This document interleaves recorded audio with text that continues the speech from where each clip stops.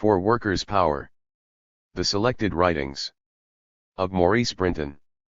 Edited by David Goodway. Second edition. The Identity of Maurice Brinton. When, 20 years ago, I approached AK Press with the suggestion of an edited selection of the writings of Maurice Brinton, I was excited by their enthusiastic response. In contrast was the negative reaction of Brinton and his wife, whom I went to meet in the house in Maida Vale, London, at which I had been a regular visitor in 1965-6. I was extremely shocked by Brinton's physical condition, for he was in the grip of an acute state of Parkinson's. I was only allowed to proceed with the book on two conditions.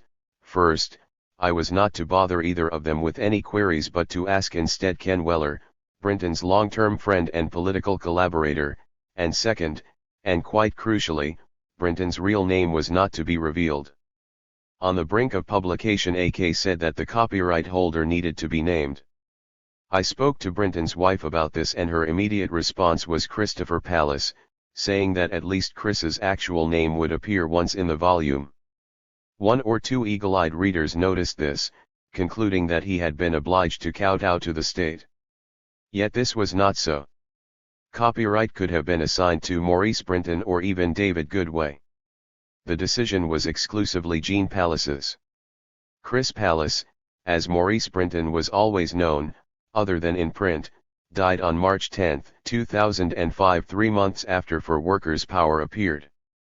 Its reappearance in a new edition provides the opportunity for its readers to be told something about the real man and why he was determined to hide behind a pseudonym. Christopher Agamemnon Palace was born in Bombay in 1923 to a distinguished Anglo-Greek family, of whose intellectual achievements he was immensely proud. His grandfather, Major General Agamemnon Palace, was aide-de-camp and head of the military household to King Constantine of Greece. Agamemnon Palace's brother, Alexandros, was a poet and a central figure in the Demotic literary movement in Greece. It was his translation of the New Testament into Demotic Greek that provoked the bloody gospel riots of 1901 in Athens. Alexandros Palace in the 1890s had settled in Liverpool, where he was to be appointed Greek consul. His son Marco became a notable Tibetan traveler. He was the author of Peaks and Lamas, 1948, and an authority on Buddhism, and Marco's sister Marietta Palace was known as a botanist and ecologist. Alexandros had previously worked in India for Raleigh Brothers, the family firm of merchant bankers. Chris Palace's father, Alec, was general manager of Raleigh Brothers in Bombay, and when he for his part decided to retire and return to Europe, he chose to live in Switzerland, and in consequence his son received most of his schooling there, becoming fluent in not only English and Greek but also French. It was Chris's experiences at the Collège Classique et Gymnase, Lausanne, where the pupils included boys of very different class backgrounds, that aroused his sense of social justice and converted him to socialism. In 1940 the family was able to take the last boat from France and became resident in England.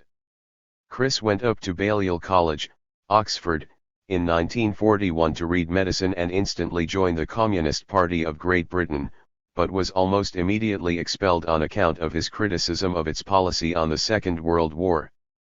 He therefore moved on to Trotskyism and support of the Revolutionary Communist Party, RCP. In May 1945 the RCP contested the, to Trotskyists, Mythic Neath by-election, and Special Branch reported that Palace spoke there under the first of his pseudonyms, of apparently N. Castings, although this is probably a typo, and N. Hastings much more likely. From 1947, when however the RCP was disintegrating, the pursuit of his medical career led to a complete cessation of political activity for a decade.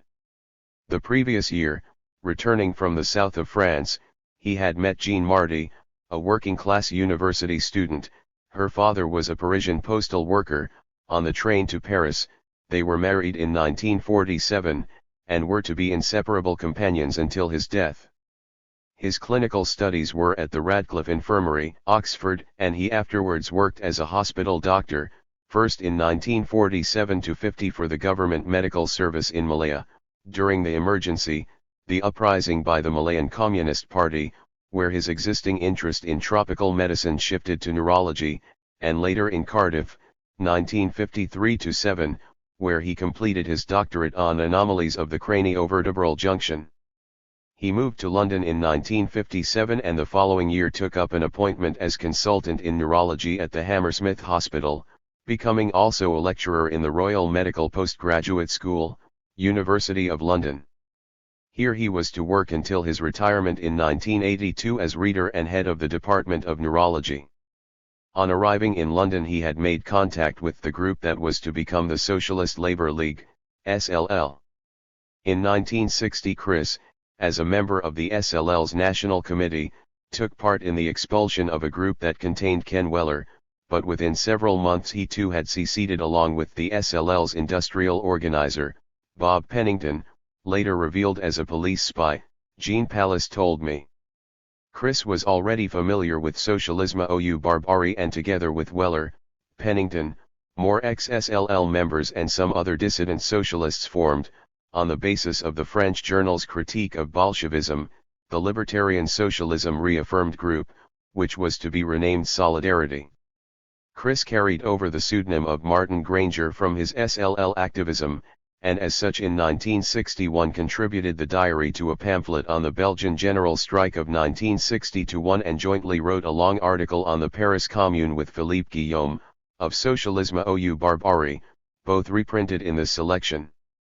In the summer of 1961, however, he was exposed by the press, the Daily Mail shrieking the secret of Dr. Pallas, he is Martin Granger, leader of industrial strife movement. If he had not been at the Hammersmith, where there was, unusually for the medical profession, a clutch of left-wing sympathizers, he could well have lost his job. A week after the Mail's naming a robust defense by Martin Granger of his activities was published in Tribune, July 21, 1961. Thereafter, abandoning Martin Granger, all his political writings and translations were either anonymous or signed Maurice Brinton or M.B. The first appearance of Maurice Brinton is as author of Danger. Party Hacks at Work in Solidarity, 2, No. 10, April 1963. Unlike Cornelius Castoriadis, with whose Greek origins, political odyssey, plethora of pseudonyms and professional career Chris's had so much in common, he never had any wish to resort to his birth name. The trauma of 1961 and the endangering of his neurological career had induced, as Ken Weller commented, a certain paranoia, though that to me seems a considerable understatement. Although he was again outed in 1974, this time as Maurice Brinton, by then his political extremism was so well known and his professional position so secure that his post was in no way endangered. When I was referred around 2000 to a prominent neurologist from Northern Ireland, working in a Yorkshire hospital, I eagerly inquired, does the name of Christopher Pallas mean anything to you? He replied, it certainly does. Chris Pallas. He is an anarchist. He proceeded to speak warmly of Chris's advocacy of the provincial profession and his opposition to the arrogance of the metropolitan elite. From 1960 Chris's political articles and translations appeared in great profusion for 20 years, but after suddenly this summer, published in October/November 1980, they almost entirely ceased. Indeed there is then only one other article in Solidarity, Castoriadis's Economics Revisited of C. 1983, which he definitely wrote. I am reliably informed by one of their authors, Paul Anderson, that Making a Fresh Start and About Ourselves 1, 4, included in the first edition of For Workers' Power, pages 209-15, 219-21, were misattributed and they have therefore now been omitted. It was on October 13, 1980 that BBC One transmitted a panorama feature, Transplants, Are the Donors Really Dead?, angering the medical profession on account of its irresponsibility and resulting in a decline in the number of kidneys donated for transplants. At that time brain death was an issue little studied in Britain, but Pallas was already experienced in diagnosing it and was commissioned by the British Medical Journal to write a series of articles on the subject, later collected as ABC of Brainstem Death, 1983.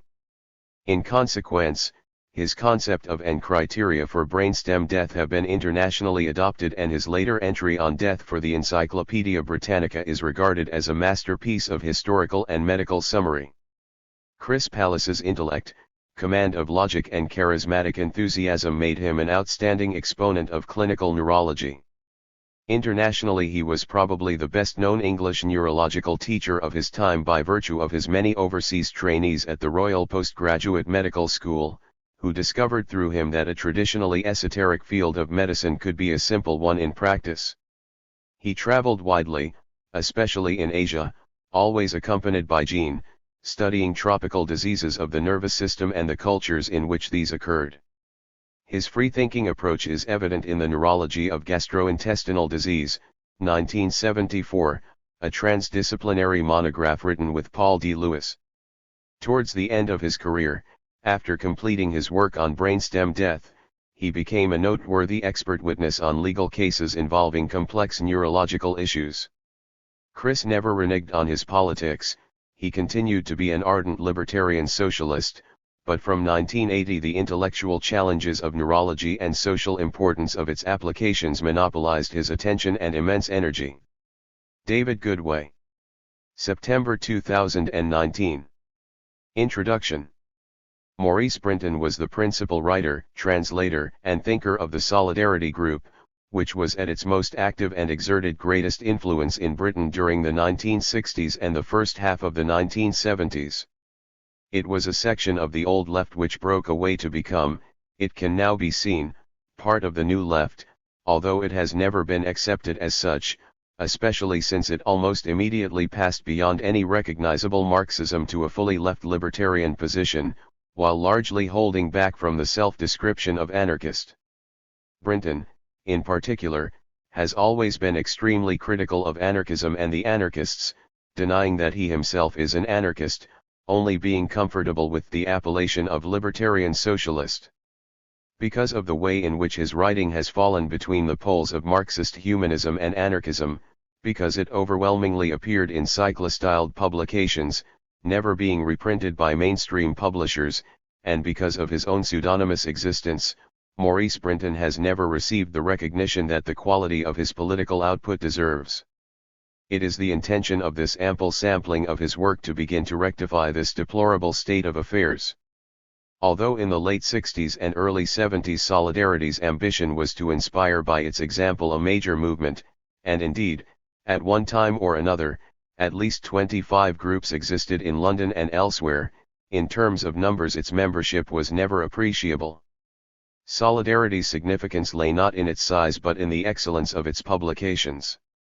The group was initially called Socialism Reaffirmed, and its journal first appeared in October 1960 under the title of Agitator, redolent of the Trotskyist origins of most of the group's founding members, but from the sixth issue, May 1961, it became Solidarity. It seems significant that both the IWW and the Shop Stewards and Workers' Committee movement, with their very similar industrial politics, had published journals with the same name. Solidarity, with the striking subtitle of For Workers' Power, came out every 2 to 4 months until 1977, when there was a merger with the Social Revolution Group, resulting in Solidarity, for Social Revolution. Around 1982 the original London group resumed publication of Solidarity, eventually adopting the subtitle of A Journal of Libertarian Socialism, yet after 31 issues of the new series the paper folded in 1992, and the group is now defunct. In parallel to the journal there were more than 60 impressive pamphlets and 4 important books. It was through the circulation of the pamphlets in particular that a wider radical readership was aware of the group's ideas, and it was through the excellence of its journal, pamphlets, and books in general that Solidarity exerted significant influence in the 1960s and 1970s amongst anarchists and libertarian socialists. Yet for a few months in the early 1960s Solidarity exercised a key role on the national level in shaping the outlook of the most militant section of the nuclear disarmament movement. CND, Campaign for Nuclear Disarmament, had been launched in 1958, but by autumn 1960 dissatisfaction with its legal methods and constitutional action spawned within it the Direct Action Committee of 100. Unequivocally opposed to all nuclear weapons, unlike Soviet sympathizers embedded in CND's leadership or the Trotskyist Socialist Labor League, SLL, with its risible defense of the workers' bomb, the Committee of 100 was the most important anarchist, or at least near-anarchist, political organization of modern Britain. 1 The two best-known anarchists of the time, Herbert Reed and Alex Comfort, were among its approximately 100 members, while two more anarchists, Augustus John and George Melly, were also members, and another, A.S. Neal, a supporter. The Committee of 100 called for mass civil disobedience against the preparations for nuclear war, and its sit-downs in central London reached their peak in September 1961 when, with Bertrand Russell, its 89-year-old president, and 31 other members in prison, 12,000 sat down in Trafalgar Square and 1,300 were arrested. The failure of the demonstration at the Wethersfield Air Base in December, however, led to the decentralization of the committee into 13 regional committees, several of which were already existent. Although there was a nominal National Committee of 100, the dominant body was to be the London Committee of 100, set up in April 1962. It was now that the Solidarity Group became one of the most important influences, in the Committee of 100, in 1962, 1963, and beyond. The most authoritative historian of the nuclear disarmament movement concludes, it was in practice a combination of solidarity and anarchistic activists who constituted the militant hardcore of the committee in this period. 2. The long, harsh winter of 1962-3, one of the 20th century's worst, saw renewed crisis, now acted out within the London Committee of 100. The radicals, mainly from or close to Solidarity, circulated the arrestingly titled discussion document, Beyond Counting Arses, advocating radical subversive action.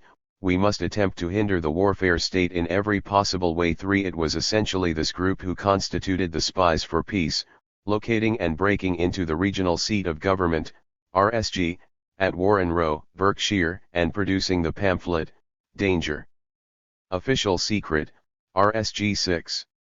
Thereby many of us on the Aldermaston March of Easter 1963 were diverted to explore the sinister surface buildings of the subterranean bunker. The anarchist Nicholas Walter was the only member of the Spies for Peace ever to declare himself or herself publicly. Of the 8, 2 were women. 4 For a short time he was very close to Solidarity, attending its group meetings and writing pamphlet 15, the RSG's, 1919 to 1963, which detailed the historical development of the regional seats of government. The distinctiveness of Solidarity's politics was primarily twofold. There was its irreverent, humorous iconoclasm of all left orthodoxies, the importance and novelty of which cannot be stressed too much, since the self-important ideologues of the far left have little sense of the comic.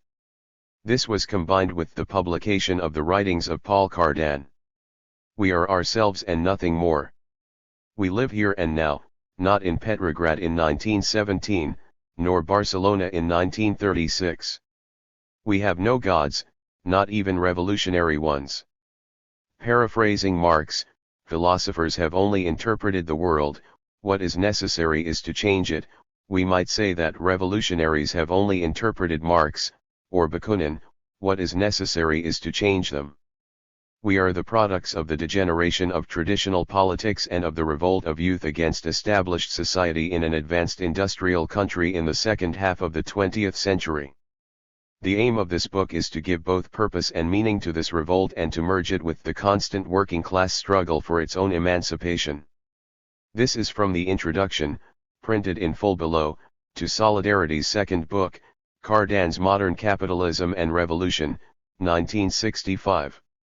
In addition to texts by him in the journal, Solidarity also brought out 9 pamphlets by Cardan, Socialism Reaffirmed, 1960, The Meaning of Socialism, No. 6, September 1961, Socialism or Barbarism, No. 11, 1962, The Crisis of Modern Society, No. 23, 1966, From Bolshevism to the Bureaucracy, No. 24, 1967, History and Revolution, A Revolutionary Critique of Historical Materialism, No. 38, 1971, Workers' Councils and the Economics of a Self-Managed Society, No. 40, 1972, Redefining Revolution, No. 44, 1974, and History as Creation, No. 54, 1978.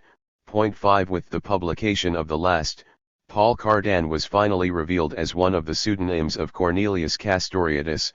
Pierre Chaulu and Jean-Marc Coudray were two others. Cornelios Castoriadis had been born in 1922 in Istanbul, or Constantinople as it was still called, grown up in Athens, joined the Greek Communist Party as a teenager, but moved to Trotskyism during the Second World War and was involved in the resistance against the German occupation. Under threat of death from both fascists and Stalinists, he escaped to France in 1945 and, as a statistical economist, became a high-ranking official of the OEEC, Organization for European Economic Cooperation, superseded in 1961 by the OECD, Organization for Economic Cooperation and Development. In 1949 Castoriadis was a founding editor of Socialisme ou Barbarie, which ran until 1965. With Situationism, Socialisme ou Barbarie was to be a prime influence in the events of May 1968.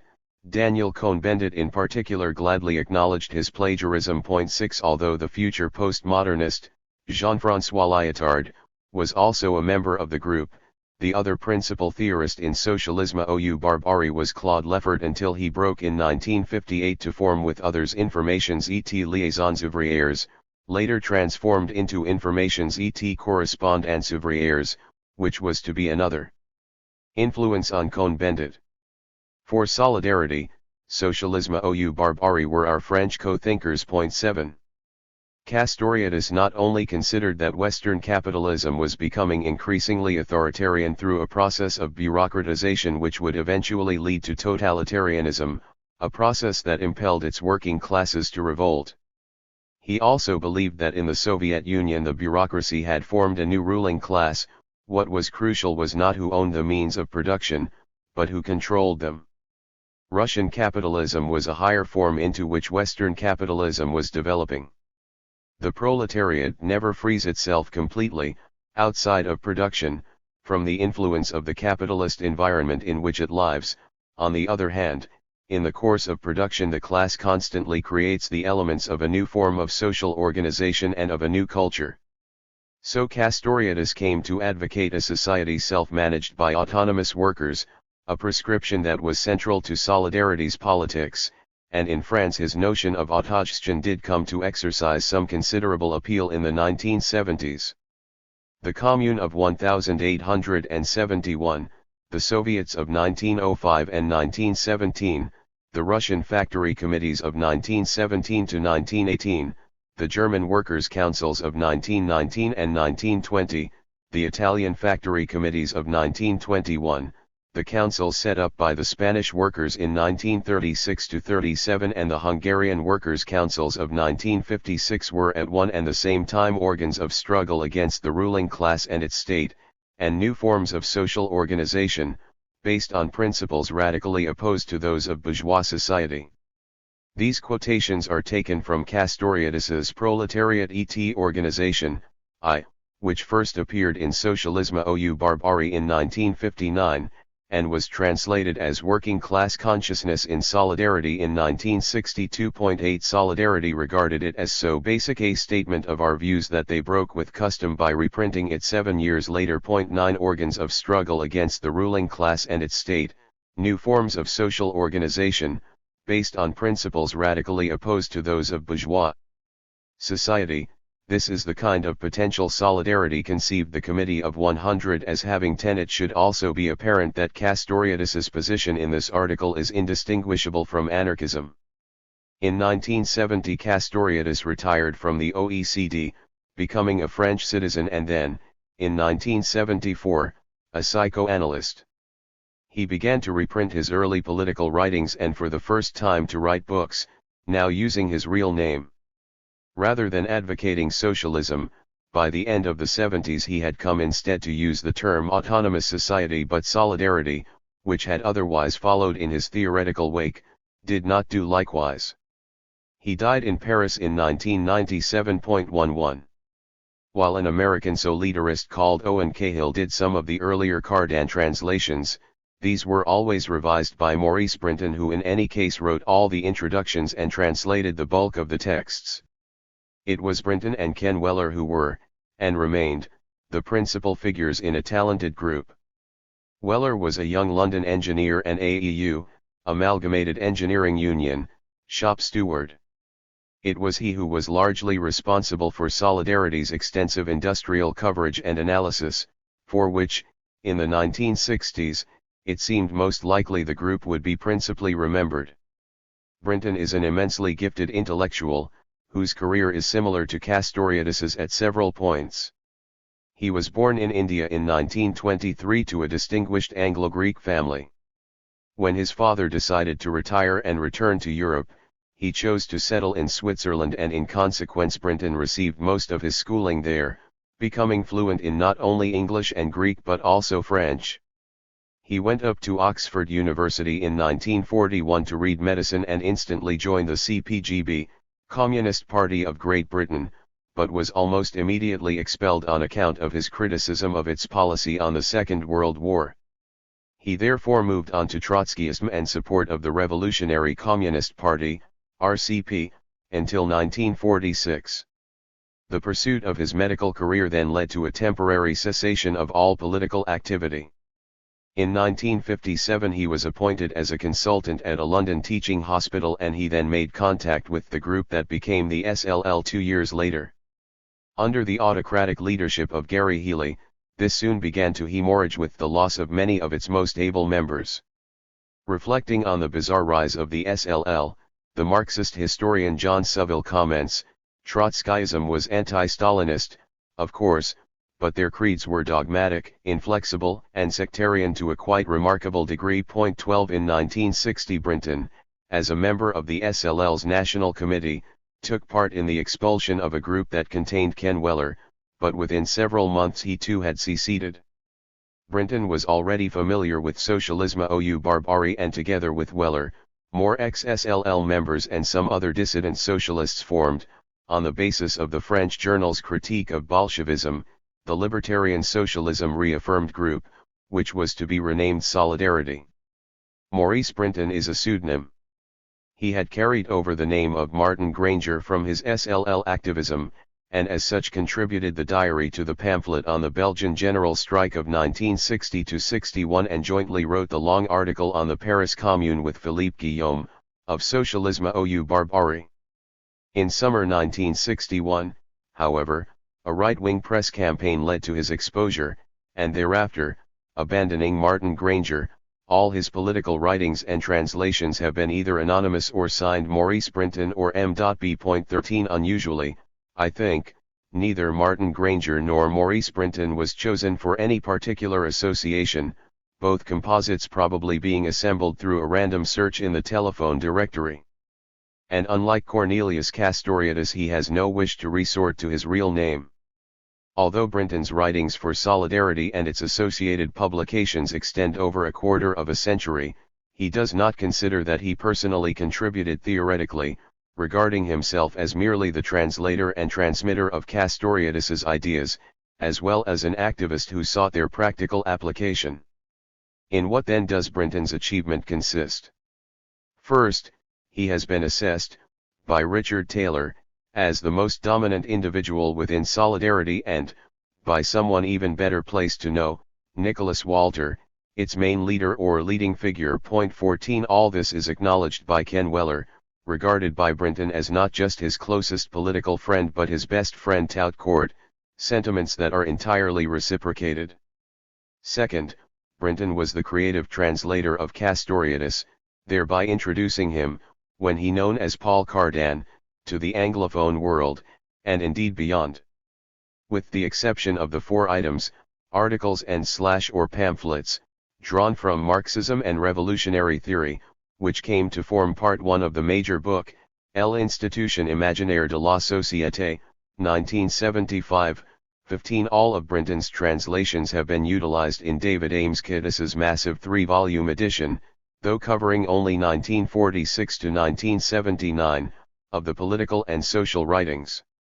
Curtis goes so far indeed as to dedicate his very substantial and useful Castoriadis reader to Brinton. 16 But Brinton both added and subtracted to Castoriadis's dense and frequently obscure texts, making them accessible to political militants, not only working class but middle class.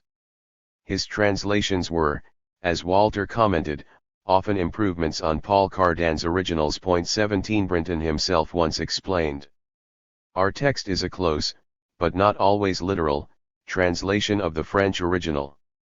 The milieu in which our pamphlet will be distributed and discussed differs from that of the 1957 article. Throughout, our main concern has been with getting essential concepts over to as wide, and unspecialized, an audience as possible. To a great extent this has influenced our choice of wording and sentence structure. Paragraphs have been shortened. A number of sectional and chapter headings have been added. Some additional footnotes have been inserted, clearly indicated as solidarity footnotes. One or two of the original footnotes have been omitted, and one or two others incorporated into the text proper, which has been slightly shortened. 18. In contrast, Curtis has dropped Brinton's popularizing elements and reverted to the originals, despite their frequent turgidity. Thirdly, Brinton writes very well. He is lively, his style is punchy and accessible, and he possesses a wicked sense of humor. Especially noteworthy are his vivid eyewitness reports from upsurges of popular self-activity, the Belgian general strike of 1960–61, Paris in May 1968, and rural and urban Portugal in 1975 and 1976. He is a merciless reviewer and polemicist. And although in controversy he can seem to get bogged down in finicky detail, as in France, the theoretical implications, solidarity and the neo-narodniks and factory committees and the dictatorship of the proletariat, he always moves on to such bold and arresting generalization that the effort of following his argument is fully rewarded. 19 A definite limitation, though, is the repetitiveness of Brinton's prose. For example, in 3 of the articles reprinted here, as well as in the Irrational in Politics, he quotes Spinoza's tag, neither to laugh nor to weep, but to understand, and the splendid passage already cited from the introduction to Cardan's Modern Capitalism and Revolution, reappears in As We Don't See It As. We want no gods, not even those of the Marxist or anarchist pantheons. We live in neither the Petrograd of 1917 nor the Barcelona of 1936. We are ourselves, the product of the disintegration of traditional politics, in an advanced capitalist country, in the second half of the 20th century.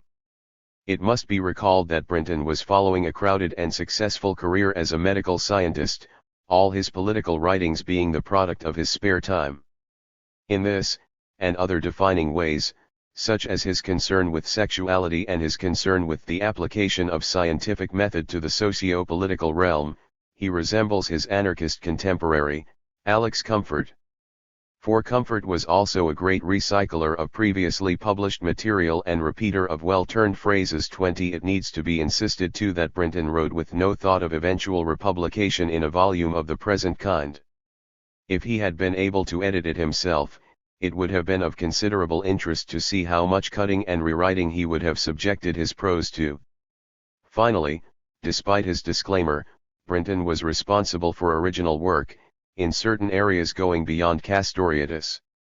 The Irrational in Politics, a booklet originally published in 1970 and considered by one reviewer as Solidarity's best work to date, explores the role of sexual repression and authoritarian conditioning in generating socio-political conformity. 21 While derivative of Wilhelm Reich, as Brinton fully acknowledges, he is here probing at that central matter of the proletariat, outside of production, never freeing itself completely from the influence of the environment in which it lives. He is able, very convincingly, to point to the sexual permissiveness of the 1960s as a major breakthrough in the undermining of tradition and terminating a vicious cycle. Whereas for Reich any large-scale sexual freedom was inconceivable within the framework of capitalism, The change in traditional attitudes is both gaining momentum and becoming more explicit in a manner which would have surprised and delighted him. 22 On the other hand, the pessimism only 4 years later of his review, in which there is a rare glimpse of his professional expertise, of George Frankel's The Failure of the Sexual Revolution, needs to be taken into consideration.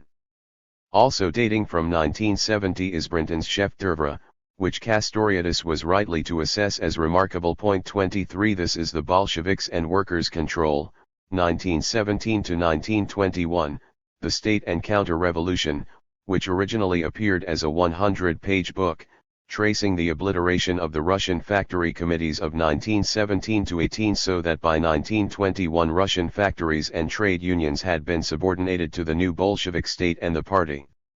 In 1917 it had been proclaimed that every cook should learn to govern the state. By 1921 the state was clearly powerful enough to govern every cook. Extraordinarily, but significantly, this very necessary task had not previously been attempted, and the anarchist conclusions properly drawn are: the basic question, who manages production after the overthrow of the bourgeoisie, should therefore now become the center of any serious discussion about socialism. Today the old equation, liquidation of the bourgeoisie equals workers' state, popularized by countless Leninists, Stalinists, and Trotskyists, is just not good enough. In his stimulating Rethinking the Russian Revolution, the highly regarded Russianist, Edward Acton, reviewing the libertarian interpretation of the revolution, cites the Bolsheviks and workers' control more times than any of Berkman, Volin, Arshinov, or Maximov. This is quite a tribute. 24. Brinton is well known in libertarian circles for Paris, May 1968, The Irrational in Politics and the Bolsheviks and Workers' Control, 3 publications that have been widely read and admired, and each has gone through a number of editions. In the case of The Irrational in Politics, in the 5 years after its first appearance it had been translated into French, German, Swedish, and Greek and been published in the USA, Canada and Australia. 25 Within little more than 3 years the Bolsheviks and Workers' Control was translated into French, Dutch, German, Swedish, Spanish, Greek, and Japanese. 26 Paris, May 1968 was not only the first pamphlet, or book, to be published, as early as June 1968, but remains one of the best participant accounts there is of the events in France, a reviewer later that year acclaiming it for giving the clearest possible picture of what was actually happening. It managed to somehow capture the very flavor and essence of the inspiring movement taking place. Like no other publication, it carries with it the very smell of tear gas, the very guts of revolution. 27. Since the 3 areas covered in these 3 works are so central in Brinton's output, related articles, reviews and, in one case, a leaflet are here reprinted. It should be noted, though, that France, the theoretical implications was considered sufficiently important by Solidarity for it to be appended in 1973 to the second edition of Paris, May 1968, while the introduction to the 1975 edition of The Irrational in Politics referred readers to the 2 reviews of Wilhelm Reich and, particularly, to that of George Frankel's book. This still leaves a very considerable corpus of items for potential selection. A provisional checklist of Brinton's post-Trotskyist political publications has come up with at least 107 items, whether articles, pamphlets, book and film reviews, or translations, and in addition there are many anonymous articles that, decades later, it is not possible to assign with certainty, as well as fugitive leaflets. 28 Many of these would not be entirely his work. Solidarity editorials, statements such as we see it and as we don't see it, and introductions would all be circulated within the group for criticism and rewriting, for Solidarity not merely advocated libertarian ultra-democracy but actually practiced it. This is a major reason for Brinton wishing to maintain his pseudonym and, in a very real sense, his anonymity, regarding himself as merely the communicator of the group's collective position and analysis. But all the same he was the primary author of all the texts included in this selection, with the exception of the co-written The Commune, Paris 1871. In 1960 Brinton abandoned the SLL and rejected Trotskyism, proceeding to draft the leaflet, Socialism Reaffirmed, dated October 1960, and the initial item reprinted here. That this document should be fully libertarian may seem extraordinary until it is recalled that he was already familiar with Socialisme ou Barbarie, and indeed at the same time an article by Castoriadis from Socialisme ou Barbarie, No. 1, was published with the same title, Socialism Reaffirmed, as the new group's first pamphlet. 29 In the leaflet, the fundamental contradiction of contemporary society is identified as its division into those who own, manage, decide and direct, and the majority, who have to toil and are forced to comply with decisions they have not themselves taken. What the working class requires is a revolutionary organization, not as its self-appointed leadership but as an instrument of its struggle. This organization should anticipate the socialist future of society rather than mirror its capitalist past, the three criteria being that local organs have the fullest autonomy, direct democracy is practiced wherever possible, and all central bodies having power of decision involving others should be constituted by delegates, these being elected by those they represent and revocable by them, at any time. These points, as well as others in the leaflet, were to be reiterated in the years that followed and reappear constantly in the reprinted texts. In Socialism Reaffirmed, Brinton quotes for the first time one of his favorite dicta of Marx's: the emancipation of the working class is the task of the workers themselves. He also counters Lenin's insistence, to which he is continually to return, that the workers can only develop a trade union consciousness, contending that the working class is capable of rising to the greatest heights of revolutionary consciousness, and challenging the very basis of all exploiting regimes by pointing to its achievements in the Paris Commune, the Russian revolutions of 1905 and 1917, the Spanish Revolution and the Hungarian Revolution, a catalogue that he was to repeat and to extend. Another major theme which Brinton touches on in Socialism Reaffirmed is not only that working-class trade union and political organizations have now degenerated, expressing non-proletarian social interests, but that this degeneration has a subjective basis in the imposition of capitalist methods of thinking and organization into the ranks of the labor movement. This he developed the following year in Revolutionary Organization.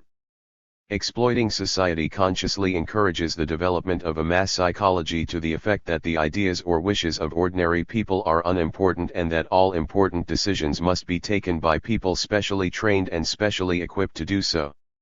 All the ruling groups in modern society encourage the belief that decision-taking and management are functions beyond the comprehension of ordinary people. All means are used to foster this idea. Not only do formal education, the press, the radio, television, and the church perpetuate this myth, but even the parties of the so-called opposition accept it and, in so doing, lend it strength. All the political parties of the left oppose the present order only by offering better leaders, more experienced and more capable of solving the problems of society than those who mismanage the world today. And so, the Labour Party, Communist Party, and the various Trotskyite and Leninist sects all extol the virtues of professional politicians or revolutionaries. All practice a rigid division within their own organizations of leaders and led.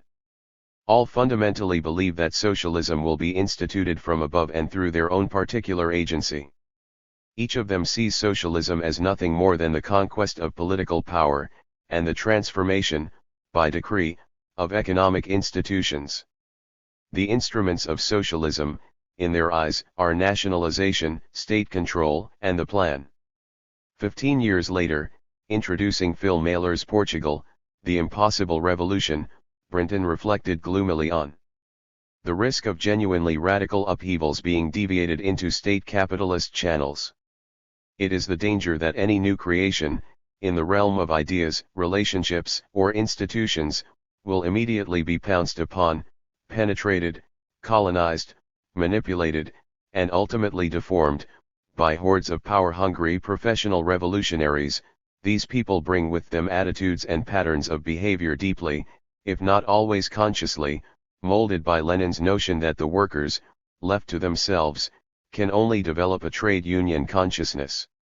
Their current organizational practices and their prescriptions for the future are bureaucratic to the core. Their preoccupation with leadership destroys initiative. Their concern for the correct line discourages experiment. Their obsession with the past is a blight on the future.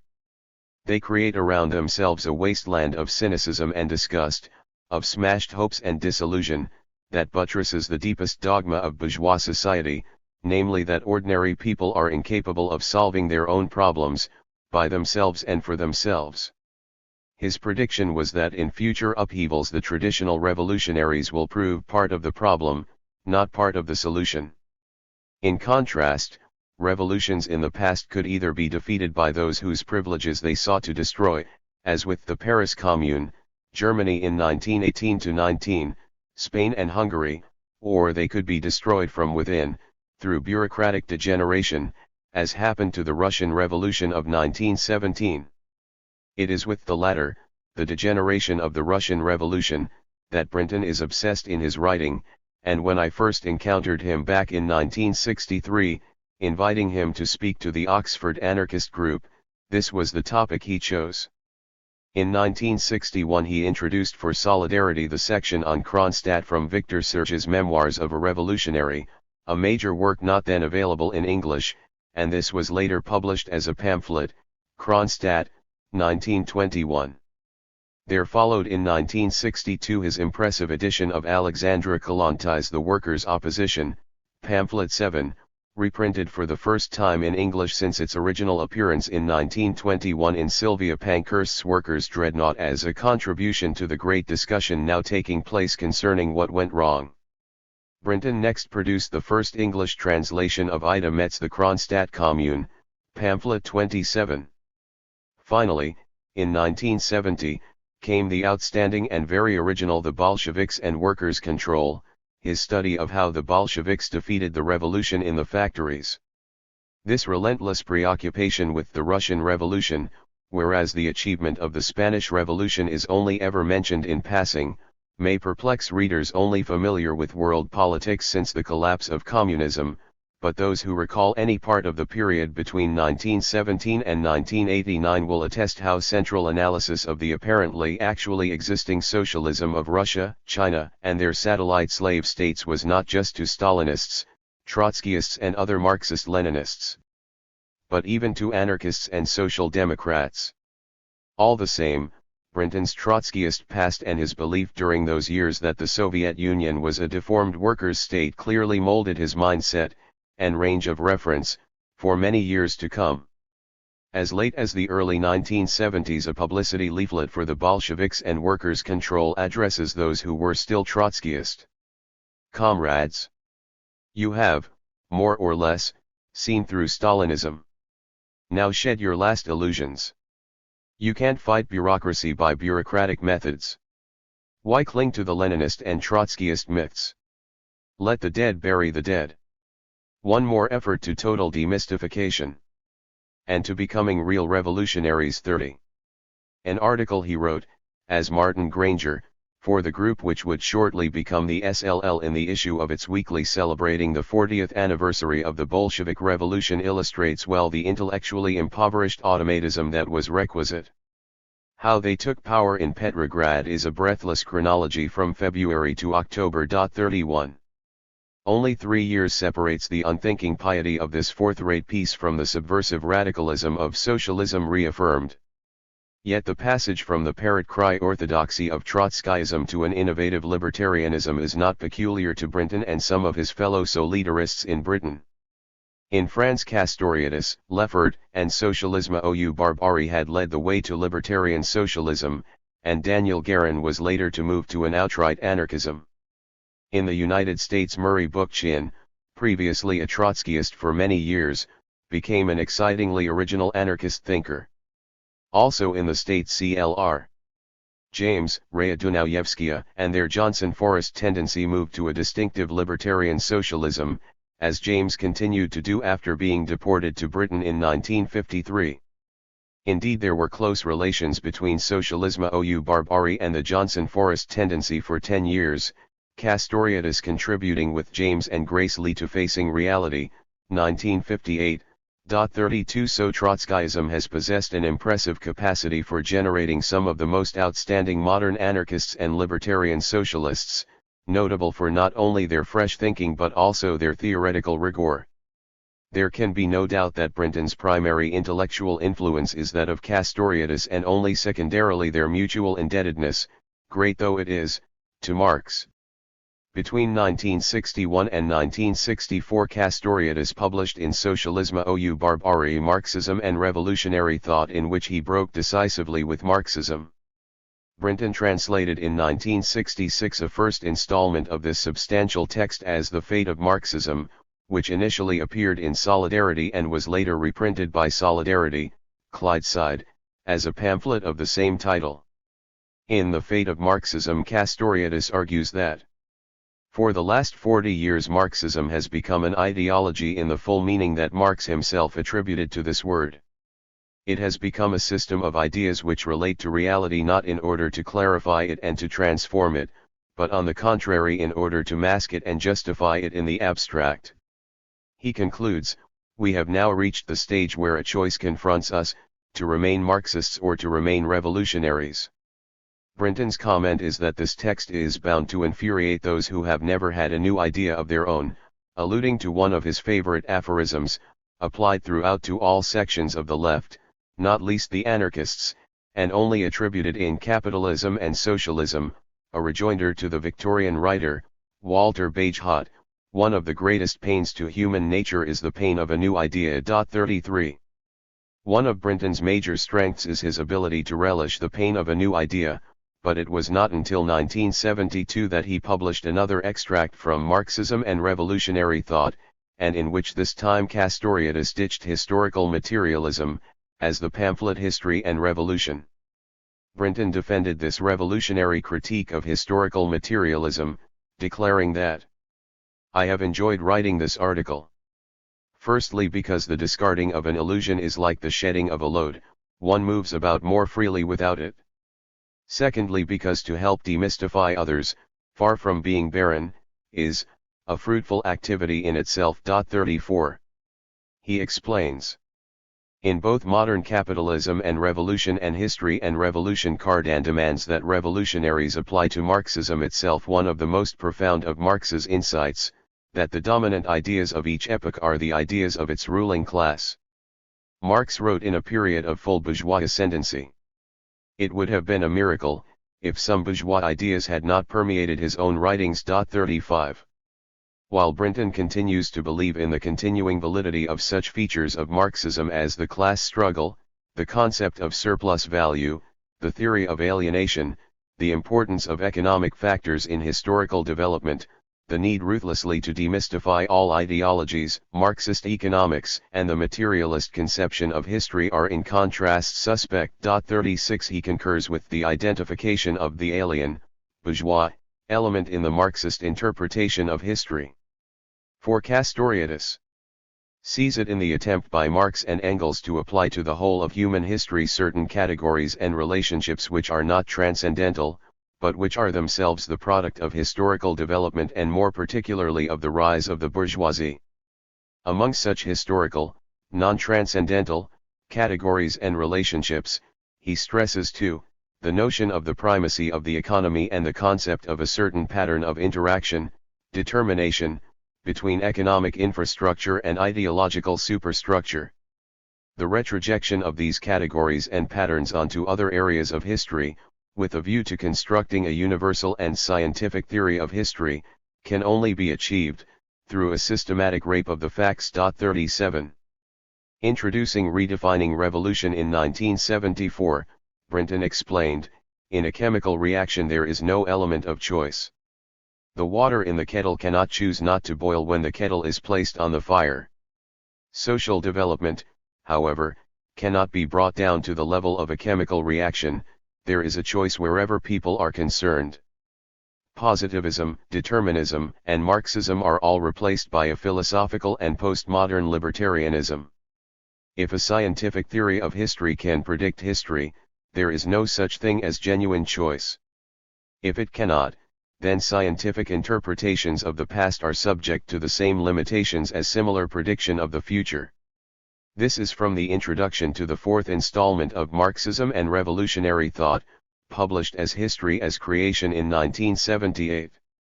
What is now central for Brinton, and Castoriadis, is genuine creation, the act of producing, affairs. Such creation plays a major role in history, by its very nature defying the dictates of predetermination. As Brinton is increasingly emancipated from the shackles of Marxism-Leninism, in the form of Trotskyism, and eventually indeed from any form of Marxism, he becomes correspondingly creative and daring in his writing. While fully revealed during the 1970s, this was becoming apparent by the late 1960s. As early as 1965 he can celebrate the balkanization of utopia. There is no one road to utopia, no one organization, or prophet, or party, destined to lead the masses to the promised land. There is no one historically determined objective, no single vision of a different and new society, no solitary economic panacea that will do away with the alienation of man from his fellow men and from the products of his own activity. He even concludes that this is the sole guarantee that utopia, if we ever get near to it, will be worth living in, a pluralist belief remote from Trotskyism or, indeed, class struggle anarchism. While he continued to believe that in modern industrial societies socialist consciousness springs from the real conditions of social life, as we don't see it, 1972, he came to emphasize the importance of the non-economic realm of exploitation, as capitalism and socialism in 1968. A society in which relations between people are based on domination will maintain authoritarian attitudes in relation to sex and to education, attitudes creating deep inhibitions, frustrations, and much unhappiness. From his earliest days man is subjected to constant pressures designed to mold his views in relation to work, to culture, to leisure, to thought itself. The socialist revolution will have to take all these fields within its compass, and immediately, not in some far distant future. The revolution must of course start with the overthrow of the exploiting class and with the institution of workers' management of production. But it will immediately have to tackle the reconstruction of social life in all its aspects. If it does not, it will surely die. And in 1970 he introduces in the concluding section, Limits and Perspectives, of the title Essay of the Irrational in Politics, the extremely important concept of recuperation which had originated with the situationists, explicating it more fully 4 years later in the Malaise on the Left. Over the last few decades, and in many different areas, established society has itself brought about a number of the things that the revolutionaries of yesterday were demanding. This has happened in relation to economic attitudes, in relation to certain forms of social organization, and in relation to various aspects of the personal and sexual revolutions. It is legitimate, he says, to refer to this adaptation as recuperation when it actually benefits the established society, contributing to its continuance as an exploiting hierarchy. 38. Brinton's politics are fully anarchist, in his analysis of existing society, in his vision of a socialist society, and in the means he advocates in order to get from here to there. On the other hand, he has resolutely rejected much of anarchism and refused to describe himself as any sort of anarchist. The affiliation that satisfies him is rather libertarian socialism. A raft of issues fill him with scorn for most varieties of anarchism. Whereas he highlights the need both to take on board new ideas and to supplement emotion with understanding, he comments acidly in his note on Kropotkin that anarchist abstentionism in both areas seem to be as old as the hills. 15 years later, in About Ourselves Too, one of the final texts in this collection, he returns to the first charge. It is necessary to break decisively with the anti-modernism of the traditional anarchist milieu.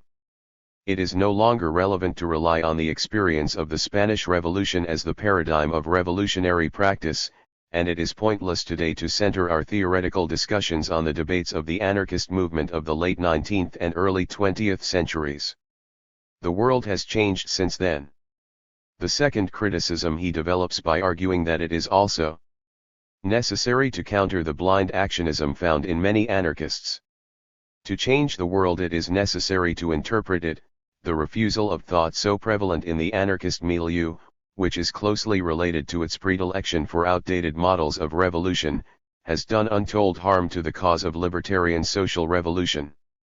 Most anarchists incline to either the insurrectionism of Bakunin or the communism of Kropotkin, but Brinton, in his review of Paul Avrish's The Russian Anarchists, has no time for either man, regarding the former as muddle-headed and an authoritarian conspirator and the latter as a romantic visionary who pined for a pastoral utopia, oblivious of the complex forces at work in the modern world. 39 In contrast, he approves of the anarcho-syndicalist, G.P. Maximov, and also Ida Met, the platformist author of the Kronstadt Commune, who represents what is best in the revolutionary tradition of class struggle anarchism.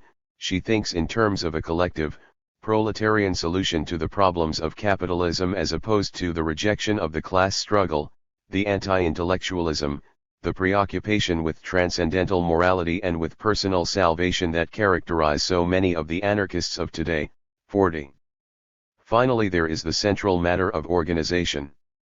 In his introduction to Murray Boochin's On Spontaneity and Organization, Brinton equates Boochin's understanding of spontaneity with his own notion of autonomy, as developed in Solidarity and the Neo-Narodniks, concurring that spontaneity does not preclude organization and structure but that it yields non-hierarchical forms of organization. While it is, of course, a fallacy that anarchism and organization are incompatible, some anarchists have always opposed organization, and it is understandable, highly regrettable though it is, that Bookchin, who after many years contesting anti-organizational and lifestyle anarchists, and sharing very similar theoretical and political perspectives, as well as background, to Brinton, has now ceased to call himself an anarchist. It has already been mentioned that some of Brinton's best writing consists of his first-hand descriptions of major upsurges of popular self-activity. He was present for the opening days of the Belgian general strike of 1960-61, and from the end of the decade comes the widely read Paris, May 1968. It is remarkable that it was through chance that he happened to be already in France for other reasons and hence was able to produce the two pamphlets. On the other hand, he was obliged to take holidays to visit Portugal in 1975 and 1976 in order to write Portuguese Diary 1 and 2. It was virtually automatic that he should cover Solidarnosc in 1980, in Suddenly this summer, but he did not visit Poland to do so. The common themes are admiration for the creativity of ordinary people in struggle and contempt for the degeneration, Stalinism, and political irrelevance of the communist parties, the vanguardist presumption of the Trotskyists and Maoists, and the corruption and bureaucracy of the social democratic parties and trade unions. There is much reference to bureaucracy and the bureaucratic in Brinton's writing, but, in the texts reprinted here, it is not until Factory Committees and the Dictatorship, an article of 1975, that a definition is provided, that a bureaucracy is a group seeking to manage from the outside the activities of others. 41 If that is bureaucracy, it is a perennially recurring feature of human societies and equally to be perennially resisted. But by what is it to be replaced? It is in the malaise on the left that Brinton defines socialism as the creation of forms of living that will enable all, free from external constraints or internalized inhibitions, to rise to their full stature, to fulfill themselves as human beings, to enjoy themselves, to relate to one another without treading on anybody. Introducing Portugal, the impossible revolution, he asks, can one imagine any socialism worth living under without self-managed individuals, collectivities and institutions? Since the 1970s there have been vast economic, social, and political changes throughout the world. Brinton's vision of a non-hierarchical and free society, however, remains as valid and as necessary as it ever was. David Goodway. 1. Socialism reaffirmed. We here outline certain ideas which might form a basis for a regroupment of revolutionary socialists. None of the traditional working class organizations express the interests of the class. Their degeneration and bureaucratization have been accompanied by a profound decay of socialist theory, of concepts of struggle and organization, and even of fundamental notions concerning the nature of socialism. Agreement must be reached on what socialism is, if revolutionary practice is genuinely to assist the working class and is not to result in further confusion and demoralization. The following points are, in our opinion, quite basic. 1. The proletarian movement is the self-conscious, independent movement of the immense majority, in the interest of the immense majority. Some of the revolutionary tendencies pay lip service to this idea. None take it seriously, or even seem to understand its implications. Self-conscious implies that the class itself must understand the full significance of its actions. Independent implies that the class itself must decide the objectives and methods of its struggle. 2. The emancipation of the working class is the task of the workers themselves.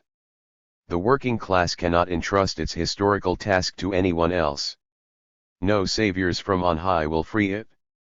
The class will never achieve power, its power, if it entrusts the revolutionary struggle to others.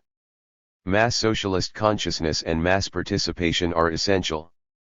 The revolutionary organization must assist in their development and must ruthlessly expose all illusions that the problem can be solved in any other way. Moreover, the working class will never hold power unless it is prepared consciously and permanently to mobilize itself to this end. All previous attempts by the working class to delegate power to specific groups, in the hope that such groups would exert power on its behalf, have resulted in the formation of bureaucracies and in the economic and political expropriation of the working class. Socialism, unlike all previous forms of social organization, requires the constant, conscious, and permanent participation of the great majority. 3. The fundamental aspect of all class society is that a specific social group assumes a dominant position in the relations of production. In this position it firstly disposes of the conditions of production, i.e. organizes and manages production, and secondly determines the distribution of the total social product. Individual ownership of the means of production is but one of several possible ways in which a ruling class can legitimize its domination. Every ruling class strives to perpetuate its privileged status in society through its control of the instruments of coercion, i.e. the state machine. No ruling class in history has ever surrendered its dominant position in the economy and its control of the state without ferocious struggle. 4. The fundamental contradiction of contemporary society is its division into those who own, manage, decide and direct, and the majority who, because they are deprived of access to the means of production, have to toil and are forced to comply with decisions they have not themselves taken. This contradiction is the basis of alienation, of the class struggle and of the deep-going crises which affect both bourgeois and bureaucratic societies. The objective of the class struggle is to ensure, through the revolutionary accession to power of the working class, the abolition of all antagonistic divisions within society and of all the limitations these divisions impose upon men's lives. 5. By its everyday struggle in capitalist society, the working class develops a consciousness which has an essentially socialist content. The class struggle is not only a struggle for surplus value, as vulgar Marxists would have us believe. It is also a struggle for completely different conditions of existence. This struggle takes place at the point of production, where it challenges both bourgeois and bureaucratic prerogatives of management. It is in the factory and the workshop that the workers counterpoise their wishes and aspirations to the bureaucratic decisions of the bosses, and attempt to assert their own forms of organization against those imposed upon them from above. This aspect of the class struggle has the most profoundly revolutionary implications, for who manages production manages, in the last analysis, society itself. The revolutionary organization must stress, in its agitation and propaganda, this particular aspect of the working class struggle and underline its fundamentally socialist content. 6. The working class has repeatedly attempted to solve the basic question of its status as an exploited class. It is untrue that workers are only capable of achieving trade union consciousness. The Paris Commune of 1871, the revolutions of 1905 and 1917, the Spanish Revolution of 1936–38 and the Hungarian Workers' Council of 1956, all prove that the working class is capable of rising to the greatest heights of revolutionary consciousness, and of challenging the very basis of all exploiting regimes. 7. between its great revolutionary upsurges, the working class has attempted to create political and trade union organizations to fight for both its immediate and long-term interests. These organizations have all degenerated and now express non-proletarian social interests. This degeneration has an objective basis, in the changing structure of capitalist society, and a subjective basis in the imposition of capitalist methods of thinking and organization into the ranks of the labor movement. Both facts therefore reflect the persistence of capitalism. The struggle of the working class for its social emancipation is not just a simple, day-by-day struggle against capitalist exploitation. It also takes place within the working class itself, against the constant rebirth of capitalist ideas and reformist illusions. The fight of the revolutionary organization against all forms of ideological mystification, and against those who disseminate them, is both essential and inevitable. 8. Socialism means workers' management, both at the level of the factory and of society as a whole. If the working class does not hold economic power firmly in its own hands, its political power will at best be insecure. As long as the working class holds economic power, its political power cannot degenerate. Factory committees and workers' councils are the probable forms through which the working class will exert its rule. Nationalization and planning can only have a socialist content if associated with workers' management of production and working class political power. In and of themselves, they can solve nothing. If the workers do not themselves manage society, nationalization and planning can become ruthless instruments of exploitation. 9. The class needs a revolutionary organization, not as its self-appointed leadership but as an instrument of its struggle. The organization should assist workers in dispute, help through its press to generalize working class experience, provide a framework for linking up autonomous organs of working class struggle and constantly stress the ideas and revolutionary potentialities of independent mass action. The structure of the organization should reflect the highest achievements of working class struggle, i.e. workers' councils, rather than imitate capitalist types of organization. It should anticipate the socialist future of society rather than mirror its capitalist past. In practice this means that local organs have the fullest autonomy, in relation to their own activities, that is in keeping with the general purpose and outlook of the organization, that direct democracy, i.e. the collective decision of all those concerned, is resorted to wherever materially possible, that all central bodies having power of decision involving others should be constituted by delegates, these being elected by those they represent and revocable by them, at any time. Socialism reaffirmed leaflet, October 1960. 2. The Belgian General Strike, Diary, December 28 to 31, 1960. The background. In 1950 a general strike had led to the abdication of King Leopold. In 1958-59 workers, and in fact whole villages, had taken part in widespread strikes and struggles in protest at the closing of the nationalized Borinage coal fields. The strike of 1960-61 was the culmination of a growing movement of social protest that had been building up over many years. The economic situation of Belgium had been slowly deteriorating. The last and most drastic attempt to improve it, at the expense of the working class, was the introduction of the loi unique, which cut into workers' purchasing power and threatened their conditions of work. On December 14, 1960, a one-day demonstration was called by the Socialist Party and the trade unions to protest against this law. It met with tremendous success. On December 20, the day the debate on the law began in Parliament, the municipal workers came out on official, nationwide, strike. While most of the other unions were discussing what to do next, a spontaneous movement of unparalleled extent swept the country like a tidal wave. The official strike call, which came a few days later, was the endorsement of an accomplished fact. Within a week nearly 1 million workers were out. Brussels, Wednesday, December 28. 11:00 m. This is the 7th day of the struggle. At the air terminal, the escalator is not moving. Current, says the government, must be economized. Buses and trams have stopped. Refuse blows along pavements that have not been swept for days. The weather is clear and sunny, but very cold. A few people hurry about their business. There seem to be plenty of cars.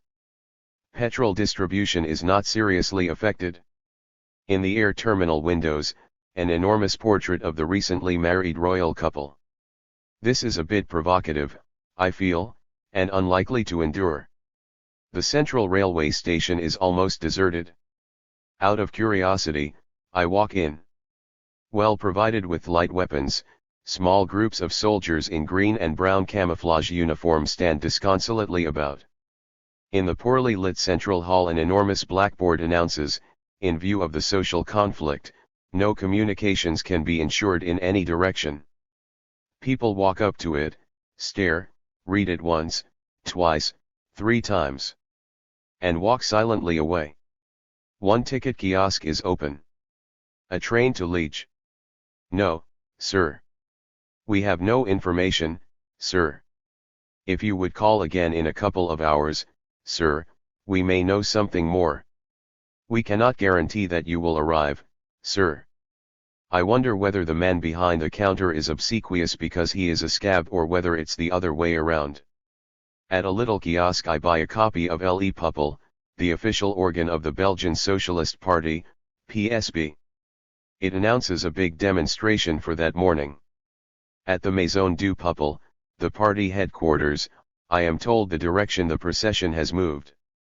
After an hour I catch up as it is about to disperse. About 2,000 or 3,000 people are still thronging a broad crossroads.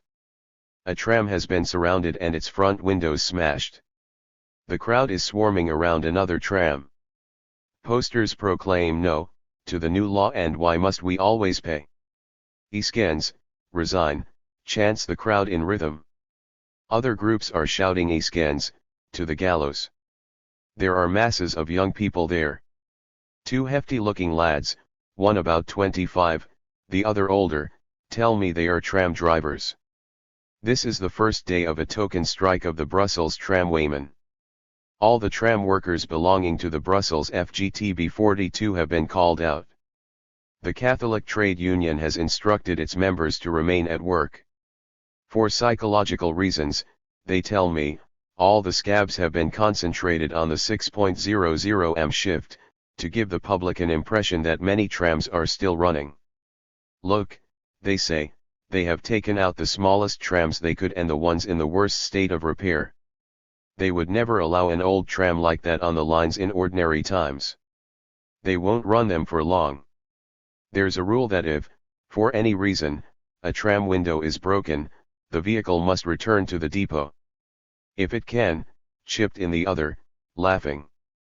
The crowd starts marching down one of the main shopping streets, singing the Internationale. The police half-heartedly throw a cordon of about 30 men across it. They are only 1 deep. Good-humoredly the crowd turns the edges of the cordon, or even walks straight through it, and proceeds down the boulevard, singing, laughing and shouting. I see the banners of the socialist youth. They are very interested to learn how closely some people in Britain have been following their struggle. Fraternal bonds are established within minutes. This is something, one of them says, that neither your rulers nor ours will ever understand. 2:00 p.m. The socialist youth, June's Guard socialists, are very helpful.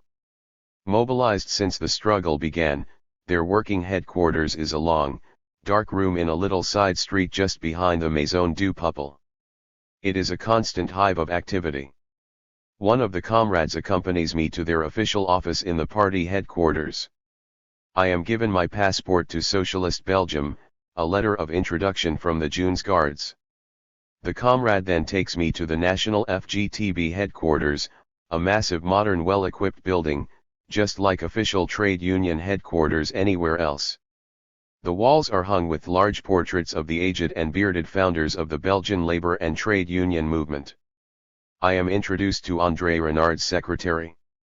Renard is assistant secretary of the FGTB and is generally regarded as the official spokesman of its left wing, a kind of Belgian Frank Cousins, with a big following in the industrial region around Liege. I explain my purpose to her. Our interview is constantly interrupted by incoming and outgoing telephone calls, themselves a time-consuming procedure. The conversations are constantly interrupted or branched onto wrong numbers. The grossly restricted staff of scabs at the central telephone exchange must be having an exhausting time. At the FGTB the delays are accepted with patience and a sort of amused pride. In Brussels, everything is normal, the wireless has just announced. I reflect on the multiple aspects of a telephonist strike in a period of mass social upheaval. Finally I meet André Renard for a few minutes. Here is the anarchist, the revolutionary, the actual villain in the eyes of the screaming bourgeois press. Looking younger than his years, an immensely self-confident man, he is obviously aware of the tremendous strength of several 100,000 miners and metal workers in the Walloon area. At least for the time being they seem to speak one language and he appears to be the embodiment of their will to struggle. He assures me that I will encounter no difficulties from the strike pickets and trade unions in the Walloon area and wishes me good luck in my tour. Tell your readers that we will fight this to the end, he says. His secretary appends a few lines to my pass which is now an open sesame to strike-bound Belgium. We leave. No applications in writing. No referral of the matter to this or that subcommittee, I comment to my young friend, delighted at the informality and helpfulness just encountered. They have to, now, he answered. 9:00 p.m. With the picket, outside the Brussels main post office and sorting station. This is an enormous modern building, some 300 yards long and perhaps 10 stories high.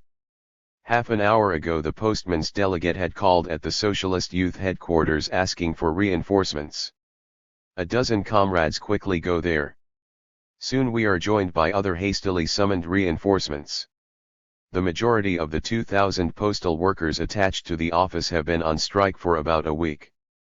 The scabs are still working, protected by Tommy gun-carrying parachutists and gendarmes.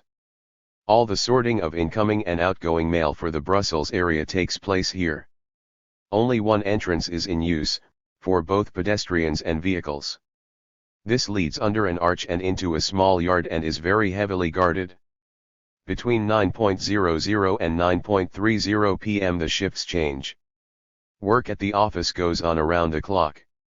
The authorities seem well aware of the importance of maintaining even a skeleton staff.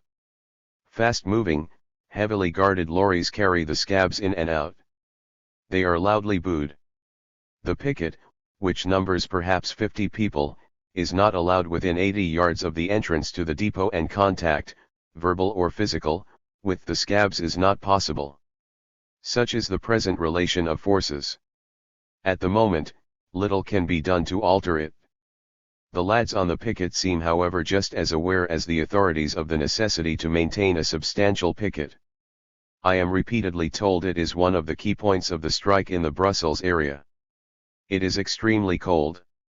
We walk up and down, along the pavement, between the arrival and departure of the scab lorries. Only a small minority of the picket seem to be post office workers.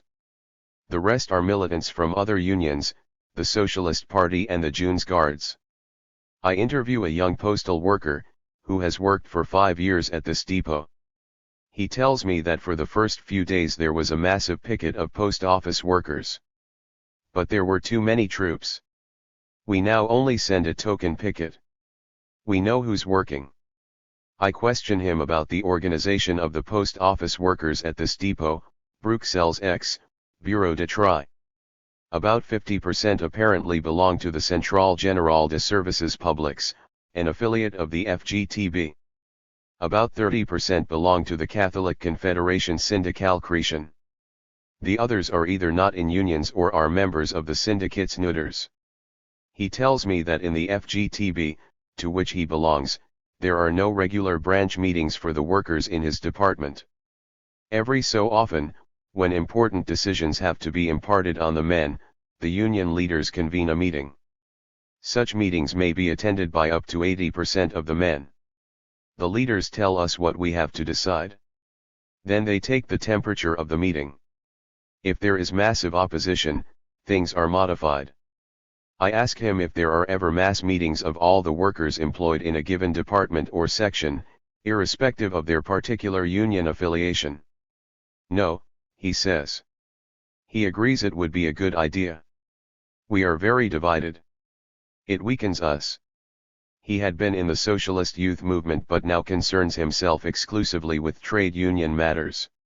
He has heard of and is interested in the British shop stewards movement. He tells me how union delegates are elected at his place of work. There are yearly elections to determine the distribution of delegates, between the various unions catering for post office workers. In a given office, the elections may show that FGTB will be allocated 3 delegates, the Christians 2, the other 1. The FGTB will then assemble its supporters separately, to elect its 3 delegates. These are not revocable during their tenure in office. We don't see as much of them as we would like. At this stage a platoon of about 20 gendarmes marches past us on the pavement. They are greeted with a resounding Internationale. They glare at us as they march by. 10:30 p.m. General Assembly at the Socialist Youth Headquarters. About 40 young comrades are present, sitting on crates and chairs in various states of disrepair. About a third of them are girls. No one seems much over 30. A single light. The corners of the room are in darkness. On one side a big stove. On the walls posters of the Algerian Revolution, posters relating to their own activities and a portrait of Lenin. Earlier that afternoon they had met and discussed what they would do the following day. Certain slogans had been collectively decided upon: Iskens to the gallows, for a strike to the finish, the bankers must pay, the soldiers are with us, the factories to the workers. 2 comrades had been delegated to contact communist youth to explore the possibilities of united action for Thursday. The communist youth, the delegates report, had agreed to all the slogans except the last one. The delegation had thereupon agreed to omit the offending slogan. When they announced this to the assembly there was an unholy rumpus. Mandate exceeded, they were told again and again. An overwhelming vote was taken dissociating the meeting from pledging support for the controversial slogan. The delegates were instructed to contact the communist youth again, informing them of the decision: we will march separately, if necessary. We will carry the slogans of our choice. The posters were made. Next day the slogan "the factories to the workers" was taken up again and again by the crowd. Various papers carried pictures of comrades carrying this poster. It was shown on the television newsreel. The message had been taken into tens of thousands of working class homes. Today, there has been a further extension of the strike. 35,000 metal workers in the Seine Valley have down tools. The strike has spread to the engineering work of Peugeot, Ragagno, Metallurgia, Rato, Acomel, and Standard Triumph. It also spread at Ypres, at Courtrai, and at Alost. The furniture workers at Malines and both boot and shoe operatives and textile workers at Termonde have joined the strike. There have been massive demonstrations at Bruges and at Ghent, where 10,000 demonstrators paraded in the streets. There were several violent scuffles with the police. At Namur a gendarme told the strikers, "You can have another Grace Berleur, if you want one." 43. At Herstal, an industrial suburb of Liège, 5,000 strikers assembled to hear Lambian, the secretary of the local Metal Workers' Federation. At Liège 2,000 railway workers walked through the streets and then paraded in front of the railway station singing the Internationale. 15,000 workers assembled in the industrial town of Huy, 8,000 at Warema. At Charleroi, a recently arrived comrade tells us, the strikers had formed enormous queues outside the post office, where a few scabs are still working, under heavy police protection. Any genuine customers arriving had been sent to the end of the queue, where they soon lost patience. One by one, the strikers had entered the post office to buy 10 centimes, halfpenny, stamps, each holding out a banknote and telling the scab to hurry up and give them change. "That's what you're there for, isn't it?" they had asked. Brussels, Thursday, December 29. 10.00 m. By 10.00 m, an enormous crowd has already assembled in front of the Maison du Peuple, the headquarters of the Socialist Party, of the cooperatives and of the mutual aid societies. Together with the FGTB unions, these three organizations constitute the Action Commune which is running the strike. Here are the working people of Brussels in their thousands, metal workers and engineers from the red suburb of Forest, railway workers, government and municipal employees, shop girls and white-collar workers from all over the city, old and young, seasoned veterans and people participating in this sort of thing for the first time, all of them in their opposition to the latest government proposals, all of them determined to say no. It will not always be at our expense that they solve their problems. It is an impressive sight. The crowd swarms over the pavements, overflows into the neighboring streets. Vendors selling Le Peuple, Journal of the Socialist Party, La Wallonie, Journal of the Socialist Trade Unions of the Liege area, Le Drapeau Rouge, Journal of the Communist Party, and La Gauche, Journal of the Socialist Party Left, are all doing a roaring trade. The crowd is in good humor. People buy all the papers they can lay their hands on, discuss them, avid for news, happy at the sight of their own multitude. Loudspeakers are fitted on the windowsills of the Maison du Peuple, trade union and party leaders address the crowd, assure it that they will fight to a finish, that they will not compromise, that the iniquitous law cannot be amended, that it must be rejected wholesale, that government propaganda is spreading, that victory is assured and that the government cannot but be impressed at the numerical strength and self-discipline of the thousands of demonstrators. The crowd listens happily in the pale winter sunshine. Contingents from some of the big cities, Ghent, Antwerp, Liege, march up the street, singing the Internationale, and are loudly applauded. Finally the procession sets off, socialist parliamentarians and provincial delegations in the lead, a broad river of red flags and posters denouncing the law in Flemish, overflowing its banks, lapping up small streams of demonstrators joining it at various points. Slowly the procession proceeds to the fringes of the so-called neutral zone, where Parliament is situated and within which demonstrators are not permitted. The zone is guarded by barbed wire and crammed with mounted police, troops in jeeps, detachments of gendarmerie, water lorries with pressure hose equipment, etc. A very small delegation of the Action Commune is allowed to enter the zone and is received by the Prime Minister. The main procession continues through the main streets, growing in volume from minute to minute.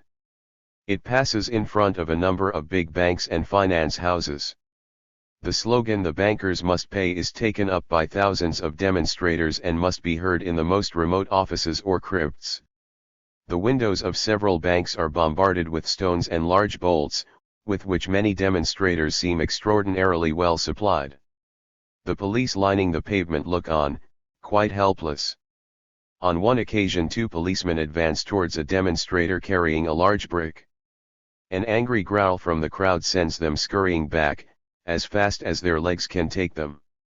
Some of the missiles thrown do not reach their targets, but hit the masonry between the windows and fall back onto the pavement. So confident is the crowd in its numbers that demonstrators come and pick up their projectiles at the feet of the policemen, pocketing them for later use. The relation of forces if rather different than last night, outside the post office. The official socialist press commented as follows: after 10 days of an extremely hard strike, Thursday's demonstrators had no particular bad feelings towards the shopkeepers in the city center. If the windows were broken of a few enterprises representing big business, it's because the demonstrators were fully aware whence was coming the aggression threatening their social conquests. Which, from the mouthpiece of social democracy, is quite an admission. The procession proceeds joyfully through a number of lesser streets to emerge into an enormous boulevard, the Botanique, where it turns sharply to descend into the center of the city. The sight is unforgettable. Marching 20 or 30 abreast, occupying the whole width of the boulevard, the procession extends as far back as the eye can see.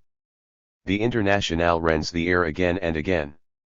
Many young people are now in the very front rows. They sing as if they mean every word of it.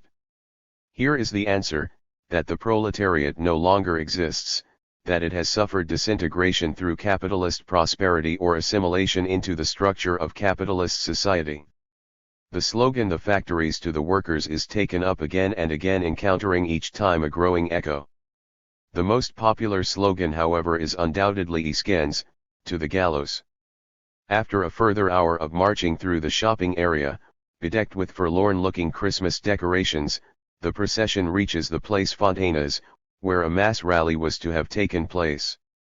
The speakers are already waiting, all smiles, with their microphones and their flags, on an elevated dais. The continuation of the street is barred by a double row of stewards. This is intended to be the dispersal point. The head of the procession has now been taken over by the socialist youth and a number of young militants from Liege and Antwerp. They have been discussing for the last 2 hours. More marches. More speeches. What next? How can we intervene? What does the crowd really want? Is it one crowd or several crowds? Half a mile further on, beyond the barrage of stewards, lies the main post office with its 200 or 300 massively protected scabs. A new slogan bursts forth: AL action! AL action! Enough speeches. The procession ignores the call to stop coming from the loudspeakers but marches right up to the stewards, cutting through them as if they did not exist. 300, 400, now 500 people have broken the barrier. The stewards, helped by the trade union officials and parliamentarians, succeed in re-establishing it. 20 or 30 comrades from the cut-off section at the head of the procession are promptly dispatched behind the cordon.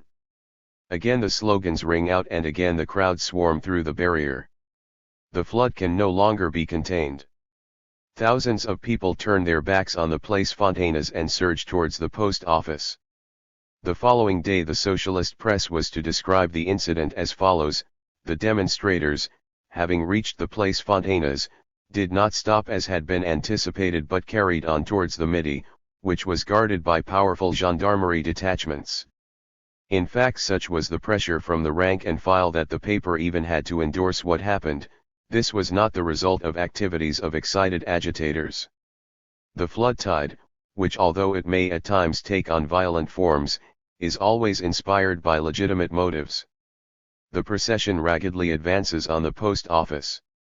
A black tram is spotted in a side street by some demonstrators who immediately give chase to it, disrupting the procession still further. The conductor accelerates, fleeing for his life and, disregarding all safety regulations, hurtles along the rails, nearly running over several people in the process. He just escapes. The comrades in front then stop. The ranks reform. A crowd can show immense self-discipline when striving for objectives of its own choice. The stragglers and those who had given chase to the tram are reabsorbed. The compact procession moves on. The police have obviously been taken as much by surprise as have the organizers of the demonstration. Only some 30 mounted gendarmes and a few dozen on foot line the front of the building. Boos greet the gendarmes. The horses rear and throw off 2 of their riders as the crowd shower bolts and thunder flashes into the ranks of the police. The crowd cheers ironically. The gendarmes do not attempt to disrupt the procession at this stage and are left alone by the crowd. At the post office every window is broken at street level and many on the first floor. The stones rain into the building for at least 10 minutes. Under the impotent gaze of about 50 extremely frightened policemen, demonstrators seize bins, full to the brim with the uncleared refuse of a week, and discharge their content through the broken windows into the offices and into the desks of the scabs. Some of the demonstrators then disperse, but other contingents march through side streets, rejoining the tail of the procession and thus coming in front of the post office a second time. A postal bus, of the kind used to escort scabs into the depot, is turned over.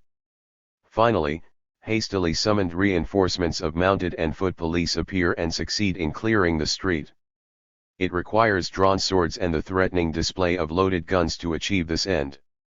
The crowd straggles back to the Place Fontaines where they are addressed by Gethoff, the trade union delegate from Sabina Airline. The speaker tells the demonstrators that 65% of the Sabina personnel are on strike, but that Mr. Duo, the manager, has just issued an instruction to the staff announcing the strictest measures against the strikers. Mr. Duo still thinks himself in the Congo, the speaker said. For years he has been ordering colored people about there, now he thinks he can do the same with us. The speaker announced a demonstration, for the following day, to go to Sabina headquarters. This was the demonstration in which the first fatal casualty of the strike was to occur. Liege, Thursday, December 29. Arrived here about 5:00 p.m. The strike is far more widespread than in Brussels. All public transport has been at a standstill for several days. Many of the big stores are closed. Others are obeying the request of the FGTB and are opening only 10:00 am to 1:00 p.m. Groups of about a dozen policemen scurry about the streets. Groups of strikers congregate in tight little knots arguing. Many people have gathered outside the offices of the local FGTB paper, La Wallonne. Some read the latest issue pasted on the boards.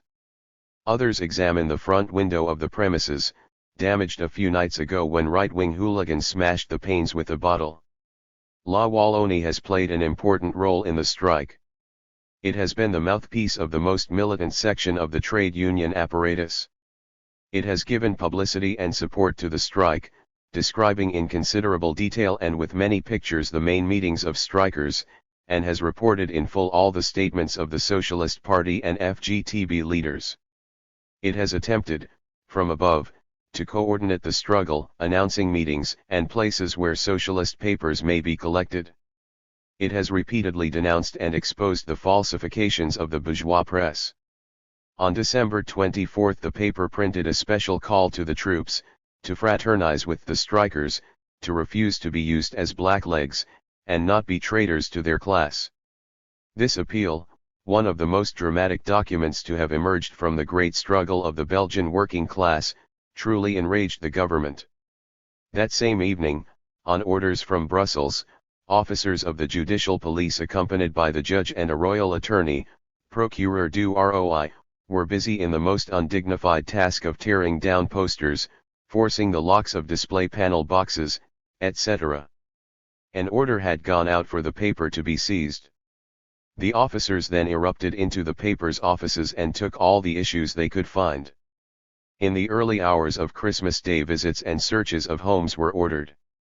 Accompanied by gendarmes, parties set out to raid the homes of trade union officials and militants, others descended on trade union premises and bookshops seizing copies of the December 24 issue. In its next issue the paper spoke up quite boldly, La Wallonne has no intention of keeping quiet. It will continue, as before, to fight for the good cause. It will not be dissuaded from doing its duty, even if threatened by seizure. The seizure had interesting repercussions. The forbidden article was taken up by two other socialist papers, Le Monde du Travail and Le Peuple, which published it in full, and were thereupon promptly seized in their turn. Teams of young socialists and trade unionists then plastered the walls and hoardings of the city with leaflets reproducing the appeal. Some of these had been scraped off by officialdom, but many remained. I am beginning to learn my way about. I ask for la populaire, the colloquial term for the Maison du Peuple. At this stage of the struggle I sense it will be a focal point. The ground floor is an enormous restaurant, run on cooperative lines, where free coffees are served to strikers at all times of the day or night. Groups of comrades from the unions and the Socialist Party are in permanent session in the various offices upstairs. An enormous red flag hangs from the first floor windows. I tell them my business. Several comrades kindly agree to take me to various places. While waiting I talk to several people at the tables downstairs. First a refuse collector, a strapping great man with a keen sense of humor. We stopped work on the very first day. In a sense we started all this. But they couldn't take it. Dirt frightens them. We were requisitioned on the fourth day. An armed gendarme on a motorbike called at each of our homes with a summons.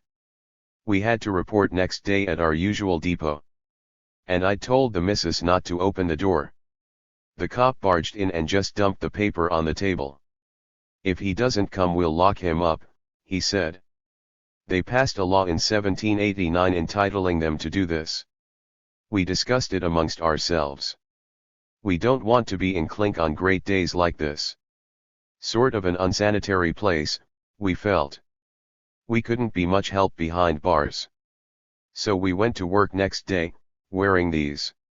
He showed me the posters they had slipped over their dungarees. One said requisitioned by force, the other solidarity with the strikers, no to the law unique.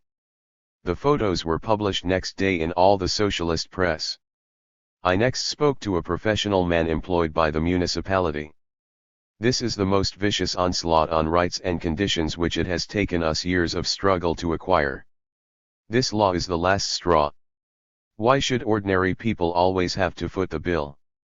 They will agree no longer. In a country like Belgium, no government can rule without the consent of the working class. We will win. His quiet assurance, I thought, promised untold difficulties for anyone trying to sell out the struggle. A young metal worker from the industrial suburb of Siering tells me of interesting developments in his area. Old people are short of coal. It is a bitterly cold winter. The coal merchants have no stocks. The union now looks after all cases of hardship. The coal merchant comes to the union. They issue him with a permit, allowing him to collect a given quantity of coal from authorized persons. Without this certificate, no deliveries can take place. A good idea for after the strike, he muses, we have accounts to settle. A railway worker tells me of the events that morning outside the Gare de Guimaze, the main Liège railway station. In the very early hours a scab postal van had arrived, bringing in large bundles of right-wing papers from Brussels. The van had intended to discharge its contents into a strike-bound militarily guarded postal depot at the station.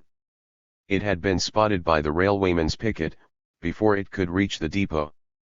Its contents had made an enormous bonfire at which the pickets had been able to warm themselves. 6:30 p.m. A comrade collects me and we proceed to the Wallonie premises. The streets are poorly lit. Current is scarce and supplies may fail, we are told, at any moment. A few young comrades are guarding the side entrance to the building, the only one in use. They each hold an iron bar. They anticipate further trouble. Some people, I am told, have been whipped into a white rage against the strikers and their press, by the incitements of the bourgeois papers. Le Matin, of Antwerp, and Flandre Libéral had called on the government to become even tougher in relation to the riot. Le Libre Belgique had screamed down with Collard, Major, and Le Brinton, moderate socialist and trade union leaders. The wireless must no longer be put at the disposal of the revolutionaries. Daily these papers were exhorting their readers to be ruthless with the strikers, who were presented as the scum of the earth.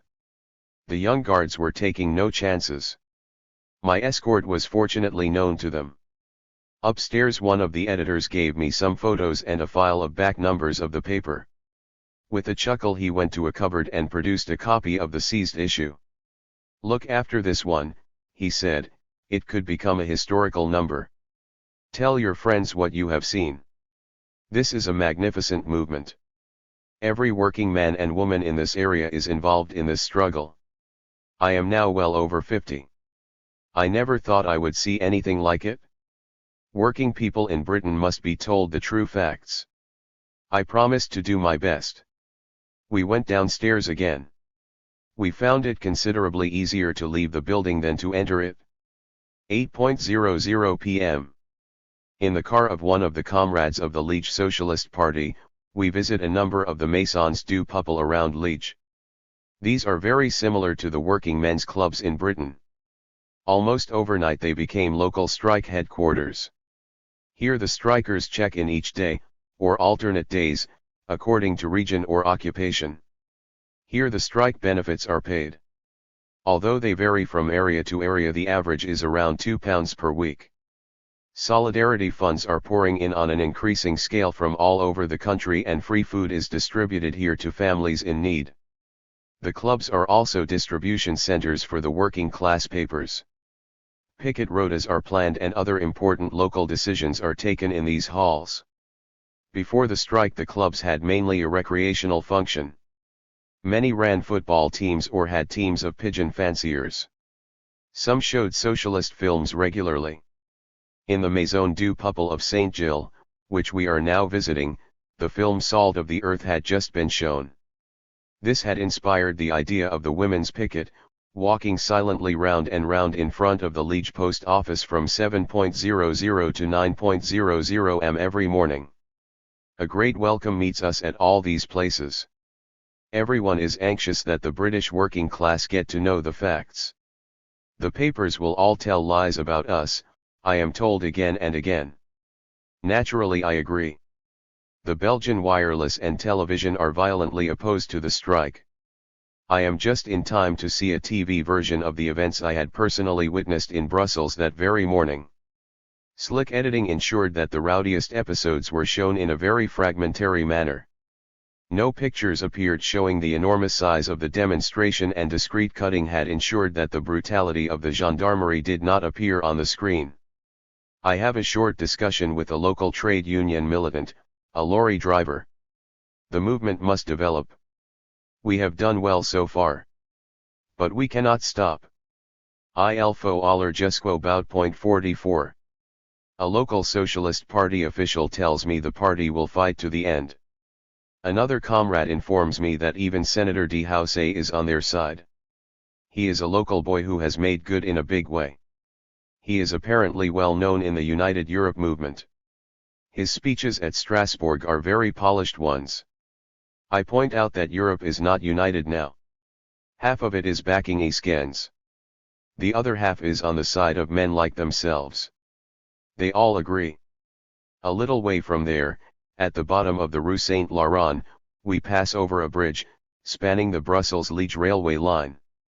A lone soldier is sitting on the stone parapet, a Tommy gun on one side and a thermos flask on the other. He is talking to a group of 3 railwaymen, who have just brought him hot soup. When the men have left, I walk up to him. I tell him who I am. He seems quite friendly. He is about 28, fair-haired, Flemish. He told me that he spoke to the local people every night. He was called back from Germany 3 days ago. No, he is not a conscript. He has done his time, but re-enlisted. His father is a bricklayer, now working at Namur. What he thinks of the strike? They must see no other way. Has he heard of the appeal, in the seized issue of La Wallonne? Of course.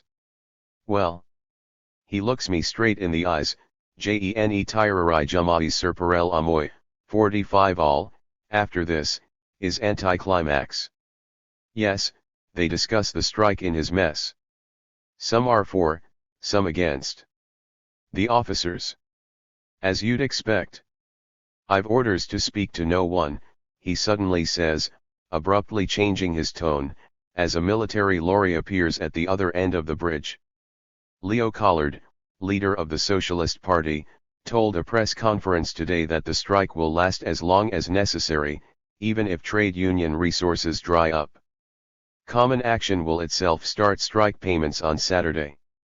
This will be a first installment, the extent of which will vary, according to the man's occupation and to the number of days he has been on strike. The law unique cannot be the basis of a solution.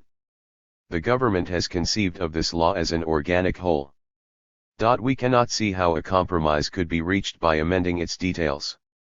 We are struggling, quite simply, for its withdrawal. 46. Bold words. But verbal assaults hardly topple governments. Also today, a gigantic rally of 50,000 workers in Antwerp. The procession, headed by hundreds of red flags, had crossed the town and paraded through the working class districts, followed by all available local police. All shops had shut.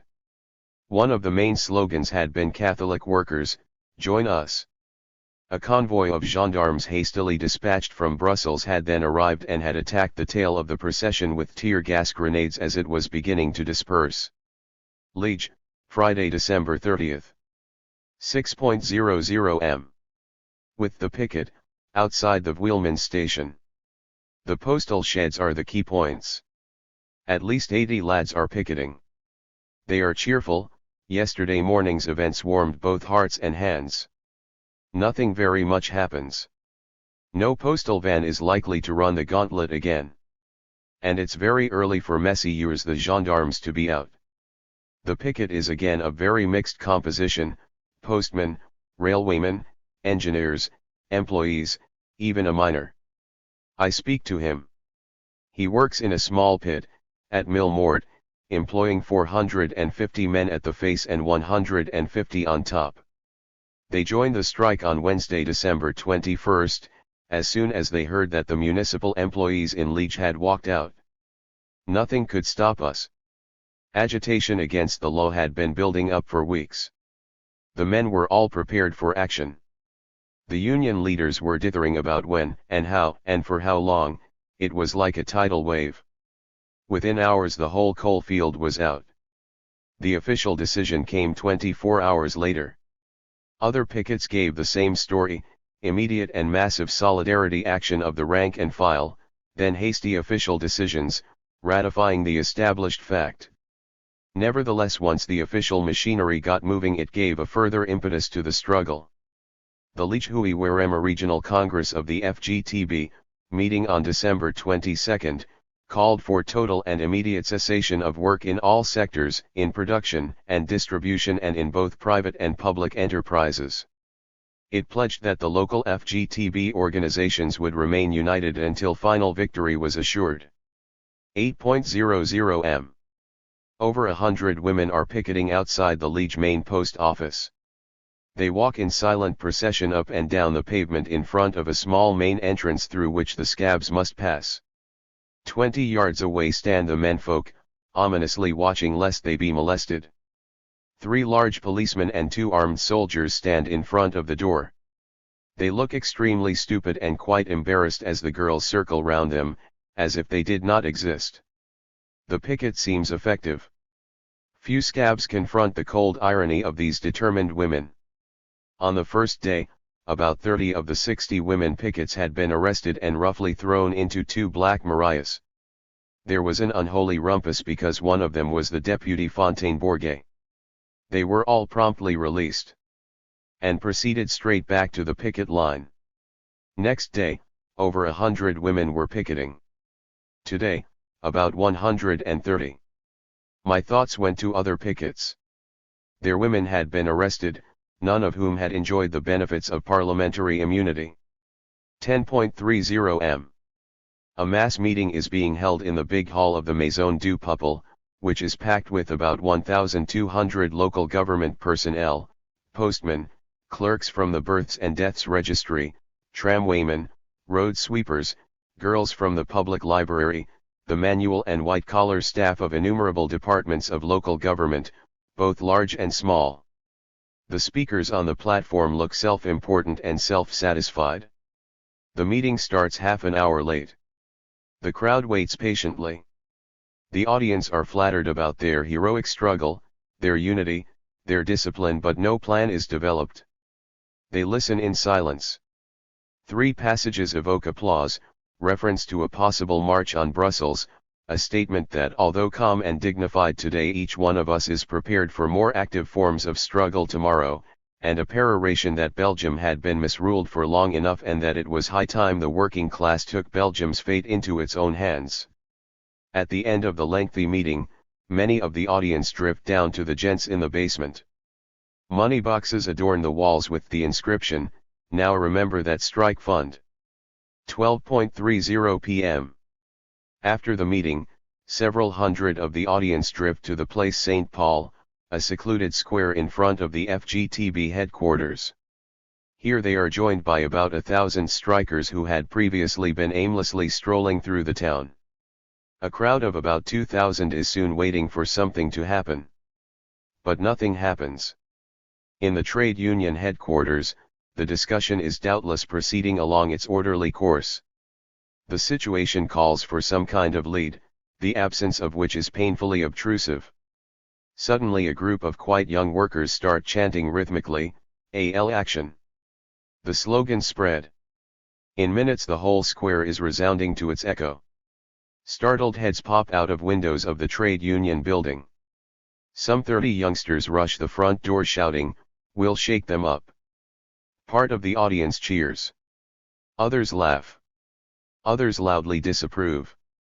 A minor official, standing on the steps, improvises a discourse on discipline. A leading official appears and skillfully endorses the crowd's desire for action. It must be united action though. Let us march to the railway station. The crowd agree enthusiastically. Their idea of a march onto the station obviously differs from that of their leaders. They set off shouting, "AL action," and the parachutists to the factory bench. One can feel the temperature rising. The procession advances for about a mile. It is then overtaken by an official trade union van, complete with loudspeaker equipment. The van draws up. The procession stops. Posters and banners are handed down to the demonstrators. "No, to the law, Iskans, resign, the Walloon country has had enough," the banners of a week ago. The lads in the front ranks sheepishly take them. The leaders launch their slogans into the loudspeaker. The crowd takes them up half-heartedly. They cannot really compete. The procession reaches the large open space in front of the station, circles round it twice, well away from the gendarmes lining the pavement, and proceeds, in confused and perplexed silence, to disappear into a small street, leading away from the station.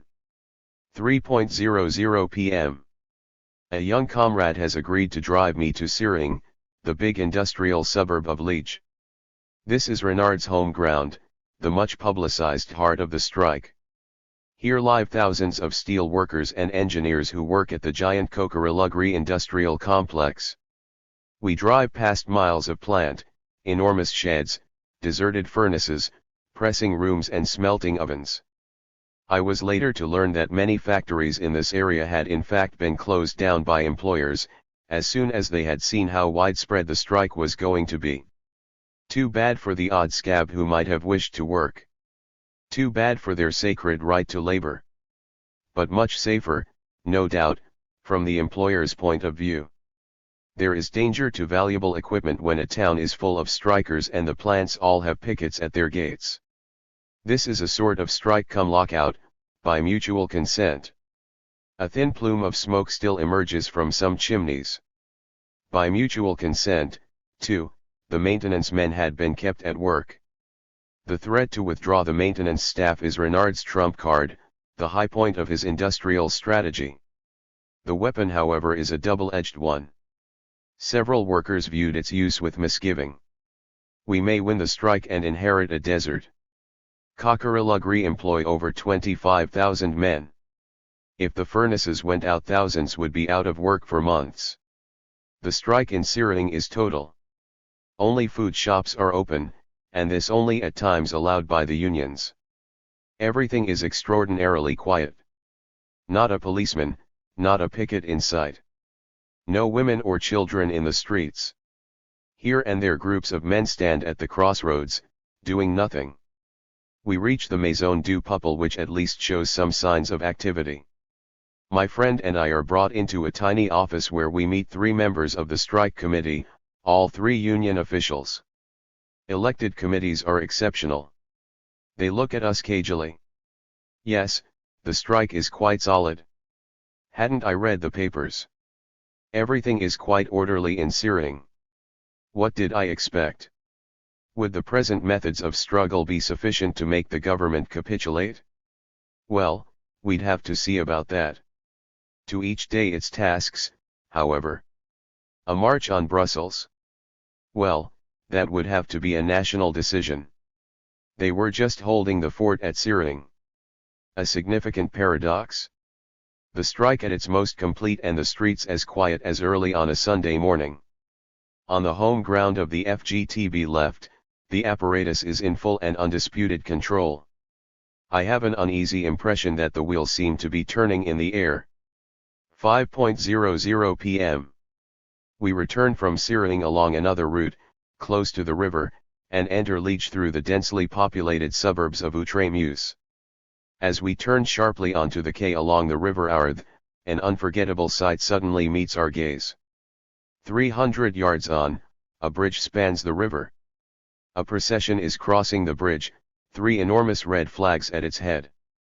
Half the bridge is empty, half is black with people. The strains of the Internationale can be heard in the distance. We quickly join up with the procession. It was unlike any other I had seen, being composed almost solely of young people. It had formed spontaneously as soon as the news had reached Liege, of the death that morning in a Brussels demonstration, of a young painter. It was entirely unofficial. A single, hastily made poster was carried at its head, Iskens, assassin. In Brussels today, 1 dead, 10 wounded. Within 20 minutes the procession had doubled its size. Through the narrow streets of the working class quarters it wound its angry way. A single slogan fiercely chanted by 12 or 1500 youngsters, Iskens, assassin. Iskens, assassin. A single song, sung with more passion than I have ever heard, the Internationale. The procession reaches the square where stands the statue of Chinchis, the famous puppet of Walloon folklore. It stops. A youngster gets onto the base of the statue, and speaks his mind. This is their real face. This is what faces us. What can we do? How can we make our will effective? In the party and union headquarters, they talk. The government waits. Time is not on our side. I have marched so much I have holes in my shoes. We should do something more. Others follow him. The idea of a march on Brussels is greeted with applause. But who will organize it? The party and the unions. But they don't want such a march. Or they only use one as a safety valve. What can we do, here? We can disseminate the idea of the march. We must ourselves contact other young people, in other towns. No one will do it for us. Others speak in the same vein. The government's hands are red with blood. The hands of our leaders are crippled with arthritis. The procession returns to town, lodges a protest at the town hall, the only practical thing we can do just now, comrades, and disperses. Heavy rain begins to fall. Today there have been mass meetings at Mons and Charleroi. At Mons a meeting announced the previous evening was attended by 10,000 workers. Many had had to walk for hours to get to the town, most roads having been either unpaved by the strikers or blocked by tree trunks. A socialist leader, Marcel Bizillo, stated it is alleged we might be ready to negotiate with the government on the basis of a withdrawal of parts of the loi unique. This is false. We will fight to the end for its complete withdrawal. The Monde du Travail described this speech as wildly applauded. So much for the record. The strikers then visited a bank where scabs were still at work. There was no scuffle. The manager agreed to close down immediately. At Charleroi, a gigantic rally of 45,000 strikers shouts to Brussels, to Brussels. The speaker Jossie Van Eend asks them only heed the official slogans of the Action Commune. 47A resolution, in which readers will detect interesting undertones, is read over the microphone and approved by acclamation. Today, Friday, December 30th, 45,000 workers who, for the past 10 days have of their own free will left their factories, building sites, mines, schools, and offices, proclaim a. Their firm opposition to the loi unique. b. Their demand that it simply be withdrawn. c. That they have absolute confidence in their trade union organizations and in the Action Commune. e. That they mandate their leaders to express their wishes and defend their interests. d. That they reject with contempt the campaign of lies, intimidation, and diversion launched by the government, its radio, its press, its television and its valets of the Confédération Syndicale Chrétienne. To all this we oppose the following slogan: The strike continues. Why did the leaders need reassuring? Liege, Saturday, December 31st. 10:00 m. Theo DJs, Communist Party deputy for Liege, is addressing an open-air meeting in the Place de la République Française. Leaflets were distributed the previous day. About 600 people listen. The speaker calls for daily public meetings of the organizations leading the strike, whence clear directives could be issued and where comments from the rank and file might be heard. There is too little contact, he says, between the official organizations and the strikers. This, he believes, is regrettable. He warns the crowd against rowdies, drunkards, and leftists. The main task apparently is to prevent the new law from being voted on January 3. Between now and then, assemblies of strikers should daily send deputations to the homes of all social Christian deputies to impress upon them that they should comply with the wishes of their electors rather than obey the orders issued by the banks and government. An official Communist Party leaflet, 2 communist proposals for a total and rapid victory, is distributed at the meeting. It ends as follows. If, despite the popular will, the reactionary majority in Parliament were to continue its support for the loi unique, the struggle would continue. Let the government have no doubt on this matter. A Parliament which opposed itself in so flagrant a manner to public opinion would have to be dissolved without delay. The strike is powerful. Let there be no irresponsible acts that might weaken it. The crowd listens without great enthusiasm. The labels are different. The medicine tastes the same. The Communist Party has played no important role in the present upsurge of the Belgian working class. Its rank-and-file members have doubtless fought shoulder to shoulder with Socialist Party militants and with thousands of struggling workers who do not belong to either organization, but its leadership and in particular its press have played, to say the least, a ludicrous role. On December 20 the Communist Party had issued a call for a 24-hour general strike, having previously demanded only a national demonstration on that day. The self-appointed leadership proved quite out of touch with the militancy of the rank and file. The movement has now lasted 4 weeks. On December 27 the Communist Party deputy Gaston Moulin addressed a letter to Mr. Kronacker, President of the Chamber of Deputies, in which he sought permission to question the Prime Minister of the Interior on the utilization of the army and on the recall of reservists, on the arbitrary arrests of strikers and militant workers, on the arbitrary seizures of leaflets and papers and on the dissemination of false news through official channels. Does it really take a general strike to make the communists aware of the class nature of the capitalist state, and to drive them to protest about it? In Parliament? On December 28, the Drapeau Rouge splashed on its front page that the Liege demonstrations demanded of the liberal and social Christian deputies that they obey the will of their electors. The paper hoped that in the next few days closer contacts would be established between the population and the right-wing deputies, who had become isolated from their electors. The paper reported that the Liege Federation of the Communist Party considered that the Liege deputies Harmel, Herbiot, Oleilager, Dislané, and Jonahum must answer the call addressed to them by the demonstrators and must finally understand that their stubbornness is an obstacle to the rapid and democratic solution to the conflict. On December 29 the Drapeau Rouge was even more explicit. It titled in big letters an essential objective of the strikers, to recall to the liberal and Christian deputies that they are in Parliament to accomplish the popular will. Well, well. And we, around the agitator, who always thought they were in Parliament to defend the class interests of the bourgeoisie. And what does the Belgian Communist Party see as the outcome of the strike? This is made quite explicit in a draft law submitted to Parliament by Communist Party deputies Gaston Moulin and Theo DJs. This demanded a. The control of the banks, of the insurance companies and of big business, no specification as to who does the controlling. B. The creation of a committee for national investment, and c. The creation of a national investment fund to allow the rapid and harmonious development of the economy, to ensure full employment and to permit a rapid rise in the material and cultural level of the people. Somehow I doubt the Borinage miners are struggling as they are for ends of this kind. Liege, Saturday, December 31st.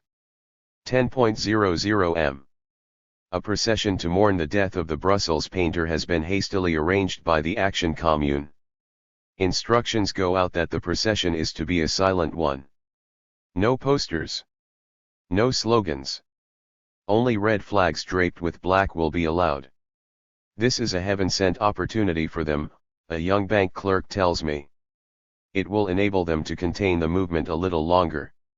Without this excuse for a silent march, there would have been real violence today. December 31st is usually a bumper day for the big stores. They were to have been allowed, in agreement with the FGTB, to remain open from 10:00 am to 6:00 pm. But when the news reached Liege yesterday that a man had been killed in Brussels, the Liege FGTB immediately issued a request. All shops were to remain closed the following day as a sign of mourning. Today all the big stores are shut. Some have big posters in their windows, in agreement with the FGTB and as a sign of mourning, we will not open on Saturday, December 31. The solicitude of the multiple store millionaires for a humble Brussels painter is truly touching. And the size and temper of the crowd in the streets is impressive. The procession sets off in silence, about 6,000 strong. For the first half hour no slogans are shouted, no songs sung. People exchange experiences, discuss the events of the past few days. I meet a young worker from Coquerelugri, the big steel works outside Liege. Lucien works on the night shift, in one of the tin plating shops. He gives me the most vivid account of the onset of the movement I have yet heard. The unions had first called a national demonstration for December 15th. This was the day of the royal wedding. It had officially been decreed a paid holiday. Under pressure from the ranks, the demonstration had been brought forward to December 14th. A massive strike took place that afternoon. 50,000 workers assembled at the Place St. Lambert, in Liege. Many of the posters demanded a general strike. Renard had spoken. He had concluded with the ambiguous statement, "Consider yourselves mobilized on a war footing. And wait for official directives." The meeting had been noisy and at times angry. A member of the Socialist Youth had then climbed onto the balcony and attempted to address the crowd. He had been prevented from doing so by party officials. PSB Deputy Simon Pack had seized the microphone from him and had again addressed the crowd. "Remain ready for action. The meeting is closed." I asked Lucien what had happened where he worked, on that famous Tuesday, December 20th. Things moved immediately. Hundreds of workers left the central shops. They went from shop to shop, getting the lads to down tools. 3,000 men gathered in the new Thomas steel plant among valuable equipment. It was dangerous, but it's one of the biggest available places. Several fights took place with the trade union delegates. They were trying to get the men back to work until official instructions had been received. Meetings were promised for the next day. Why not now, the men had asked. Many remained on the premises to prevent the night shift from coming on. Only half the factory worked that night. By Wednesday morning it had come to a complete standstill. The Metal Workers' Federation of the Liege FGTB called us all out officially as from the Thursday. The procession has now crossed the river. The first incidents occur as we pass a large store that has not complied with the FGTB request. A group of angry demonstrators enter threateningly. Stewards hastily intervene. They will talk to the manager. The demonstrators reluctantly walk out, but wait outside. After a few minutes, the shutters are closed. The manager has decided to participate in the mourning. A little further on we pass a shop displaying a poster of the Union of the Middle Classes. This is headed Freedom First. The freedom referred to is the freedom of scabs to work and of the government to use all means to break the strike. The owner of the shop is instructed to remove the poster. He takes one look at the crowd and immediately obeys. Further on, other shopkeepers start arguing. But not for long. If the offending posters do not disappear, the window panes do. Noisily. The whole atmosphere gradually changes. The demonstrators are now on the lookout for hostile posters and for open shops of any size. Small shops are left strictly alone. Some of the stewards, notably those of the socialist students, object to the transformation taking place. Remember, comrades, this is a silent procession. You must obey the official instructions. But their protests are of little avail. The police lining the pavements are powerless, as in Brussels on Thursday morning. The union of the middle classes is in for a bad day. Instinctively the crowd is becoming aware of its terrific strength. 1:00 p.m. I am with a group of comrades associated with the weekly La Gauche. They have no illusions on the limitations of the present leadership of both party and unions. But they still seem to think that genuine solutions are possible within the framework of these organizations. The idea that they should themselves get together and issue a leaflet saying quite openly what they think strikes them as sectarian. Ernest Mondel, editor of La Gauche, writes in a special issue of the paper, December 24. The workers fear that if the government fell as a result of the present social crisis, the Socialist Party would enter a new coalition so that the country should not become ungovernable. The immense majority of the strikers will only tolerate such a reversal of the parliamentary alliances on two conditions. A. That the new government abandon the loi unique, i.e. not only the austerity measures in the social field but also the increases in indirect taxation. B. That the new ministerial program should retain the essential features of the reforms de structure. 48. If these two conditions are not fulfilled, one must be resolutely opposed to any socialist participation in the government in order to end the strike. Mr. Mondel believes that these objectives might even be achieved through the bourgeois deputies. Under the heading Decisive Moments he writes, a new parliamentary majority in relation to the questions of withdrawing the loi unique and voting a law on fiscal reform and the reforms de structure could well emerge. It would only require that the Christian Democrat deputies listen to the voices of their electors and, under the pressure of the strike, align themselves on the aspirations of those they represent. Thus speaks Trotskyism, at the height of a general strike. 3:00 p.m. We are driving back to Brussels in a tiny Citroën. Episodes too numerous to record still jostle in my mind, the sympathy with the strikers shown by innumerable small shopkeepers and cafe owners, the farmers supplying free vegetables to the Maisons du Peuple, for the communal soup kitchens, thousands of ordinary people discovering within themselves unlimited reserves of energy, initiative, and devotion, men, women, and children, many seriously short of sleep, active from dawn to dusk on the picket lines, as couriers, organizing relief.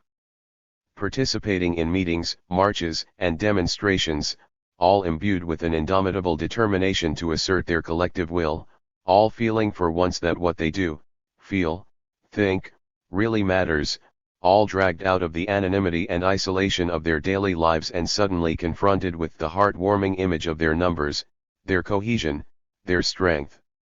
I remembered what a postman told me, on the picket line at Brussels. Each Christmas we sell calendars to the people in our areas. They give generously. We often get, at this time, what amounts to 2 months' pay. We decided nevertheless to launch this fight on December 20th. We knew we would not fight alone. He was right, of course. Solidarity action was massive and not confined to other workers. Early in the course of the strike, the Minister of the Interior had issued orders to all local bourgmestres, mayors, instructing them to report to the authorities all absences from work of local government employees. On December 26, the 62 socialist bourgmestres from the Liege district met and unanimously decided to take no account of the orders of the minister. They proclaimed their complete solidarity with the strikers. Similar statements were made by meetings of the socialist bourgmestres of the Verviers, Nivelles, Charleroi, Namur, Borinage and other districts. At Huy the Common Action Committee had even concluded an agreement with the local shopkeepers' federation, who had declared itself against the loi unique and had made financial contributions to the local strike fund. In Siering, even the priests had, on Christmas Day, read messages in their churches expressing solidarity with the strikers. These messages were in marked contrast to the appeal of Cardinal Van Rooij, Archbishop of Malines, exhorting the strikers to return to work. I recall how in a street in Liege, working men had been repairing a burst main. On their van a large poster, "We are strikers. We are working of our own free will, with the permission of our union, and out of consideration for the local population." Local government had broken down. Local initiative and self-reliance had replaced it. Here was the true face of the working class, the harbinger of a new society. I recall above all a discussion with two young comrades one evening in Liege. One worked in a machine tool factory, the other at the Ateliers Jaspa, making lifts. "The leaders tell us do this, do that. We don't know any longer. We, the workers, ought to decide. We are the ones that get shot and wounded. We are the ones they put in jail. There will be no sellout if we decide how we should struggle." Editor's note: the general strike lasted until January 21, when the 120,000 metal workers from the Liege and Charleroi regions finally returned to work. The Iskens government was compelled to dissolve parliament, and in the ensuing election the governmental coalition was defeated. Important sections of the loi unique were never implemented, and there was no decline in the real wages of the working class. On the other hand, the new government was a coalition of the Social Christians, Parti Social Chrétien, not only the majority in the previous administration but Iskens's own party, and the Socialists, PSB, and not even any of the reforms de structure that had been envisaged by Ernest Mondel and the left wing of the PSB materialized. For further details see Ernest Mondel, The Dialectic of Class and Region in Belgium, New Left Review, No. 20, Summer 1963, especially pages 24-6, and Serge Simon, The Belgian General Strike, The General Strike Day by Day, Revolutionary History, 7, 1, 1998. From Belgium, The General Strike. Agitator/New Generation Pamphlet, January 1961. 3. Revolutionary Organization. 1. What is not to be done? The term rethinking is often used as an excuse for not thinking at all. One hesitates to use it. Much rethinking has nevertheless to be done by revolutionary socialists. A cursory glance at the labor movement in Western Europe today should convince anyone of this dire need. More and more ordinary people show an indifference bordering on contempt for the mass labor and communist parties of yesterday. The old men of the left attempt to resolve this crisis by repeating in ever more strident tone the dogmas and concepts that were good enough for their own granddads. We here wish to examine one of the most fervently adhered to dogmas of the left, the need for a tightly centralized socialist party, controlled by a carefully selected leadership. The Labour Party describes this type of organization as an essential feature of British democracy in practice. The Bolsheviks describe it as a democratic centralism. Let us forget the names and look below the surface. In both cases we find the complete domination of the party in all matters of organization and policy by a fairly small group of professional leaders. As none of these parties has ever been successful in achieving a society where the great mass of people control and manage their own destinies, both their politics and their organizational methods must be considered suspect. It is our opinion that the type of organization required to assist the working class in its struggle for socialism is certainly a matter for serious thought. Post-war capitalism has certainly provided more jobs and better paid ones than many may have thought possible. But its drive to subordinate people to the process of production has intensified at an enormous rate. At work, people are reduced more and more to the role of button-pushing, lever-pressing machines. In the ideal capitalist factory, human beings would perform only the most simple, routine tasks. The division of labor would be carried to its extreme. Managers would decide. Foremen would supervise. The workers only comply. In the body politic, omnipotent social institutions similarly decide all issues: how much production will be allowed to increase or decrease, how much consumption, what kind of consumption, how many H-bombs to produce, whether to have Polaris spaces or not, etc., etc. Between those who rule and those who labor there exists a wide and unbridgeable gulf. Exploiting society consciously encourages the development of a mass psychology to the effect that the ideas or wishes of ordinary people are unimportant and that all important decisions must be taken by people specially trained and specially equipped to do so. They are encouraged to believe that success, security, call it what you will, can only be achieved within the framework of the accepted institutions. The rebel, the militant, the iconoclast may be admired, even envied, but their example must be shunned. After all, no one can really challenge the powers that be. Just look at what happens to those who try. Ironically enough, the very organizations that have set themselves up as the liberators of the working class and the champions of their cause have become facsimile replicas of the very society they are supposedly challenging. The Labor Party, the Communist Party and the various Trotskyite and Leninist sects all extol the virtues of professional politicians or revolutionaries. All practice a rigid division within their own organizations of leaders and led. All fundamentally believe that socialism will be instituted from above and through their own particular agency. Each of them sees socialism as nothing more than the conquest of political power, and the transformation, by decree, of economic institutions. The instruments of socialism, in their eyes, are nationalization, state control, and the plan. The objective of socialism is to increase both productivity and consumption. The elimination of economic anarchy and the full development of the productive forces are somehow equated with the millennium.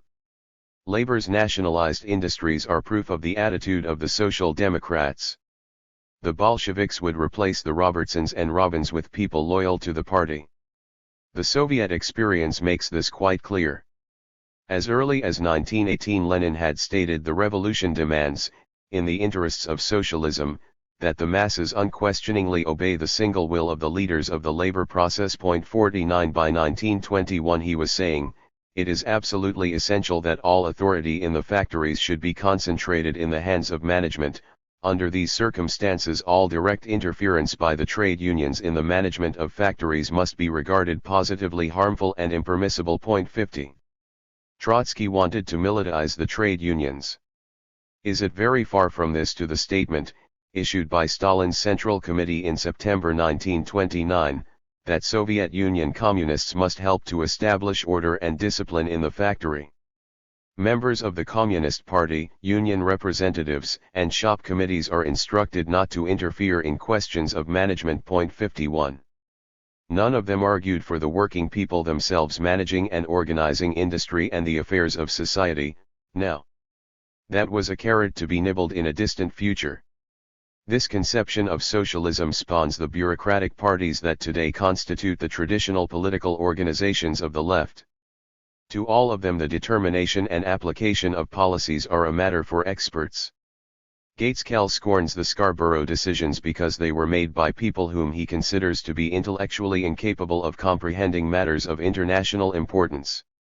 The Communist Party and the Socialist Labour League oppose British H-bombs but support Russian ones. Their leaders consider the millions of people who want to end all H-bombs as being sentimental and uninformed. They have obviously not read the appropriate volumes that would clarify them and make them see how essential Russian bombs really are.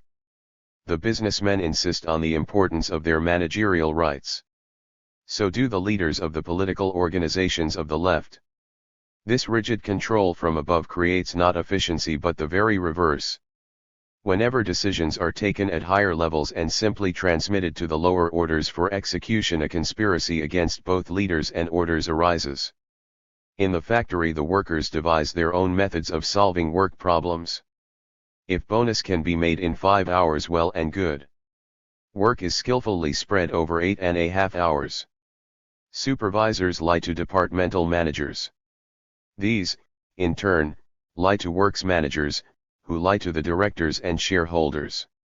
Each seeks to preserve his own niche. Each seeks to hide wastage, error, and inefficiency. In the hierarchical organization of the modern factory, where work is not a matter for common decision and responsibility, and where relations are based on mistrust and suspicion, the best plan can never be fulfilled in life. This is repeated in the political parties. Officials have an existence to justify. Members who are nothing more than contributors to party funds, and sellers of party literature are regularly called to order to explain how many papers they have sold and how many contacts they have visited with their leader's latest line.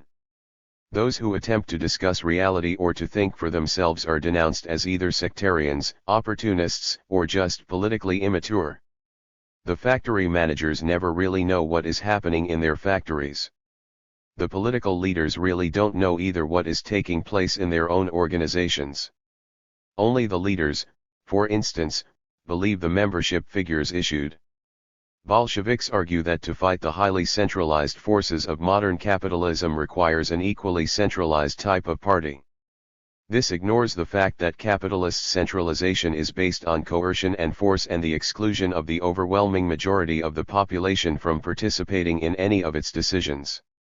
The most highly specialized and centralized bodies under capitalism are its means of enforcing its rule, its military and its police. Because of their bureaucratic centralism, these organizations produce a special breed of animal noted for its insensitiveness, brutality, and other moronic qualities. The very structure of these organizations ensures that their personnel do not think for themselves, but unquestionably carry out the instructions of their superiors. Trotsky, as far back as 1903, believed that the Marxist movement should have a similar structure. He told the Brussels Conference that the statutes of the revolutionary organization should express the leadership's organized distrust of the members, a distrust manifesting itself in vigilant control from above over the party. 52. Advocates of democratic centralism insist that it is the only type of organization which can function effectively under conditions of illegality. This is nonsense. The democratic centralist organization is particularly vulnerable to police persecution. When all power is concentrated in the hands of the leaders, their arrest immediately paralyzes the whole organization. Members trained to accept unquestioningly the instruction of an all-wise central committee will find it very difficult or impossible to think and act for themselves. The experiences of the German Communist Party confirm this. With their usual inconsistency, the Trotskyists even explain the demise of their Western European sections during World War II by telling people how their leaders were murdered by the Gestapo. The overthrow of exploiting society is not a military operation to be planned by a secretariat of amateur generals, armed with a library of Marxist textbooks and an outdated military manual. A social revolution can only take place providing the working class itself is conscious of the need to change society and is prepared to struggle. Its success is dependent on the disintegration of the capitalist institutions more than on their military overthrow. Unless whole sections of the military can either be won over or neutralized, then the taking of power is impossible. Because of their basically reactionary ideas and methods of organization, neither social democracy nor Bolshevism are able to understand or express the real needs of people. The dynamic of any socialist movement is the desire of people to change the conditions of their lives. The Hungarian Revolution was more than a struggle for an extra 10 bob a week. It was not a struggle for an extension of nationalization or for more efficiency in government departments. Millions of Hungarian people rose against their oppressors because they wanted to determine the conditions of their own lives and to manage their own affairs. For a brief, heroic period they replaced the society of rulers and ruled with direct democracy, where every representative was not only elected by direct vote but was revocable at any time. The ideas of committees appointed from above and of panels commissions would have been quite alien to them. Surely political tendencies whose organizational methods are the very antithesis of what the working class has demonstrated, in practice, that it wants, should re-examine all their ideas and previously held theories. 2. All the ruling groups in modern society encourage the belief that decision-taking and management are functions beyond the comprehension of ordinary people. All means are used to foster this idea.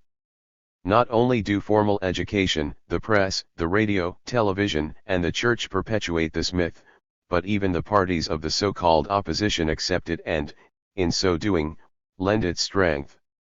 All the political parties of the left, whether social democratic or Bolshevik, oppose the present order only by offering better leaders, more experienced and more capable of solving the problems of society than those who mismanage the world today. All of them, bourgeois and radicals alike, distort the history of the working class and attempt to draw a discreet veil over the immense creative initiative of the masses in struggle. For the bourgeois, the Russian Revolution was the conspiracy of organized fanaticism. To Stalinists and Trotskyists, it is the justification for their right to lead. For the bourgeois, the Hungarian Revolution of 1956 showed how capitalist rulers were better than Stalinist ones. For the Stalinists, it was a fascist conspiracy. The Trotskyists wrote pamphlets showing how badly the Hungarians needed their own services. Over every revolution and struggle the parties compete in the squalid business of seeking to justify both themselves and their dogmas. They all ignore the efforts, the struggles, the sacrifices and the positive achievements of the participants themselves. Every attempt by people to take control of their own destiny by instituting their own rule has been buried beneath a million official tracts and a welter of expert interpretations. It is now almost impossible to learn what actually happened in Italy during the early 1920s when the workers occupied and managed the factories. The Asturian Commune of 1934, the May Days in Barcelona in 1937, the sit-down strikes in France and the USA during the late 30s and the events of Budapest in 1956 have become closed books. If the myth that people are unable to manage, organize, and rule society themselves is to be debunked, workers must be made aware that on several occasions other workers have in fact managed society. They have done so both more humanely and more effectively than it is managed at present. To us who publish Agitator, there can be no thought of socialism unless the working class establishes its own rule. Socialism for us implies the complete and total management of both production and government. The essential precondition for this is a rise in mass consciousness and the development of a confidence within people that they are able not only to challenge the old society but build the new one. Making these past experiences available to people is one of the primary tasks of revolutionary socialists. All channels of information are in the hands of capitalists, bureaucrats, or self-appointed saviors with special axes to grind.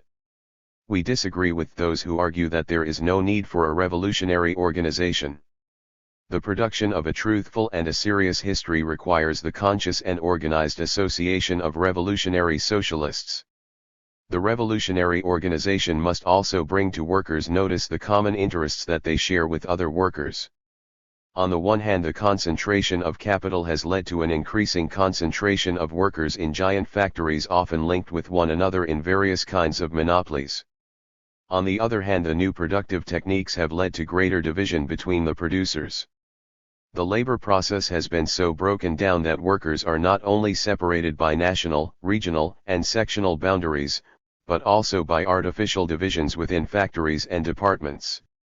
The increasing tempo of production and introduction of piecework has fostered the idea that the interests of workers in one section are quite different from those of men in other sections. The trade union officials help the employers to maintain these divisions. Separate and often widely differing wage and piece rates are negotiated. Workers in one factory or shop are pitted against workers in other factories and shops. The employers and the union officials unscrupulously use the men's short-term interests, or apparent short-term interests, to sabotage their real needs.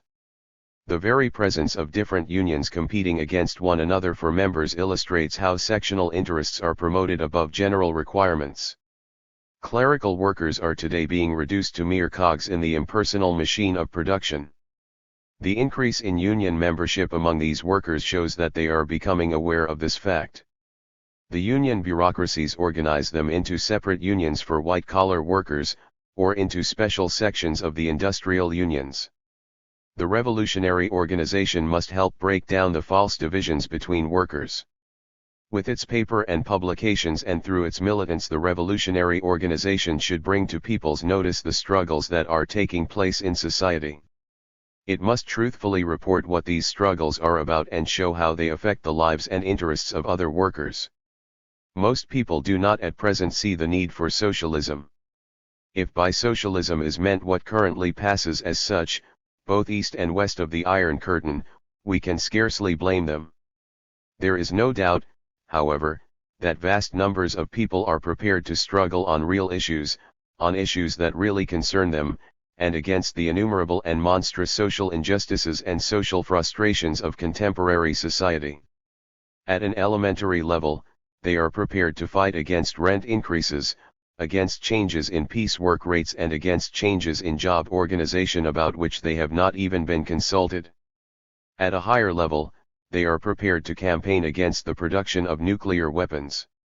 They are constantly challenging the various solutions to these problems, imposed upon them from above. How can this challenge be generalized? How can it be transformed into one directed against the very society which perpetuates the division of men into order givers and order takers? The revolutionary organization must assist people engaged in a struggle against exploiting society to understand the need to act in an organized class way and not as isolated groups with limited or sectional objectives. Is the socialist society a utopian dream? The answer depends on how one sees the development of socialist consciousness. The Bolsheviks, Stalinists and Trotskyists, both endorse Lenin's statement, "The history of all countries shows that the working class, exclusively by its own efforts, is able to develop only trade union consciousness." 53. The adherents to this theory, quite logically, consider it the job of professional revolutionaries to plan the strategy, organize the taking of power and take all the decisions for the instituting of the socialist society. Lenin, the firmest advocate of this reformist and reactionary idea which was borrowed from Koski 54, went so far as to applaud the Webb's ironical and scornful comments about the attempts of the British workers to manage their own trade unions. 55. We completely reject this idea. First, because it attempts to impose upon workers a relationship to their leadership which is a replica of the relation already existing under capitalism. The effect would only be to create apathy and the alienation of the masses, conditions which powerfully assist the growth of decision-taking groups, which rapidly assume increasing managerial functions and which, however well-intentioned originally, rapidly start settling matters in their own interests and become exploiting groups and bureaucracies. We believe that people in struggle do draw conclusions which are fundamentally socialist in content. Industrial disputes, particularly in Britain, frequently take on the character of a challenge to managerial rights. Workers constantly dispute the boss's right to hire and fire. Strikes regularly take place over employers' attempts to reorganize and rationalize production. In these, workers counterpose their own conceptions and ideas of how production should be organized to those of the employers. Such disputes not only undermine the whole authoritarian, hierarchical structure of capitalist relations, they also show quite clearly that people are repeatedly seeing the need to organize production, which is the basis of all social life, as they think best. During the Hungarian Revolution of 1956, the workers' councils demanded drastic reductions in wage differentials, called for the abolition of piecework and introduced workers' management of industry. These organizations of political and industrial rule, far more important than the Nagy government, were based on elected and immediately revocable delegates. The Hungarian Revolution followed the tradition first established by the Commune of 1871. But the aims of the Hungarian workers went further than those of any previous revolution. In the anti-bureaucratic nature of their demands, the Hungarian workers showed that they were fighting for something which will become the fundamental feature of all workers' struggles in this epoch. Such a program is far more revolutionary and more profoundly socialist in character than anything advocated by any of today's so-called socialist parties. The Social Democrats and Bolsheviks look either to war or economic misery as means of converting to socialism. It is primitive and insulting to believe that people are unable to oppose exploiting society unless their bellies are empty or their heads about to be blown off. That this is untrue is shown by the innumerable disputes which take place in the motor industry. Car workers, despite their relatively high wages, fight back against employers' attempts to establish an ever more rigid control over workshop conditions. Often employers are prepared to pay more money if workers will give up their hard-won rights in the workshops. Workers often reject this bribery. Capitalist and bureaucratic societies both seek to subordinate the great majority to the needs of their ruling groups. The rulers attempt to impress the stamp of obedience and conformity onto every aspect of social life. Initiative, intellectual independence, creativeness are crushed and despised. Unless man can develop to the full these, his most precious qualities, he lives but half a life. Men want to be something more than well-fed servants. The desire to be free is not a pious liberal phrase, but the most noble of man's desires. The precondition of this freedom is, of course, freedom in the field of production, workers' management. There can be no real freedom and no real future for humanity in an exploiting society. The path to freedom lies through the socialist revolution. The resentment of people today against the stifling and degrading relations imposed upon them by class society provides the strongest driving force towards the socialist future. 3. How? What type of organization is needed in the struggle for socialism? How can the fragmented struggles of isolated groups of workers, of tenants, of people opposed to nuclear war be coordinated? How can a mass socialist consciousness be developed? In parts 1 and 2 we were quite emphatic about what we didn't want. We looked at all the traditional organizations and found both in their doctrine and in their structure mirror images of the very society they were allegedly fighting to overthrow. We would like now to develop some of our conceptions of what is needed. Our suggestions are not blueprints. Nor are they intended as the ultimate and final word on the matter.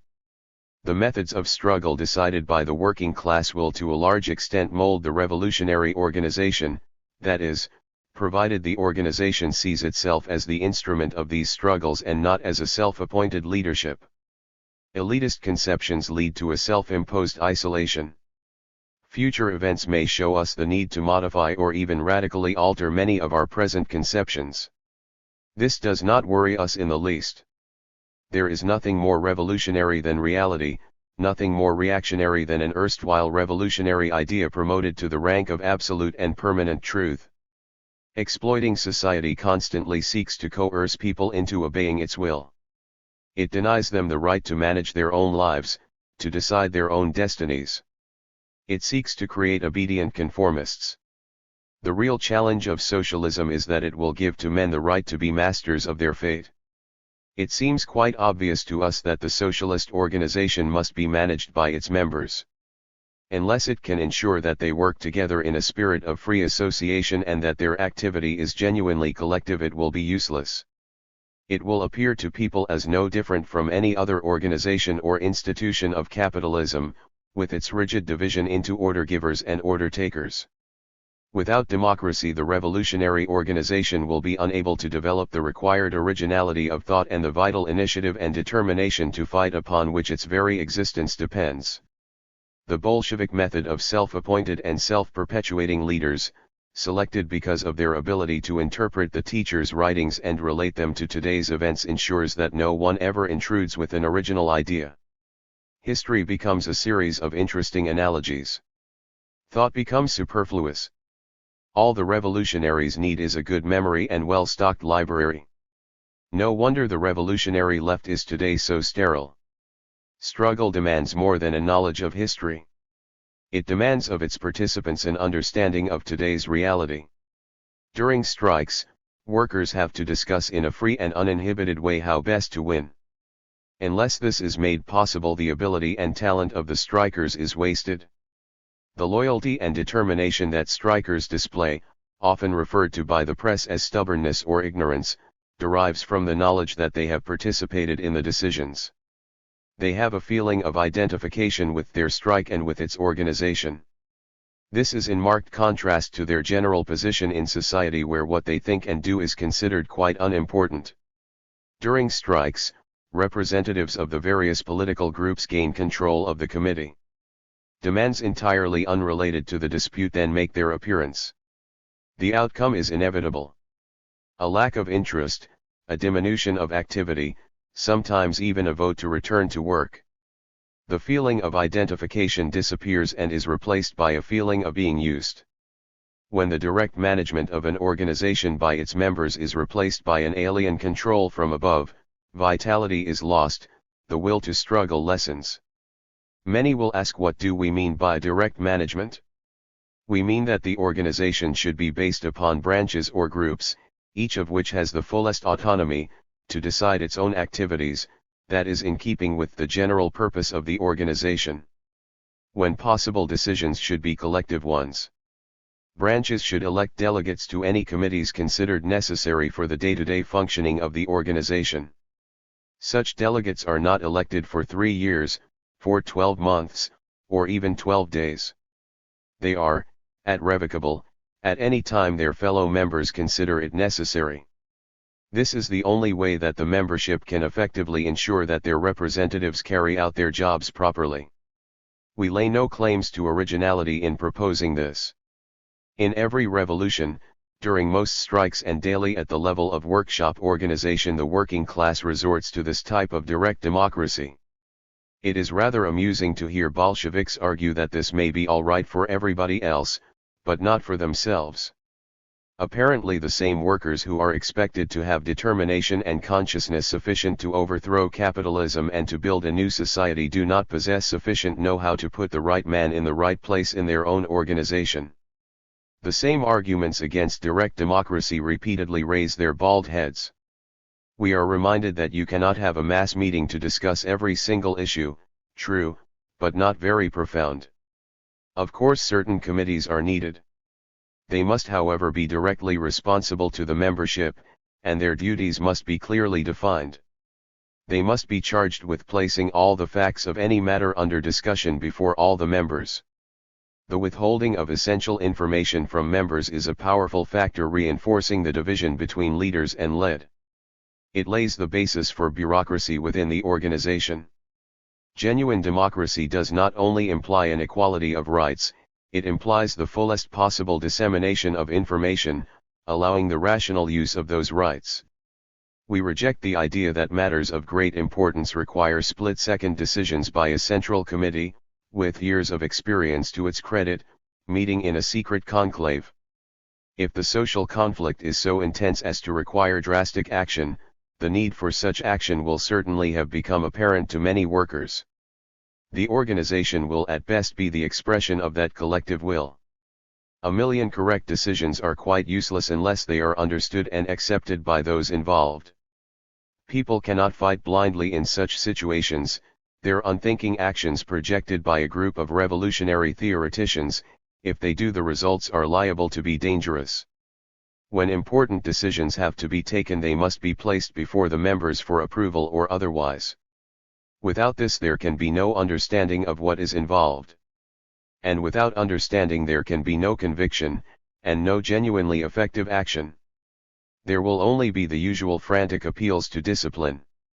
And as Zinoviev once put it, discipline begins where conviction ends. Our critics will ask us about differences of opinion within the organization. Should not the majority decisions be binding on all? The alternative, we are informed, is ineffectiveness. Again, there are precedents to which we may refer, the real experiences of workers in struggle. During strikes, and even more so during revolutions, big issues are at stake. Fundamental decisions have to be taken. In these circumstances, the members will automatically expect of each other full and active participation.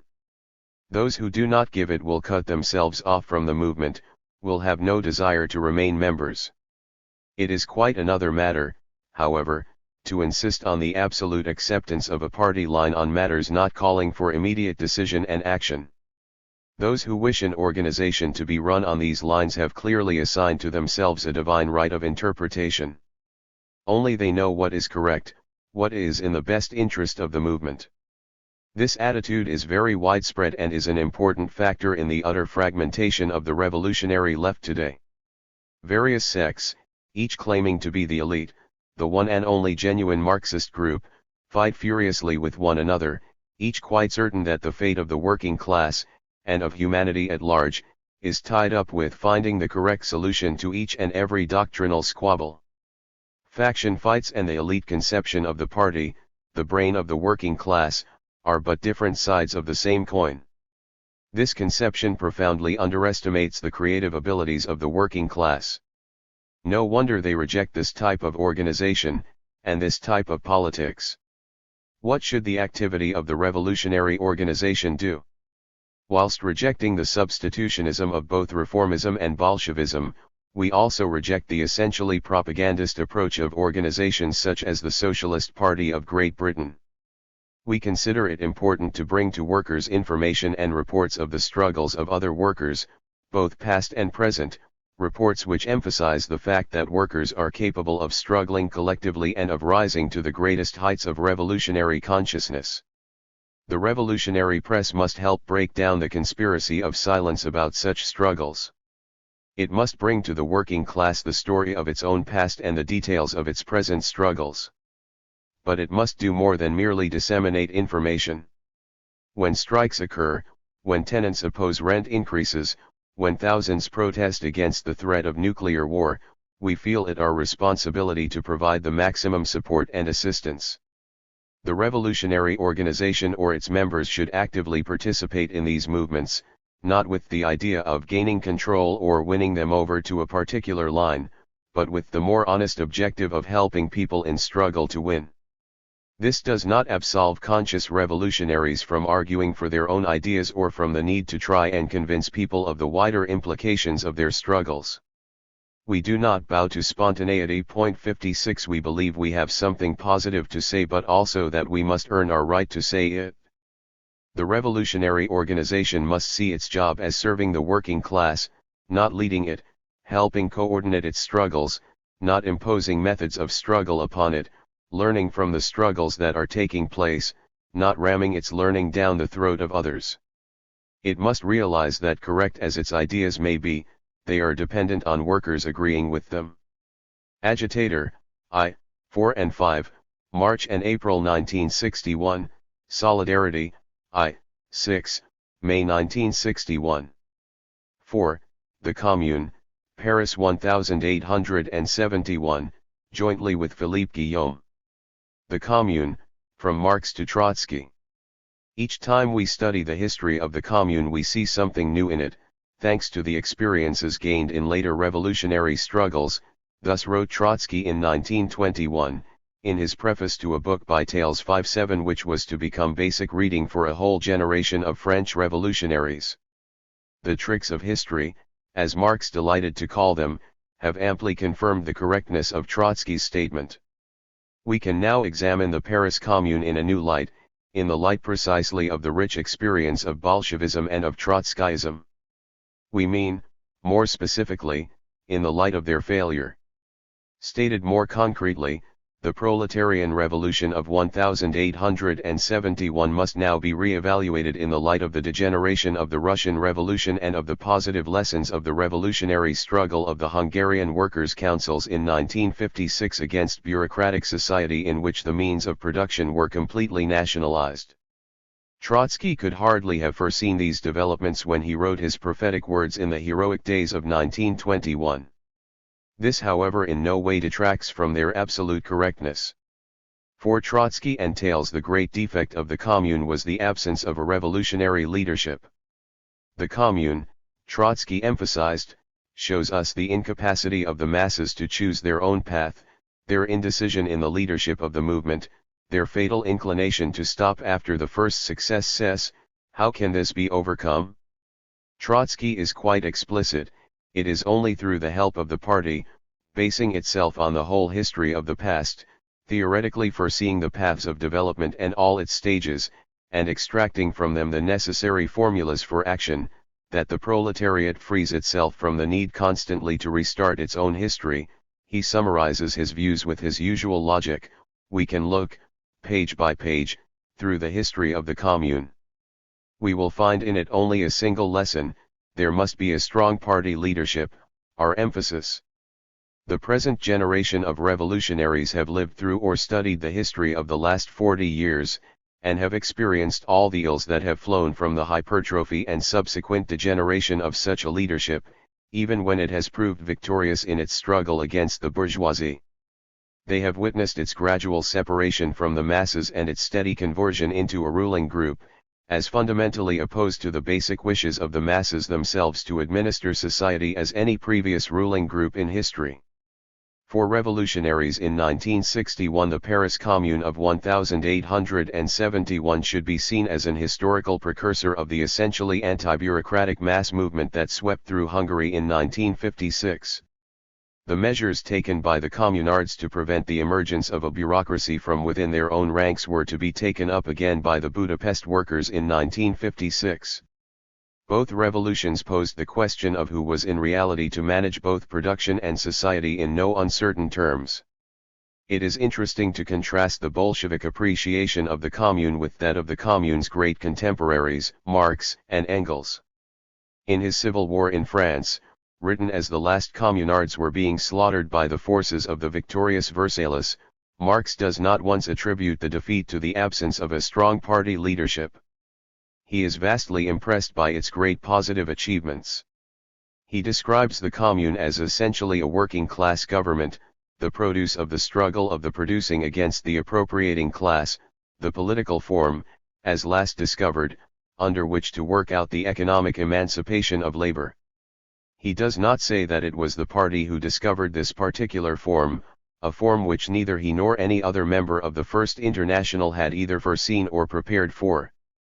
The masses in struggle themselves created this form of organization, just as in 1905 they were themselves to create the Soviets, at first denounced by the Bolsheviks as sectarian organizations.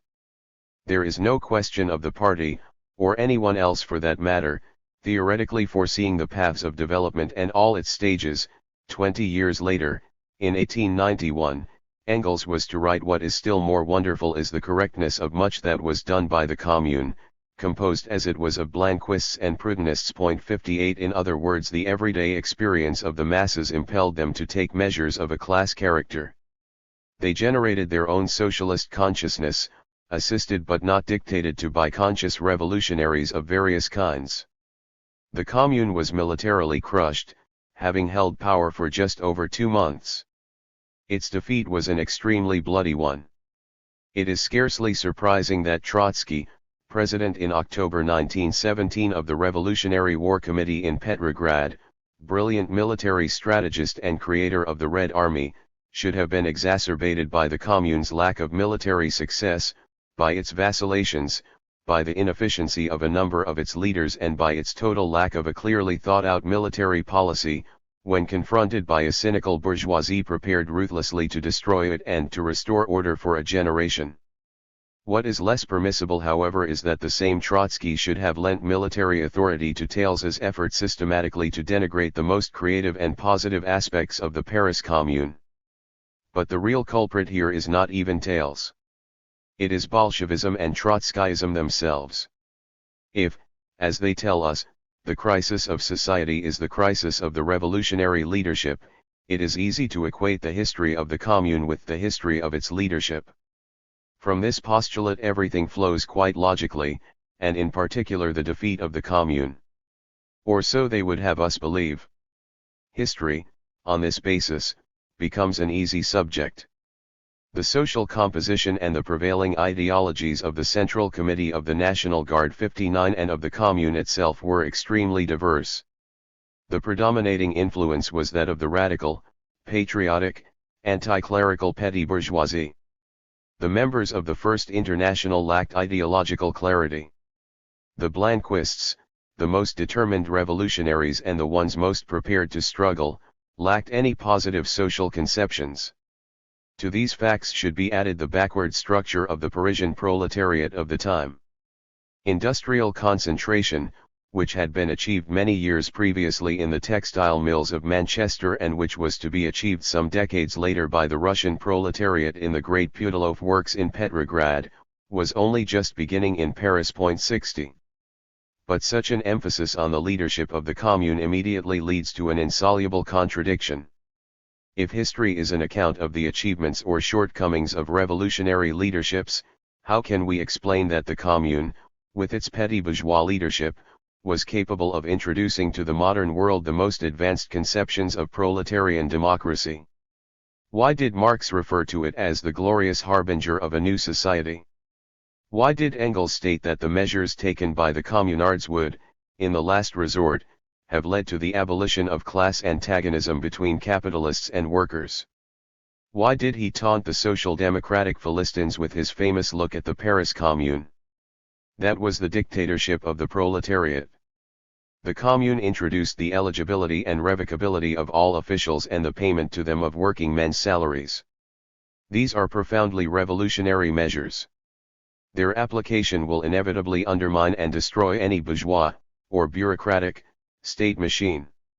These demands introduce complete popular domination of the civil administration, of the army and of the judiciary. They lead to the creation, from below, of a completely new kind of social organization. The October Revolution, in its early days, sought to implement these demands. The developing Stalinist bureaucracy sought ruthlessly to destroy them. Nearly a century after they were first put forward by the communards, they still form the basis of all genuinely revolutionary struggles. Marx stated that the communards had stormed heaven. Thales explains that the story of the Commune is the story of the failure of a radical anarchist petty bourgeois leadership. His explanation is also peddled today by the crudest of Stalinists. This is no accident. In March 1961, during the 90th anniversary celebrations in Paris, Ghirotti, Stalinist senator for the Seine department and university pen pusher in the cause of Stalinism, completely unknown in England, and rightly so, declared, "The great lesson of the Commune is that the working class can only overcome its enemies under the leadership of a revolutionary party. It is essential to grasp this fundamental precondition of revolutionary victories at a time when some people under the pretext of a creative development of Marxism-Leninism are leading us back to the worst illusions of pre-Marxist socialism, to petty bourgeois anarchism, to Prudhonism, or to Blanquist adventurism." Sundry Trotskyists and non-Trotskyist Leninists would agree with every word of this. 61 In so doing they reveal themselves worthy successors of those Marx castigated as mere ballers, who by dint of repeating year after year the same set of stereotyped declamations, have sneaked into the reputation of revolutionists of the first water. How did it come about, we would ask these gentlemen, or at least those of them who refuse to accept that Russia is in any sense a socialist society, that in the 20th century all revolutionary movements, despite their repeated victories over and expropriations of the bourgeoisie, and despite the drastic changes they have introduced in the property relations, have failed to bring about socialism, that is a fundamental change in the relations of production, in the relation of man to man in his labor and in his social life? To answer this question one needs a very different conception of history than that of Thales or of the Bolsheviks. A serious study of the Commune, which we cannot here undertake in full, will suggest some of the answers. The real history of the Commune is the history of the masses themselves, struggling for fundamentally different conditions of existence, and not primarily the history of leadership. Seen in this light, the history of the Commune has still to be written. The Commune, a creation of the people. The workers, artisans, and ordinary people of the period did not conceive of social life, least of all their own, in terms of universal concepts, but in terms of action. 9 workers out of 10 still do so today. Action is their language. It is in fact the only language of which they have acquired complete mastery. For intellectuals, words are often a substitute for action. For workers, actions are a form of speech. To add to revolutionary theory in the course of revolutionary action is the essential task of the revolutionary proletariat. 62 This was the immortal contribution to revolutionary theory of the Parisian workers in 1871 and of their successors, the Hungarian workers of 1956. Such was the language of the Commune, which socialists must now attempt to decipher. The decisive date in the history of the Commune is March 18, 1871.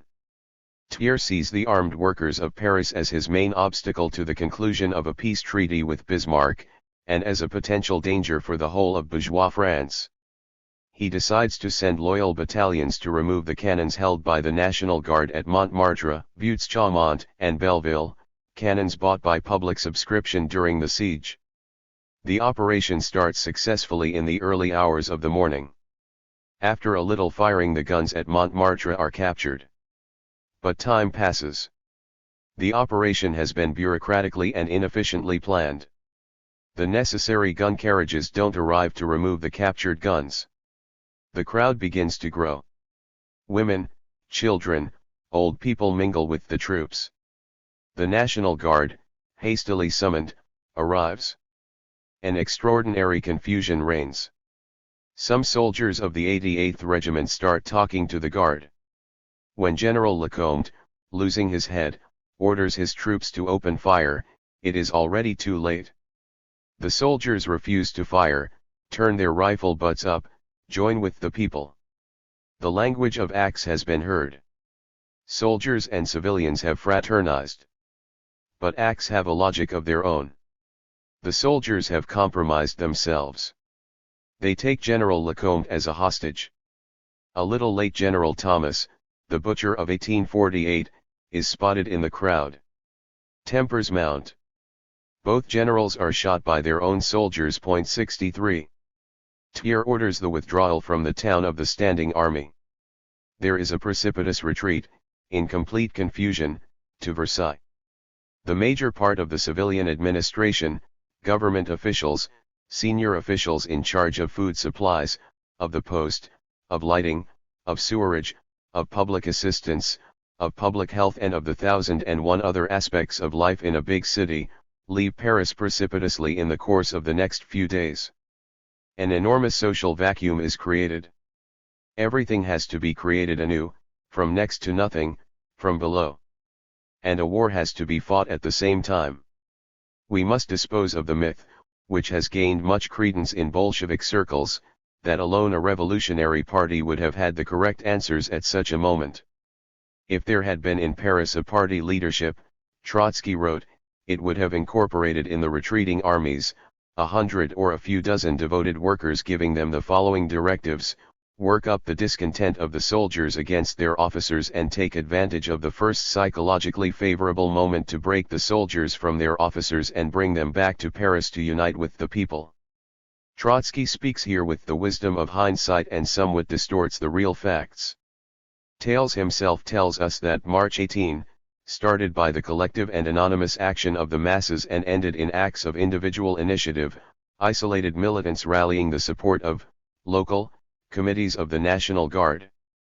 On March 19 leading Blanquists such as Eudes and Duval proposed an immediate march on Versailles, but their proposals encountered no echo on the Central Committee. A far-sighted minority had a fairly clear idea of what was required. That the majority were not at that stage prepared to follow their advice was a regrettable fact, but was also an objective element in the real situation. To argue that if there had been a revolutionary party, this or that would have followed is like arguing that if my aunt had, she would be my uncle. What of the creative activity of the Commune? What were its prevailing moods and the level of consciousness of its participants? These are clearly enumerated in Engels's 1891 Introduction to Marx's Civil War in France. We don't apologize for reproducing the relevant passage, in full. On March 30 the Commune abolished conscription and the standing army, and declared the sole armed force to be the National Guard, in which all citizens capable of bearing arms were to be enrolled. It remitted all payments of rent for dwelling houses from October 1870 until April, the amounts already paid to be booked as future rent payments, and stopped all sales of articles pledged in the municipal loan office. On the same day the foreigners elected to the Commune were confirmed in office, because the flag of the Commune is the flag of the World Republic. On April 1 it was decided that the highest salary to be received by any employee of the Commune, and therefore also by its members themselves, was not to exceed 6,000 francs. On the following day the Commune decreed the separation of the Church from the State, and the abolition of all state payments for religious purposes as well as the transformation of all church property into national property, as a result of which, on April 8, the exclusion from the schools of all religious symbols, pictures, dogmas, prayers, in a word, of all that belongs to the sphere of the individual's conscience, was ordered and gradually put into effect. On the 5th, in reply to the shooting, day after day, of captured Commune fighters by the Versailles troops, a decree was issued for the imprisonment of hostages, but it was never carried into execution. On the 6th, the guillotine was brought out by the 137th Battalion of the National Guard, and publicly burnt, amid great popular rejoicing. On the 12th, the Commune decided that the Viceroy column on the Place Vendôme, which had been cast from captured guns by Napoleon after the War of 1809, should be demolished as a symbol of chauvinism and incitement to national hatred. This was carried out on May 16. On April 16 it ordered a statistical tabulation of factories which had been closed down by the manufacturers, and the working out of plans for the operation of these factories by the workers formerly employed in them, who were to be organized in cooperative societies, and also plans for the organization of these cooperatives in one great union. On the 20th it abolished night work for bakers, and also the employment offices, which since the Second Empire had been run as a monopoly by creatures appointed by the police, labor exploiters of the first rank. These offices were transferred to the mayoralties of the 20 arrondissements of Paris. On April 30 it ordered the closing of the pawn shops, on the ground that they were a private exploitation of the workers, and were in contradiction with the right of the workers to their instruments of labor and to credit.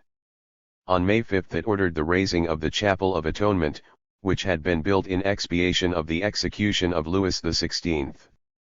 Thus from March 18 onwards the class character of the Paris movement, which had previously been pushed into the background by the fight against the foreign invaders, emerged sharply and clearly. As almost only workers, or recognized representatives of the workers, sat in the Commune, its decisions bore a decidedly proletarian character.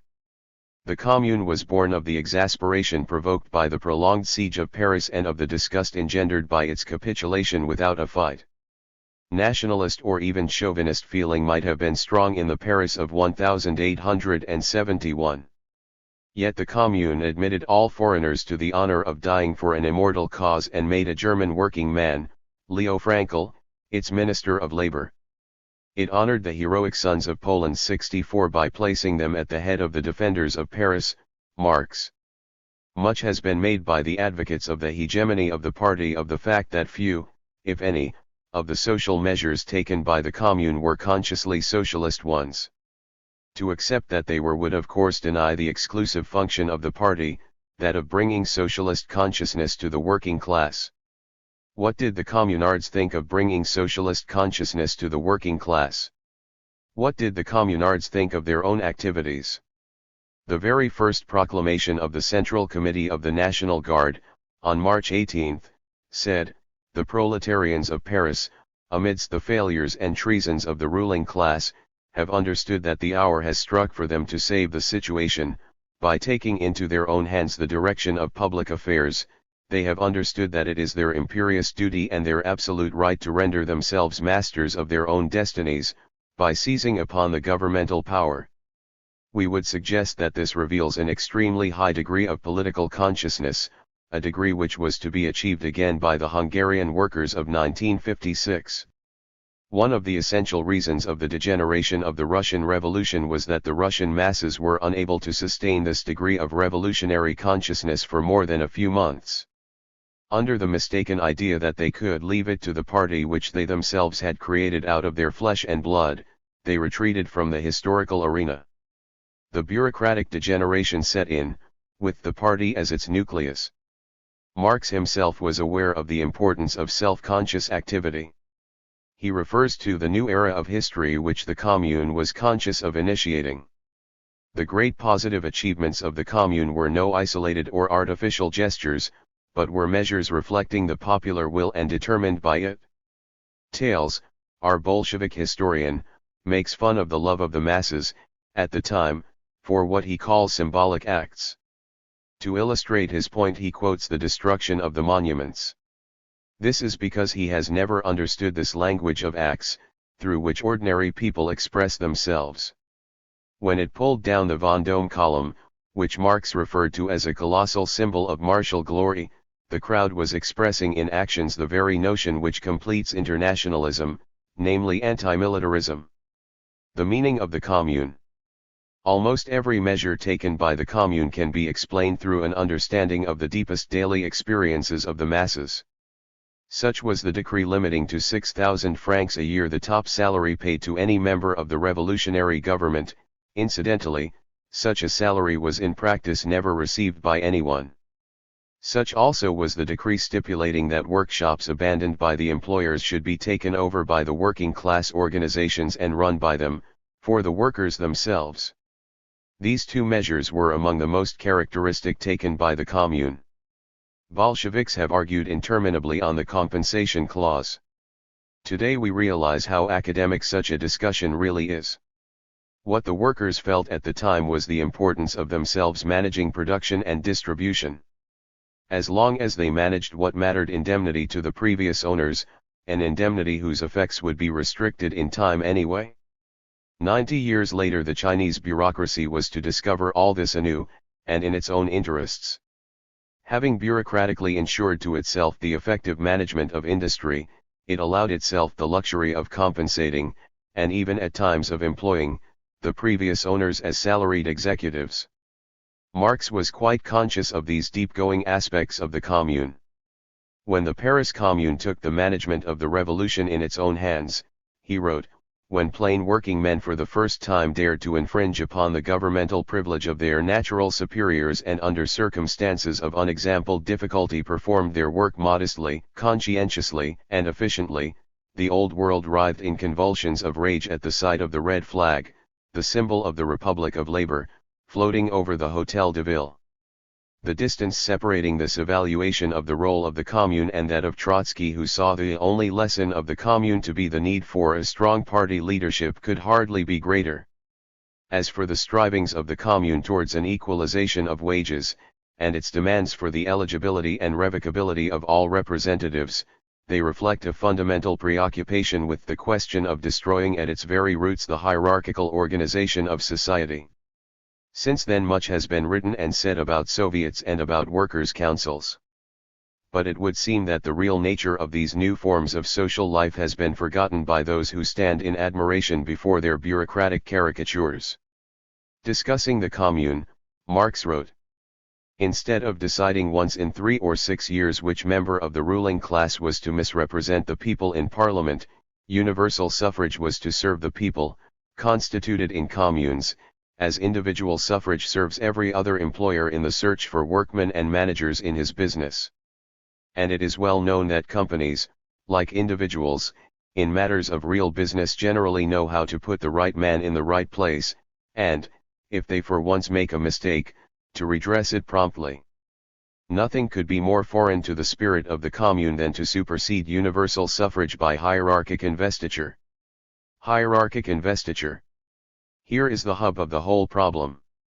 How is the hierarchical structure of society to be destroyed and superseded? The Commune showed in its acts how this was to be done. At all levels, all officials and functionaries were to be elected. And all were to be removable by those who elected them. Direct election and permanent revocability are clearly not panaceas for the solution of all problems. But in themselves they carry the seed of the most profound transformation of society. An officer or a magistrate whom one elects and whom one controls at all times is already no longer fully an officer or a magistrate. This is the yardstick by which one can begin to measure the withering away of the state. The real content of this withering away is precisely the progressive elimination of hierarchical investiture and of hierarchical institutions. Engels was quite emphatic on this question. Again referring to the Commune, he stated the working class must safeguard itself against its own deputies and officials, by declaring them all, without exception, subject to recall at any moment. Our emphasis. There has been much misunderstanding about the significance of the communal regime, some of it patently dishonest. Thus Trotsky, correctly criticizing some of the leaders of the Commune, could give vent to his sarcasm. Paris, you see, is but one commune among many others. Paris does not wish to impose anything on anyone. Paris does not struggle for a dictatorship other than the dictatorship of example.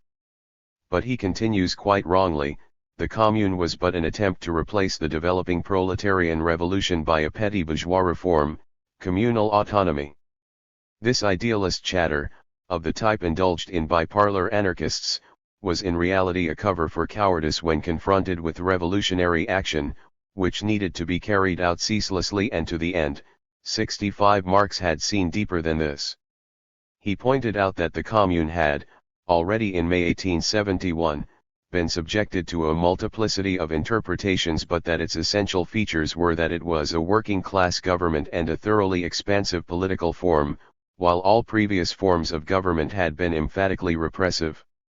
The most significant aspect, however, of the Paris Commune is that it created social forms which in a sense define socialism itself, social forms which serve as yardsticks for proletarian revolutions past, present and to come. These forms provide criteria for analyzing the social nature of any particular regime. Nearly a century later, societies can still be looked at according to categories established by the Paris Commune. And it is most revealing how clearly things fall into proper perspective when one confronts the Russian or Chinese realities of today with the first, short, hesitant experience in 1871 of a gradually proletarian revolution and of genuine working-class power. Paris 1871, Hungary 1956. The Hungarian Revolution of 1956 is seen in a completely new light when looked at with the proletarian experience of 1871 in mind. There are both superficial and deep analogies. The central facts of the Hungarian Revolution were firstly the active participation of the masses and secondly the anti-bureaucratic and anti-hierarchical character of the most spontaneous and deepest-going demands of the working class, demands which emerged more and more clearly as the workers' councils became the sole revolutionary force, in the later stages of the struggle. In the first stages of both revolutions one sees the civilian crowds, women, children, old people, massively erupt onto the scene. Their total participation paralyzes for a while the intervention of the enemy.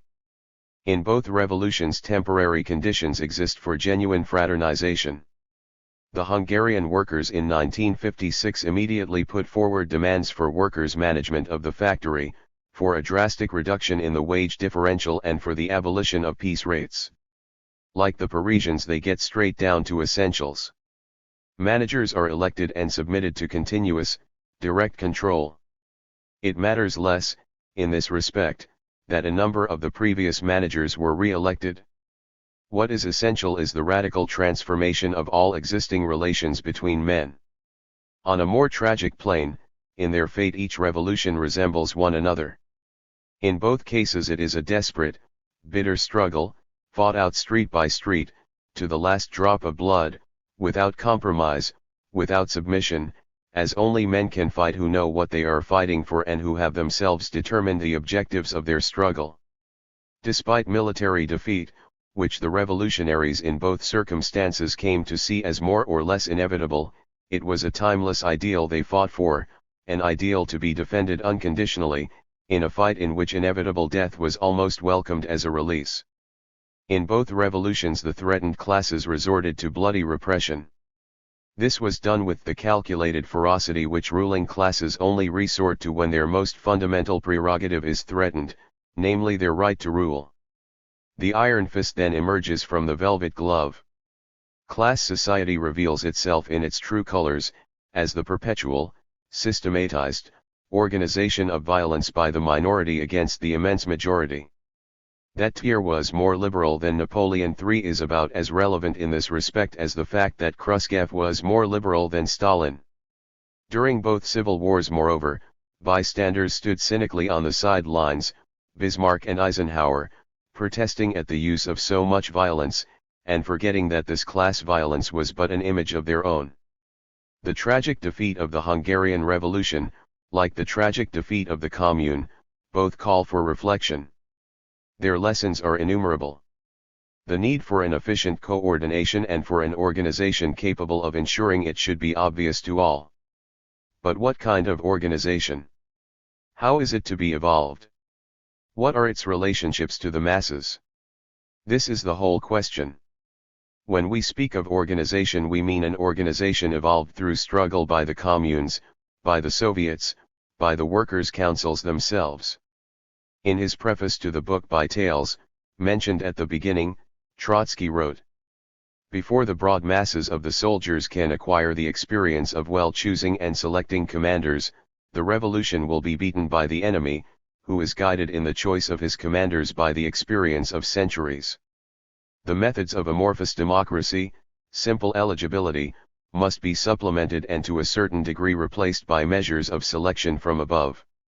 The revolution must create an organ composed of experienced, reliable organizers in which 166 can have absolute confidence, and give it full powers to choose, designate and educate the command.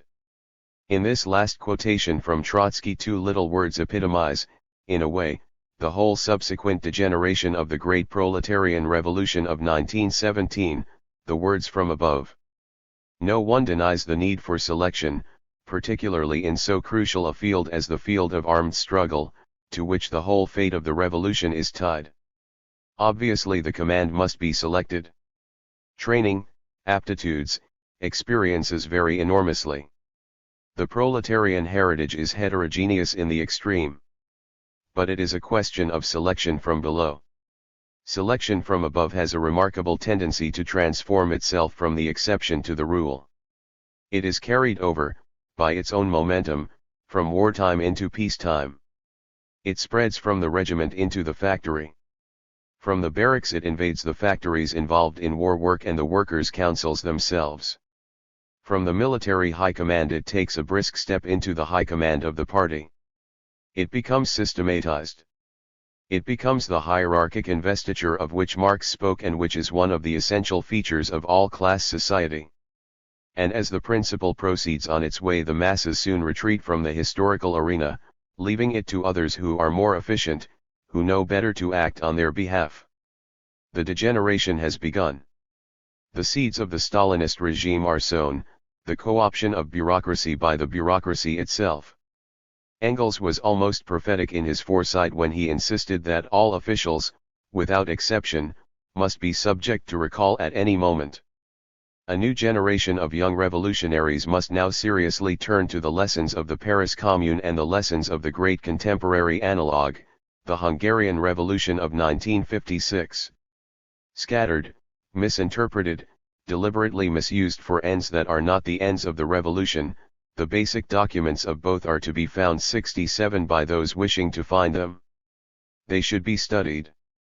Both revolutions are of fundamental importance to the socialist movement, and to an understanding of the class struggle in our epoch. Solidarity, I. 6, May 1961. 5. Introduction to Paul Cardan, The Meaning of Socialism. The following text originally appeared, in a somewhat different form, in the spring 1961 issue of International Socialism. It was written by Paul Cardan, one of the editors of the French magazine Socialisme ou Barbarie. A fundamental restatement on the objectives of the socialist movement is, we believe, imperative. The left today is not noted for the originality of its thought, the intelligibility of its message, or for its mass appeal. Its main features are in fact its conservatism, its antiquated, almost ritualistic jargon, and its utter isolation. Its adherents whistle in the dark. Followers are consoled with assurances that the stagnant years are only temporary. The capitalist crisis will sooner or later descend upon us. The day of the sex will then arrive. Meanwhile influence wanes. Circulation of papers and magazines dwindles. The jargon becomes more rarefied, more obscure and more irrelevant. Few have the temerity to challenge the hallowed concepts. Those who do are quickly excluded as pariahs or agents of the counter-revolution. Or they are accused of throwing the baby away with the bath water. But what is it really that is going down the drain? Is it a viable infant, or is it some putrefying abortion that has been poisoning the water for several decades? 44 years after the Russian Revolution and 16 years after World War II, the infallible dogmas of yesterday still serve as good coin. The fact that people display an ever-increasing indifference is scarcely noticed by the self-appointed repositories of revolutionary rust. The decay of the Marxist left is due, we believe, to its refusal to recognize the new reality. We are reminded of some of the leaders of the Paris Commune of 1871, who tragically attempted to garb that essentially proletarian movement in the phrases of the petty bourgeois radicals of 1793. The crises and contradictions of exploiting society have not lessened. They express themselves, however, in forms that differ from those accepted in the classical left. The standard of living of the working class has not worsened under capitalism. In this respect, John Strachey is right and the orthodox Marxists wrong. But other, more important changes have taken place. Proletarianization has proceeded relentlessly. Thousands of jobs and professions formerly requiring skill and training and offering their occupants status and satisfaction have today been stripped of their specialized nature.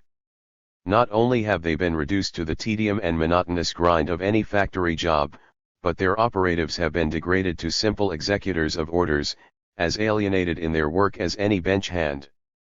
Marxists would be better employed analyzing the implications of this important change in the social structure rather than waving their antiquated economic slide rules at Strachey.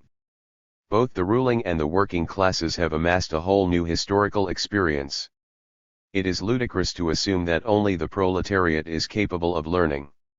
The wholesale nationalization of the means of production in Russia and increasing state intervention in economic affairs in the West have shown that the abolition of private ownership and state planning do not of themselves lessen exploitation or bring socialism any nearer. Such measures may in fact strengthen the grip of the rulers and save their economies from the recurrent slumps which were once such a common feature of capitalism. They are accepted by progressive capitalism and bureaucracy alike. All this necessitates a complete change in emphasis in socialist propaganda. Precisely what we mean is well illustrated in Cardan's article. A number of urgent questions confront us. What is the nature of exploitation in the contemporary world?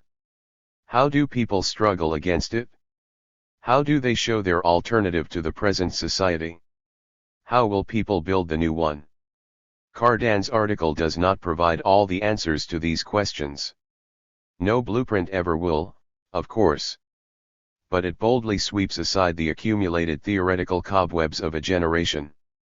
It attempts to discuss real problems and avoids the fruitless and endless arguments about interpretations of socialist holy writ. In our opinion, this is reason enough why it should be widely read. Solidarity Pamphlet 6, September 1961. 6. Preface to Paul Cardan, The Meaning of Socialism. In September 1961, Solidarity first published this text in pamphlet form. Several hundred copies were sold within a few weeks. In the course of the last 4 years we have had to reprint on 4 occasions and the total number of copies out is now nearly 2,000. The sustained interest in and demand for this pamphlet has encouraged us to reprint yet again, this time on a much larger scale. The slow disintegration of traditional socialist ideology has produced an enormous theoretical vacuum. The ideas outlined in this pamphlet are a contribution, however small, to filling this void. The return of a labor government, now seeking efficiently to administer capitalist society, in the interest of those who own the means of production and manage the productive machine, the collapse of the Young Socialists movement, the best illustration to date of the participation-exclusion dilemma confronting the bureaucratic organizations in their relations with their members, the increasing campaign, jointly waged by management and the trade union bureaucracies, against unofficial action in industry, the betrayal of layer after layer of reformist, Stalinist, or Trotskyist-supported leaders, all highlight the need for a basic restatement of socialist objectives and for a rethinking of socialist strategy and methods of action. The pamphlet is not a blueprint for a socialist society. The content and form of such a society will be determined by the masses themselves, in struggle, and not through theoretical speculation by even the most revolutionary of revolutionary theoreticians. We hope, however, that the pamphlet will play its part in the development of the consciousness necessary for this gigantic task of social transformation. The pamphlet is aimed primarily at those breaking with the organizations of the traditional left. We think it will provide them with a whole new system of ideas with which to analyze, comprehend, and challenge the all-pervasive bureaucratic society around them. It argues in terms with which they will be familiar. It will, we hope, assist them to purge themselves of the hangover of traditional ideas and concepts which are almost inevitably carried over, following a sudden organizational break with a traditional organization, whether reformist or Bolshevik. We are confident that these ideas, denounced as premature, utopian, and sectarian when they were first published, will continue to make headway in the months and years to come. The fact that they correspond to today's reality, and that they are seen to correspond to it, is the best guarantee of their ultimate success. Solidarity Pamphlet 6, 2nd edition, November 1965. 7. Introduction to Paul Cardan, Modern Capitalism and Revolution. This small book is an attempt to describe the main features and to analyze the dynamic of modern, fully industrialized, capitalist societies from a revolutionary socialist point of view. It attempts, for the world of 1965, what Marx attempted 100 years ago, in relation to the world around him. What are the dominant features of modern societies? In what respect do they resemble and in what respect do they differ from the capitalist societies of the 19th century? How have they altered over the last few decades, not only in their economic structure, but in the content of their ideologies and in the function of their institutions? What are the attitudes within them of both rulers and ruled, and what has molded these attitudes? In what respect do these societies differ from the mental image most revolutionaries still have of them? What ensures their apparent cohesion? And what are the sources of their crises? Does their development, finally, still create the conditions of a socialist revolution? Many of the ideas discussed will be new to those nurtured, ideologically, in the traditional left, whether Marxist or anarchist. The main text has therefore been prefaced with a short synopsis of the argument as a whole, which is then amplified in the following chapters. The first few chapters define the areas to be discussed. Starting from the phenomenon of political apathy, bemoaned and misunderstood by professional politicians, trade union officials, interest trots and the anti-bomb movement alike, Cardan seeks to document the profound changes in economic framework and prevailing ideology, brought about by the last 100 years of continuous working-class struggle. The analysis is extrapolated, as the author seeks to outline the economic and political relationships which would pertain in a society of total bureaucratic capitalism. But these early chapters go even further. They seek to clear the ideological decks, to break decisively with a method of thinking that has wrought havoc in the ranks of the left. Taking Marx's profoundly true statement that the dominant ideas of each epoch are the ideas of its ruling class, Cardan seeks to apply this concept to Marxism itself. Marxism was not born and did not develop in a political vacuum, but in the capitalist society of the 19th century. Cardan attempts to discover what it was in traditional revolutionary theory which led, and still leads, successive generations of revolutionaries to make such absurdly false prognoses and to equate the essence of capitalism with the features of a society that capitalism had not yet sufficiently permeated and controlled.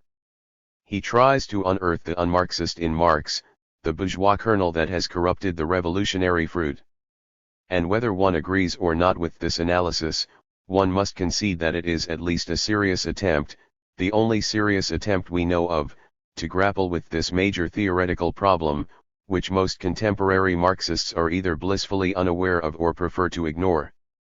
The next few chapters define, describe, and analyze the bureaucratic phenomenon. They show how, starting in the process of production, bureaucratization, the organization and control of activity from the outside, gradually invades all aspects of social life, destroying the meaning of work, creating mass irresponsibility, corroding the content of politics, disrupting the channels of communication, not only between rulers and ruled, but within the ranks of both rulers and professional revolutionaries, corrupting all traditional values, including the revolutionary ones, and rendering the rational management of modern industrial societies by bureaucratic elites increasingly difficult. The book then examines the crises of bureaucratic society and discusses why the bureaucratic project is likely to fail. The bureaucratization of society is seen as preparing the ground for a libertarian resurgence, deeper in socialist content and closer to fundamental human aspirations than any previous revolution in history. And because action is what distinguishes the conscious revolutionary from the philosopher or sociologist, the text concludes by defining some principles which should form the basis of meaningful revolutionary activity today. These are the ideas which have guided solidarity since its inception and which are now recognized as relevant by increasingly numerous people, often starting from very different premises. There is finally an appendix, for those whose blind, but usually uninformed, loyalty to Marxist economics prevents them from seeing the world as it is. We urge these comrades to read this appendix carefully, for it not only takes the economic analysis of state capitalism further than Marx did, or could, but it does so using Marx's own categories. Having completed this task, it then puts the whole problem where it belongs, well in the background. We have deliberately placed these comments at the very end of the book. Socialism is not fundamentally about production or about productivity. It is not even fundamentally about consumption. It is about freedom. It is about the relations between people, both in production and out of it. It is about the relation between man and his work and between man and the social institutions he creates. Control of the economy is but a means to these ends.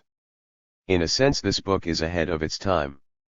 It describes phenomena which are not as yet universal, which in many places only manifest themselves as tendencies, which do not yet apply in many areas of the world, but which in the absence of socialist revolutions will almost certainly become the dominant pattern in years to come. At first these ideas may only be accepted by a small minority. But we are confident they will make their way.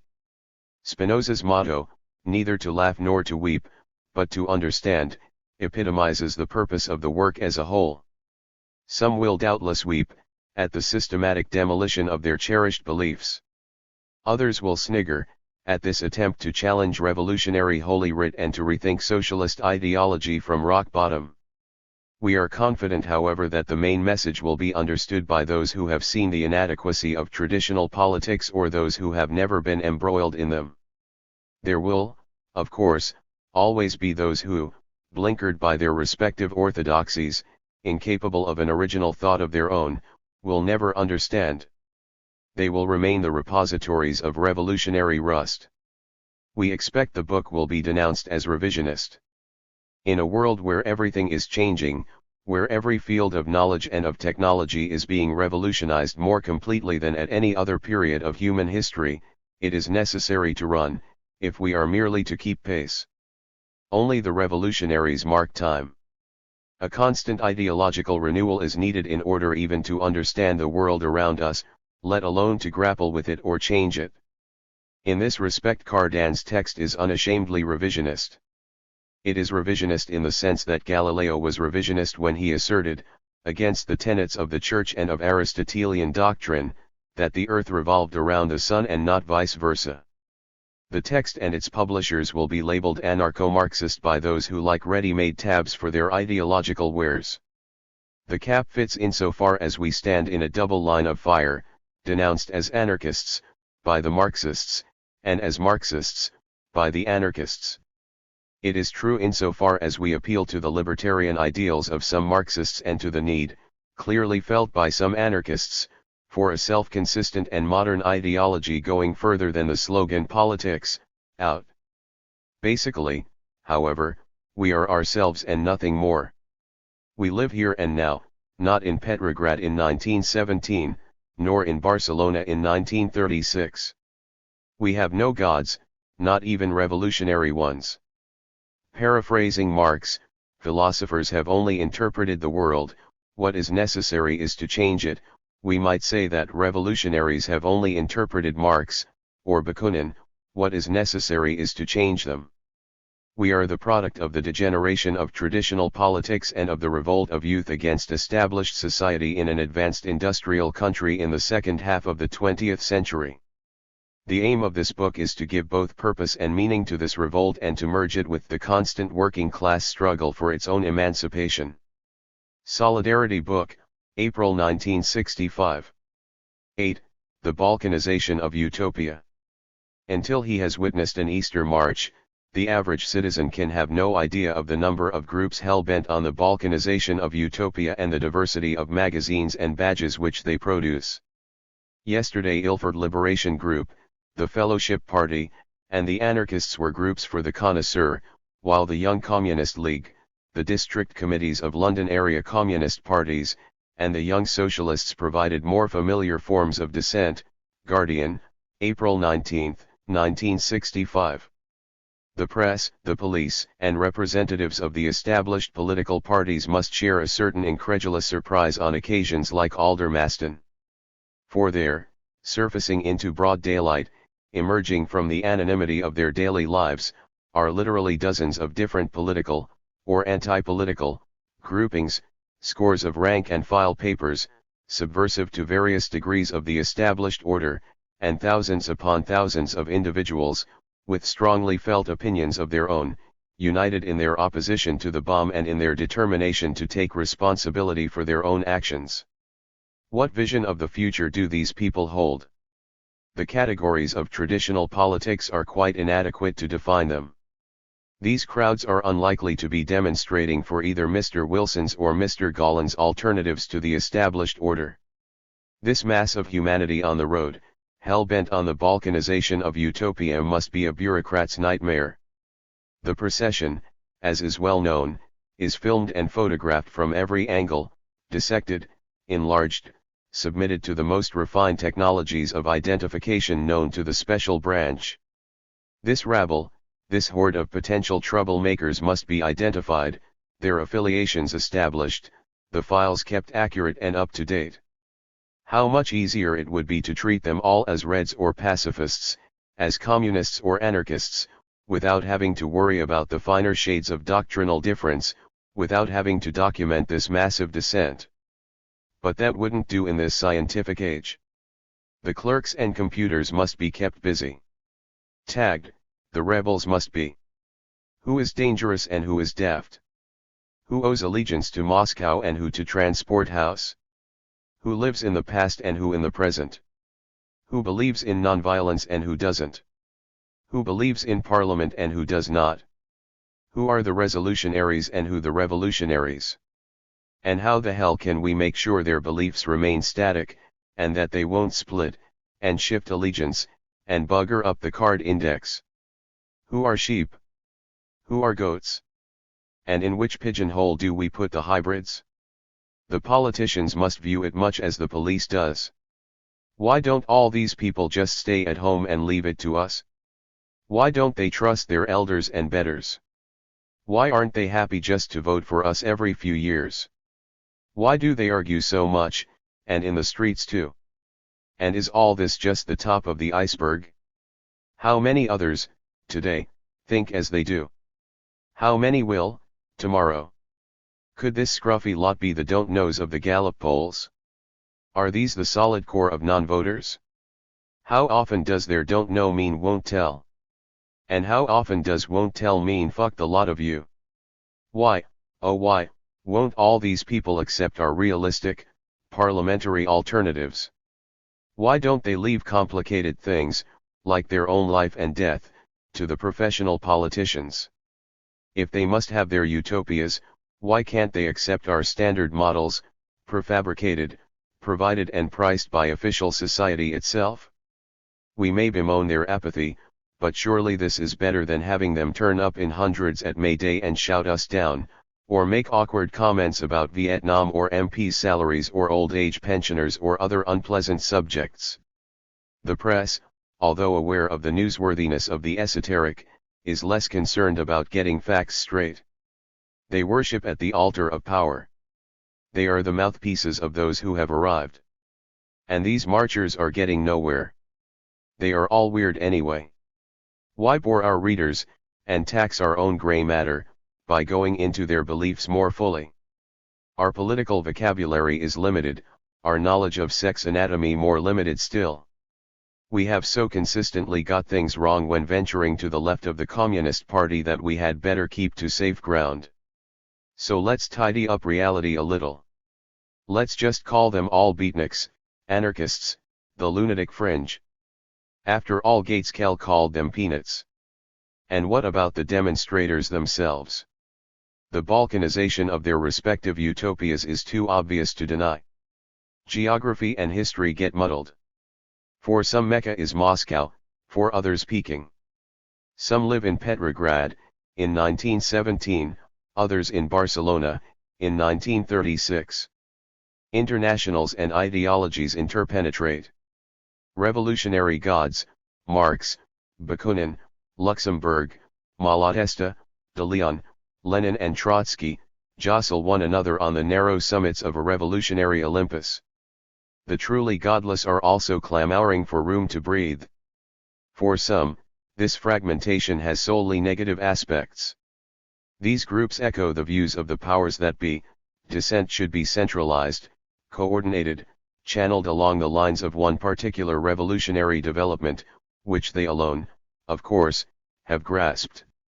Everything else is diversion and irrelevance. They alone are the conscious agents of an almighty historical providence. They alone have understood the laws of history. They alone are carried forward by the historical flood tide. Such groups are elitist to the core. They, and they alone, are potential leaderships. Other groups are dangerous competitors in the permanent auction for revolutionary clientele. The masses, by themselves, can do nothing. They are but an amorphous infantry at the disposal of a self-appointed general staff of revolutionary generals. That ordinary people could themselves make history, and could make it in ways unforeseen and unsuspected by the professional revolutionaries, would never occur to the residual legatees of Bolshevism. History is thus turned upside down. Monolithic conceptions of the road to utopia foreshadow utopias in their own image, i.e. monolithic to the core. For others in the movement, men make their own history, and in ways much wider and fuller than is usually conceded. There is no one road to utopia, no one organization, or prophet, or party, destined to lead the masses to the promised land. There is no one historically determined objective, no single vision of a different and new society, no solitary economic panacea that will do away with the alienation of man from his fellow men and from the products of his own activity. For groups holding such views, the balkanization of utopia need convey no disparaging overtones of incapacity or futility. Established society is being corroded at many points, in many ways, here and now. Hundreds of thousands are contributing to the process, both consciously and otherwise, brick-planting policemen and lying labor politicians, young people rejecting traditional sexual morality and students questioning the categorical imperatives of death for queen and country, train robbers and spies for peace evading arrest month after month, and well-paid trade union officials pontificating about the merits of an incomes policy for their members. All are playing a worthy part in a vast and essential process of demystification. So are South Bank clergymen degodding God and Catholic priests acting as salesmen for Durex. So are Trots still building left wings in the Labour Party and calling on Labour leaders to legislate for workers' control, while Labour MPs vote themselves a £30 a week wage increase and thunder against those who rock the boat. So are French Stalinists supporting de Gaulle and Chinese Stalinists supporting the suppression of the Hungarian Revolution, Negroes exposing the whole fraudulent nature of the American judicial system and White House politicians showing the world their notion of the rule of law in the Dominican Republic. So too, finally, are workers at Paisley using sit-in tactics and having to be carried out by the police, while labor leaders lambast latent Luddites, confer baronet size on the Brockways and Sopers of this world and encourage the half-pissed platitudes of Brother Brown. For those who hold that mass consciousness rather than a change of leadership is an essential precondition of social change, the events of the last few years can be viewed with reasonable satisfaction. Starting from very different premises, various groups are making fundamental critiques of established society. Some have been through the mill of traditional left politics, others not. Some start from their experience in production, others from their experience in the anti-bomb movement, some from the total crisis of culture and values in the ad-mass society, and others still from the void of their own daily lives. These critiques are slowly converging. They are literally plowing up every acre of established thinking, including the so-called revolutionary ideologies. They are preparing a resurgence of libertarian thought and action, based on more genuinely socialist objectives than at any previous period of history. The era of closed ideologies, including totalitarian revolutionary ideologies, is slowly coming to an end. The cults of efficiency, of hierarchy, of production for production's sake, of consumption for consumption's sake, of organization for organization's sake, of ever more, of the same, are slowly being subverted and replaced by genuinely human values. The balkanization of utopia bemoaned by bourgeois and Bolsheviks alike is therefore neither tragedy nor farce. It is the sole guarantee that utopia, if we ever get near to it, will be worth living in. Solidarity, 9 June 1965. 9. For workers' power. The standard of living of workers has improved considerably during the last century. The impoverishment predicted by Marx has not taken place. But capitalism remains an inhuman system where the vast majority are bossed at work and manipulated in consumption and leisure. Increased wages are balanced by speed up and the creation of artificial needs. Both East and West, society is still dominated by ruling classes who control the means of production, use the state in their own interests and who are prepared to risk the destruction of humanity to defend these interests. The decay of the trade unions and of the traditional parties has gone much further than is generally admitted. They cannot be reformed. They have come to terms with the existing system, of which they are now a key part. The degeneration of working class organizations, itself the result of the failure of the revolutionary movement, has been a major factor in creating working class apathy. The same applies to the communist parties. They are equally impotent, and although they seek to create a superficially different kind of society, namely state capitalism on the Russian or Chinese model, their aims can hardly be called socialist. The road to socialism, and socialism itself, means the conscious and independent action of workers. It means the end of the division between leaders and led. By their rigid, hierarchical structure, most revolutionary organizations encourage precisely those divisions. A socialist society will be one in which decisions will be taken by workers' councils, composed of elected and revocable delegates, and where the workers themselves will manage production. The class struggle today takes mainly unofficial forms. Revolutionaries should be active in these struggles rather than attempting to take over the traditional organizations. Working class resistance to the employers and the union leaders is as strong as ever. But these struggles are mainly reflex actions, their aims are inevitably limited. If the working class is to learn and generalize its experiences, and if it is to struggle for socialism, it must form revolutionary organizations.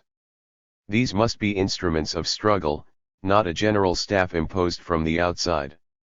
The idea that socialism can be achieved by an elite party, however revolutionary, acting on behalf of the working class, is both absurd and reactionary. Solidarity does not present itself as yet another leadership but merely as a tool of struggle. Solidarity, 9 June 1965. 10. Preface to Ida Met, the Kronstadt Commune. The 50th anniversary of the Russian Revolution will be assessed, analyzed, celebrated, or bemoaned in a variety of ways. To the peddlers of religious mysticism and to the advocates of freedom of enterprise, Svetlana Stalin's sensational, and well-timed, defection will prove the resilience of the respective doctrines, now shown as capable of spouting on what at first sight would appear rather barren soil.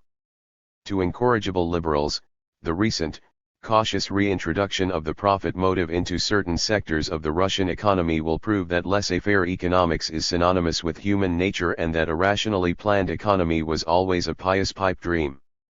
To those lefts, like the late Isaac Deutscher, who saw in Russia's industrialization an automatic guarantee of more liberal attitudes in days to come, the imprisonment of Daniel and Sinyavsky for thought crime, and the current persecution of those who stood up for them, will have come as a resounding slap in the face.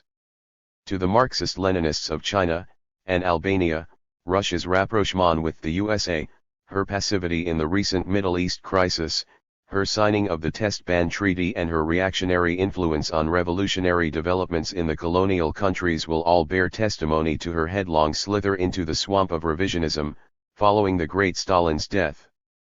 Stalin, it will be remembered, was the architect of such revolutionary, non-revisionist, measures as the elimination of the old Bolsheviks, the Moscow Trials, the Popular Front, the Nazi-Soviet Pact, the Tehran and Yalta Agreements, and the dynamic struggles of the French and Italian Communist parties in the immediate post-war years, struggles which led to their direct seizure of power in their respective countries.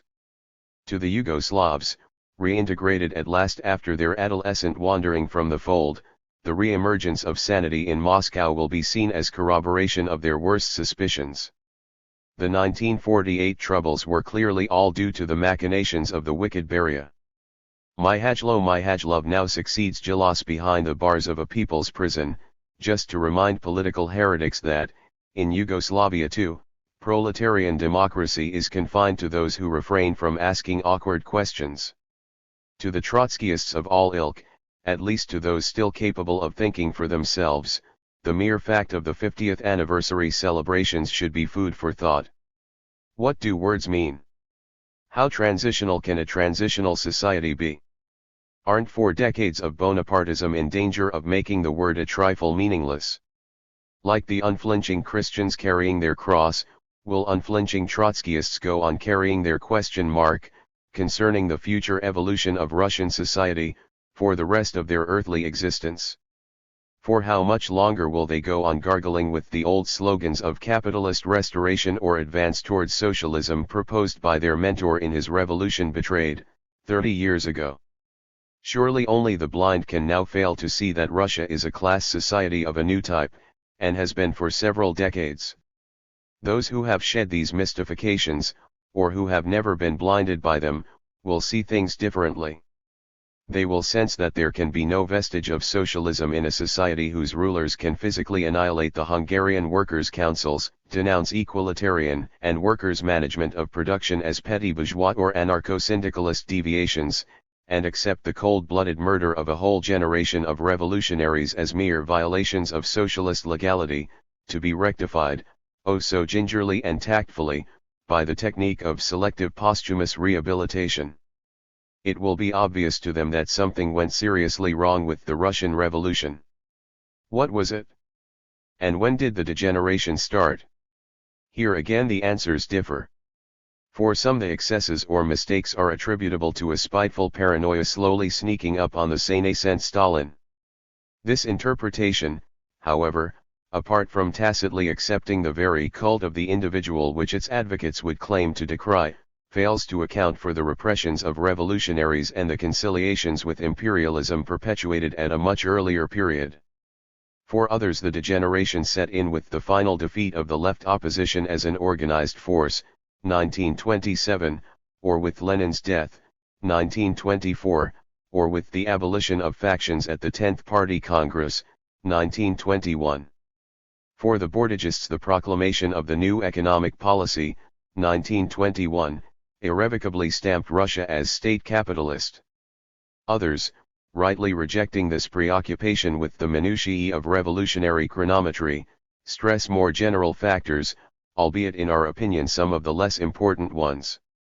Our purpose in publishing this text about the Kronstadt events of 1921 is not to draw up an alternative timetable. Nor are we looking for political ancestors. The construction of an orthodox apostolic succession is the least of our preoccupations. In a constantly changing world it would only testify to our theoretical sterility. Our occupation is simply to document some of the real, but less well-known, struggles that took place against the growing bureaucracy during the early post-revolutionary years, at a time when most of the later critics of the bureaucracy were part and parcel of the apparatus itself. The 50th anniversary of the Russian Revolution presents us with the absurd sight of a Russian ruling class, which every day resembles more its Western counterpart, solemnly celebrating the revolution which overthrew bourgeois power and allowed the masses, for a brief moment, to envisage a totally new kind of social order. What made this tragic paradox possible? What shattered this vision? How did the revolution degenerate? Many explanations are offered.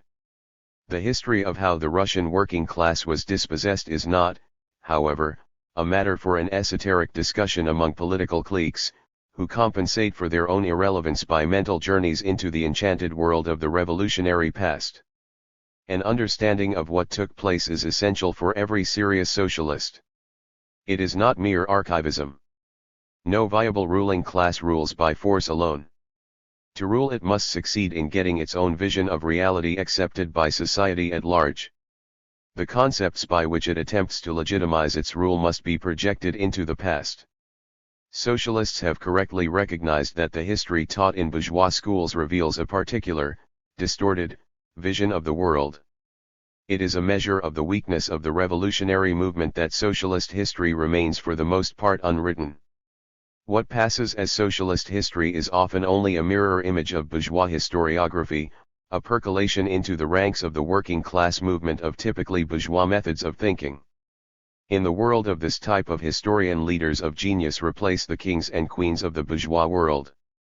Famous congresses, splits or controversies, the rise and fall of political parties or unions, the emergence or degeneration of this or that leadership replace the internecine battles of the rulers of the past.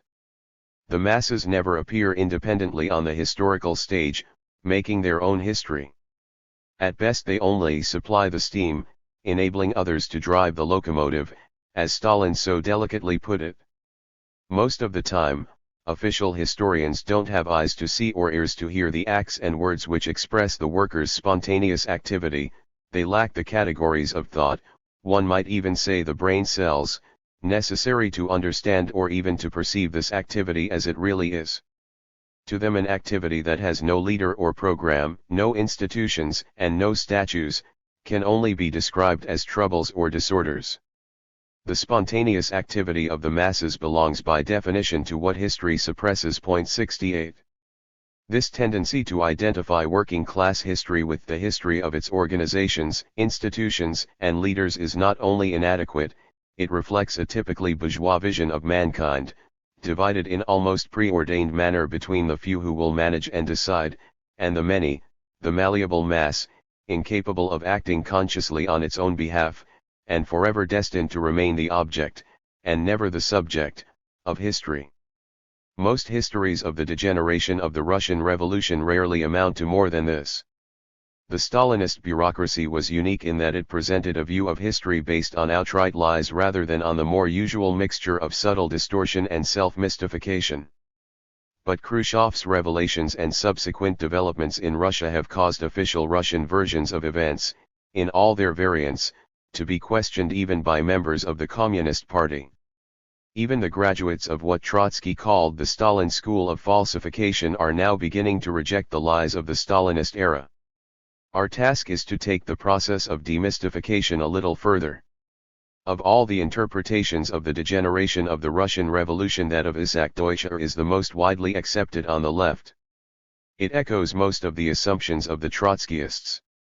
Although an improvement on the Stalinist versions, it is hardly sufficient. The degeneration is seen as due to strictly conjunctural factors, the isolation of the revolution in a backward country, the devastation caused by the civil war, the overwhelming weight of the peasantry, etc. These factors are undoubtedly very important. But the growth of the bureaucracy is more than just an accident in history. It is a worldwide phenomenon, intimately linked to a certain stage in the development of working class consciousness. It is the terrible price paid by the working class for its delay in recognizing that the true and final emancipation of the working class can only be achieved by the working class itself, and cannot be entrusted to others, allegedly acting on its behalf. If socialism is man's total and positive self-consciousness, Marx, 1844, the experience, and rejection, of the bureaucracy is a step on that road. The Trotskyists deny that early oppositions to the developing bureaucracy had any revolutionary content. On the contrary, they denounce the workers' opposition and the Kronstadt rebels as basically counter-revolutionary. Real opposition, for them, starts with the proclamation, within the party, of the left opposition of 1923. but anyone in the least familiar with the period will know that by 1923 the working class had already sustained a decisive defeat. It had lost power in production to a group of managers appointed from above. It had also lost power in the Soviets, which were now only ghosts of their former selves, only a rubber stamp for the emerging bureaucracy. The left opposition fought within the confines of the party, which was itself already highly bureaucratized. No substantial number of workers rallied to its cause. Their will to struggle had been sapped by the long struggle of the preceding years. Opposition to the anti-working class measures being taken by the Bolshevik leadership in the years immediately following the revolution took many forms and expressed itself through many different channels and at many different levels. It expressed itself within the party itself, through a number of oppositional tendencies of which the workers' opposition, Kalantai, Lutavinov, Shlyapnikov, is the best known. 69 Outside the party the revolutionary opposition found heterogeneous expression, in the life of a number, often illegal groups, some anarchist, some anarcho-syndicalist, some still professing their basis faith in Marxism.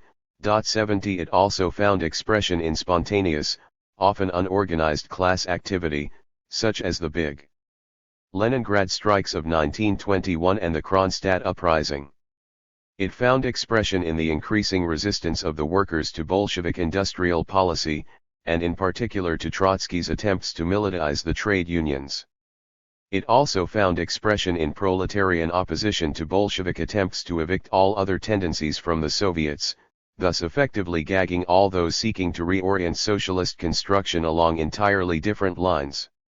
At an early stage several tendencies had struggled against the bureaucratic degeneration of the revolution. By posthumously excluding them from the ranks of the revolutionary, Trotskyists, Leninists and others commit a double injustice. Firstly, they excommunicate all those who foresaw and struggled against the nascent bureaucracy prior to 1923, thereby turning a deaf ear to some of the most pertinent and valid criticisms ever voiced against the bureaucracy. Secondly, they weaken their own case, for if the demands for freely elected Soviets, for freedom of expression, proletarian democracy, and for workers' management of production were wrong in 1921, why did they become partially correct in 1923? Why are they correct now? If in 1921 Lenin and Trotsky represented the real interests of the workers, against the actual workers, why couldn't Stalin? Why couldn't Katar in Hungary in 1956? The Trotskyist school of hagiography has helped to obscure the real lessons of the struggle against the bureaucracy.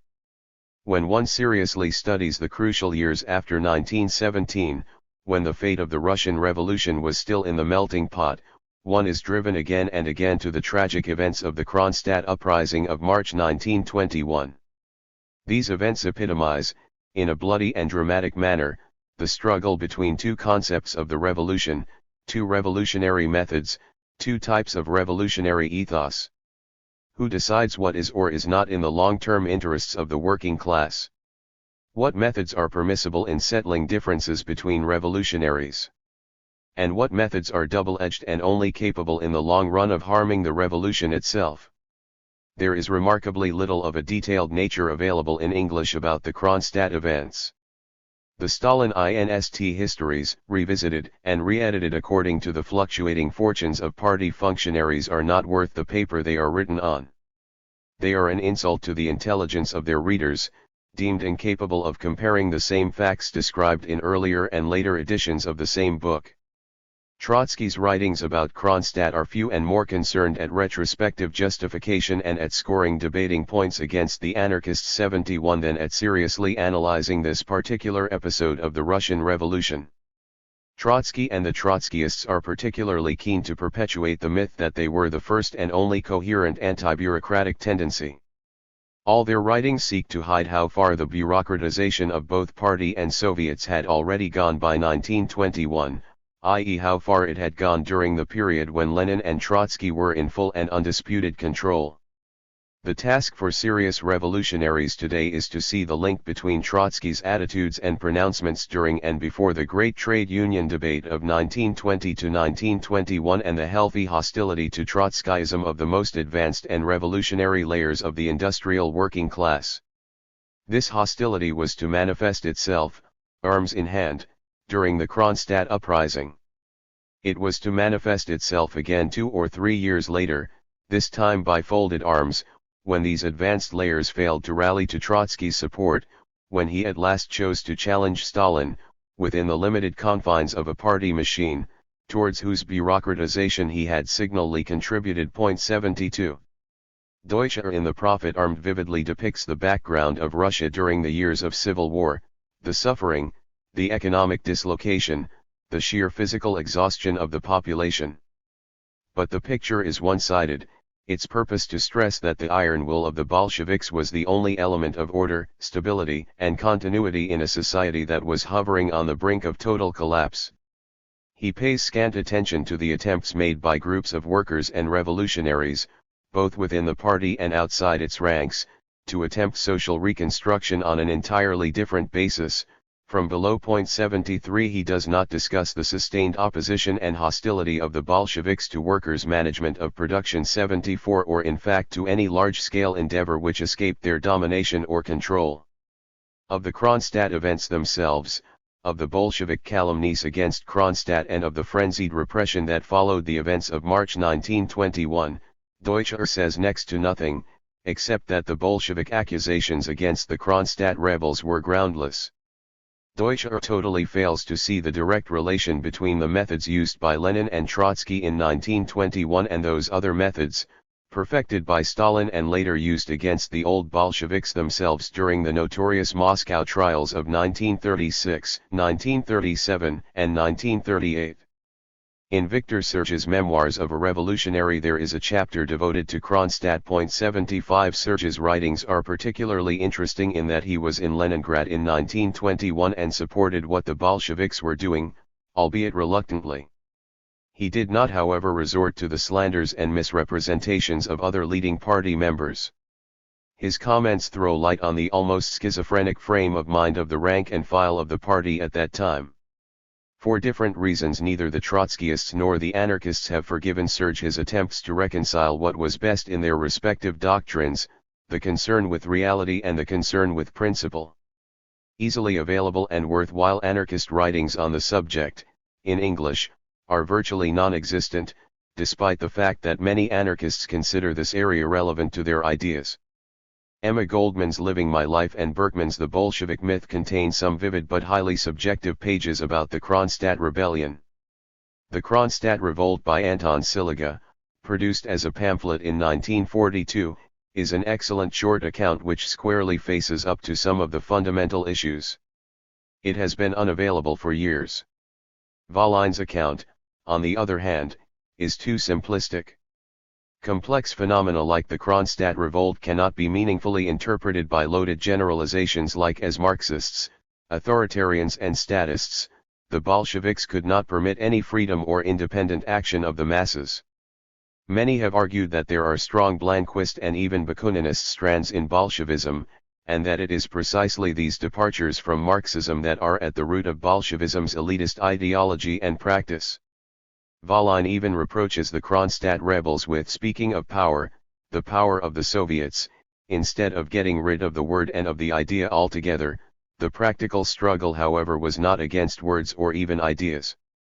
It was a physical struggle against their concrete incarnation in history, in the form of bourgeois institutions. It is a symptom of anarchist muddle-headedness on this score that they can both reproach the Bolsheviks with dissolving the Constituent Assembly 76, and the Kronstadt rebels for proclaiming that they stood for Soviet power. The Soviet anarchists clearly perceived what was at stake, even if many of their successors failed to.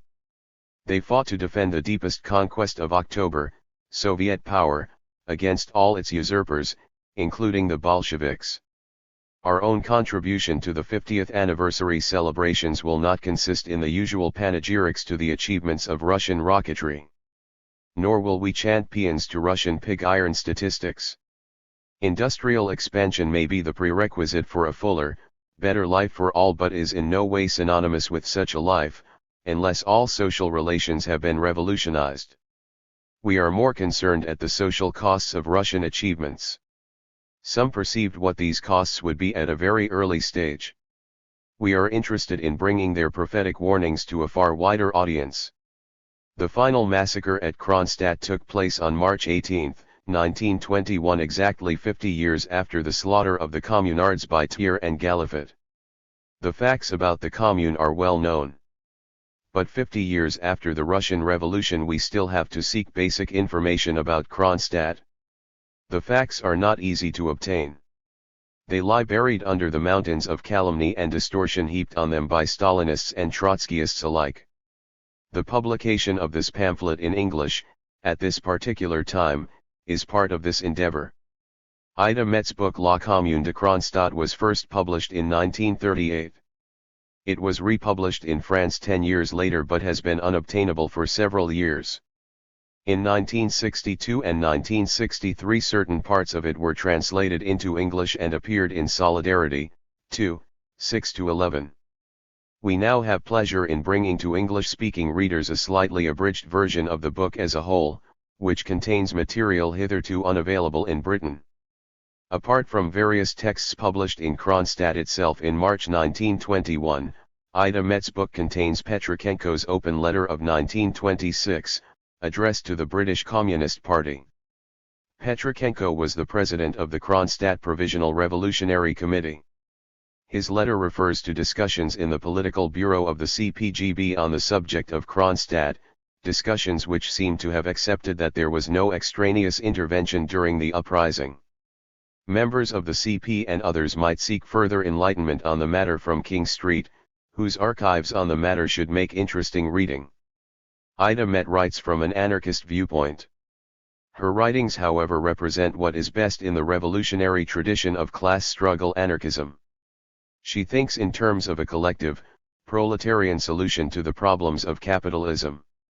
The rejection of the class struggle, the anti-intellectualism, the preoccupation with transcendental morality and with personal salvation that characterize so many of the anarchists of today should not for a minute detract Marxists from paying serious attention to what she writes. We do not necessarily endorse all her judgments and have, in footnotes, corrected one or two minor factual inaccuracies in her text. Some of her generalizations seem to us too sweeping and some of her analyses of the bureaucratic phenomenon too simple to be of real use. But as a chronicle of what took place before, during and after Kronstadt, her account remains unsurpassed. Her text throws interesting light on the attitude to the Kronstadt uprising shown at the time by various Russian political tendencies, anarchists, Mensheviks, left and right SRS, Bolsheviks, etc. Some whose approach to politics is superficial in the extreme, and for whom a smear or a slogan is a substitute for real understanding, will point accusingly to some of this testimony, to some of these resolutions and manifestos as evidence irrevocably damning the Kronstadt rebels. Look, they will say, what the Mensheviks and right S.R.S. were saying. Look at how they were calling for a return to the Constituent Assembly, and at the same time proclaiming their solidarity with Kronstadt. Isn't this proof positive that Kronstadt was a counter-revolutionary upheaval? You yourselves admit that rogues like Viktor Chernov, president-elect of the Constituent Assembly, offered to help the Kronstadters? What further evidence is needed? We are not afraid of presenting all the facts to our readers. Let them judge for themselves. It is our firm conviction that most Trotskyists and Leninists are, and are kept, as ignorant of this period of Russian history as Stalinists are of the period of the Moscow trials. At best they vaguely sense the presence of skeletons in the cupboard. At worst they vaguely parrot what their leaders tell them, intellectually too lazy or politically too well conditioned to probe for themselves. Real revolutions are never pure. They unleash the deepest passions of men. People actively participate or are dragged into the vortex of such movements for a variety of often contradictory reasons. Consciousness and false consciousness are inextricably mixed. A river in full flood inevitably carries a certain amount of rubbish. A revolution in full flood carries a number of political corpses, and may even momentarily give them a semblance of life. During the Hungarian Revolution of 1956, many were the messages of verbal or moral support for the rebels, emanating from the West, piously preaching the virtues of bourgeois democracy or of free enterprise. The objective of those who spoke in these terms were anything but the institution of a classless society. But their support for the rebels remained purely verbal, particularly when it became clear to them what the real objectives of the revolution were: a fundamental democratization of Hungarian institutions without a reversion to private ownership of the means of production. The backbone of the Hungarian Revolution was the network of workers' councils. Their main demands were for workers' management of production and for a government based on the councils. These facts justified the support of revolutionaries throughout the world. Despite the Mindszenties, despite the smallholders and social democrats, or their shadows, now to jump onto the revolutionary bandwagon. The class criterion is the decisive one. Similar considerations apply to the Kronstadt rebellion. Its core was the revolutionary sailors. Its main objectives were ones with which no real revolutionary could disagree. That others sought to take advantage of the situation is inevitable, and irrelevant. It is a question of who is calling the tune. Attitudes to the Kronstadt events, expressed nearly 50 years after the event, often provide deep insight into the political thinking of contemporary revolutionaries. They may in fact provide a deeper insight into their conscious or unconscious aims than many a learned discussion about economics, or philosophy, or about other episodes of revolutionary history. It is a question of one's basic attitude as to what socialism is all about. What are epitomized in the Kronstadt events are some of the most difficult problems of revolutionary strategy and revolutionary ethics: the problems of ends and means, of the relations between party and masses, in fact of whether a party is necessary at all. Can the working class by itself only develop a trade union consciousness? 77. Should it even be allowed, at all times, to go that far? 78. Or can the working class develop a deeper consciousness and understanding of its interests than can any organization allegedly acting on its behalf? When the Stalinists or Trotskyists speak of Kronstadt as an essential action against the class enemy, when more sophisticated revolutionaries refer to it as a tragic necessity, one is entitled to pause for a moment.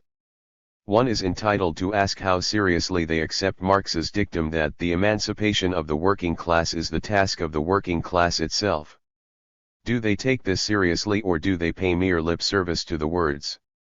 Do they identify socialism with the autonomy, organizational and ideological, of the working class? Or do they see themselves, with their wisdom as to the historical interests of others, and with their judgments as to what should be permitted, as the leadership around which the future elite will crystallize and develop? One is entitled not only to ask, but also to suggest the answer. Solidarity Pamphlet 27, November 1967. 11. The Russian Anarchists, and Kropotkin. This book was to be expected. 79. What was not expected is that it should turn out quite readable. It is a serious attempt to rescue the Russian anarchists from the realms of demonology and myth to which they have been relegated for several decades by the combined malevolence of bourgeois and Bolshevik historians, and by the uninformed panegyrics of their own supporters. Traditional historians, whether of the right or left, tend to view all history through the eyes of the victors. They worship the established fact. For them only the real is rational. Defeated dissidents, dynamiters, dreamers, and demagogues are wrong, almost by definition. The trouble starts when one looks at the fruits of the rationality that triumphed. Bolshevism emerged victorious from the great battlefield of conflicting interests, from the great cauldron of hopes and aspirations that was the Russia of 1917. But today, 50 years later, what do we see? Marxism being used to justify some of the worst tyrannies in history. Socialist states which resemble their bourgeois counterparts not only in their deepest essence, the hierarchical relationship of rulers to ruled, the authoritarian pattern of industrial management, etc., but also in many of their superficial trappings. It is hardly surprising that there should be a resurgence of interest in other, more libertarian, Strands of revolutionary thought and action. A factual framework is needed for this alternative vision of ends and means. It is here that Avrich's book proves useful. The author does not attempt a serious sociological analysis of the various strands of Russian anarchism. What he does is to survey the field as a whole, without digging too deep in any particular area. The author is not a revolutionary. He patronizingly dismisses the deepest of working-class aspirations, that for freedom in production, as a quest for an obviously unattainable golden age. He does however provide enough factual material to justify a reappraisal of many current views as to what happened in 1917 and immediately after. For far too long most revolutionaries have had an extremely one-sided view of the history of the Russian Revolution. Events have all been perceived and assessed through the deforming prism of Bolshevism. Those educated in this school really know very little about some of the cardinal issues. All they know, for instance, about Russian economism and about its lack of a program and perspective is through Lenin's scathing strictures in What Is to Be Done. Avrich will broaden their outlook. If they have ever heard of Makachsky and of his forebodings that Marxism would turn out to be the ideology of a new aristocracy based on nationalized property, an aristocracy of managers, administrators, technical experts, and professional politicians which would rule while manual workers remained enslaved by those whose capital was the specialized knowledge needed to operate a complex industrial economy, it would only have been through references in Trotsky's autobiography or through Trotsky's polemical writings of 1939 and 1940, claiming that Russia was still a workers' state. Again, Avrich will tell them more. Traditional Marxists will doubtless have heard of the polemics waged by both Bolsheviks and Mensheviks against the terrorist anarchists of Chernozinemia and Biznakalye. They may have heard of the retorts that Marx's disciples included hordes of intellectuals bent on drowning the will to act in a mighty torrent of words or spending their time in libraries, studying and writing about predetermined revolutions. But few will know that some of the most telling arguments against the flamboyantly heroic but incorrigibly romantic terrorists, to whom Avrich devotes excessive attention, came from such early Russian anarcho-syndicalists as Daniel Novomirsky and the group around him in Odessa. The average communist or Trotskyist is understandably allergic to Kropotkin and to his notions that cooperation rather than conflict is at the root of the historical process, a cooperation that clearly transcended the barriers of class. But is he aware of the hostility engendered, within anarchist ranks, against this genteel anarchism whose nostalgic yearning for a simpler but fuller life led Kropotkin to idealize the autonomous social units of a bygone age? Maximov, the most sane and serious of the anarcho-syndicalists, might have had Kropotkin in view when in 1918 he scorned the Manilovs 80 in the anarchist communist camp as romantic visionaries who pined for pastoral utopias, oblivious of the complex forces at work in the modern world.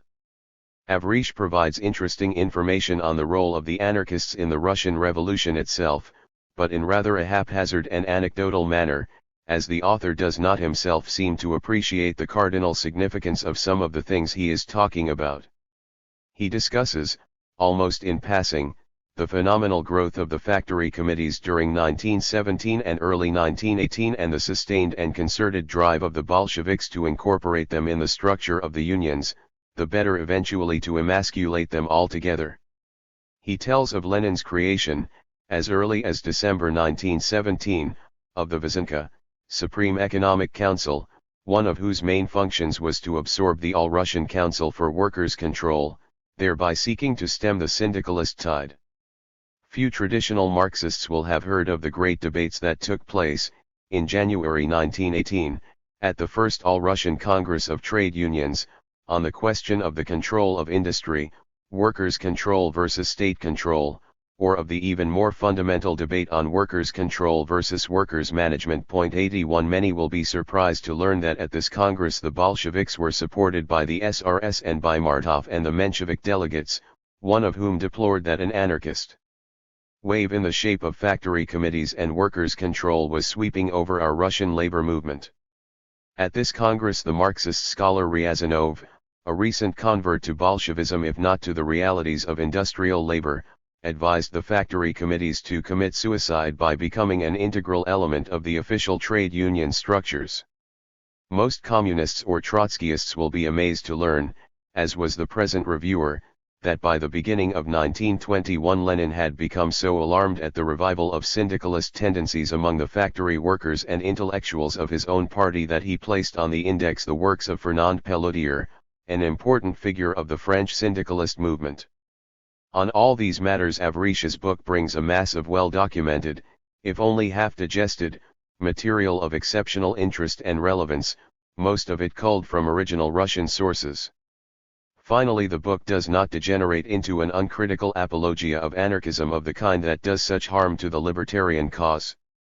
It is not in the tradition of so much anarchist writing which is more concerned in commemorating than in understanding. Throughout, the Russian anarchists are discussed in a ruthlessly demystified manner. We are told of the muddle-headed Bakunin, correctly denouncing the idea that a tiny band of conspirators could carry out a coup d'état in the interests of the people as a heresy against common sense and historical experience, yet determined to create his own secret society of conspirators, whose members would be subject to the strictest discipline and subordinated to a small revolutionary directorate, a directorate which was to remain intact even after the revolution, in order to forestall the establishment of an official dictatorship. We are reminded of the anarcho-patriots, who as late as 1916, were still supporting the first imperialist war in the name of anarchist principles. The famous Manifesto of the 16 was signed by some of the most eminent anarchists in Europe, men like Kropotkin, Varlam Cherkzov, Jean Grave, Charles Malito, Christian Cornelissen, James Guillaume and others. Avrich also tells us how many prominent anarchists became supporters of the Bolshevik regime. Some, like Alexander Ge, became high officials in the Chayka, anarcho-coppers. Others, like Iuda Roskin, formerly prominent in the Chernozinomia terrorist movement, decided that theory was important after all, and evolved an anarchist theory of the dictatorship of the proletariat. Yet others, like the Gordon brothers, erstwhile contributors to the virulently anti-Bolshevik paper Burevestnik, the Stormy Petrel, came to support the Bolsheviks, seeing in them apostates from the Marxist creed because of their voluntarism and constant emphasis on the role of revolutionary will, which was taken to imply a break with the categories and theories of economic determinism. One of the Gordon brothers eventually became a Protestant missionary, the other the founder of the Jewish Ethical Society. Throughout, Avrich emphasizes the congenital inability of the anarchists to subordinate personal differences to the good of the movement. He stresses their tendency to personalize their ideological quarrels, many of which were centered on essentially abstract matters. Then, as now, they produced few ideas but many words.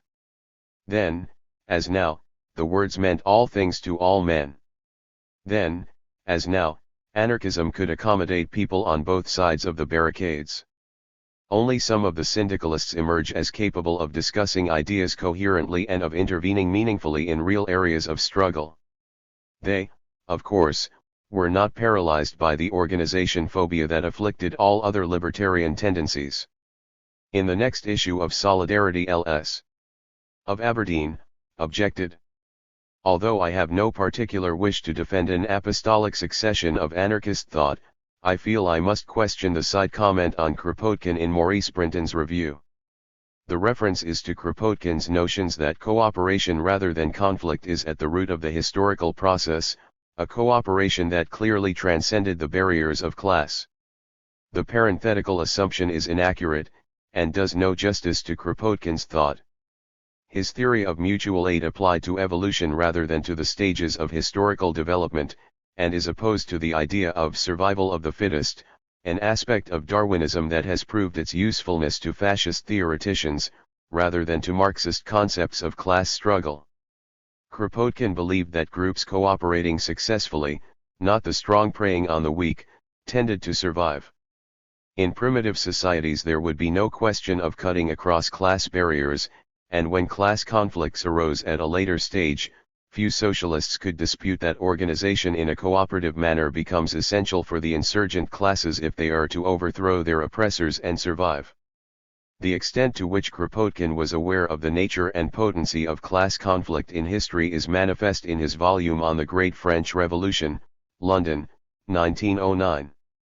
A massive work, in which a solidarist could certainly pick out evidence of muddle-headedness, it nevertheless gives a comprehensive and supremely class-conscious account of events from the first stirrings of the revolution in the 1780s to the triumph of reaction in their midter 1794. The description of bourgeois methods, using workers and peasants against king and nobles, then turning to repression if popular movements threaten to get out of their control, is probably unequaled in the historiography of the French Revolution, and Kropotkin's constant, unequivocal sympathy with the betrayed, defeated and still oppressed people is anything but genteel. Maurice Brinton replied. Kropotkin's theory of mutual aid may or may not be a more plausible interpretation of the facts of biological evolution than Darwin's theory of natural selection through the survival of the fittest. This has little to do, however, with the main issue, namely whether Kropotkin's theory has any relevance to the understanding of the historical process, i.e. to human history. Kropotkin himself certainly believed his concepts of mutual aid were relevant to sociology as well as to biology. LS seems in two minds on this point. She first states that Kropotkin's theory of mutual aid applies to evolution rather than to the stages of historical development, but then proceeds to give examples clearly drawn from the realm of sociology. In my opinion, the sociological relevance of Kropotkin's theory is limited to relations within a class. He vividly describes the sense of solidarity within certain social groups. The concept clearly does not apply to the struggle between classes. And since the days of slavery, class struggle has been a constant feature of human history. Unlike most animal species, the genus Homo sapiens has from an early stage been divided into classes, these being determined by the relations men come into with other men in the course of economic life. The class struggle, and not mutual aid between classes, has molded the face of history. Did Kropotkin's ideas of cooperation transcend the class barriers? In the ultimate test of Kropotkin's own political life they clearly did. But they did so in his earlier writings too. These are full of sweet reason rather than anger. His aim is to convince and reason with, rather than to overthrow, those who oppress the masses. He does not really understand the class struggle. In Mutual Aid, Pelican Edition, 1939, p. 229, he could decry the teachings of mutual hatred and pitiless struggle which came, adorned with the attributes of science, from obliging philosophers and sociologists. The book received rave notices in the journals of the Victorian establishment. It is no accident that so many of Kropotkin's supporters today are either pacifists or anarchists of the back to the simple country life type. There is, in all this, an internal coherence. It is true, as LS says, that Kropotkin's book, The Great French Revolution, 1789 to 1793, reveals the extent to which Kropotkin was aware of the nature and potency of class conflict in history. But this assertion is double-edged. The major work analyzing this tremendous upheaval from a class point of view remains Daniel Guérin's La lutte de classes sous la Première République, Paris, 1946. This outstanding work contains a brilliant analysis of the historiographers of the French Revolution, from conservatives such as Thiers, via liberals such as Michelet, incidentally much admired by Kropotkin, down to Stalinists like Mathies. Of Kropotkin, Guérin, now an anarchist, says, just like Georges the Social Democrat, Kropotkin the libertarian has not entirely freed himself from modes of thought inherited from bourgeois democracy. Kropotkin's failing is hardly surprising. At a time when the understanding of history was being revolutionized, he could make the inane statement that modern socialism has added absolutely nothing to the ideas that were circulating among the French people between 1789 and 1794, LOCCIT, p. 580. There is nothing as painful as getting to grips with new ideas, or as supplementing emotion with understanding. Anarchist abstentionism in both these areas seems, alas, to be as old as the hills. 12. France, Reform or Revolution. French bourgeois society is today being rocked to its foundations. 10 million workers are on strike.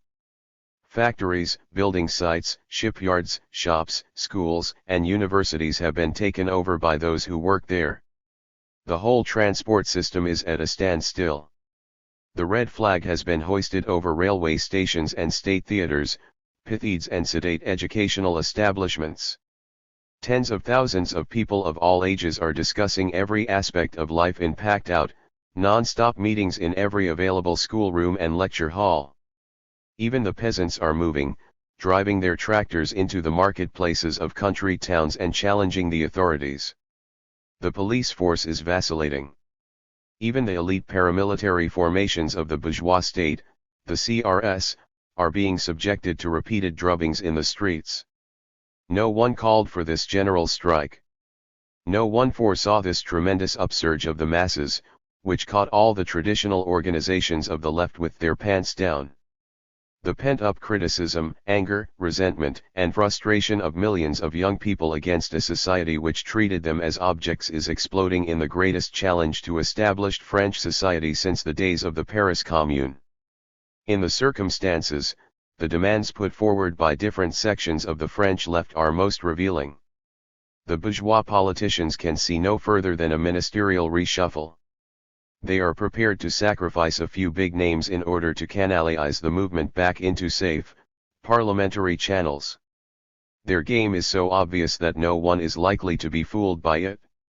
As for the Socialist Party, SFIO, it is utterly discredited by years of opportunist and class collaborationist policies. After all, it was a socialist minister of the Interior, Jules Moch, who created the hated CRS. When the million-strong demonstration marched past the SFIO headquarters on the Boulevard de Magenta, on May 13, they shouted "Guy Mollet" to the museum. The Communist Party and the CGT have been dragged into a tornado which they had not foreseen, do not understand, and whose development has constantly escaped their control. From the outset they have been more concerned about being outflanked on the left than in developing this tremendous mass movement. During the last 3 weeks every issue of El Humanite has contained denunciations of the students and warnings against provocateurs, irresponsible elements, anarchists, and Trotskyists. The bourgeois press speaks much the same language. The communists refer to Cohn-Bendit, one of the student leaders, as an agent of the CIA, while Prime Minister Pompidou hints that he is an agent of the Chinese. It seems beyond their combined comprehension that he might be what he claims to be, an agent of the Nanterre students. The demands put forward by the CGT are very limited ones: a wage increase, a shortening of the working week, a lowering of the retiring age, the abolition of charges recently imposed on social security benefits, and the recognition of trade union organization in the factories. These demands are perfectly legitimate and justified, but also perfectly compatible with the continued rule of the bourgeoisie. Yet it is precisely this rule which the advanced sections of the workers and students are prepared to challenge. None of the industrial demands put forward by the CGT is in any way revolutionary. Even if granted, the ruling class could take everything back tomorrow through inflation or devaluation. At the political level, the Communist Party sees no further than the replacement of the Gaullist regime by a popular front led by Mitterrand, in which the CP would be adequately represented. At a time when every social institution, from the lycées to the football federation, from managerial authority in the factories to parliament itself, is being questioned and challenged, the Communist Party can see no further than a reshuffle of seats in the Palais Bourbon.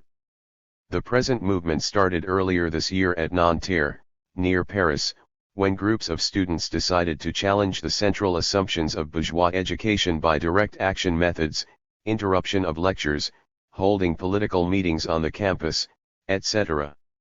They proclaimed that they rejected the whole hierarchical structure of the university, its selection and examination procedures, its administrative methods, and more especially its function as a provider of industrial sociologists and psychologists whose purpose in life would be to help control and manipulate the working class. Confronted with this quite deliberate and openly admitted provocation, the state authorities committed one bureaucratic blunder after another, each of which was to permit the student movement to take another leap forward. The police were eventually called into the faculties, thus provoking the total and irrevocable disaffection of the whole student community. None of the traditional parties has really grasped what the students were after, or rather they grasp it only too well. None are prepared to face the implications of the student challenge, namely that to explode the class basis of the university is to present established society with an intolerable threat. That is why the Communist Party still talks about the student agitation in terms of bigger educational budgets, more teachers, better facilities, etc., instead of describing its real and profoundly revolutionary content.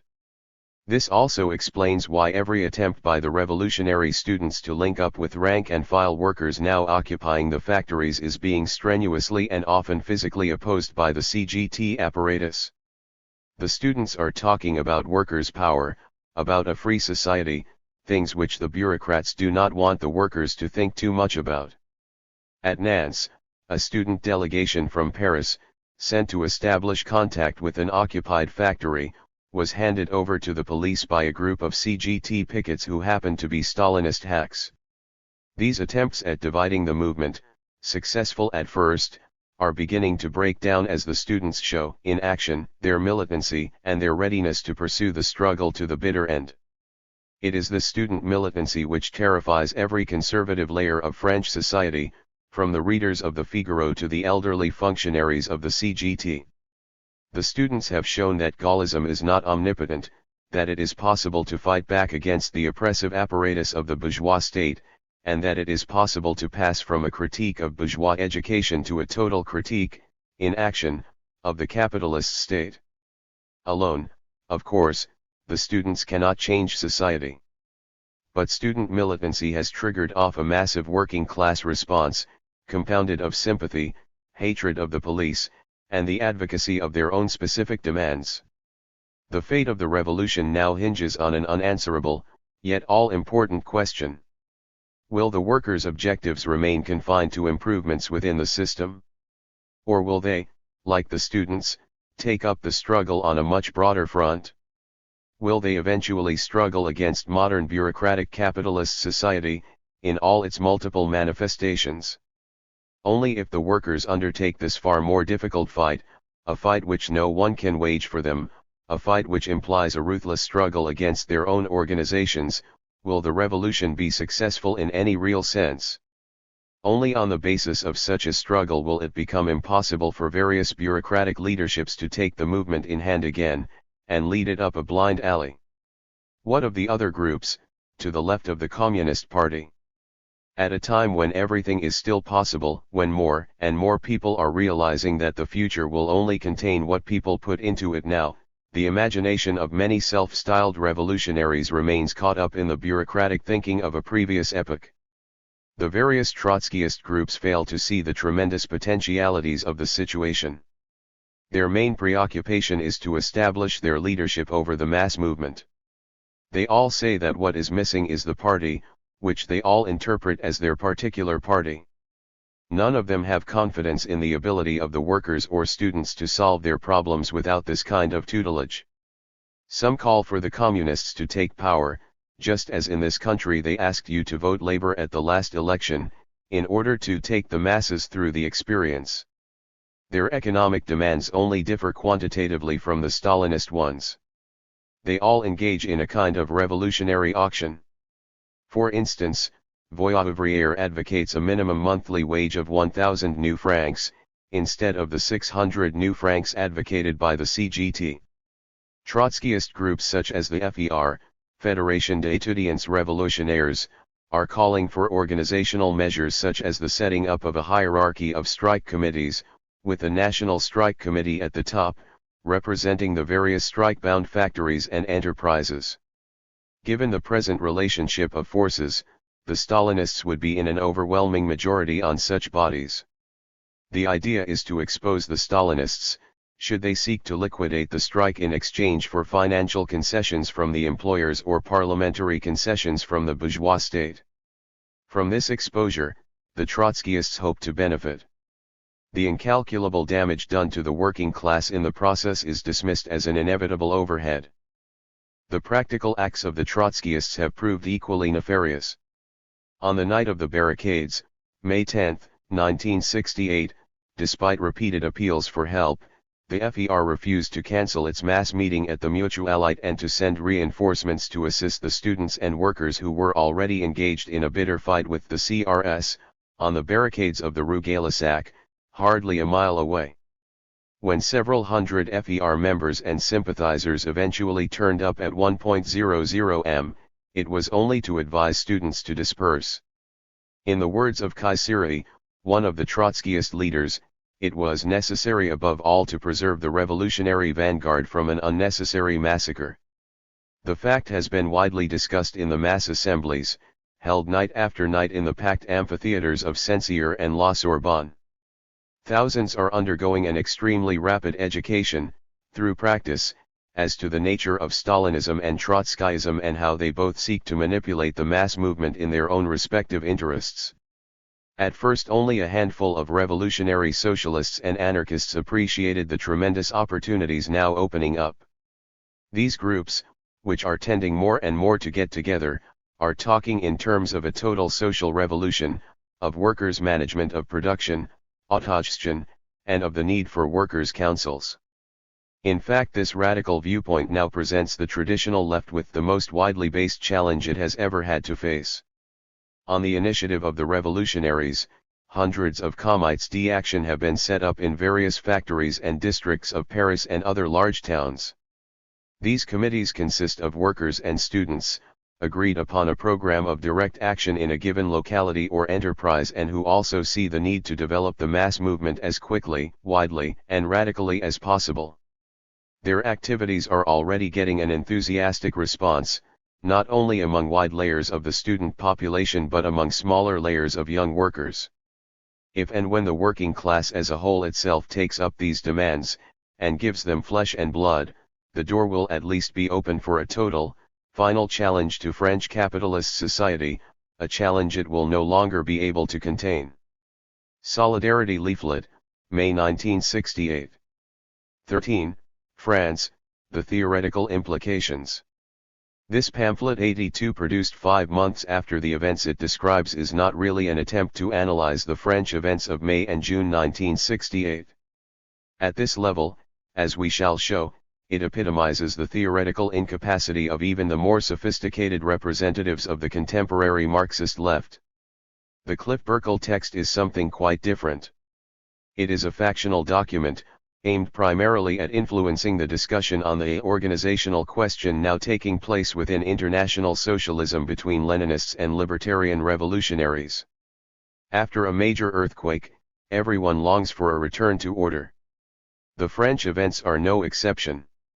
Today the Prefecture de Police wants order in the streets. The Minister of Education wants order in the universities. The CGT and Communist Party want order in the factories. And the traditional revolutionaries want order, in the realm of ideas. But it is the hallmark of all truly revolutionary events that they show no more respect for established ideas than they do for established institutions. All major social upheavals in history have gone far beyond the anticipations of even the most radical revolutionaries of the previous period. Whether immediately recognized or not, they have raised new issues, thrown up new social forms and created new problems of theory and practice. The French Revolution of 1968 was no exception.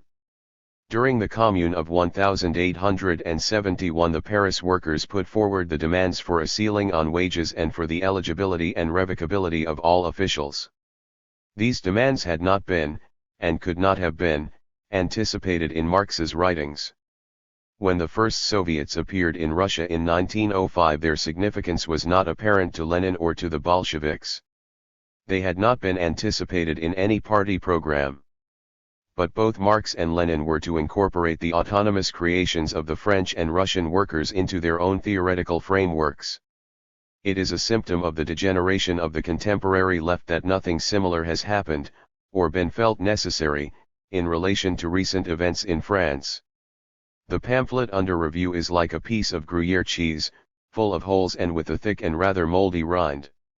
It fails to recognize any of the new phenomena, new in themselves or new to traditional theory, witnessed earlier this year in France. It fails to grasp the tremendous implications of the new type of issue, self-management, around which the struggle was initially fought. The question of nationalization, plugged by revolutionaries for decades, just did not enter anyone's mind. Isn't this worthy of comment? The traditional organizations, confronted with a human flood tide of this size, were initially swept aside. The massive influx into them, prophesied by sundry revolutionaries for years, just did not materialize.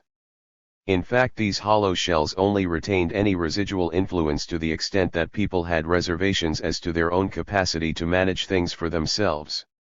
This isn't even sensed. Instead, the pamphlet learnedly dissects the minor fluctuations of the CGT and CFDT votes, without stressing that less than 20% of French workers belong to a union of any kind, and without seeking to assess the deep significance of that phenomenon, at a time when 10 million workers are prepared to occupy their factories in the biggest general strike in history. The pamphlet does not sense the new specific weight now to be allocated in the revolutionary process to previously marginal layers of society, to new strata of the working class, or even to new age groups. For instance, never before in history has one seen massive and militant political demonstrations of schoolboys aged 15 or 16. Nor does the pamphlet recognize the new dynamic through which the struggle unfurled, a dynamic which is itself a product of the increasing bureaucratization of all social institutions under modern capitalism. In a society where everything is planned and anticipated, except that the manipulated should erupt against their manipulation, deliberate and systematic provocation, like that indulged in by the March 22 movement, can, and did, have profound repercussions. The new revolutionaries, whose ideas and style of action aren't even suspected as a new element in the situation, clearly anticipated the bureaucratic responses to their new pinpricks, each of which succeeded in escalating the conflict in the desired direction. In its conclusions, the Cliff Burkle pamphlet goes no further than to echo what Trotsky wrote about the French events of June 1936. Trotsky's views were probably already out of date at that time. In discussing, finally, what is now needed in Britain, the authors come down, yes, wait for it, for a revolutionary party built on the principles of democratic centralism, the latter defined straight out of L.D.B.'s writings of 1924. Partiré und Montes, Nascitur Ridiculus Muse. 83. The French events of May and June 1968 have sounded the death knell of Western bureaucratic capitalist society. But they also herald the end of all those revolutionary groups whose basic concepts of hierarchically structured leadership so integrally reflect the society around them that they fail to recognize that the masses themselves have already gone beyond these conceptions. The decomposition of vanguardist politics will be an integral part of the decomposition of bourgeois bureaucratic authoritarianism in general. When this dog dies, its fleas will die with it. For revolutionaries who want to understand events, and not just tail end them or live them as visitations from outer space, the upheaval in France has profound theoretical implications. In this article we can only formulate some of the more urgent questions which no one seems to be asking, let alone seeking to answer. One, the most clear and obvious thing about the French events is that, a month before they took place, their imminence and quality was clear and obvious to no one. Why didn't either the French establishment, or the French revolutionaries, anticipate what was about to happen? Gaullism was about to enter its 10th year. It basked in complacent self-confidence. It had modernized the French economy, extricated France from the Algerian imbroglio, broken free of the American embrace, developed a French hydrogen bomb, even cleaned up the facades of the Louvre and of the Opera. Over this period the gross national product had been increasing at an average rate of 5% per annum, in volume terms, i.e. at constant prices, and real wages by about the same amount. True, over the last 18 months, unemployment had been rising slightly 84, but by and large the economic basis of the regime seemed fairly stable. Not even the most percipient of Gaullists could have sensed the social cataclysm that lay immediately ahead. but neither had this been sensed by the revolutionaries. A perusal of Voix ouvrière, revolts, or avant-garde for the early months of 1968 gives no inkling of awareness that France was on the threshold of a major convulsion. The content of these papers could have been written at any time during the last 10, or 20, or 30 years. They contain the usual denunciations of the economic policy of the government, the usual exposures of the betrayals of the CGT and of the Communist Party, combined with descriptions of perennially unsuccessful attempts to capture positions within these outfits, the usual prognostications as to the likelihood of slump in the more or less distant future, on account of the unsurmountable economic contradictions of capitalism, the customary denunciation of the latest crime of the Stalinist bureaucracy, and the ritual epilogue, the need to build the revolutionary party of Leninist type, of which each tendency saw itself as the sole, historically predetermined nucleus. Early in 1968, all this was being recited as usual, but without any special sense of urgency. This convergence of outlooks between establishment and established revolutionaries is really most interesting. Its deep roots lie in the fact that both used the same kind of yardstick. They looked at production, consumption, wages, and employment. They used the same kind of thermometer to assess the clinical condition of the body politic. They both looked for the same kind of symptoms of possible disease. Neither seemed aware that new diseases might develop, with symptoms of an entirely new kind, or that the thermometer itself might now be quite the wrong kind of instrument with which to diagnose them. From opposite sides of the, then largely metaphorical, barricades they shared a common outlook on life. When Marx said that the dominant ideas of each epoch were the ideas of its ruling class, little did he foresee how deeply true this statement would one day become. It is of little concern to revolutionaries that the bourgeoisie should have been incapable of foreseeing the crisis towards which it was heading. What should concern them, however, are the shortcomings of their own philosophy, with its bold claim to be the means not only of interpreting the world, but of changing it. We don't want to be misunderstood. Our critique is not that traditional theory failed to predict the precise moment when the upheaval would take place. It's not a question of faulty revolutionary chronometry.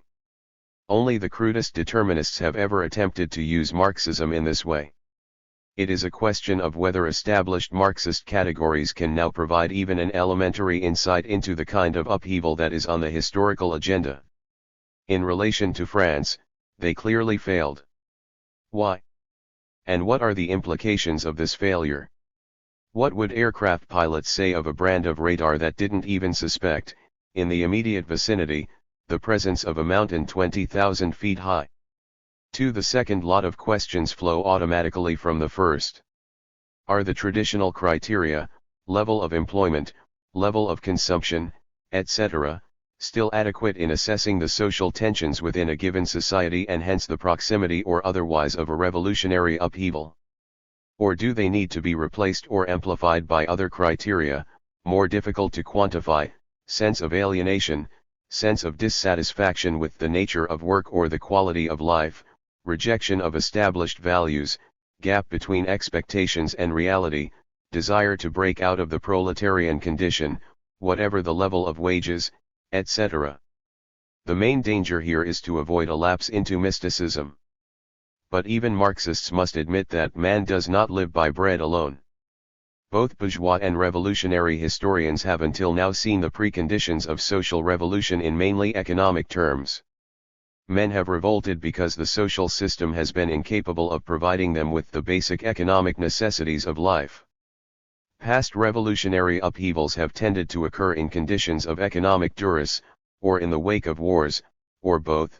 Paris, 1871, Russia, 1905 and 1917, Germany, 1918, Hungary, 1919, the British General Strike, 1926, the Belgian General Strike, 1961.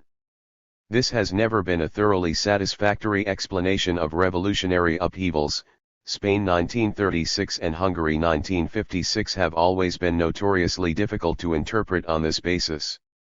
We believe this kind of interpretation is likely to be less and less satisfactory in the future. The French thunderbolt fell out of a fairly clear economic sky. The students whose struggle played so important a role were not starving. Over 90% of them were of bourgeois or petty bourgeois origin. The workers at Sud Aviation and Renault, who initiated the factory occupations, were among the best paid in the country. The traditional criteria do not help one understand the real nature of such events. We don't doubt that those who are unable to develop a new idea of their own will now devote their energy and time to skillful use of the retrospectoscope. They will belatedly discern in the pattern of industrial struggle in France, during the early months of 1968, the obvious harbingers of what in fact followed. The pamphlet under review does this at some length. The endeavor is rather pointless, however.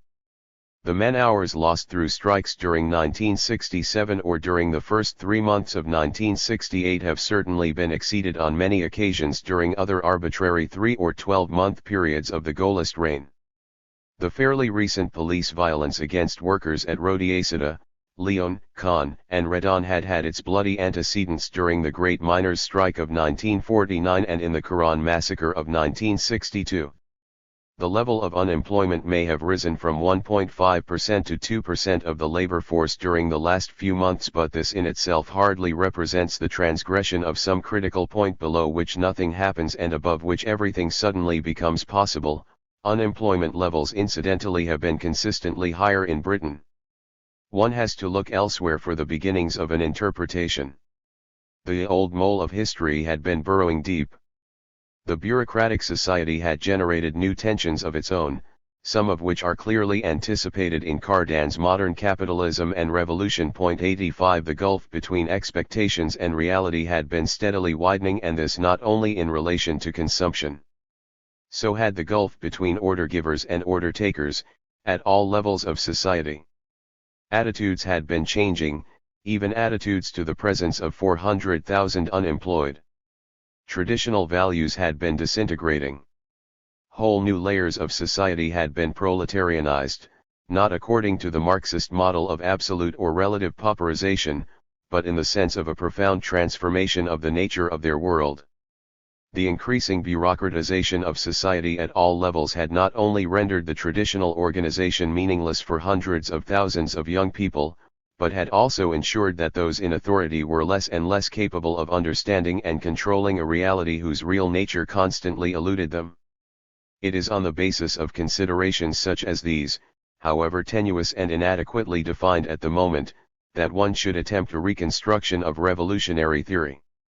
Ideas cannot remain static while reality changes, nor can a new reality be grasped without a revolution in ideas. Religion may reflect a neurotic insecurity when confronted with the unknown. It is a form of false consciousness. Traditional theory is now in danger of playing exactly the same role. But there is nothing as painful as a new idea. Some will deny the need for any kind of theoretical framework or, at most, will cling to a few primitive slogans: state, bad, self-activity, good. Others will prefer to hang on to a schema which they sense to be inadequate rather than embark on the difficult yet imperative task now confronting serious revolutionaries, that of the collective elaboration of a new revolutionary theory. 3. Why did the revolutionary upheaval start among the students? Why did they struggle with such militancy and courage? Was their revolt just a spark or fuse which detonated the working class? Or has it a deeper significance at its own level? Two attitudes seem to be emerging on this subject. Both are inadequate. One attitude, epitomized in the Black Dwarf, and also put forward in some of the writings of the German SDS, sees the students as the new revolutionary vanguard. It assigns to them the role assigned to the proletariat in classical revolutionary theory. It more or less explicitly puts forward the view that the working class is becoming or had become integrated into the affluent society and that it has lost all revolutionary potential.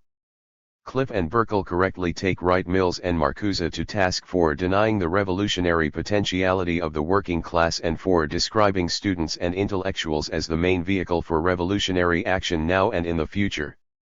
But it is interesting, although hardly surprising, that they fail to identify the real fount of this pernicious doctrine. In 1901 Koskai, in his draft program for the Austrian Social Democratic Party, wrote that it was absolutely untrue that socialist consciousness was a necessary and direct result of the proletarian class struggle. Modern socialist consciousness could arise only on the basis of profound scientific knowledge. The vehicle of science was not the proletariat but the bourgeois intelligentsia. Socialist consciousness is something introduced into the proletarian struggle from without. 86 Lenin, in his What is to be Done, endorsed Koskai's views on this matter, describing them as a profoundly true and important utterance. 87 The ideological premise for this conclusion was Lenin's belief that the working class, by its own efforts, is able only to develop trade union consciousness. 88 It requires no great effort to understand all the substitutionist practices that must inevitably flow, and have inevitably flowed, from such a conception.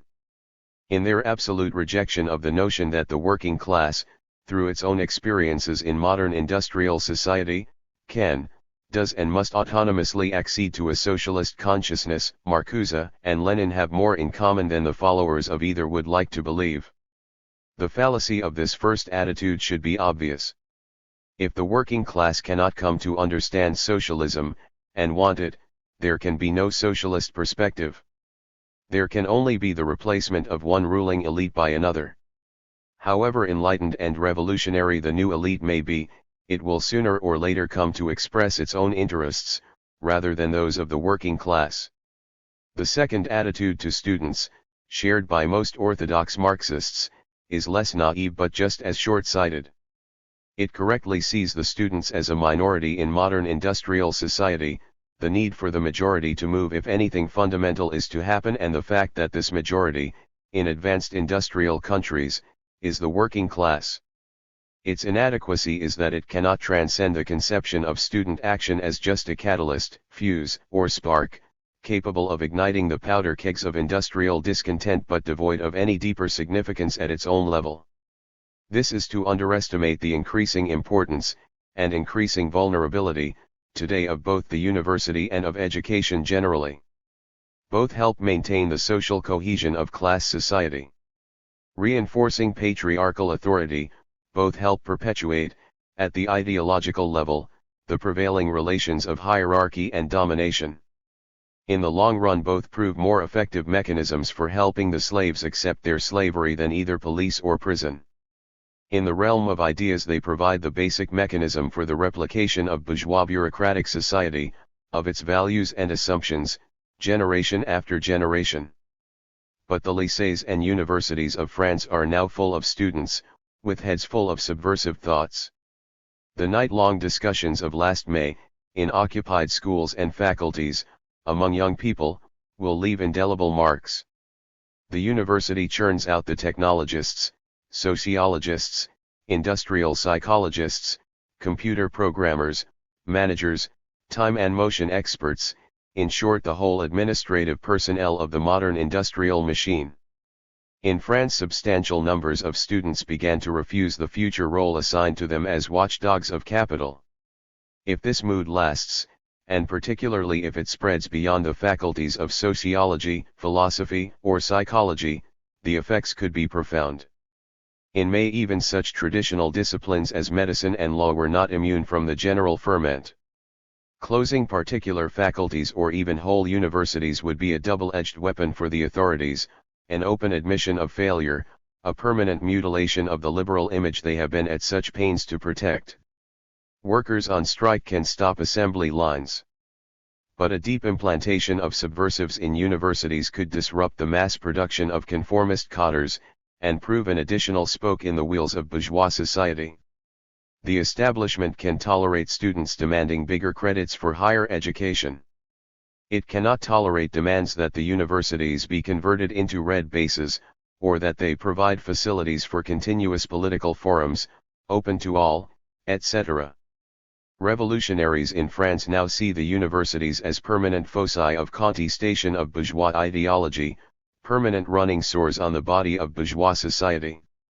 The current backwardness of the student movement in Britain makes it difficult for us soberly to conceive of this here, but last year few in France would have thought it possible either. The theory of French exceptionalism, based on such undoubted realities as the rigidity of official French institutions, the widespread hatred of the flics, cops, in France, and the undoubted French aptitude for critical revolutionary thought, should not be taken too far. These aspects of what the students did in May 1968 differ from what intellectuals have done in previous revolutions, 1871, 1917, or even in Hungary in 1956. Then, they helped articulate popular demands. Now, by making radical demands of their own, demands which cannot be encompassed by the system, they are opening a second front in the onslaught against bourgeois society. Fully aware of the dangers of being trapped in a ghetto of university politics, the modern French revolutionaries also reject the false alternative of struggling for purely student demands or total and exclusive immersion in the working class fight. This new type of consciousness isn't even hinted at in the Cliff Burkle pamphlet. The totality of the student rejection of bourgeois society explains the totality of their dedication to the revolutionary cause and the totality of their involvement in the struggle on the streets. It was not the product of economic misery. It reflected something more fundamental.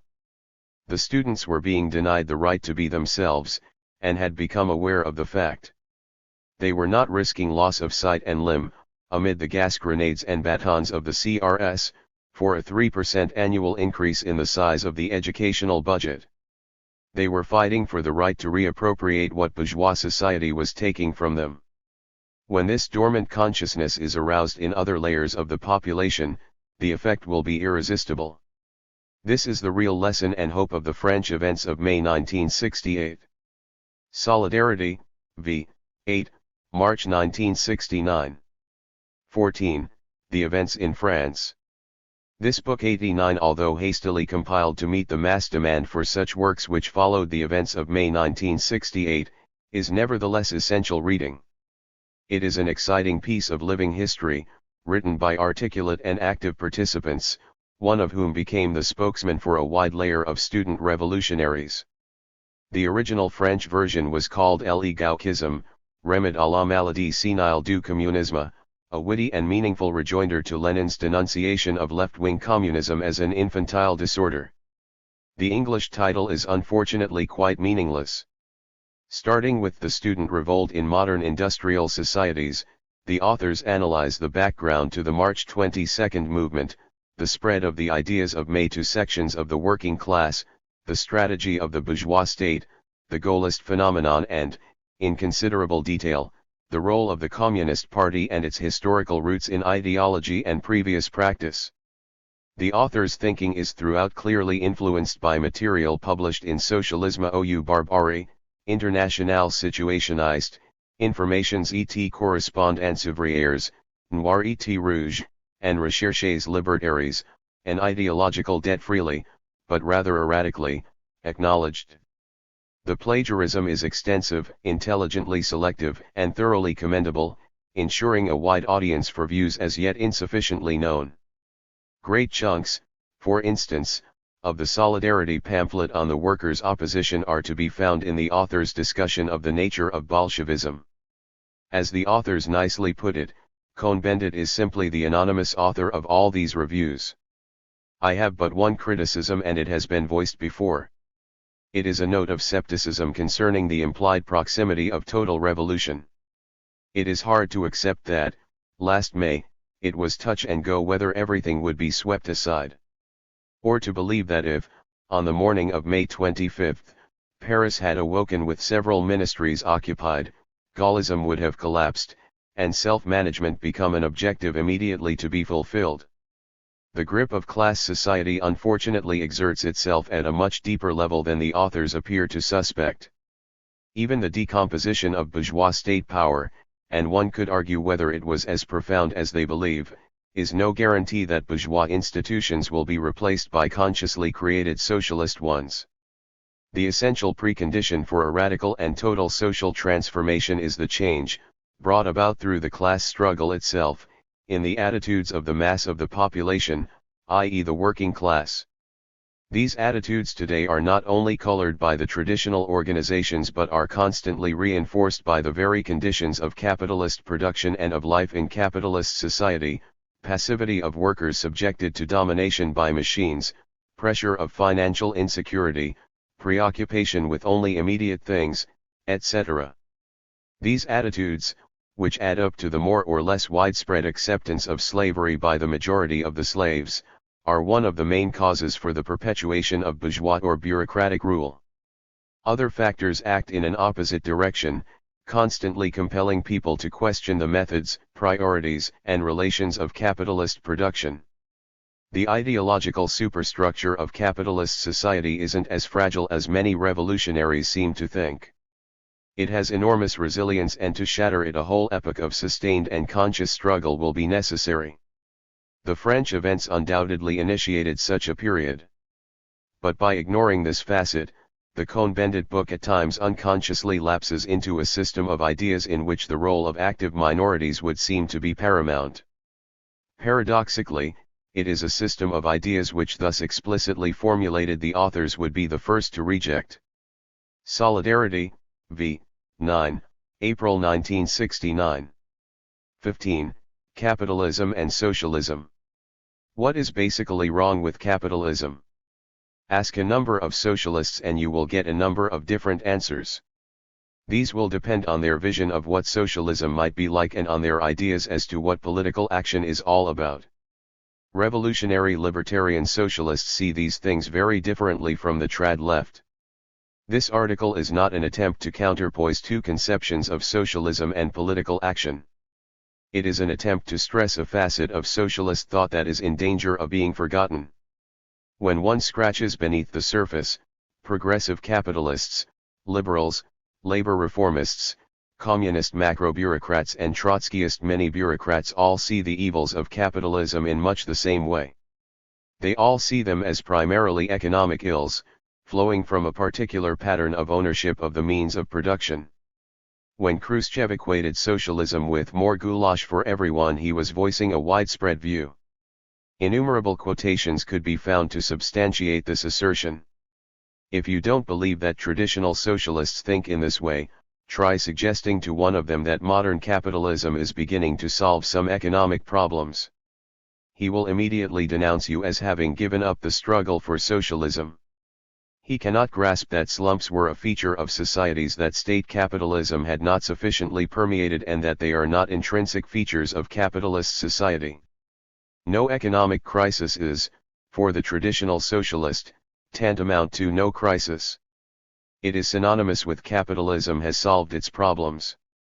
The traditional socialist feels insecure, as a socialist, if told that capitalism can solve this kind of problem, because for him this is the problem, par excellence, affecting capitalist society. The traditional left today has a crude vision of man, of his aspirations and his needs, a vision molded by the rotten society in which we live. It has a narrow concept of class consciousness. For them, class consciousness is primarily an awareness of non-ownership. They see the social problem being solved as the majority of the population gain access to material wealth. All would be well, they say or imply, if as a result of their capture of state power, and of their particular brand of planning, the masses could only be ensured a higher level of consumption. Socialism is equated with full bellies. The filling of these bellies is seen as the fundamental task of the socialist revolution. Intimately related to this concept of man as essentially a producing and consuming machine is the whole traditional left critique of laissez-faire capitalism. Many on the left continue to think we live under this kind of capitalism and continue to criticize it because it is inefficient, in the domain of production. The whole of John Strachey's writings prior to World War II were dominated by these conceptions. His Why You Should Be a Socialist sold nearly 1 million copies, and yet the ideas of freedom or self-management do not appear in it, as part of the socialist objective. Many of the leaders of today's left graduated at his school, including the so-called revolutionaries. Even the usual vision of communism from each according to his ability, to each according to his needs usually relates, in the minds of Marxists, to the division of the cake and not at all to the relations of man with man and between man and his environment. For the traditional socialist, raising the standard of living is the main purpose of social change. Capitalism allegedly cannot any longer develop production. Anyone ever caught in a traffic jam, or in a working-class shopping area on a Saturday afternoon, will find this a strange proposition. It seems to be of secondary importance to this kind of socialist that under modern capitalism people are brutalized at work, manipulated in consumption and in leisure, their intellectual capacity stunted or their taste corrupted by a commercial culture. One must be soft, it is implied, if one considers the systematic destruction of human beings to be worth a big song and dance. Those who talk of socialist objectives as being freedom in production, as well as out of it, are dismissed as utopians. Were it not that misrepresentation is now an established way of life on the left, it would seem unnecessary to stress that as long as millions of the world's population have insufficient food and clothing, the satisfaction of basic material needs must be an essential part of the socialist program, and in fact of any social program whatsoever, which does not extol the virtues of poverty. The point is that by concentrating entirely on this aspect of the critique of capitalism, the propaganda of the traditional left deprives itself of one of the most telling weapons of socialist criticism, namely an exposure of what capitalism does to people, particularly in countries where basic needs have by and large been met. And whether Guevarist or Maoist friends like it or not, it is in these countries, where there is a proletariat, that the socialist future of mankind will be decided. This particular emphasis in the propaganda of the traditional organizations is not accidental. When they talk of increasing production in order to increase consumption, reformists and bureaucrats of one kind or another feel on fairly safe ground. Despite the nonsense talked by many Marxists about stagnation of the productive forces, bureaucratic capitalism, of both the Eastern and Western types, can develop the means of production, has done so and is still doing so on a gigantic scale. It can provide, and historically has provided, a gradual increase in the standard of living, at the cost of intensified exploitation during the working day. It can provide a fairly steady level of employment. So can a well-run jail. But on the ground of the subjection of man to institutions which are not of his choice, the socialist critiques of capitalism and bureaucratic society retain all their validity.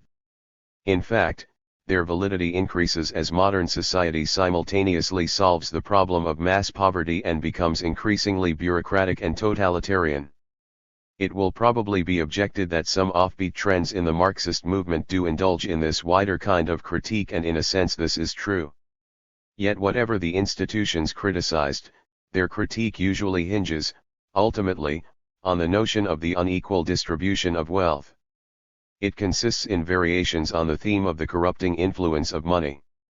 When they talk for instance of the sexual problem or of the family, they talk of the economic barriers to sexual emancipation, of hunger pushing women to prostitution, of the poor young girl sold to the wealthy man, of the domestic tragedies resulting from poverty. When they denounce what capitalism does to culture, they will do so in terms of the obstacles that economic needs puts in the way of talent, or they will talk of the venality of artists. All this is undoubtedly of great importance. But it is only the surface of the problem. Those socialists who can only speak in these terms see man in much less than his full stature. They see him as the bourgeoisie does, as a consumer, of food, of wealth, of culture, etc. The essential, however, for man is to fulfill himself. Socialism must give man an opportunity to create, not only in the economic field but in all fields of human endeavor. Let the cynics smile and pretend that all this is petty bourgeois utopianism. The problem, Marx said, is to organize the world in such a manner that man experiences in it the truly human, becomes accustomed to experience himself as a man, to assert his true individuality. Conflicts in class society do not simply result from inequalities of distribution, or flow from a given division of the surplus value, itself the result of a given pattern of ownership of the means of production.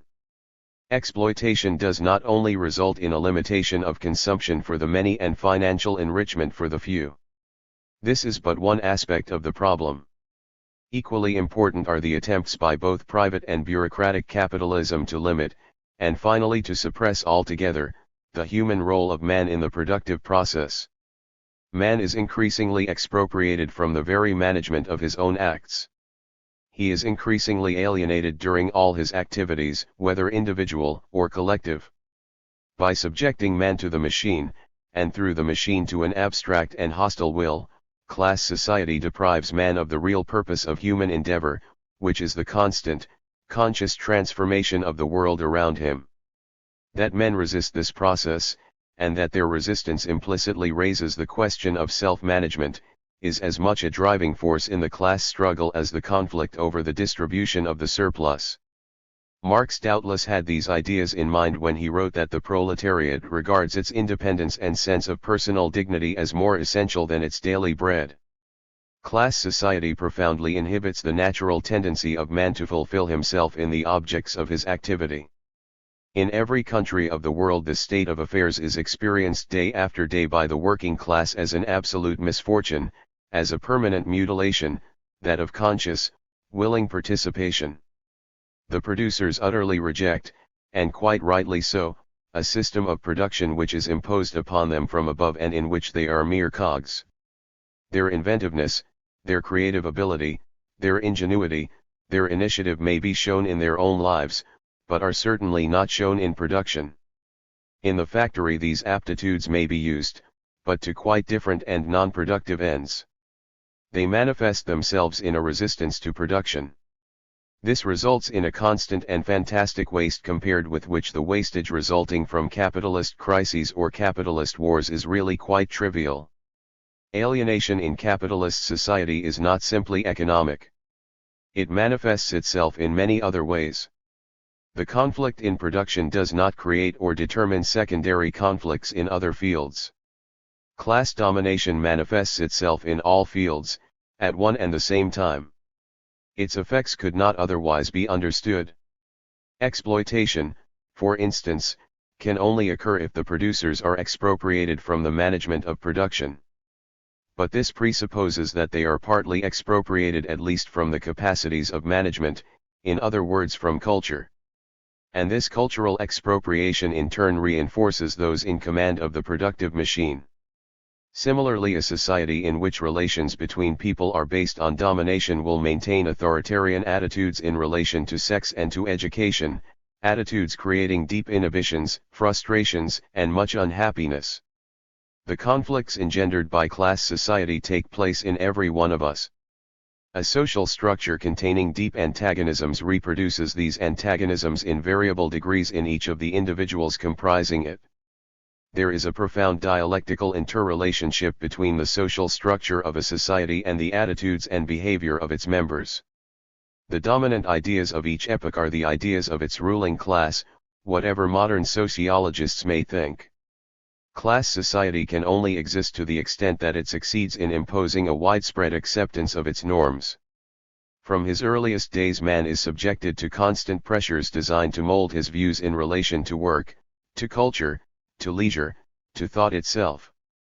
These pressures tend to deprive him of the natural enjoyment of his activity and even to make him accept this deprivation as something intrinsically good. In the past this job was assisted by religion. Today the same role is played by socialist and communist ideologies. But man is not infinitely malleable. This is why the bureaucratic project will come unstuck. Its objectives are in conflict with fundamental human aspirations.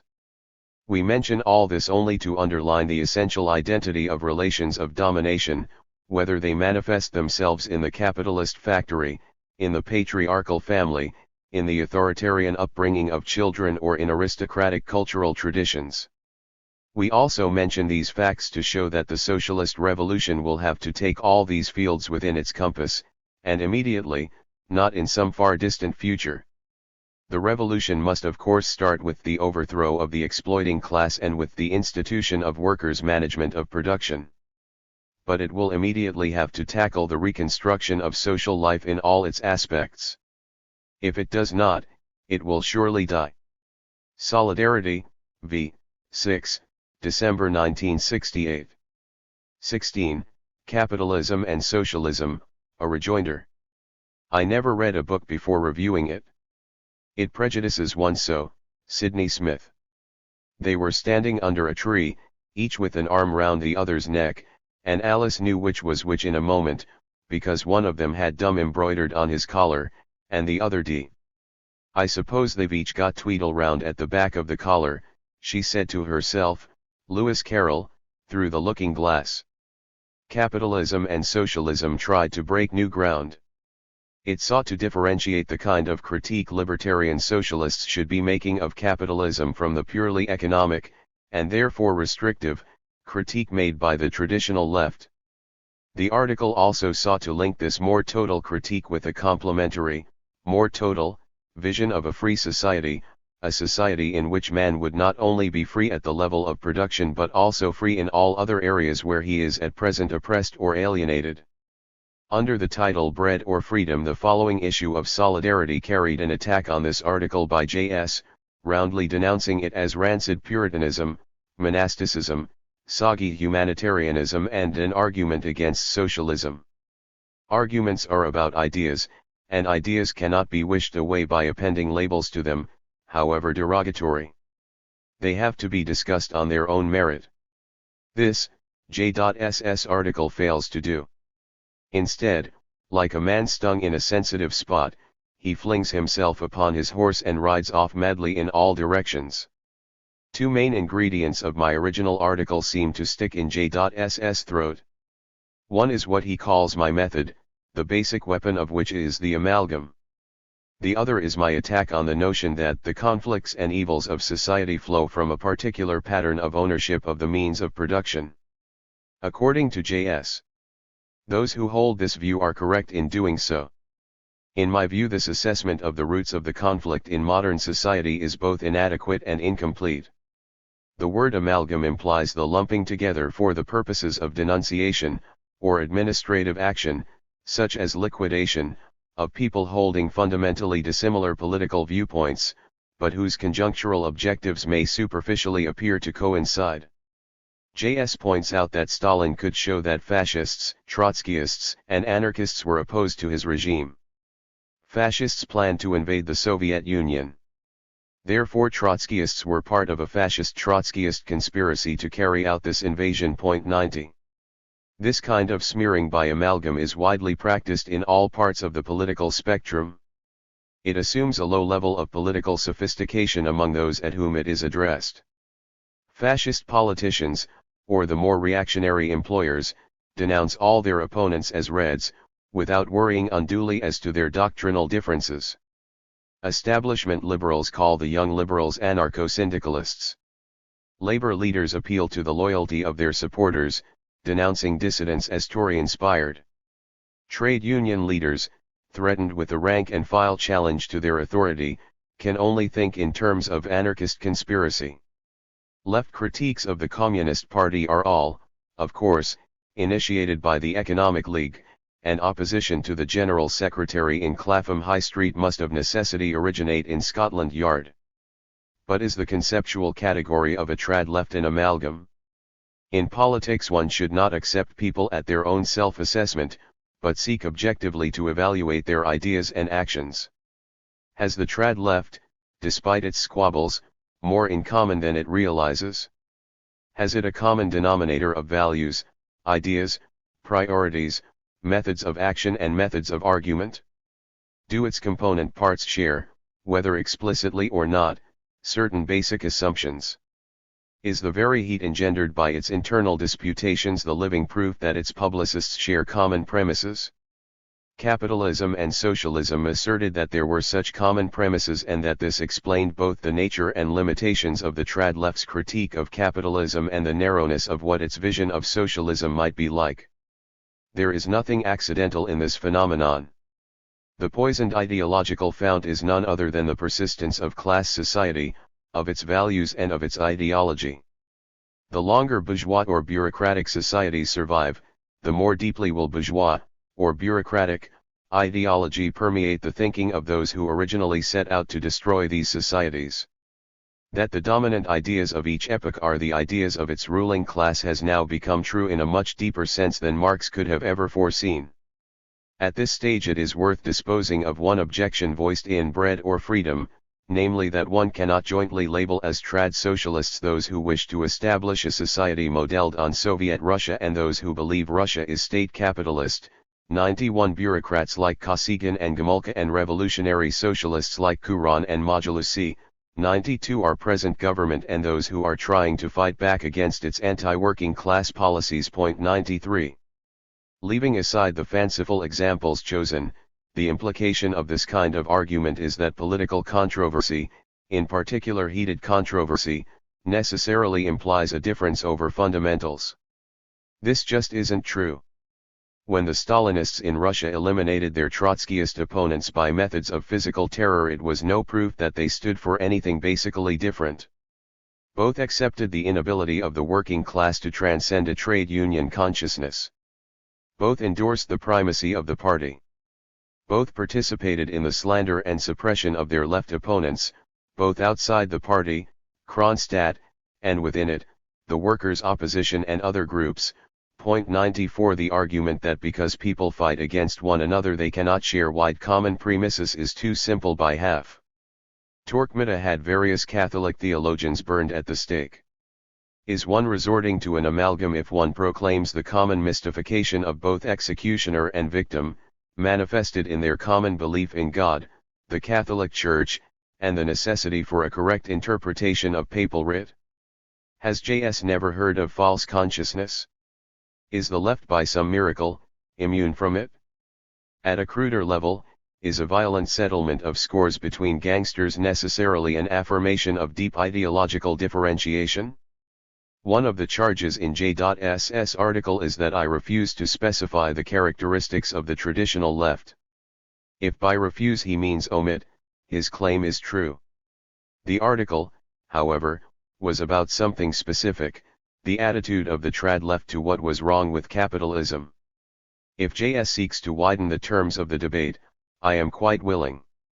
Here goes, briefly, for shortage of space prevents full treatment of each proposition. A.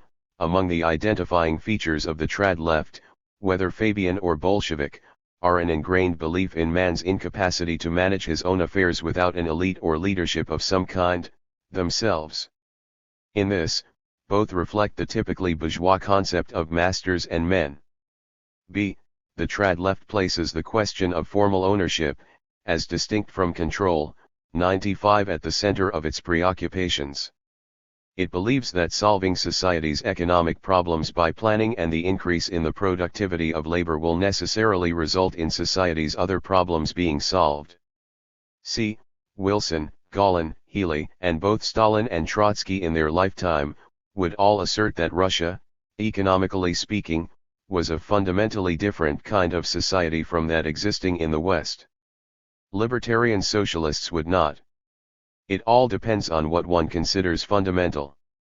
The yardstick of the former, amalgam again, would be the presence or degree of competition, planning, nationalization, etc. The yardstick of the latter, human freedom as expressed in workers' self-management. D. Many in the Marxist section of the trad left believe in a revolutionary theory based on allegedly objective laws. But they also hold that they alone can correctly interpret this theory, hence the multiplicity of the mutually hostile Marxist organizations. Under appropriate conditions, these beliefs lead them to assume what Trotsky called the party's historical birthright. In defense of this birthright, the party is prepared to manipulate, and if necessary shoot, workers in the interest of a higher, historically determined purpose, which it has grasped, even if the masses haven't. At the more mundane level, the trad left can be recognized by its deeply ingrained conservatism and its ideological sterility. It is the living embodiment of Bagehot's aphorism that one of the greatest pains to human nature is the pain of a new idea.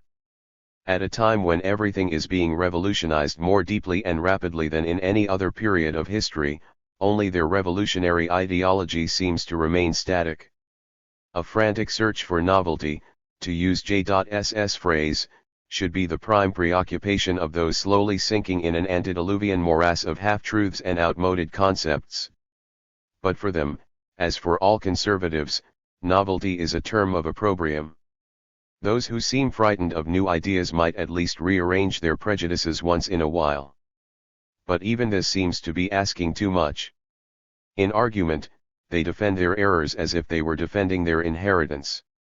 All buttoned up by impeccable little coats of complacency, they are like a man who will not look at the new moon out of deference for the old one.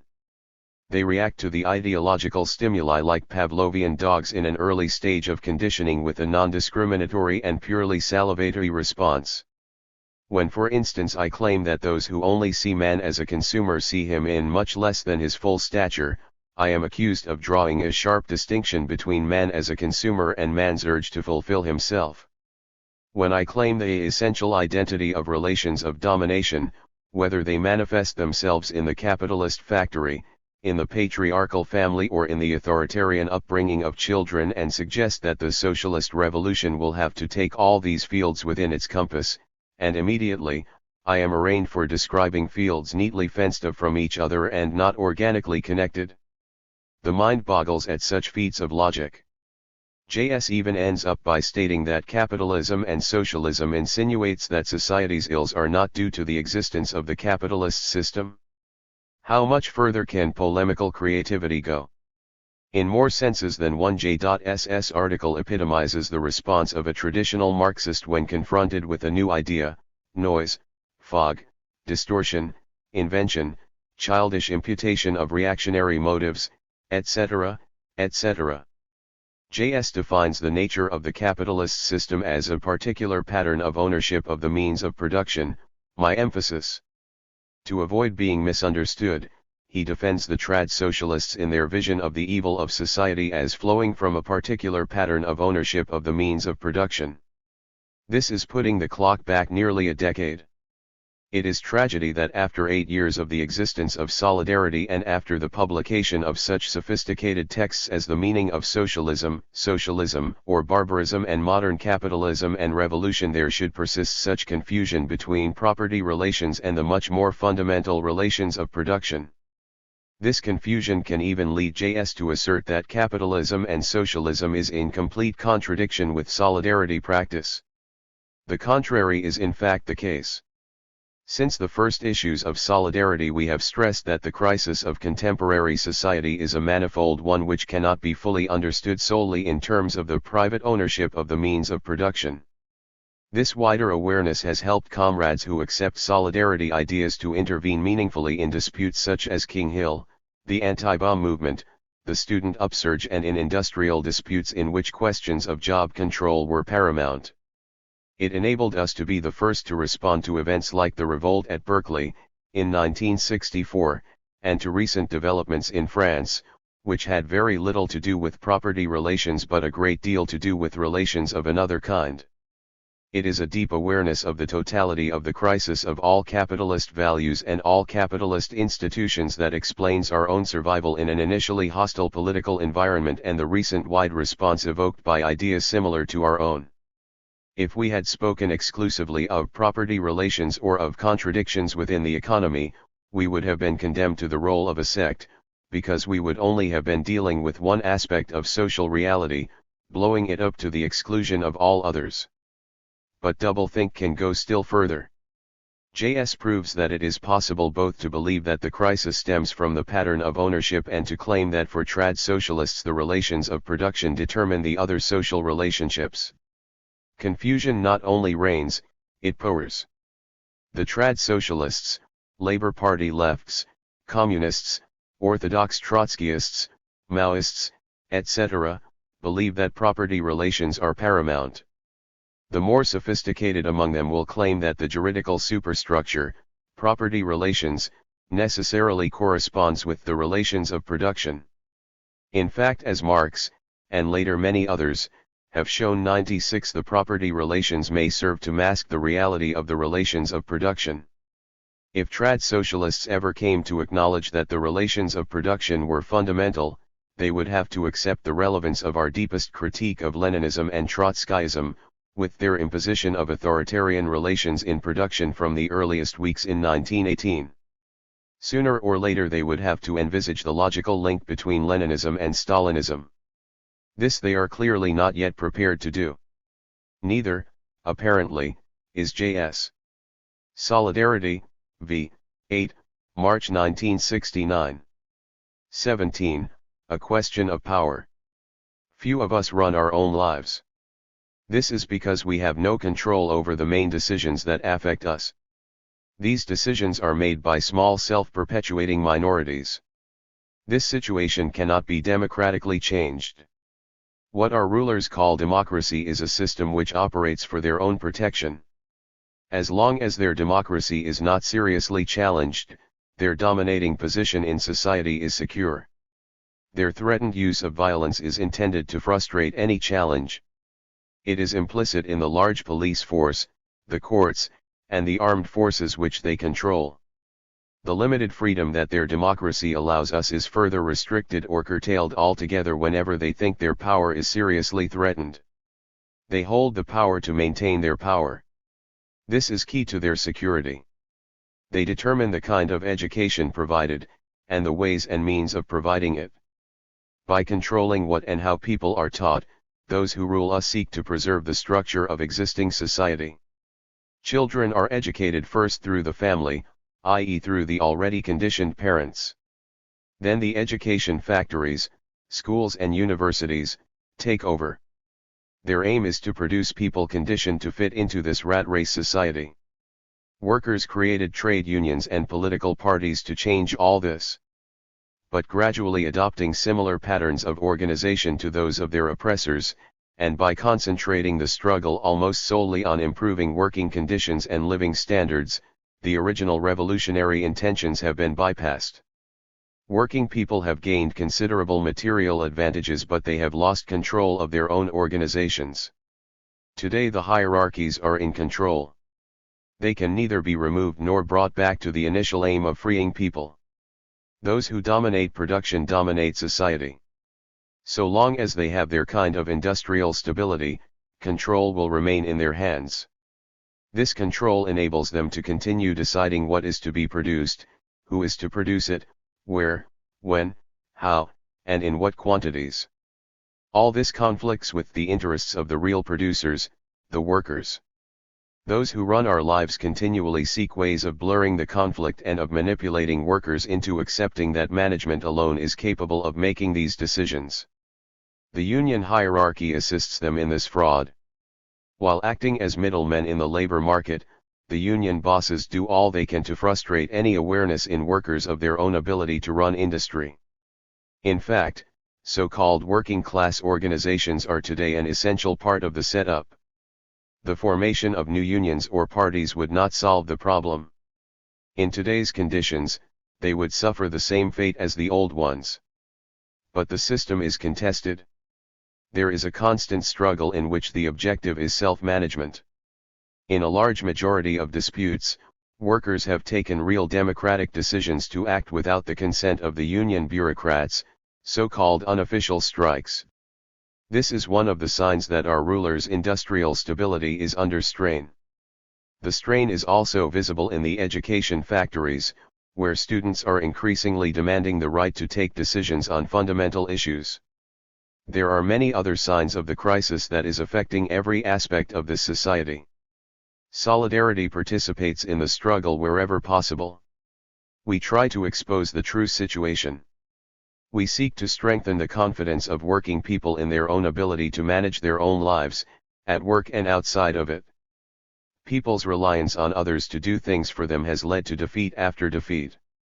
It is time for victories. Victories depend on people consciously taking action themselves.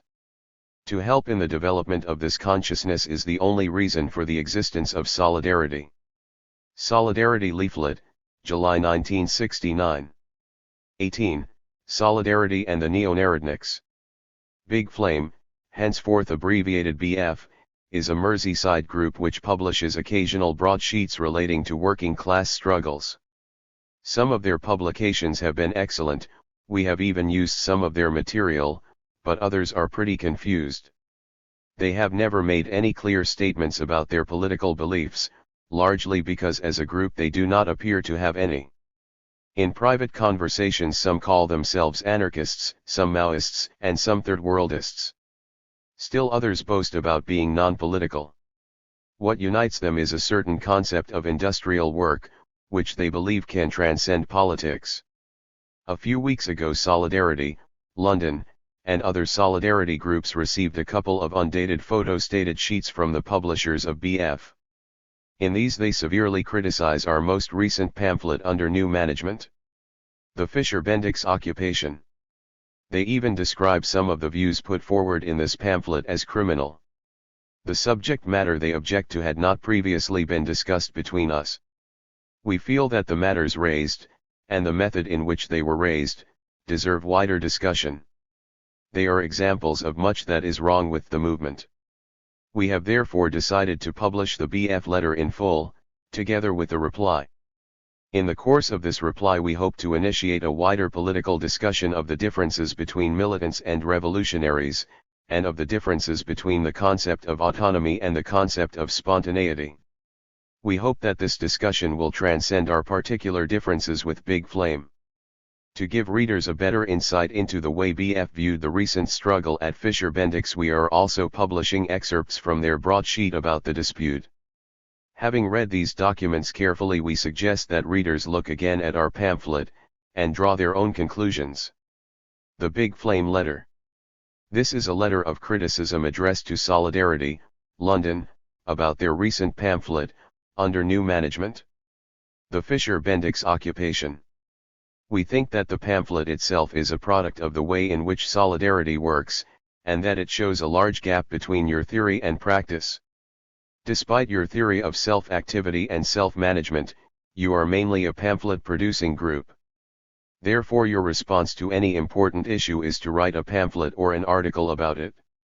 But because as a group you are divorced from working class struggles, you are unable to write about the situation with any real understanding. A clear example of this is the way Solidarity acted about Fischer-Bendix.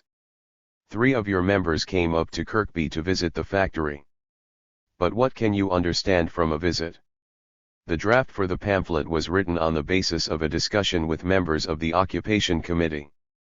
Coming in from the outside, not knowing anyone in the factory, you could only speak to the committee, but remember, you get their view, which is not necessarily that of all the workers. Throughout the pamphlet there is a constant confusion between workers and shop stewards. You say, the stewards remaining in the factory had given the signal for workers to join in a march to the admin block as previously arranged with the stewards who were negotiating. In fact, this march on the admin block was not organized or led by the stewards, but by a group of young workers.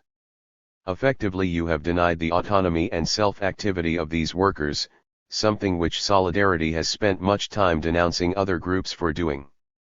But, as we said, this kind of thing is inevitable from the whole way in which you write about struggles, whilst being divorced from them. At least, when groups like I.S.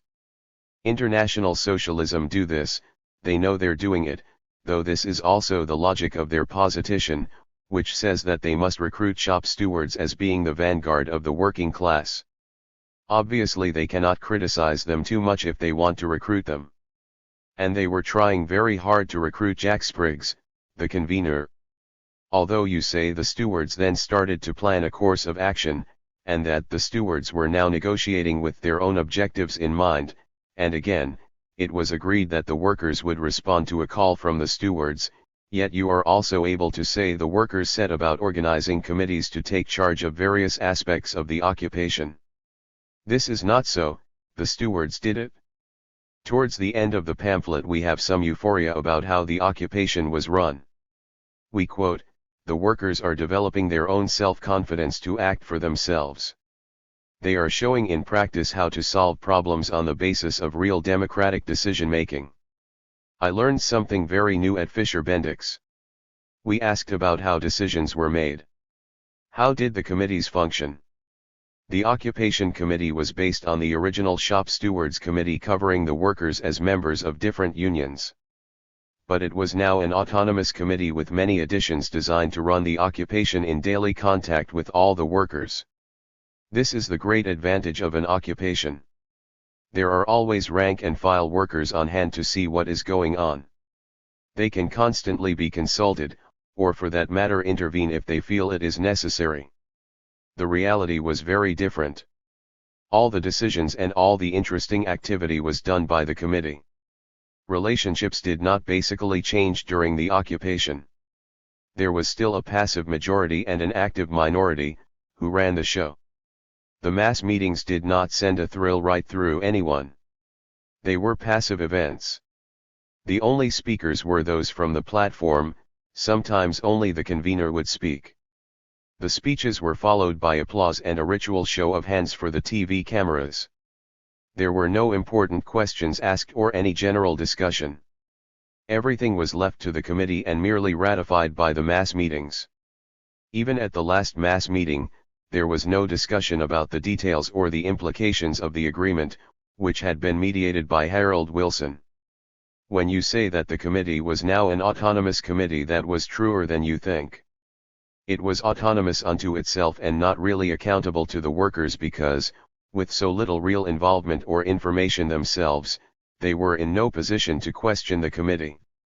There were several workers who were very critical of the way the committee was set up and the way it operated. But there were not enough of them, so they did not feel confident or strong enough to voice their criticisms. Whilst saying all this, we don't really blame the people on the committee. They acted in the way that good trade unionists always do and within the structures that they have always known.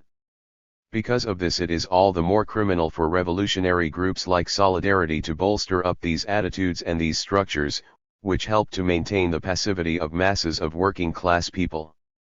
The Big Flame broadsheet, excerpt. Bendix, how the workers took over. A group of workers say how it happened. After the Christmas holiday, the factory grew tense.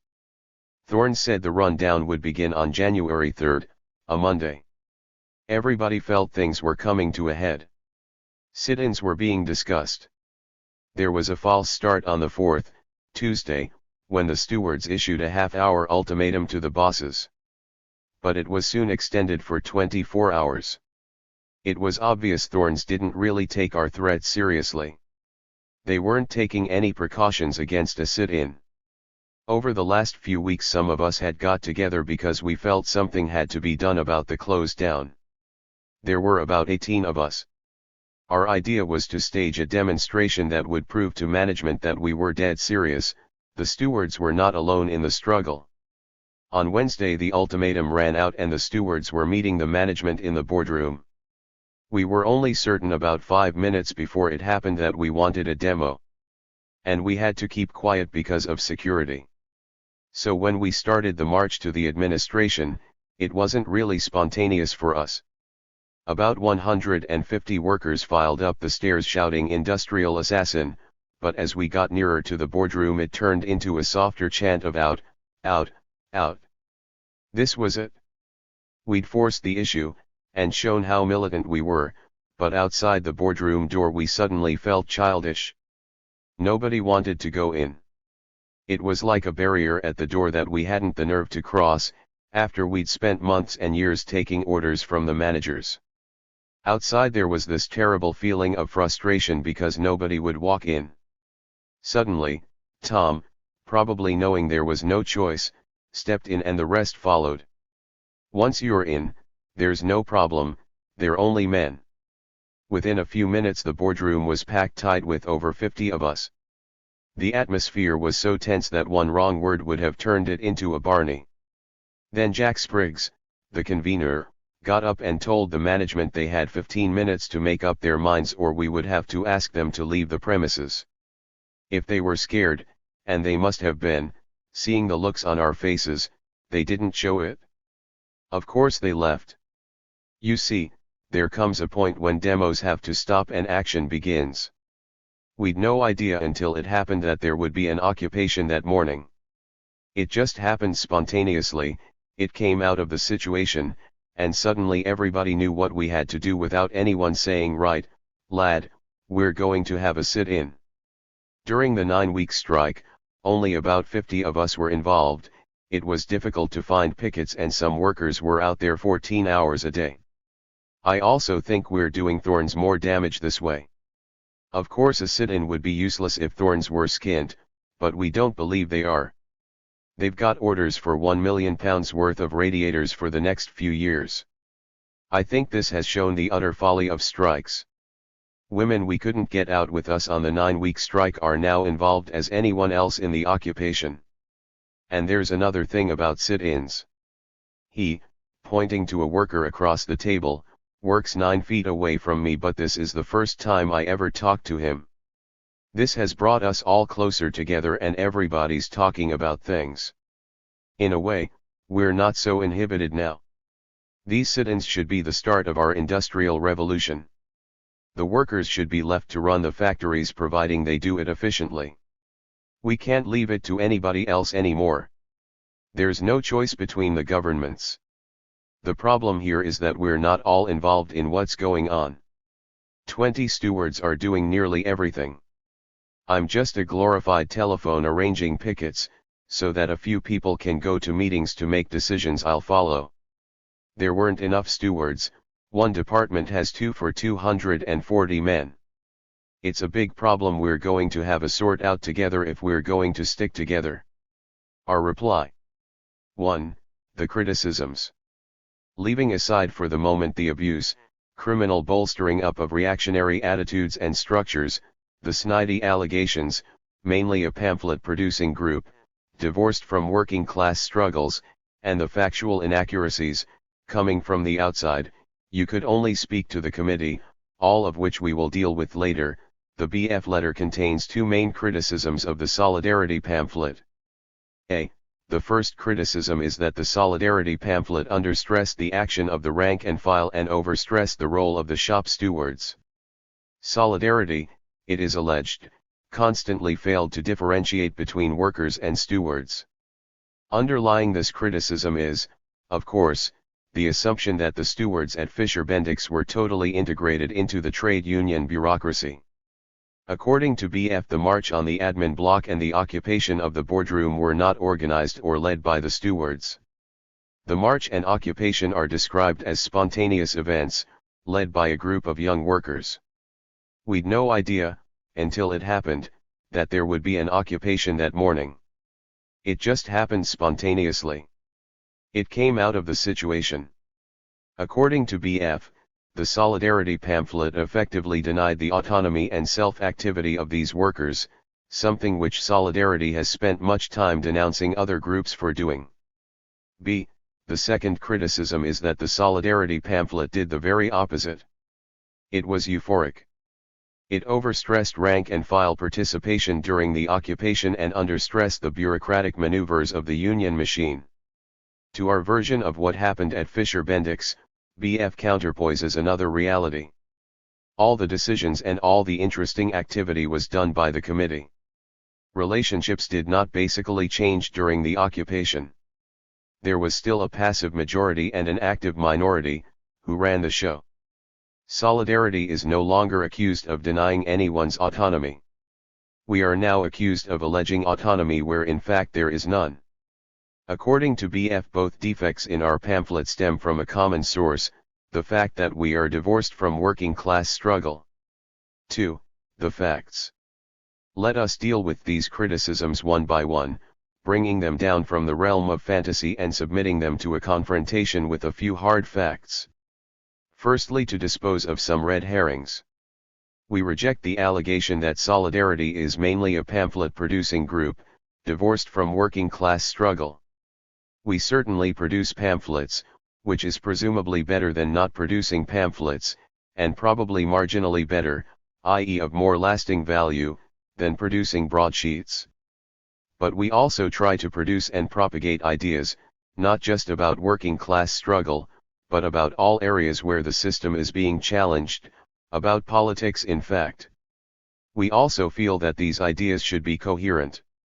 In our opinion, an informed and conscious working class, understanding what it wants, knowing how it will have to struggle to achieve it and aware of the obstacles, internal and external, it will have to overthrow, is an essential precondition for any significant social change. We hold this belief most deeply, as it is for us the basis both of meaningful struggle today and of non-manipulated, self-managed society tomorrow. And because of this we are as much concerned with the direction in which we are moving as with the movement itself. All movement and no direction is certainly not our motto. We are concerned with the lasting effects of what we do or say, rather than with demagogic declarations or mindless buzzing around from one dispute to another. Secondly, did we get an accurate idea of what going at Fisher Bendix? 7 comrades visited the place, 2 of them twice. They were experienced comrades with long records of struggle as militants, stewards, and conveners. We don't like to engage in such pro-liar-than-thou declamations and are only prompted to do so to refute the inaccurate allegations of the BF letter. Who did our comrades speak to in their search for information? It is quite untrue that they only spoke to the committee. They spoke to many rank-and-file workers, in addition to stewards and to those active on some of the committees. They spoke to workers just sitting around, and to others playing cards or bingo. It is true, and here BF may have a point, that had we spoken to more workers, on more occasions, other facts may have emerged. But we preferred urgently to disseminate those facts we did get hold of, in the hope that they would further the development of the struggle itself, than to stay at home and get none of the facts, for which we would doubtless also have been criticized by BF. Let us now turn to the 2 specific areas of B.F's criticism of the Solidarity pamphlet. We can imagine no better way of vindicating our view of what happened than by taking up some of the statements made by B.F itself. When one is as politically confused as BF, one doesn't worry unduly about holding and disseminating mutually contradictory views. Unfortunately, they can't all be simultaneously true, and some of the chickens will inevitably come home to roost. First, was the occupation spontaneous? Was it decided on the spur of the moment by people who had no idea, until it happened, that there would be an occupation that morning? This is what BF alleges. Let the BF broadsheet refute the BF letter. In their article, Bendix, How the Workers Took Over, a group of workers say how it happened. We are told that after the Christmas holiday sit-ins were being discussed. So the idea of a sit-in was around. The day before the sit-in started, a group of workers were discussing a demonstration to show that the stewards were not alone in the struggle. If this revealing sentence means anything at all, it means that the stewards were contemplating action and that the groups of workers were also feeling the need for it and were planning for it. Let us now turn to the central event, the famous march onto the admin block. Was it really decided only 5 minutes before it happened? If the march was as spontaneous as BF alleges, can they explain why, during the march, the master keys to all parts of the plant were taken from the place where they were usually kept, as we reported in our pamphlet? Was this some kind of spontaneous, divine foresight? Did those who spontaneously started the demo think of the keys, before they even knew there was going to be an occupation of the boardroom? Or does BF deny the whole episode of the keys? We now reach the door of the boardroom. According to the BF broadsheet, there was a terrible feeling of frustration, because nobody would walk in. Suddenly Tom, probably knowing there was no choice, stepped in and the rest followed. But who was this mysterious Tom, whose hand was being thus guided by an inexorable destiny? Why has Tom got no surname? Could he possibly be one of those reactionary stewards, whom Solidarity is constantly mixing up with workers? To be more specific, could he be one Tom Staples, treasurer of the Occupation Committee, secretary of the Kirkby, Houghton and Prescott Trades Council, and a member of a political party for which neither BF nor Solidarity have much time? Let us continue our spontaneous excursion with BF. Jack Spriggs, the works convener, gets up in the boardroom. He tells the management they had 15 minutes to make up their minds. Was Jack really saying the first thing that passed through his head? Was he really acting on the spur of the moment? Was his statement really an impromptu utterance, not previously discussed with other stewards? Are we really to believe that Jack Spriggs had been inadvertently sucked into a demonstration led by 18 young workers, not quite knowing what was happening to him and what it might all lead to? 97 BF should really not project its own naivete onto others. In our pamphlet we mention the systematic preparation for the sit-in. We describe how workers from Fisher Bendix had, over a period of weeks, visited UCS and Plessis, and more recently Alice Chalmers. We report how they had studied various types of occupation, to see what would best suit their own particular circumstances and needs. Is this true or isn't it? Would BF like to face our informants and tell them they were inventing all this? Had there no been extensive discussions about appropriate modes of action? Are we really to believe that nobody knew the occupation was going to take place on that particular day? Anyone saying this at Bendix would be laughed out of court. There are other strange omissions in the BF account of events. There is no mention of the fact that there had been a joint meeting of staff and manual workers, the first for many a month, on the day before the occupation. Or of the fact that the workers and some of the staff in the admin block immediately joined the shop floor workers, as part of a concerted plan of action. Why are these crucial facts omitted? Could it be because they clash with B.F's account of how the occupation developed? To ignore some facts and to distort others, in order to show that the Fisher Bendix occupation was the outcome of a purely spontaneous action by a group of young workers, and to assert that the stewards had nothing at all to do with it, is rather pointless. It is not going to kid any of those who took part. Are the facts being presented in this way in order to encourage others to act in a similar way? Is the purpose to create a myth?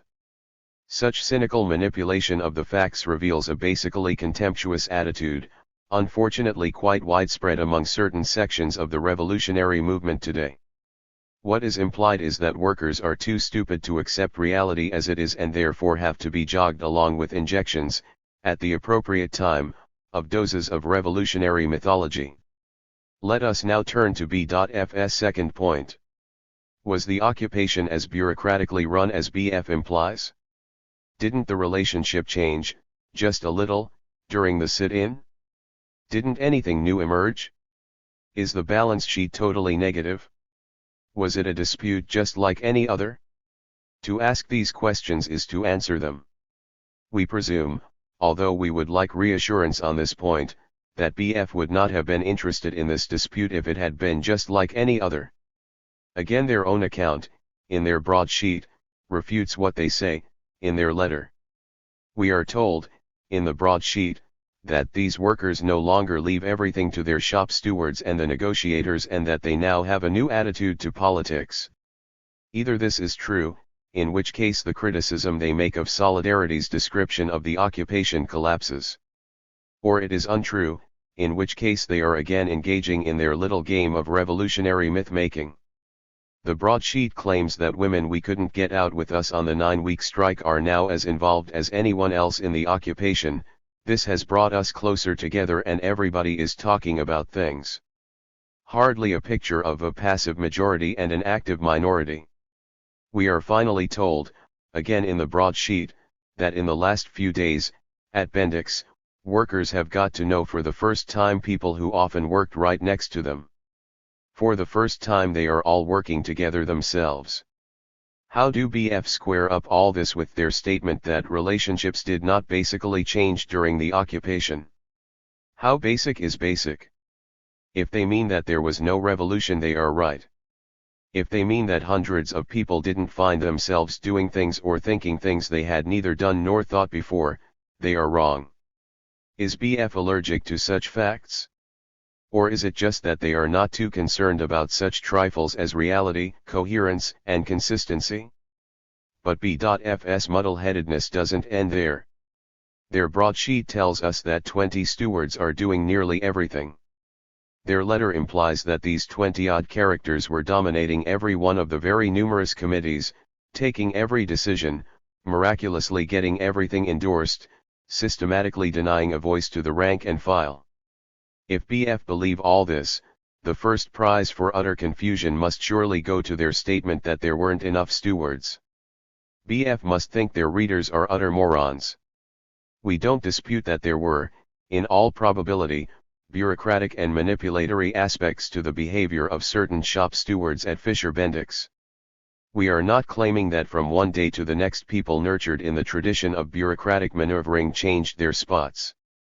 In our pamphlet, written at the height of the occupation, we warn that if occupation is pushed and manipulated by such people, i.e. by trade union officials or members of vanguard-type parties, the very form it takes may result in workers being denied the right themselves to manage their own struggles. Under such circumstances, occupation would not automatically result in a more advanced type of struggle. But at Fisher Bendix this was not, at that stage, the main point. We were interested in what was new in Fisher Bendix, not in what is the common denominator of so many industrial disputes today. The point of a pamphlet like ours was to bring to other workers information denied them by the mass media and by the traditional revolutionary press. This information to be helpful must, of necessity, hinge on the new developments thrown up in the course of the struggle itself. If nothing more important emerges from the reading of our pamphlet than that some workers in struggle grasp the need to concentrate in their own hands as many as possible of the physical resources of the firm, i.e. the full implications of the raid on the Moorgate Road stores, as well as the need to involve their relatives in collective decision-taking, then our pamphlet, in our opinion, will have been well worth producing. If BF believe that all stewards, in all circumstances, are irreversibly integrated into the trade union bureaucracy, they should say so openly in their publications. They don't. One can only conclude that they speak with one voice in their public utterances, and with another when they throw shit on other groups. The politics of confusion. All this flows, of course, from an inability to think dialectically, to see contradictory aspects of reality at any given time, to recognize what is a developing tendency, to be encouraged, assisted, and publicized, and what is a declining one, to be helped to the grave or just ignored. In the simplistic world of BF, everything is seen in black and white. The workers are seen as the embodiment of good, even when they talk of running the factories efficiently, which in the context of their present consciousness means according to the norms of bourgeois cost-effectiveness. The shop stewards, on the other hand, are seen as totally integrated into the trade union bureaucracy. The fact that stewards are usually elected regularly and are revocable, whereas the trade union officials are often neither, just doesn't come into the picture. Things can't be described as they are, they must conform to models. My mind is made up, don't confuse me with facts. For instance, B.F.'s letter claims that the members of the Occupation Committee acted in the way that good trade unionists always do and within the structures they have always known. This is both inaccurate and leads BF to turn a blind eye to what was really new and immensely encouraging in the Fisher Bendix occupation, namely the notion of mass meetings attended by wives and relatives, who in this way would be less liable to the pernicious pressures of the mass media. Did the stewards in fact act in the way that good trade unionists always do? Sit-ins bring workers from different unions together as workers. Is this really one of the traditional concerns of the trade union bureaucracy? Why does BF regard the stewards, also faced with the sack, as the inevitable enemies of the workers, under all circumstances? Are they not workers too, also liable to be affected by the redundancies, and also interested in struggling against them in the most efficient way possible? We have repeatedly denounced the usurpation of the function of shop steward by members of various vanguard sects. We saw no reason, however, to drive a wedge between stewards and men in a situation like Fisher Bendix, where there was not much conflict of interests. Blindness to what was new also led BF to underestimate the significance of the seizure of the stores from the Moorgate Road depot, at a very early stage of the dispute.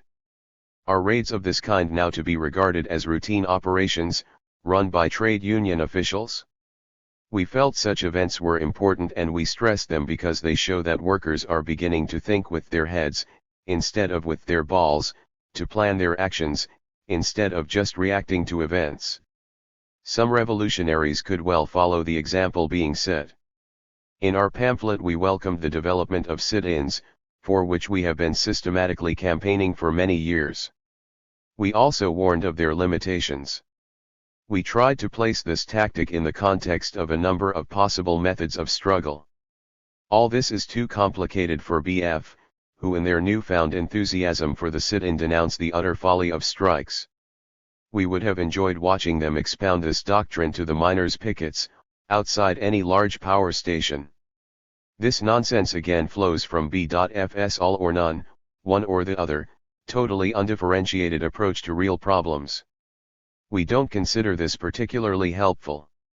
Sure, the BF broadsheet makes no great demands on those who read it. But this is for the simple reason that it makes no such demands on those who write it. Where the confusion of B.F's politics, or rather non-politics, reached its zenith was in their publication, in the broadsheet, of a statement from the work people. This wasn't a statement from the work people at all, as anyone with an ounce of political savvy would immediately have recognized. It was a Stalinist-inspired political document, signed by a number of the real local trade union bureaucrats. BF published it without comment. They therefore appeared to endorse what the document said. The document supports the actions of Merseyside Labour M.P.S. in the House of Commons. These fakers want to call for an inquiry, in political terms an investigation sponsored by a government representing the interests of capital. The statement then proceeded to denounce the Tories for their attitude to closures and unemployment. But it didn't utter a squeak about massive closures and sackings under a Labour government, which also represented the interests of capital. If all this isn't mystification with a vengeance, what the hell is it? Solidarity is accused of not being able to distinguish between workers and shop stewards. We deny this charge, but it is certainly a less serious one than confusing the voice of the work people with the farts of the local Stalinist apparatus. There is no vacuum in politics. The non-politics of BF leads directly to the uncritical dissemination, by an allegedly revolutionary paper, of the politics of our opponents. Autonomy and spontaneity. This leads us to discuss, in conclusion, two important areas which differentiate us from groups such as BF. One concerns autonomy and spontaneity. The other the difference between being a militant and being a revolutionary. There seems to be a great deal of confusion, in the revolutionary movement, about such concepts as autonomy and spontaneity. The words are not synonymous, as is so often assumed. Autonomous, strictly speaking, means that which makes its own laws and therefore, by implication, which acts in its own interests. An autonomous working class action is one in which workers have acted with their own, independent, class objective in mind. These objectives are totally different from the objective of their employers, of their firm, of their country, or of their union leaders. Autonomous class action becomes possible when the working class see itself as a class for itself, to use Marx's phrase, i.e. as a class consciously, explicitly, and collectively concerned with its own fate in society. Full autonomy has both ideological and organizational components. Ideological autonomy denotes that one has gained as much understanding and insight as possible into the influences that mold one's thinking. It means that one's thinking has been freed, as much as possible, of alien class influences, of alien class values, of alien class rationality.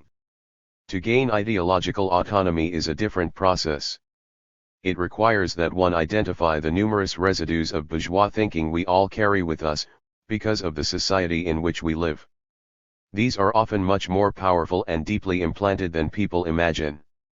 The working class struggle for autonomy is the struggle to free itself of all that lingers on, in its thinking, in its habits and in its own patterns of organization, of the society it is fighting against. For revolutionaries, to assist working class autonomy means to denounce the various mystifications that prevent the working class from achieving this kind of insight. Among such mystifications are the Leninist myth that the working class can only achieve a trade union consciousness, the myth that socialist consciousness has to be injected into the working class movement by middle-class professional revolutionaries, the myth that Russia and China are some kind of workers' state, the myth that the Labour Party is a working class party, etc., etc. To assist the development of genuine autonomy means a conscious refusal to pander to working class backwardness, to working class confusion or to working class illusions, for the sake of immediate popularity. It means consciously vaccinating oneself against the disease of workeritis, a condition in which everything the working class says or does, however reactionary, is miraculously endowed with transcendentally positive qualities. Organizational autonomy means the creation or development of organizations totally controlled by the workers themselves and with which they can totally identify. No such organizations exist today. At certain times and in certain places workers' councils have approximated to this type of organization. Revolutionaries should constantly be advocating the organizational autonomy of the working class, the breaking of all bonds which tie the working class to bodies controlled by the employers or by their state. They should denounce the stranglehold of the trade union bureaucracy on working class organization. But if such organizations are to be genuinely autonomous, revolutionaries will also have to denounce their usurpation or their manipulation by Stalinists, Trotskyist, or Maoist micro-bureaucrats. In practice this would mean explaining the real nature of the Stalinist-controlled Liaison Committee for the Defense of Trade Unions, of the SLL-controlled 98 All Trades Unions Alliance and of similar bodies. Patiently explaining the real nature of these bureaucracies is a political task.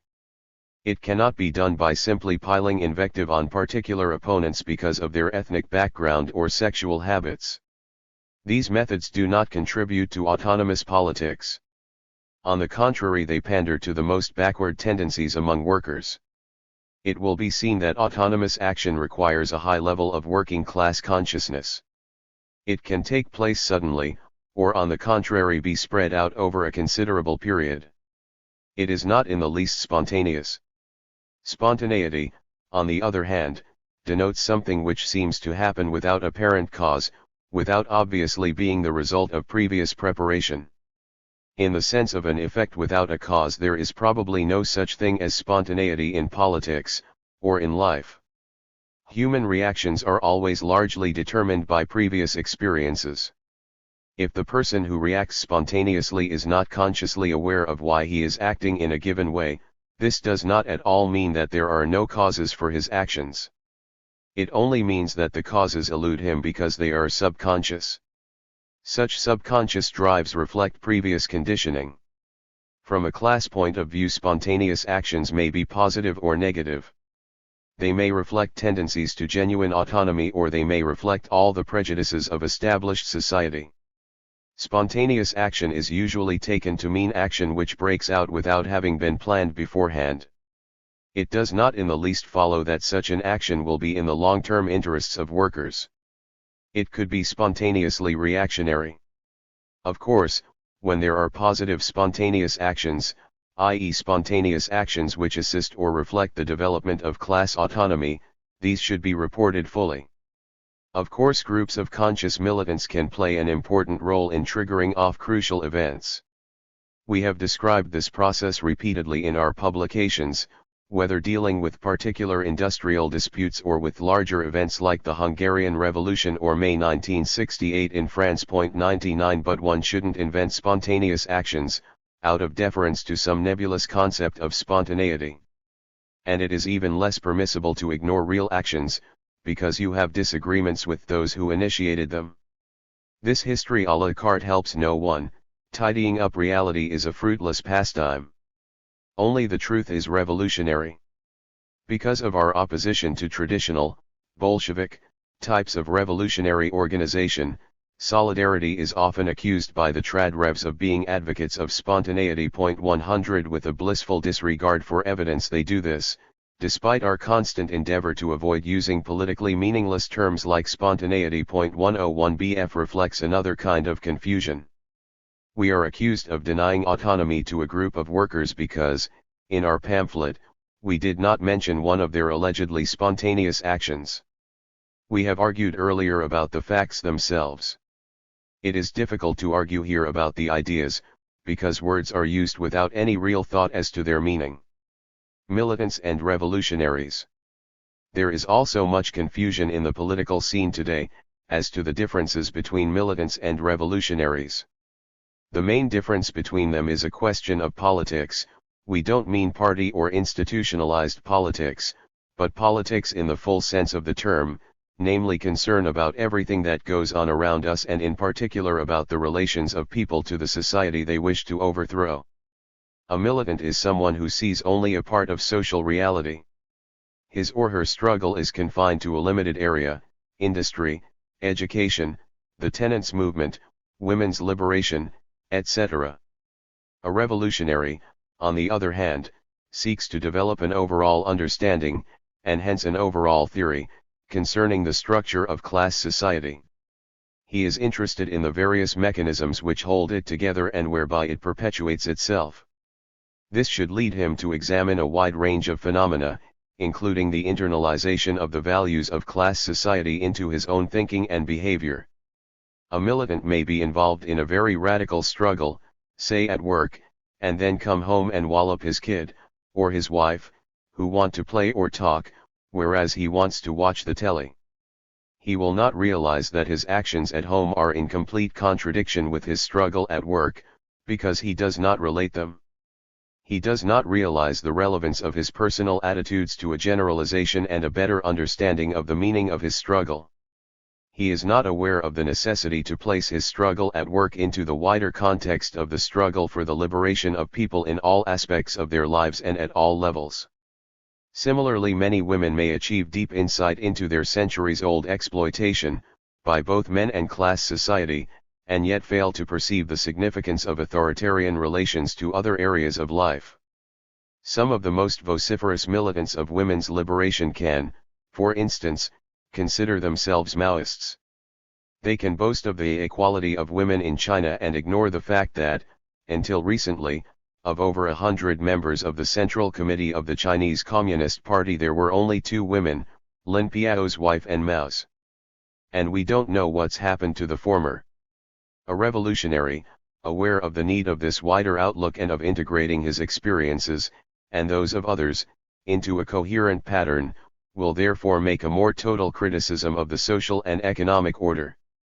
He or she will consider any form of human self-activity in struggle, be it economic, political, sexual, social, or cultural, as relevant to the general struggle towards a self-managed society. It does not follow that a revolutionary holds any truth or blueprint, nor that he or she has solved all the contradictions of his or her life, or of his or her relationships with other people. These contradictions being social cannot be solved on an individual level. But the fundamental difference between revolutionaries and militants is that the latter will rarely be even aware that they, and everybody else, have such problems. They will often dismiss any attempt at discussing them as irrelevant to, or a diversion from, their particular struggles, precisely because they haven't yet, for various reasons, generalized the meaning of these struggles into a total critique of society at all levels. We have been told that the production of historical pamphlets, or of such pamphlets as The Crisis of Modern Society and The Irrational in Politics, are a waste of time because they are not activity. We have been told that work among scientists or heated arguments about ideas are a diversion from the class struggle. We shudder to think of the type of socialism that would be introduced by those who feel that the subjects dealt with in these publications are marginal and can be left to look after themselves. It is because of our belief that they can be rationally discussed, with industrial workers as with any other group of people, and that this is important, that Solidarity is a political organization and not just a journal of industrial agitation. We feel that lasting effects on people's thinking is more likely to flow from involvement in all that affects them in their everyday life, and not just from involvement in their struggles at work. But our concept of being revolutionaries, as distinct from just militants, is very different from what is generally understood by the term. By being revolutionaries we don't mean, as the Leninists do, belonging to some vanguard party, destined to lead the masses into the promised land. The Leninists consider themselves as embodying some kind of absolute, revealed truth, and as being the incarnation of the historical interests of the working class. For us, being revolutionaries only means seeing a little further than others. What we see should change, as does society itself. For us there is no such thing as an absolute truth, whether in politics or elsewhere, and the idea of a complete and final theory, embodied in the practice of some party, is, in the modern era, nothing but a bureaucrat's dream and, moreover, a tool helping him manipulate the oppressed. For us, revolutionaries are not an isolated elite, destined to any vanguard role. They are a product, albeit the most lucid one, of the disintegration of existing society and of the growing awareness of what it will have to be replaced by. Populism, a dead end. Heated political arguments are useful among revolutionary groups, provided they share a certain measure of understanding. Argument is difficult if one group consistently refuses to spell out its views, an attitude which itself reveals much more than it conceals. B.F.'s sudden outburst against our coverage of the Fischer-Bendix occupation highlights this problem. We have attempted to answer their misrepresentation, point by point. But that is not enough. What prompted B.F. to launch such a caricature of a critique? Was it a difference in political outlook? To grant this would imply that B.F. had previously expressed its own political conceptions, its own worldview. But this is precisely what B.F. has failed to do. Nowhere, to our knowledge, has B.F. explained its reason for existing as a tendency separate from the rest of the left. This would involve answering certain questions. For instance, what does B.F. think of the shop stewards movement, of the different trade union bureaucracies, of the very concept of trade unionism, of the Labour Party, of the Communist Party and its industrial base, of the traditional groups of the Leninist left? What do they think of the various national liberation struggles, of Premier Castro, Che Guevara, Chairman Mao, Uncle Ho, peasant struggles, urban guerrillism, the I.R.A.? And what about all the other areas of everyday life which express clearly the decay and instability of the system, outside of the mere economistic emphasis of B.F.? Is this not politics? If not, why not? A Philistine disregard for substance is seen in this pearl, culled from their bulletin, October 1971. We want to help establish a network. But we want it to be a network of activists, who attempt to link and show the relevance of different struggles. We don't want to send our bulletin to people who aren't prepared to do anything. The criteria for earning B.F's approval is then doing anything. But what? Populist activism is based on myth, the myth which claims that working class origins themselves constitute a guarantee for being revolutionary. Such an attitude is found mainly among impatient middle-class radicals, who have half-digested socialism and are ashamed of their background. Since the trade union bureaucracy is mostly composed of people coming from the working class, some of the intellectuals infected with this kind of populism tend to confuse the bureaucracy with the class itself. Thus an informal fusion, usually ideological, occurs between the worker populist and various currents which seek to reform the unions. Such a trend has already emerged, for example, in B.F's uncritical publication of Lessons of the Postal Strike by the Merseyside Postal Alliance. The pamphlet has good material in it, but is marred by mystifying conclusions such as our union needs to be democratized. B.F's lack of coherence is understandable. The worker populist considers that support for masses in struggle is enough. Criticism of the political content of these struggles is considered divisive, sectarian, or coming from academic quarters. The attempt is thus made to consciously castrate any revolutionary critique, based on clear theoretical concepts. B.F. attempts to drive a reactionary wedge between revolutionary workers and other revolutionaries. It does so by pandering to the worst anti-intellectual prejudices of many workers. Historically, these prejudices have been whipped up by the trade union bureaucracy. The nauseating recent example of Ray Gunter is there to emphasize the point. Prejudices have also been whipped up by various political parties that have acquired a working class electorate, often with disastrous results for working people. B.F's anti-intellectualism isolates those numerous worker intellectuals, within any working class, who by their own sustained efforts and persistent devotion to the liberation of their class, have long since abandoned prejudices which still haunt B.F. If all that BF can offer as a political explanation of itself is recipes for collective involvement, certain questions still remain. On what basis will decisions be taken? What are the group's politics? The last 10 years have seen dozens of groups appear which have sought to avoid politics, some within the solidarity movement itself. They have all either disappeared without leaving a trace or, more particularly in the United States, they have degenerated, and in their decrepitude become either liberal or Stalinoid third-worldist. Going to the working class is not a political program or a critique of society. It is not even the basis for a viable group, as our neo-narodniks will sooner or later discover. B.F's practical activities, or those of any group, implicitly define a worldview. It is high time the supporters of BF sought explicitly to ascertain the views of those who founded their group. The fact that B.F's politics haven't been made clear up till now leads one to suspect that a deeply manipulative game is being played, a game in the tradition of the Leninist left. The example of certain Italian groups is there for all to see. The libertarian left in Britain has been weak in showing that conscious intervention can help make an uncritical mass action a more coherent and lasting one. The difference is enormous. Working people don't live in a vacuum, and part of their age-long problem is the deep cleavage between what they do and what they say they are doing.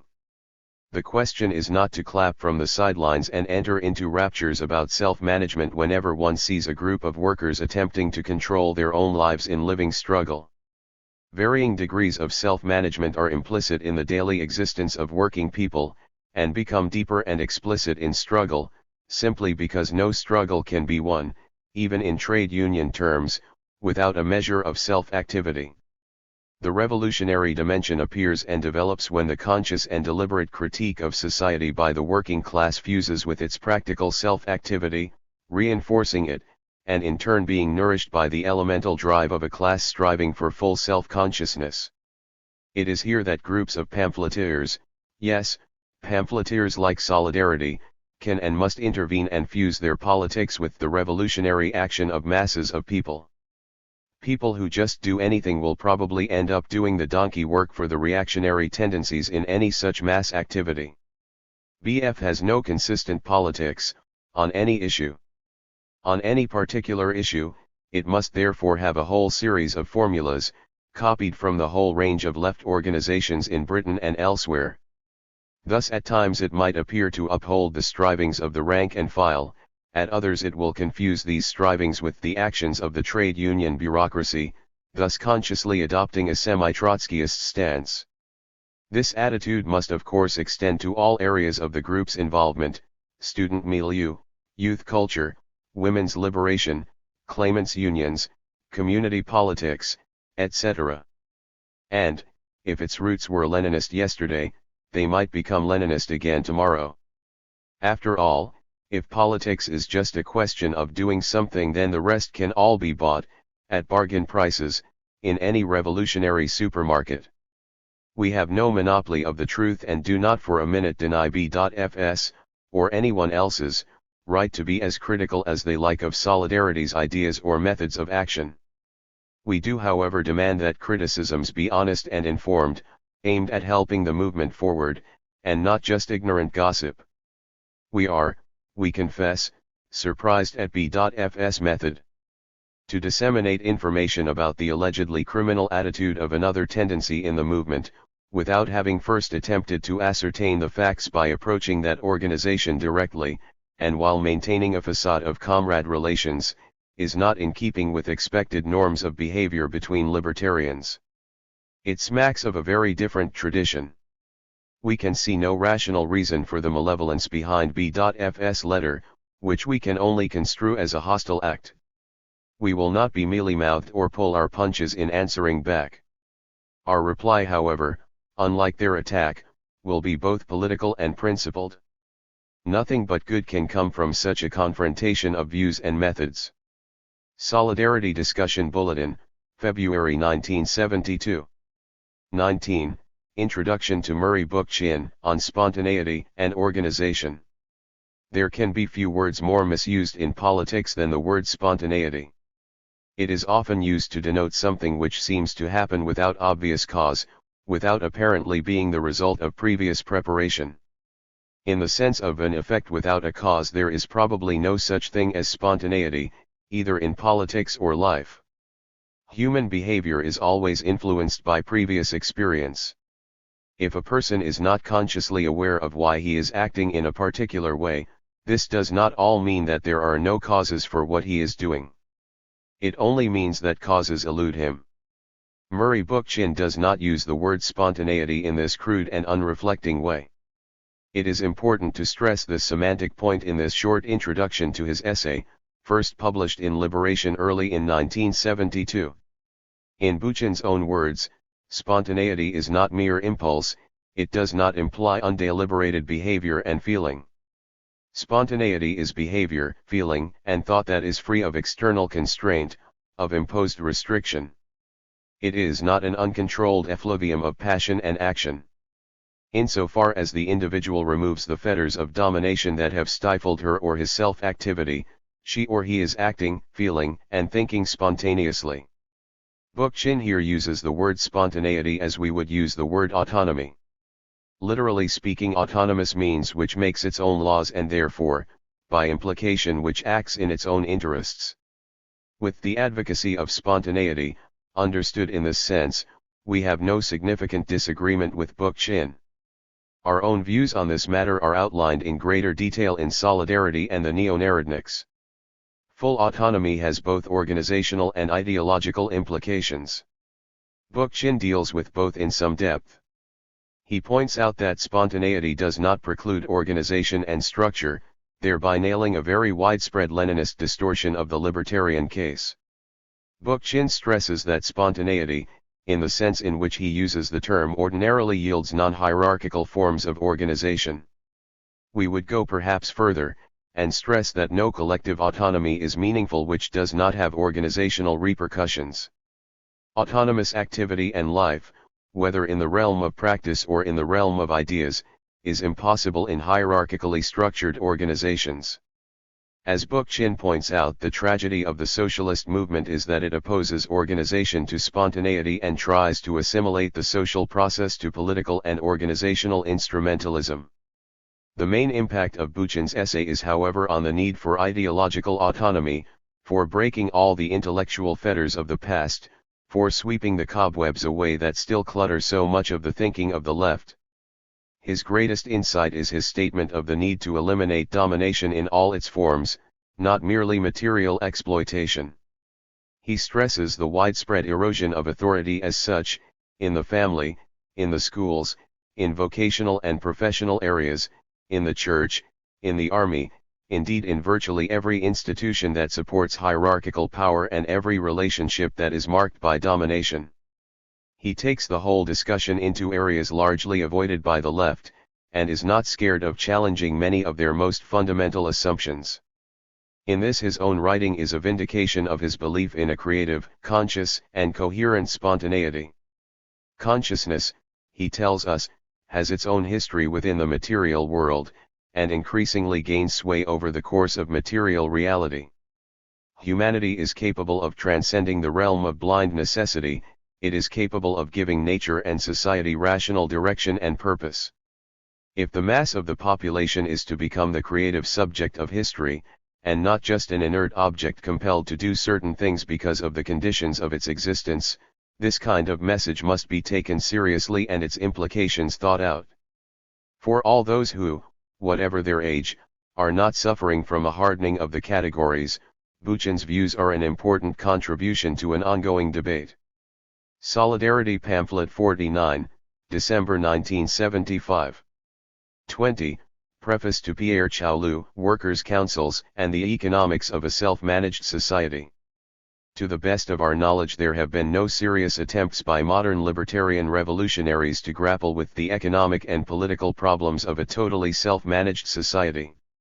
What might the structure, social relations, and decision-making institutions of such a society look like, in an advanced industrial country, in the second half of the 20th century? Is the technological basis of modern life so complex that all talk of workers' management of production can be dismissed as pure utopia, as both the beneficiaries, and most of the victims, of the present social order would have us believe? Or, on the contrary, isn't this allegation itself the real mystification? Doesn't historical experience, and in particular the working class experience of recent decades, prove the very opposite? Don't the very advances of science enhance the feasibility of a rational form of social organization, where real power would lie in the hands of the producers themselves? This pamphlet seeks to deal with some of these questions. The events of the last few years show quite clearly that this is no longer a theoretical preoccupation, relating to some remote and problematic future. On the contrary, it is a real, immediate, and down-to-earth concern. At any time between now and the end of the century, hundreds of thousands, nay, millions, of men and women may well be confronted with problems of the kind here discussed. And on the solutions ordinary people may collectively provide to these problems will depend whether humanity really moves to something new, or whether we just exchange one servitude for another. Let us immediately circumscribe the relevant area. We are not concerned with the recipes and double talk of various reformed or partially reformed bureaucracies. We are not concerned with workers' control seen as an adjunct or decoration to nationalization and the political power of some vanguard party. We are not discussing how to run, from above, a system of workers' management from below, as in Yugoslavia.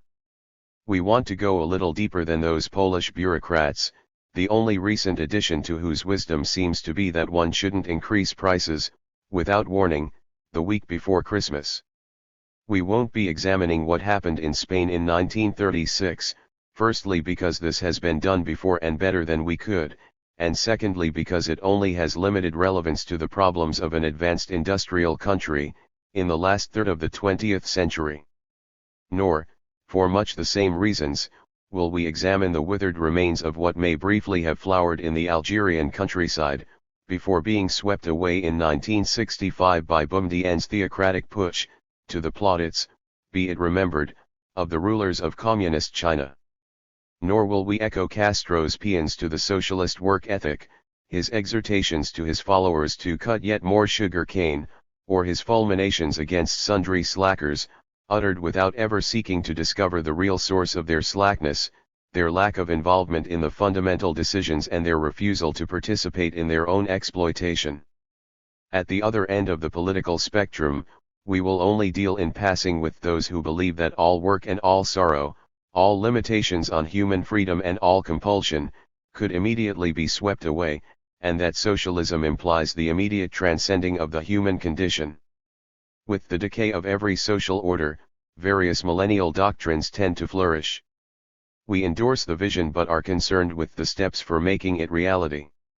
Those whom we might call cornucopian socialists 102 will probably denounce us for discussing the organization and transformation of work, instead of its abolition. But such is the capacity of our minds for mutually incompatible ideas that the very comrades who talk of abolishing all work will take it for granted that, under socialism, lights will go on when they press switches, and water flow when they turn taps. We would gently ask them how the light or water will get there, who will lay the cables or pipes, and who, before that, will make them. We are not of those who believe that reservoirs and power stations are divine dispensations to socialist humanity, or that there is no human or social cost involved in their creation. We are intensely concerned, on the other hand, about how collectively to determine whether the cost is acceptable, and how it should be shared. In considering various aspects of a self-managed society, we will not be discussing the insights, however shrewd, of various writers of science fiction. Their undoubted merit is that they, at least, have perceived the fantastic scope of what could be possible, even today. Unlike Jules Verne, we aren't planning to proceed 20,000 leagues under the sea or even to undertake a journey to the center of the earth. We just want to walk widely and freely on its surface, in the here and now. In this, we will immediately differentiate ourselves from most modern revolutionaries, who under pretext of keeping their feet on earth remain waist-deep in concrete. This pamphlet is based on a text by P. Chao Lu, Sur le contenu du socialisme, which first appeared in the summer of 1957 in Socialisme ou Barbarie. It is important to keep the date in mind. The text was written just after the Hungarian workers' councils had been ruthlessly suppressed, following a prolonged and heroic struggle in which hundreds of thousands of workers had put forward demands for the abolition of norms, for the equalization of wages, for workers' management of production, for a federation of workers' councils, and for control from below of all institutions exercising any kind of decisional authority. The text was written before the momentous developments of the 60s, before the massive growth of do-it-yourself politics, and before the Berkeley events of 1964, which showed the explosive new tensions modern capitalist society was busily producing.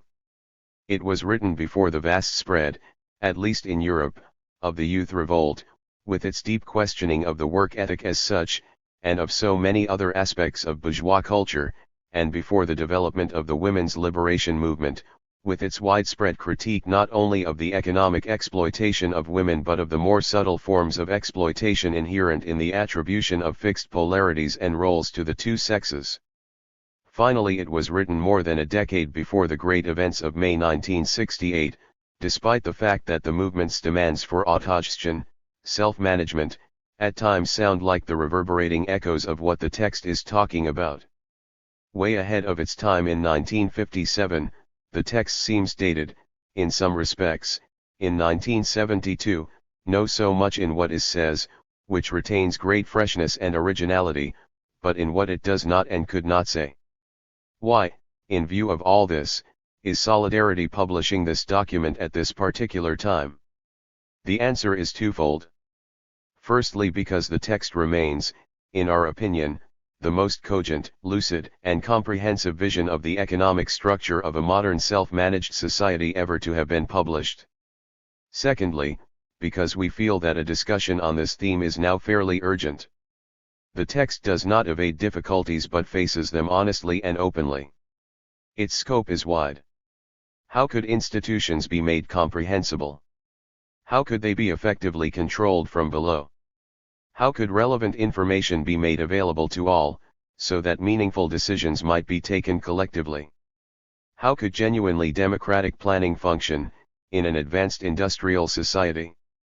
But the text deals with much more, with the essential changes a socialist society would have to introduce in the very structure of work, with how a genuine consumer market might function, with problems of agriculture, with the political representation of those who do not work in large enterprises, and with the meaning of politics in a society based on workers' councils.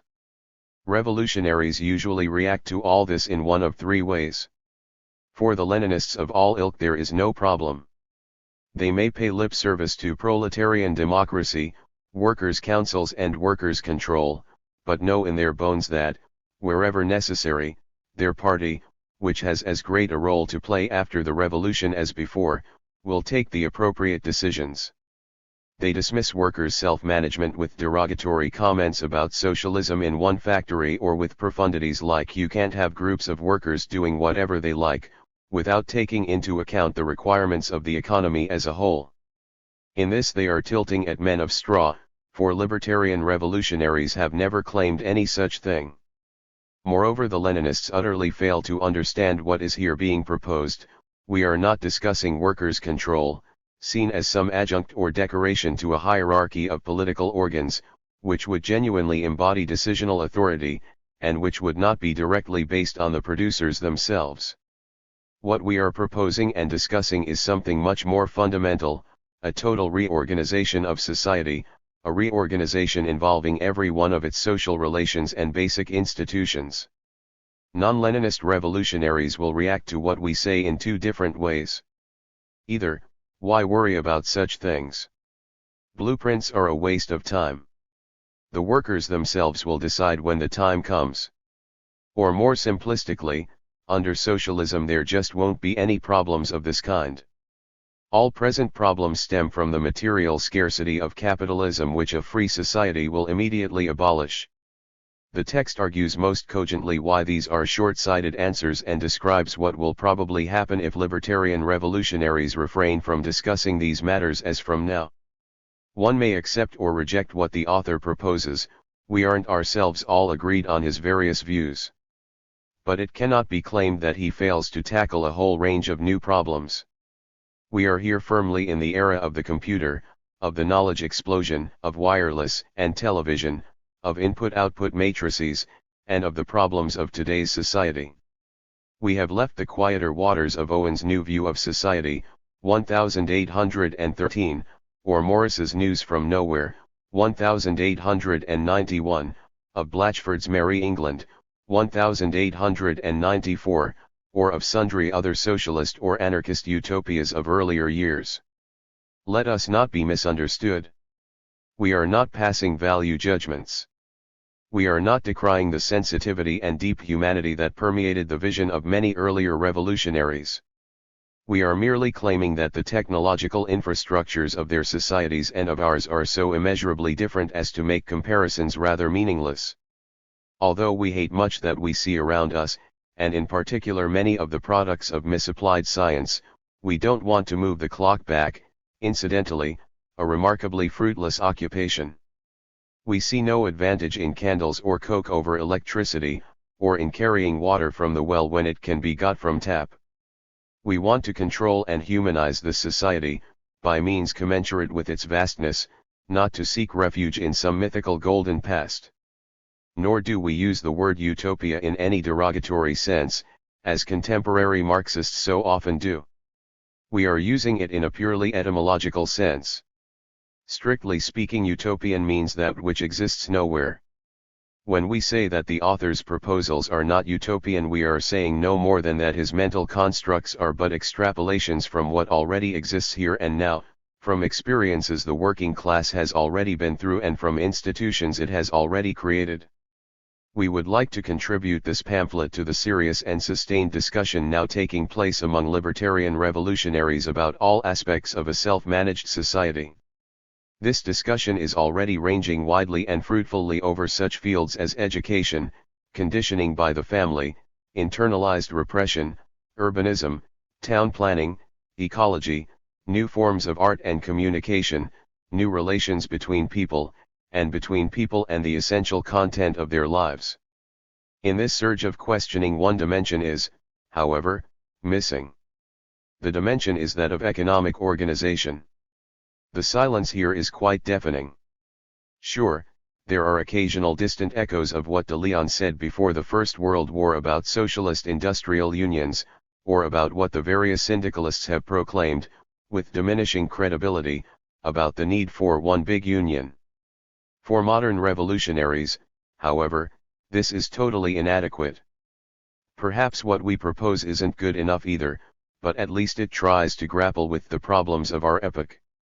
Although economic organization isn't the be-all and end-all of life, it is the precondition of a great deal else. And it is high time revolutionary libertarians started discussing this subject rationally. They must realize that if they have no views on these matters, others, the trad revs, do. Politics, like nature, abhors a vacuum. If we don't want the economic tyranny of party-dominated structures, masquerading as socialism or workers' control, it is high time we explained, and in some detail, what we mean by workers' management of production and a society genuinely based on workers' councils. Conservatives will say that what is here outlined threatens the rights of management. They are dead right. The non-political will proclaim what many left politicos believe, but are reluctant to articulate, namely that all this is pie in the sky because in industry as elsewhere there must always be leaders, and the hierarchical organization is both inevitable and intrinsically rational. The liberals and labor lefts, aware of the increasing cynicism with which people now regard them, will proclaim that what we say is what they meant all along, when they were talking about workers' participation. Having failed to grasp the essence of what we are talking about, they will then doubtless start arguing how it could all be introduced by parliamentary legislation. There will be more subtle criticisms too. Those alarmed at the monstrosities of modern science, or those naturally suspicious of what they do not fully understand, will shy away from the text's bold advocacy of subjugating the most modern techniques to the needs of democracy. They will remember the plan factory, the matrices, and the coefficients, forget who will be determining them, and denounce the text as a technocratic view of socialism. The text will be criticized by many anarchists as containing Marxist residues. For instance, it still attributes an enormous specific weight, in the process of social change, to the industrial proletariat, a weight which the author himself would probably gauge differently today. Moreover, the document still envisages a transitional society between capitalism and communism, as Marx did in his critique of the Gotha program. We will be told that the technical capacity of industry has increased so vastly in the last decades as to invalidate the need for such a phase of history. We hope to initiate a wide discussion on this issue. Many Marxists will denounce the text as an anarchist dream. Anarchist dreams are better than Marxist nightmares, but we would prefer, if possible, to remain awake. Some will see the text as a major contribution to the perpetuation of wage slavery, because it still talks of wages and doesn't call for the immediate abolition of money, although clearly defining the radically different meanings these terms will acquire in the early stages of a self-managed society. The text will also be dismissed by many in the underground. They will consider it irrelevant because it does not call for the immediate abolition of work. A more sophisticated criticism, but along the same lines, will be directed at us by the situationists who constantly talk of workers' councils, while demanding the abolition of work. Unfortunately, they seem to confuse attacks on the work ethic and on alienated labor, both of which are justified and necessary, with attacks on work itself. Such an approach fails to relate to the problems of transforming what exists here and now into what could open the way to a new society, for the construction of which, whether we like it or not, many million man-hours of labor will probably have to be expended. Finally, the more percipient supporters of women's liberation will correctly point out that as long as millions of women have to stay at home, they will be grossly underrepresented in the various schemes the pamphlet envisages. The answer here is neither to consider housework as an industry and encourage housewives to organize industrially, which would perpetuate the present state of affairs, nor for all authority to be vested in locality-based units. The position of women will change radically and new forms of representation will undoubtedly be created. All these are areas deserving the widest possible attention. We hope that what is best in the text will survive the crossfire. We are frequently told, "Your critique of modern society is telling enough." But it is negative. These are enormous problems. How would you like to see things organized? Well, here at least is the draft of an answer, based on a coherent system of ideas. We will tell our questioner that a society, economically organized along the line here described, would be infinitely preferable to what modern capitalist society has to offer us. And to those on the far left we would say that such a society would also be preferable to what they and their vanguard parties are concocting on our behalf. The ball would then clearly be in their court. They would have to relate to what the libertarians were saying, about economics as well as about other things. That alone, in our opinion, is reason enough for putting forward our views. Solidarity Pamphlet 40, March 1972. 21, Wilhelm Reich 1. This pamphlet 103 consists of a translation of Reich's famous essay, What is Class Consciousness?, first published in 1934, under the pseudonym of Ernst Perel. It includes an introduction, some well-chosen illustrations, an excerpt from the preface to the third, 1945, edition of Reich's Mass Psychology of Fascism and the full text of the Sexpal Manifesto of 1936. The subject is topical in view of the resurgence of interest in Reich's writings and of the new awareness, at least among some revolutionaries, of the many factors influencing class consciousness, delaying its appearance or distorting its features.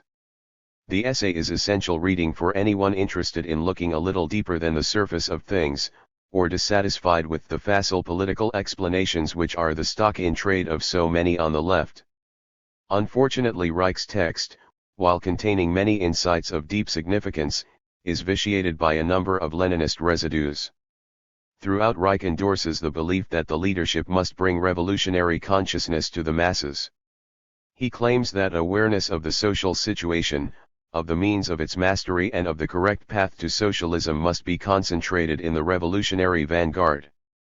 Party members are described as the engineers, bricklayers and carpenters of the building of socialism. Lenin is described as the greatest mass psychologist of all time.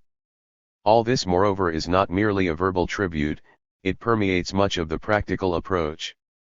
It is always the party which is failing to understand the real nature of class consciousness, failing to stress this or that in its propaganda, and thereby failing to evoke the appropriate echoes. It would be a tragedy, however, if modern revolutionaries saw no further than these hang-ups and, in their revulsion, failed to get to grips with Reich's main message, namely that one of the reasons for the failure of the revolutionary movement is that the real life of individuals is played out on a different level than the instigators of social revolution believe. While we were presenting the masses with grandiose historical analyses and economic arguments about the contradictions of imperialism, their innermost feelings were being kindled for Hitler. Still shocked at the total failure of the German left, in the early 1930s to seize the imagination and enthusiasm of the masses, Reich is making a plea for a revolutionary political psychology. This is a useful approach, provided it is seen as a means of gaining a new awareness into the springs of human behavior, rather than as a means of developing a new manipulative technique. Despite its title, Reich's essay is not really about the nature of class consciousness. It is about all that prevents the growth of such consciousness. Although constantly stressing the need for revolutionary leadership, Reich is realist enough to perceive that even the best of leadership cannot create class consciousness. It could not even contribute to the growth of such consciousness if it were not inherent in the daily experience of the working class. The main problem for Reich is to seek what it is, in society at large, and in the practice of revolutionaries, in particular, which inhibits the growth of that consciousness. If you want to develop class consciousness, Reich writes, you must at least know what you want to develop, why it does not spontaneously develop under the pressure of deprivations of every sort, and hence what stops it doing so. Queries of this type, Reich reminds us, would always cause intense annoyance among party functionaries or activists of all kinds, a clear indication that the left were not even aware of the importance of these questions, let alone capable of providing an answer. In this respect the scene doesn't seem to have changed much. Reich starts by contrasting the consciousness of the leaders and the consciousness of the masses. The leaders know about the contradictions of the capitalist economic system, the terrific possibilities of socialist planning, the necessity of social revolution in order to accommodate the form of appropriation to the form of production. They know all about the progressive and reactionary forces in history. The consciousness of the masses is remote from such knowledge and from wide perspective. It is concerned with petty, banal, everyday questions. The leaders grasp the objective socio-economic process, those external conditions of an economic and social nature to which the individuals constituting society are subjected. The masses, on the other hand, are completely unconcerned by the quarrels of Russia and Japan, or England and America, or in the development of the productive forces. Mass consciousness is made up of concern about food, clothing, family relationships, the possibilities of sexual satisfaction in the narrowest sense, sexual pleasure and amusements in a broader sense, such as the cinema, theater, fairground entertainments, and dancing. It is concerned with the difficulties of bringing up children, with furnishing the house, with the length and utilization of free time, etc. If politics are to bring about international socialism, they must find the connection with the petty, banal, primitive, simple everyday life and wishes of the broadest mass of the people, in all the specificity of their situation in society. Reich then turns to the traditional allegiances and to the wishes, anxieties, ideas, and thoughts which inhibit the development of class consciousness. He points out that political reaction, with fascism and the church at its head, demands of the working masses the renunciation of earthly happiness, obedience, propriety, abjuration and self-sacrifice. Reaction grows politically fat from the fulfillment of these demands by the masses themselves. It bases itself on the guilt feelings of every member of the proletariat, upon their usual unassuming moderation, upon their tendency to undergo privation with dumb willingness and sometimes even with joy. Reaction and the Church exploit the identification of the masses with the glorious Führer whose love for the nation is substituted for real satisfaction of popular needs. Reich then comes to the kernel of his analysis. Revolutionaries must recognize that the principle of renunciation is harmful, stupid, and reactionary. The principle of full earthly pleasure, by which Reich does not mean beer and skittles, must be set against the political reactionaries' principle of renunciation. The moderation of the simple man, the prime virtue as far as Church and Fascism are concerned, is from the standpoint of socialism his greatest fault, one of the many elements which militate against his class consciousness. We are heading up a dead end, Reich writes, if we consider class consciousness an ethical quality and hence compete with the bourgeoisie and its agents on grounds of their choosing. It would not only be futile but harmful to condemn, for instance, adolescent sexuality, the character of prostitutes, the depravity of the criminal and immorality of the thief. Reich clearly differentiates this attitude from any romantic admiration for the world of crime. He points out that everything which goes by the name of morality and ethics today stands unequivocally in the service of the oppression of working humanity. Everything that supports and strengthens the bourgeois order and attaches people to it, is an impediment to class consciousness. On the other hand, everything that is in contradiction with the bourgeois order, that contains the seeds of revolt, may be regarded as an element of class consciousness. Reich warns that the right will exploit these amoral conceptions in its propaganda. This doesn't matter, he says, for the right has anyway always considered the left as thieves, who want to expropriate the means of production. Failure to deal with these matters, or holier-than-thou attitudes on the part of the left, will only drive the frustrated and misunderstood masses into the arms of reaction. We have touched on this subject in previous issues of Solidarity, perhaps without appreciating its full significance. In industrial struggles, for instance, there is nearly always a very strong urge among workers, to make the dispute official, to project an image of being moderate, sensible people, acting constitutionally and within the framework of a procedure agreed by both sides.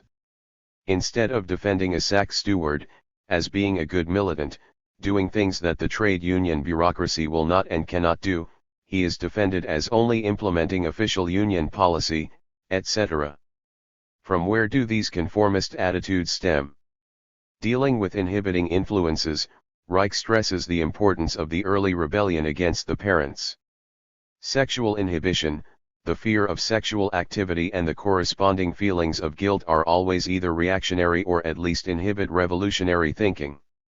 Sexual oppression is so immediately perceptible for the child, and class problems for the most part so alien to its thinking, that there is no question of a choice in this matter. Early, correct sexual knowledge does not merely create a lively attachment to the person giving it, does not merely destroy all the child's usual mistrust of adults, but constitutes in itself the best foundation for irreligious thinking and hence for class feeling. The ideological struggle against being good is seen by Reich as one of the most important tasks on the ideological front. Attachment to the parents, on the other hand, is a powerful, inhibiting element, which can never be exploited by revolutionaries in the interests of social revolution. Reich points out that these are class questions, not personal matters. The Church was well aware of all this, even if the revolutionaries, permeated by bourgeois inhibitions, were not. The Church was not afraid to discuss these so-called taboo subjects. As far as it was concerned, children masturbating was a political matter. It required care and sensitivity to discuss these subjects with children. Revolutionaries should at least not get in the way, by chiming in with the Church. Reich then discusses such things as parades, uniforms and military music, all seen as factors damaging the development of a critical consciousness.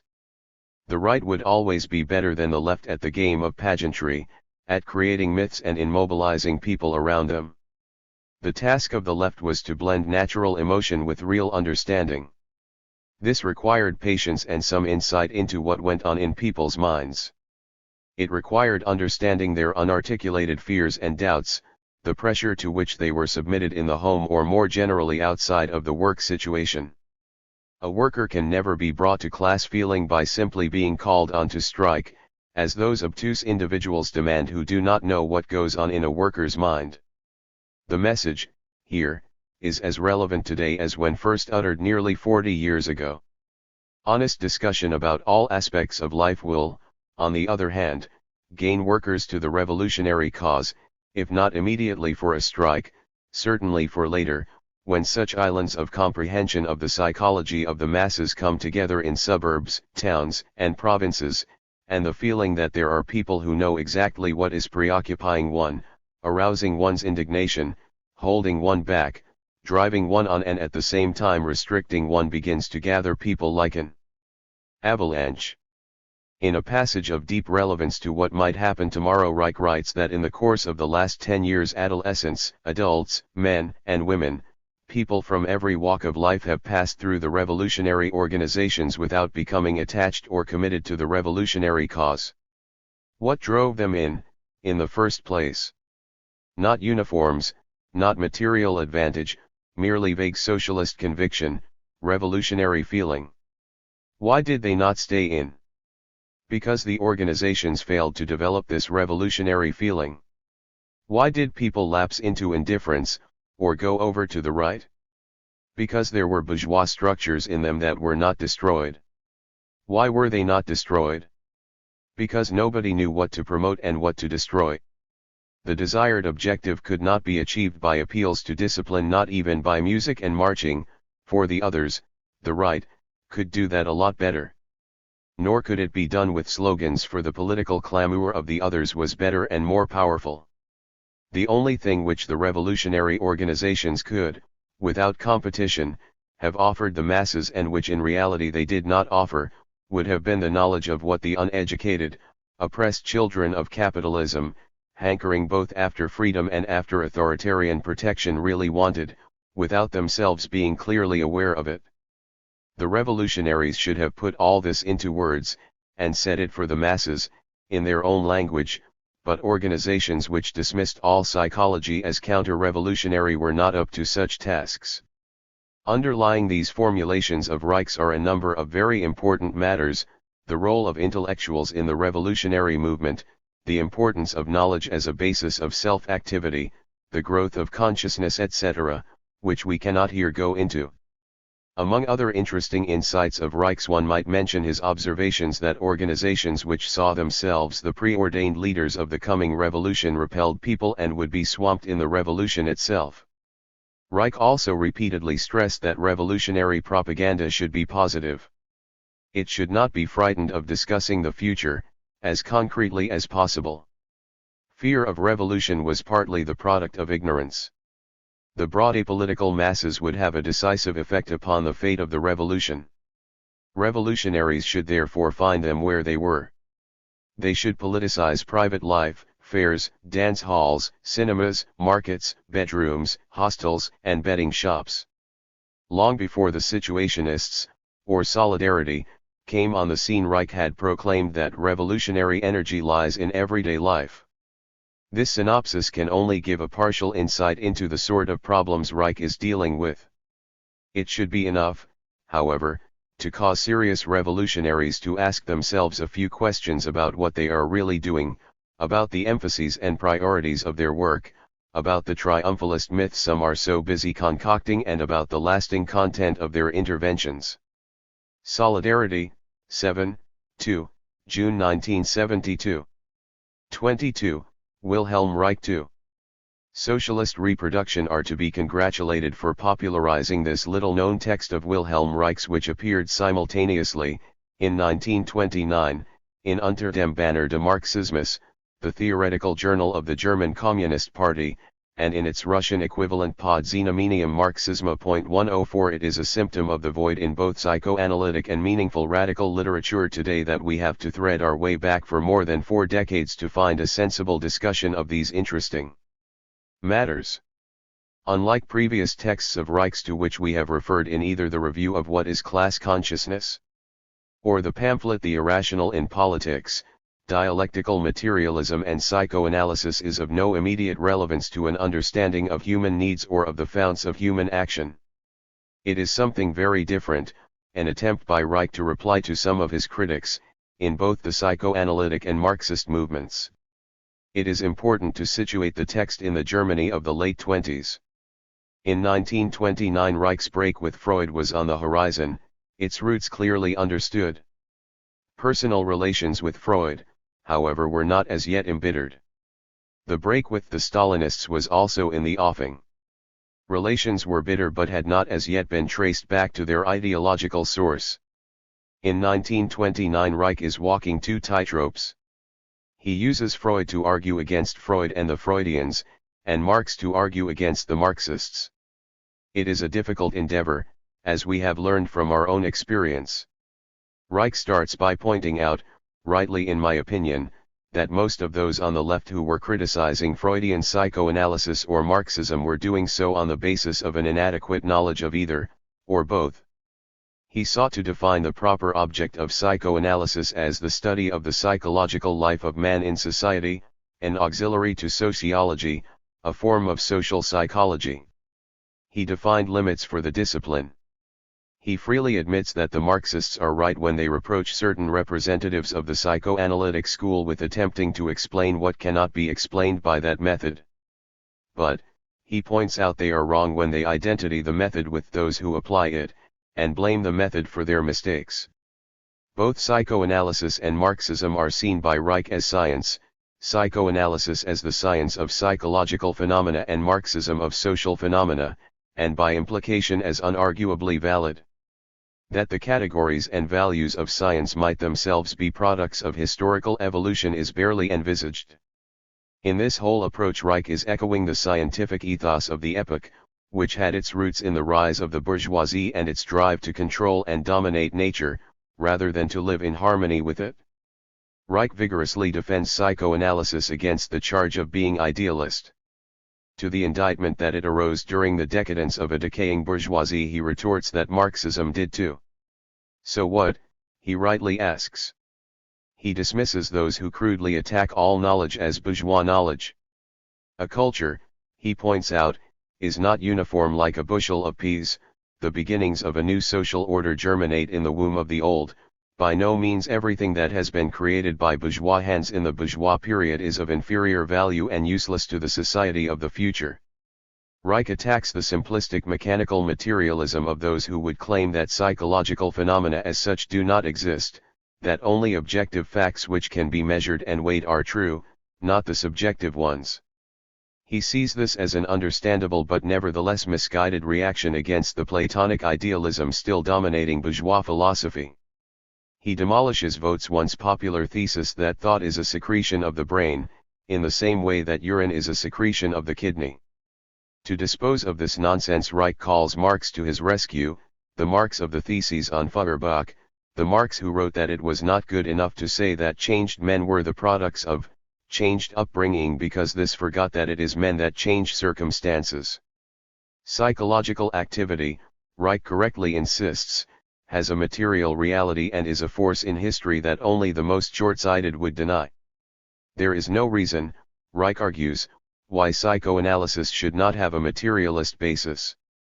He boldly plunges the Freudian categories and concepts into the reality of the class society around them.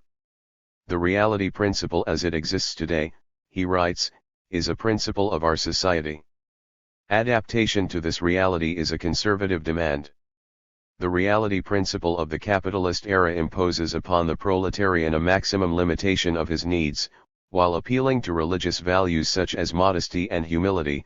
The ruling class has a reality principle which serves the perpetuation of its power. If the proletariat is brought up to accept this reality principle, if it is presented to him as absolutely valid, e.g. in the name of culture, this means an affirmation of the proletarian's exploitation and of capitalist society as a whole. Reich submits other Freudian categories to the same kind of historical and sociological critique, while seeking to retain their essence. The unconscious too, he points out, may acquire new symbols in an era of technological change. Zeppelins, in dreams, could assume the same sexual significance as snakes. Having argued, more or less convincingly, that there can be, and in fact that there is, a materialist basis to psychoanalysis, and that the subject requires no roots in metaphysical morality. Reich goes on to try and show that psychoanalysis is also dialectical. And here he comes unstuck. Like Lysenko and his genetics, Reich has to tidy up the rich reality of his insights, not to mention Freud's, to make them fit into a ludicrous mold of unity of opposites, transformations of quantity into quality, and negations of the negation, all drawn straight from the simplistic pages of old Pop Engels's Dialectics of Nature. Paul Matic laid this particular ghost a number of years ago, and it is sad to see socialist reproduction resurrected without comment. Those pages are certainly the Achilles heel of the whole essay. For all his protestations that psychoanalysis is an empirically verifiable set of propositions, Reich shows that he is nevertheless caught in a methodological trap of his own making, and that he is not really an unhappy prisoner. Someday, someone should write about the anal eroticism of the system makers, from Marx and Darwin, via Trotsky, to Reich. Why did they all suffer badly from piles? Reich finally discusses the sociological position of psychoanalysis. He is here on firmer soil. Like Marxism, psychoanalysis is a product of the capitalist era. It is a reaction to that era's ideological superstructure, the cultural and moral conditions of modern man in society. Reich brilliantly analyzes the ambivalent relations to sexuality of the nascent bourgeoisie and the role of the church during the bourgeois revolutions. The bourgeoisie now had to barricade itself against the people by moral laws of its own. Double standards of sexual morality emerged, well analyzed in other of Reich's writings. Just as Marxism, Reich concludes, was sociologically the expression of man becoming conscious of the laws of economics and of the exploitation of a majority by a minority, so psychoanalysis is the expression of man becoming conscious of the social repression of sex. In lines of great lucidity, but already seeded with that bitterness that was later to consume him, Reich even foresees the frenetic commercial exploitation of a debased psychoanalysis. Capitalism rots everything. The capitalist mode of existence was strangling psychoanalysis, both from the outside and the inside. In bourgeois society, psychoanalysis was condemned to sterility, if to nothing worse, as an auxiliary science to the science of education in general. Psychoanalytic education would only come to fruition with the social revolution. Psychoanalytic educators who believed otherwise were living in a fool's paradise.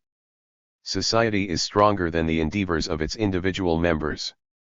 They would suffer the same fate as the priest who visited an unbelieving insurance agent on his deathbed, hoping to convert him, but in the end went home with an insurance policy. The pamphlet is well produced.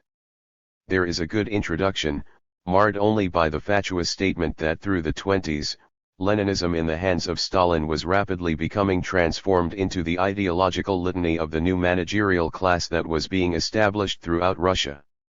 Alas, Leninism was not becoming anything. It had been just that for many a year, certainly since October and probably from much earlier.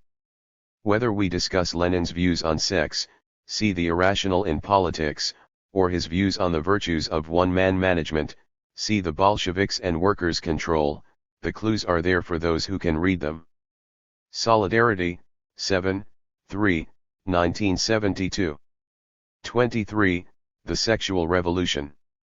This is an important and yet a disappointing book. 105 Written by a psychotherapist deeply versed in Marx and Reich. Its main theme is that to be effective the sexual revolution must be aware of its radicalism, and that we must differentiate between permissiveness and a revolution in fundamental sexual attitudes. According to these yardsticks, the current sexual revolution is diagnosed as having failed. Sexual liberation was intended to be a catalyst for social change that would go to the roots of authoritarian society and transform it. But the sexual revolution has got stuck in an advocacy of permissiveness and has not touched the deep structure of society. It has only produced attitudes of defiance and rebelliousness which emphasizes a negative dependence upon the superego establishment. Liberation from pleasure anxiety has been transformed into a worship of alienated sexuality in the form of a commodity. The superego is managing quite nicely to use the superficial aspirations of permissiveness for its own purpose by making a business of it, and our revolutionaries are falling for the deception. The author starts with a devastating critique of the scene today. The uncompromising and critical evaluation of all that exists, the urge to understand reality in order to change it according to consciously held values is being replaced by petty rebellions and revolutionary posturings.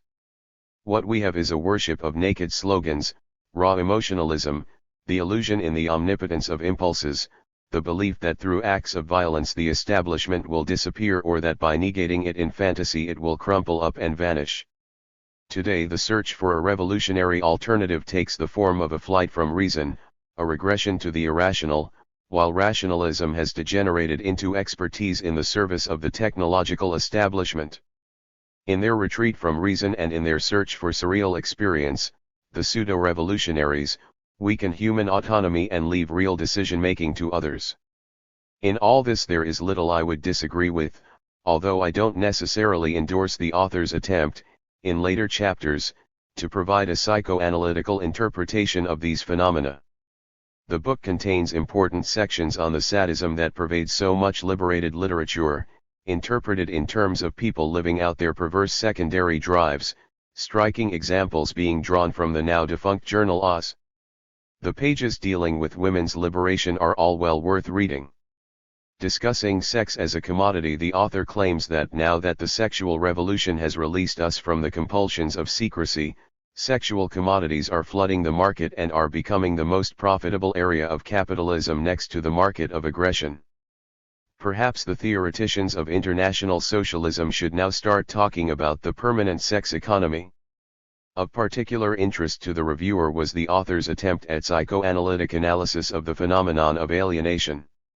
Social authority is seen as the institutionalization of the superego. Alienation is only possible if economic forces can utilize a psychic readiness in men to be estranged from themselves and from the products of their labor. It is argued that the conversion of man's creative ability into a commodity is based upon compulsion of making a gift offering of himself and his product to his superego, to God, and the social authority. The whole attempt at a synthesis of Marx and Freud is taken further than has been attempted hitherto. Scattered among heavier stuff are a number of interesting and amusing insights, often described in telling phrases. I particularly enjoyed the author's account of man as a purpose-following animal, of the 20th century as the graveyard of revolutionary hopes, of the contemporary trend towards mysticism as a great rummaging in the historical lumber room of dead cultures, of the supermarket as the modern temple, where cathedrals once stood and men gathered to worship the visible or invisible God. Now the shops are places of worship and the commodities displayed take the place of the altar and the cross. Communion is now through the cash nexus and buying and selling the ritual of salvation. There are also intellectually stimulating explorations of patriarchal paranoia, of the significance of drama and ritual in various cultures, of the significance of circumcision, of romanticism in literature and of the growth of Madonna worship in the 12th century. Few would disagree with conclusions to the effect that commercial and pseudo-revolutionary sexual liberation promotes a depersonalized and regressive sexuality, leaving the fundamental unconscious repressions intact. Yet despite these insights the author seems trapped, in my opinion, in Marxist and Reichian ideas and formulations which repeatedly strike a jarring note. His political outlook is at times quite naive. He speaks of the Popular Front regime in Spain as the Spanish Socialist Republic and of the emergence of Stalinism in Russia as a betrayal of communism, rather than as the perfectly legitimate and totally coherent ideology of a new ruling class. The alienation of modern workers in production is described as not confined to capitalism, thereby implying that there exist in the world of today societies that are other than capitalist ones. Lenin is stated to have advocated a semi-authoritarian centralism. We are told that there is nothing to indicate that Marx predicted the future world revolution on the ground of its presumed inevitability. Has the author never heard of the famous passage in Capital where we are informed that with the inevitability of a law of nature, capitalist production begets its own negation? The author's uncritical endorsement of Reich also strikes a jarring note. We are told that Reich drew attention to the sympathy tokenic, twice, processes of the musculature, but not that, as was well known even in Reich's day, the sympathetic nervous system exerts no influence on striated muscle.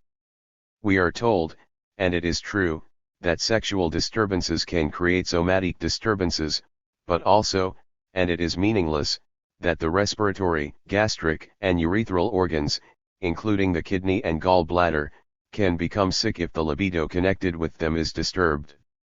Some of the author's other ventures into the medical field are equally bizarre. We are informed that Byron, who had had to key up his life to a high state of tension, was found at post-mortem, at the age of 36, to have had sutures of the brain that were entirely obliterated. Now there are no sutures in the brain, only in the skull, and if skull sutures are not fused by the age of 36, there is something profoundly the matter with the person concerned, probably hydrocephalus. We are also told that, before Freud, neurotic symptoms were considered as neurological pathologies, to be treated electrically or chemically. Chronologically, this is nonsense. ECT was only popularized by Serletti and Benny in Rome in 1938. It was first used in the USA in 1940. Two final criticisms are of a more substantial nature. When it comes down to practical prescriptions, the author calls for the abolition of the Oedipus complex and the creation of a new culture. This is to be done through education, through the inculcation in parents of healthier attitudes to child upbringing, in particular towards the manifestations of the infant's polymorphous erotic sensations and the later more explicit demands of the child's genital sexuality. Fair enough. But surely this is not sufficient. To confine oneself to such an attitude would be to restrict oneself to the role of a sort of SPG Burr of the sexual revolution. The sexual revolution is not just a question of education.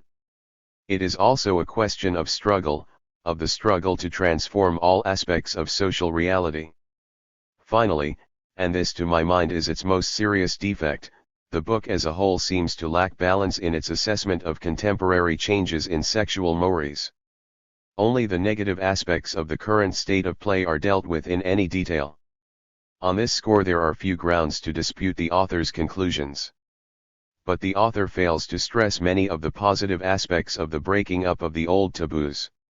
He lacks patience and empathy with the young, while correctly taking issue with many exaggerated claims.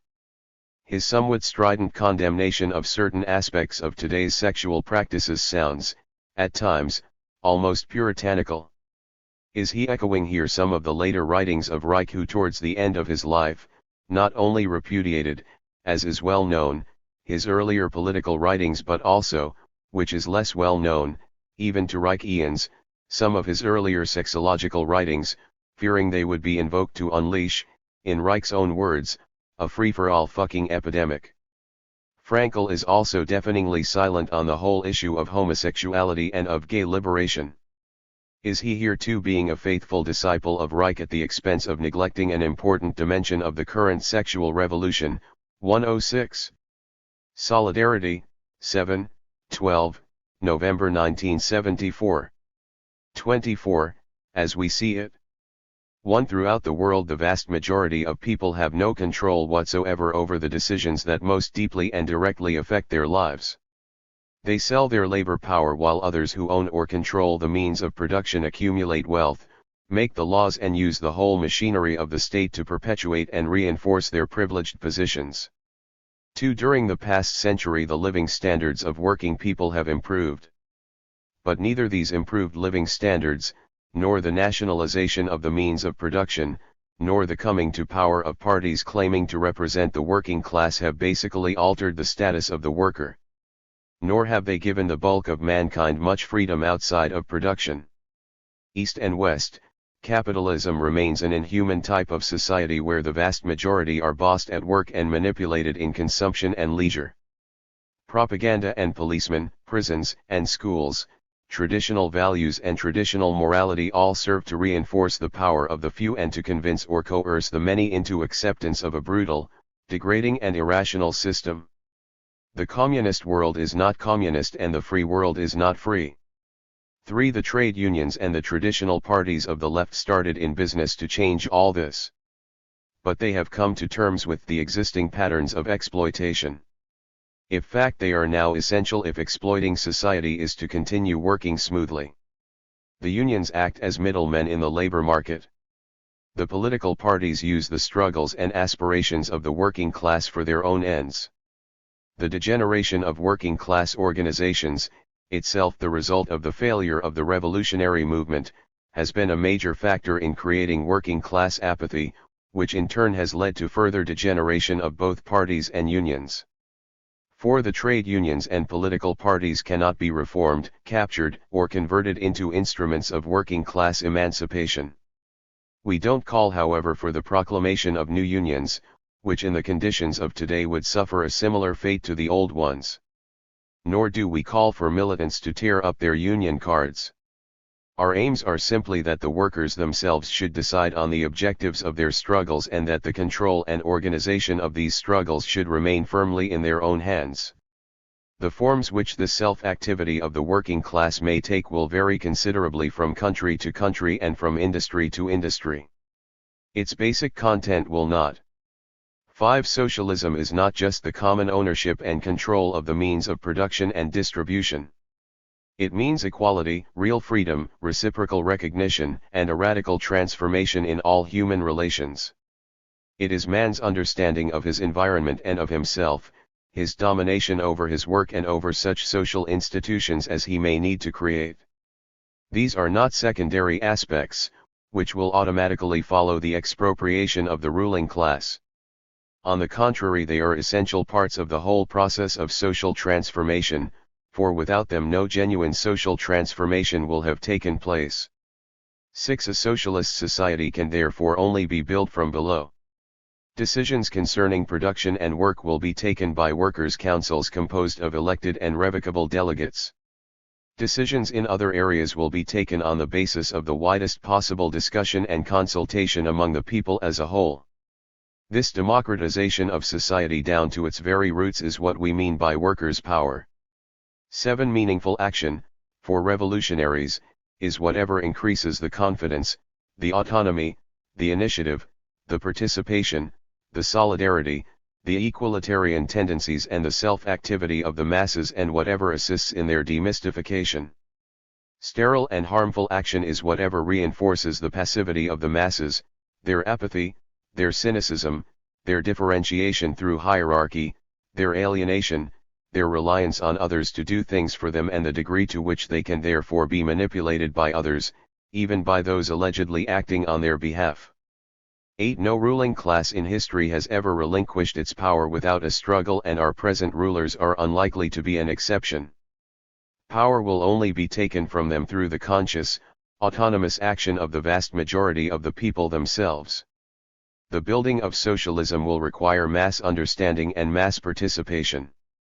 By their rigid hierarchical structure, by their ideas and by their activities, both social democratic and Bolshevik types of organizations discourage this kind of understanding and prevent this kind of participation.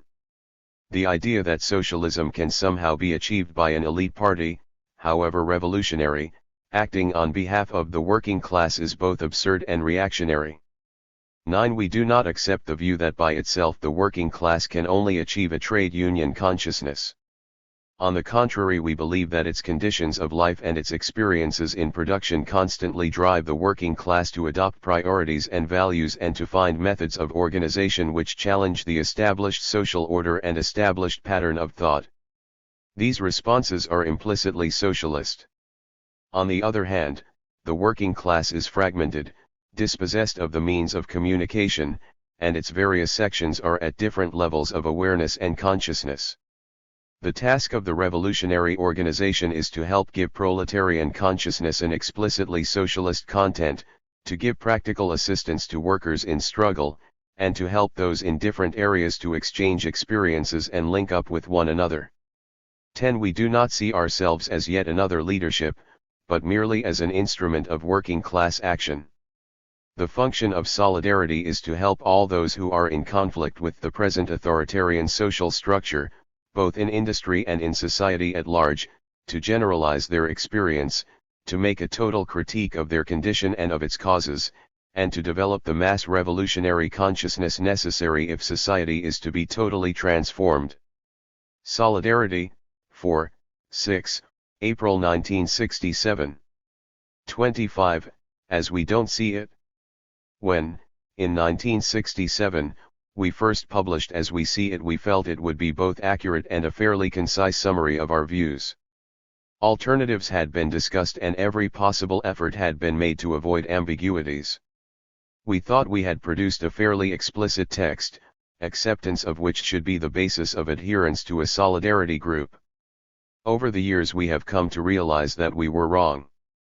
There was either something the matter with the document, or with some of those who read it. Or perhaps there was something the matter with us, for having thought the text was self-explanatory.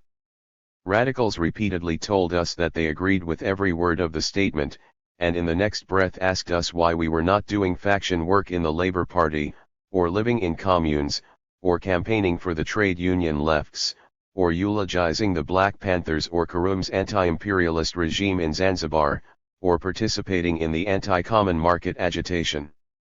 Some even asked why we were not advocating the launching of a real revolutionary, Leninist party. We now feel it necessary to dot some I's and cross some T's. What follows is an attempt to state explicitly thoughts that were only hinted at, and to formulate in writing propositions that were only implied. As we see it would convey the general tenor of what follows. In an attempt to avoid further ambiguity, we will also discuss some matters that were not dealt with in the original text. 1. Thaw out the world means exactly what it says. It does not mean everywhere except Social Democratic Sweden, Castro's Cuba, Tito's Yugoslavia, Israel's kibbutzim, or Sekou-Touré Guinea. Thaw out the world includes pre-Stalinist, Stalinist and post-Stalinist Russia, Ben Bella's and Boumedienne's Algeria and the People's Republics of Uzbekistan and North Vietnam. Everywhere also includes Albania, and China. Our comments about contemporary society apply to all these countries just as much as to the USA or to Britain, under either Labour or Conservative governments. When we talk of privileged minorities who control the means of production and who use the whole machinery of the state to maintain themselves in power, we are making a universal critique to which, at the moment, we can see no exceptions. It follows that we don't regard any of these countries as socialist and that we don't act as if we had lurking suspicions that they might be something other than what they are, hierarchically structured class societies based on wage slavery and exploitation. Their identification with socialism, even as deformed variants, is a slander against the very concept of socialism. Abortions, after all, share some of the attributes of their parents.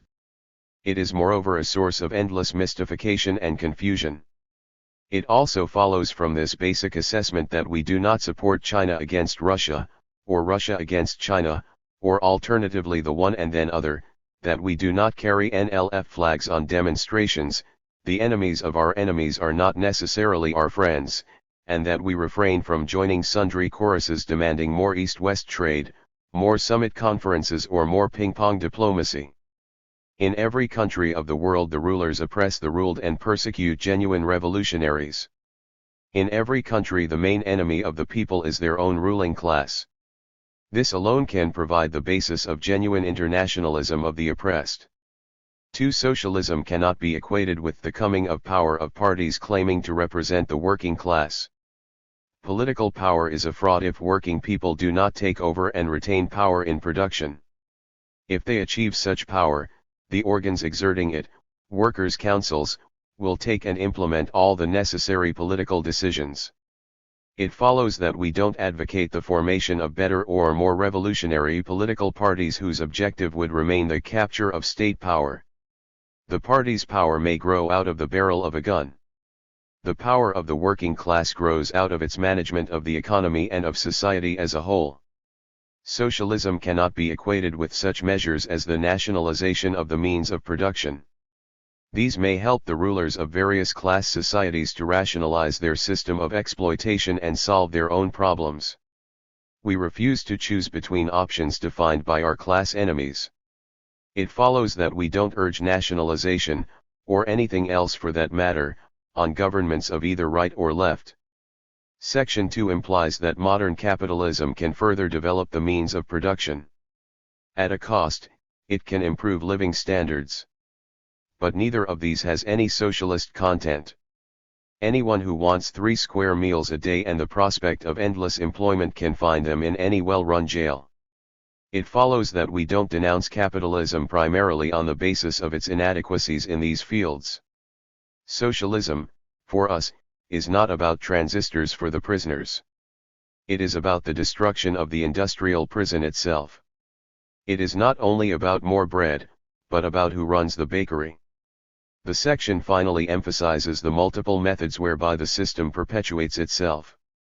By mentioning propaganda as well as policemen, schools as well as prisons, traditional values and traditional morality as well as traditional methods of physical coercion, the section stresses an important obstacle to the achievement of a free society, namely the fact that the vast majority of the exploited and the manipulated have internalized and largely accepted the system's norms and values, for example such concepts as hierarchy, the division of society into order givers and order takers, wage labor, and the polarity of sexual roles, and consider them intrinsically rational.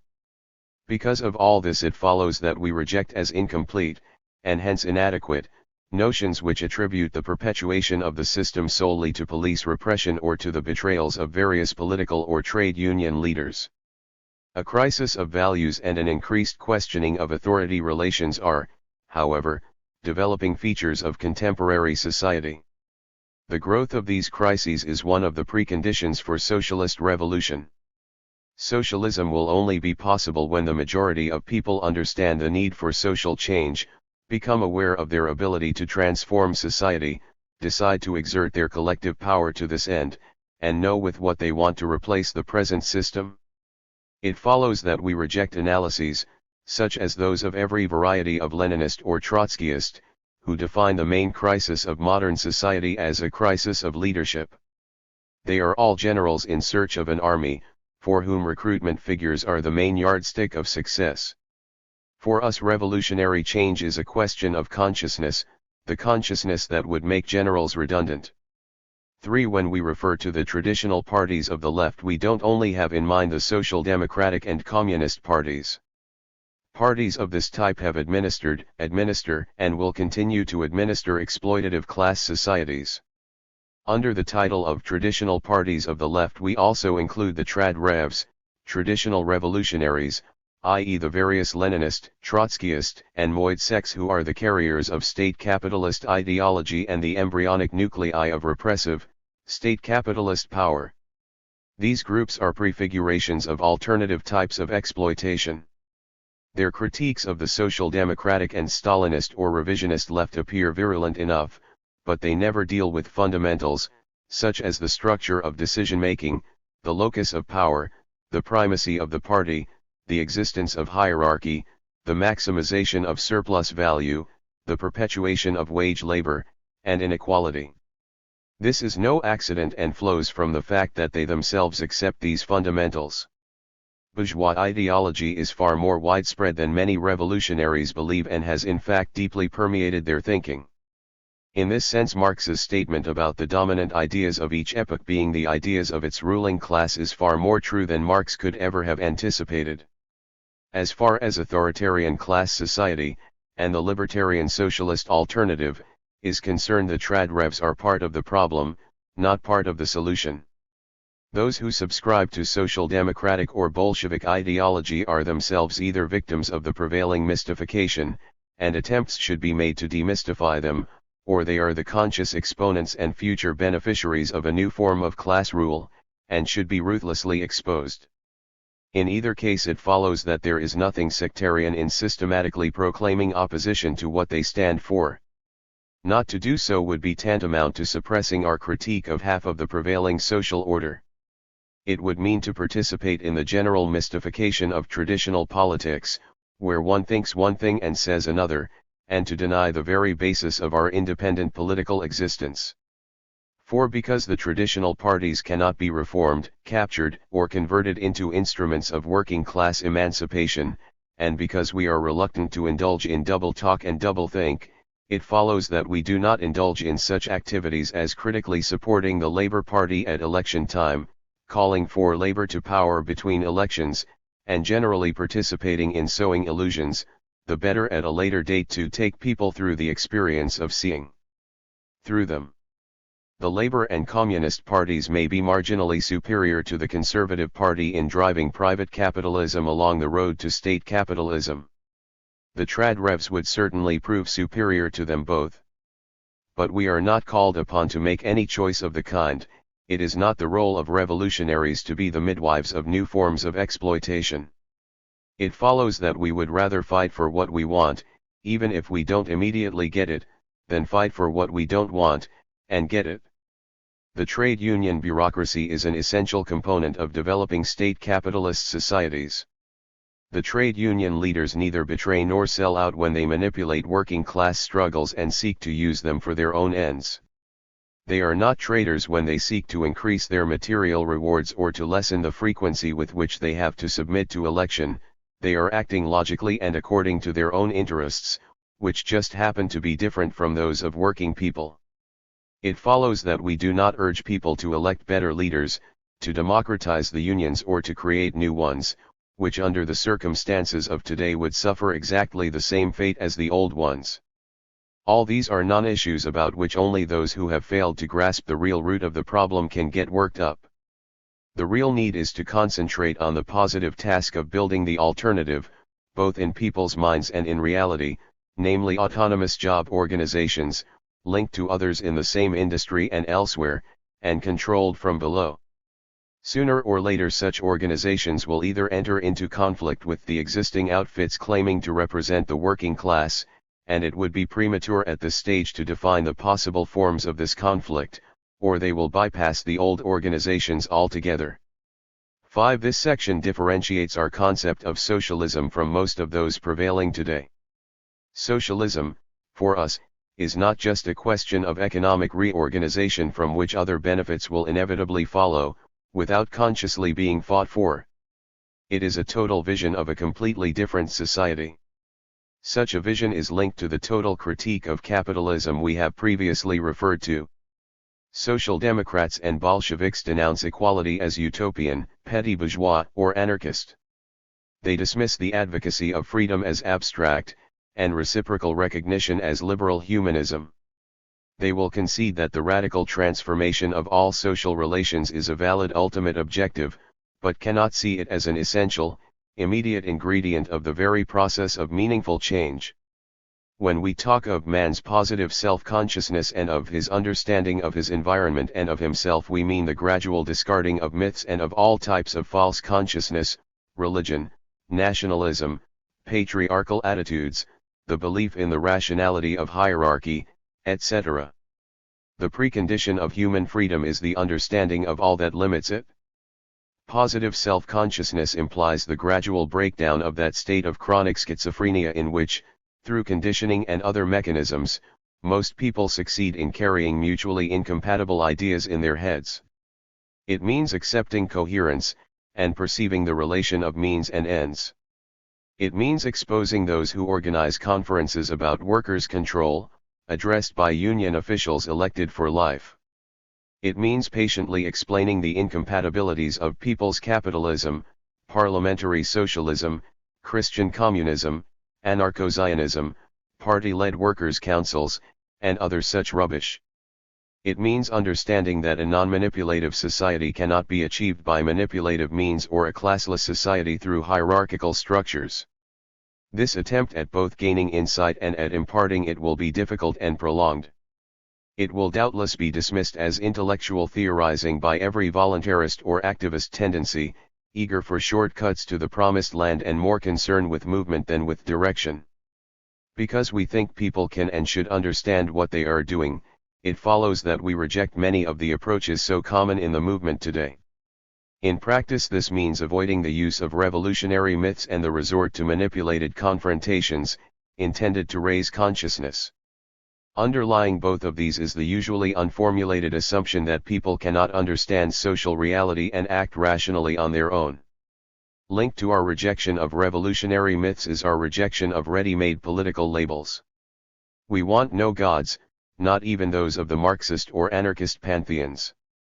We live in neither the Petrograd of 1917 nor the Barcelona of 1936. We are ourselves, the product of the disintegration of traditional politics, in an advanced industrial country, in the second half of the 20th century. It is to the problems and conflicts of that society that we must apply ourselves. Although we consider ourselves part of the libertarian left, we differ from most strands of the cultural or political underground.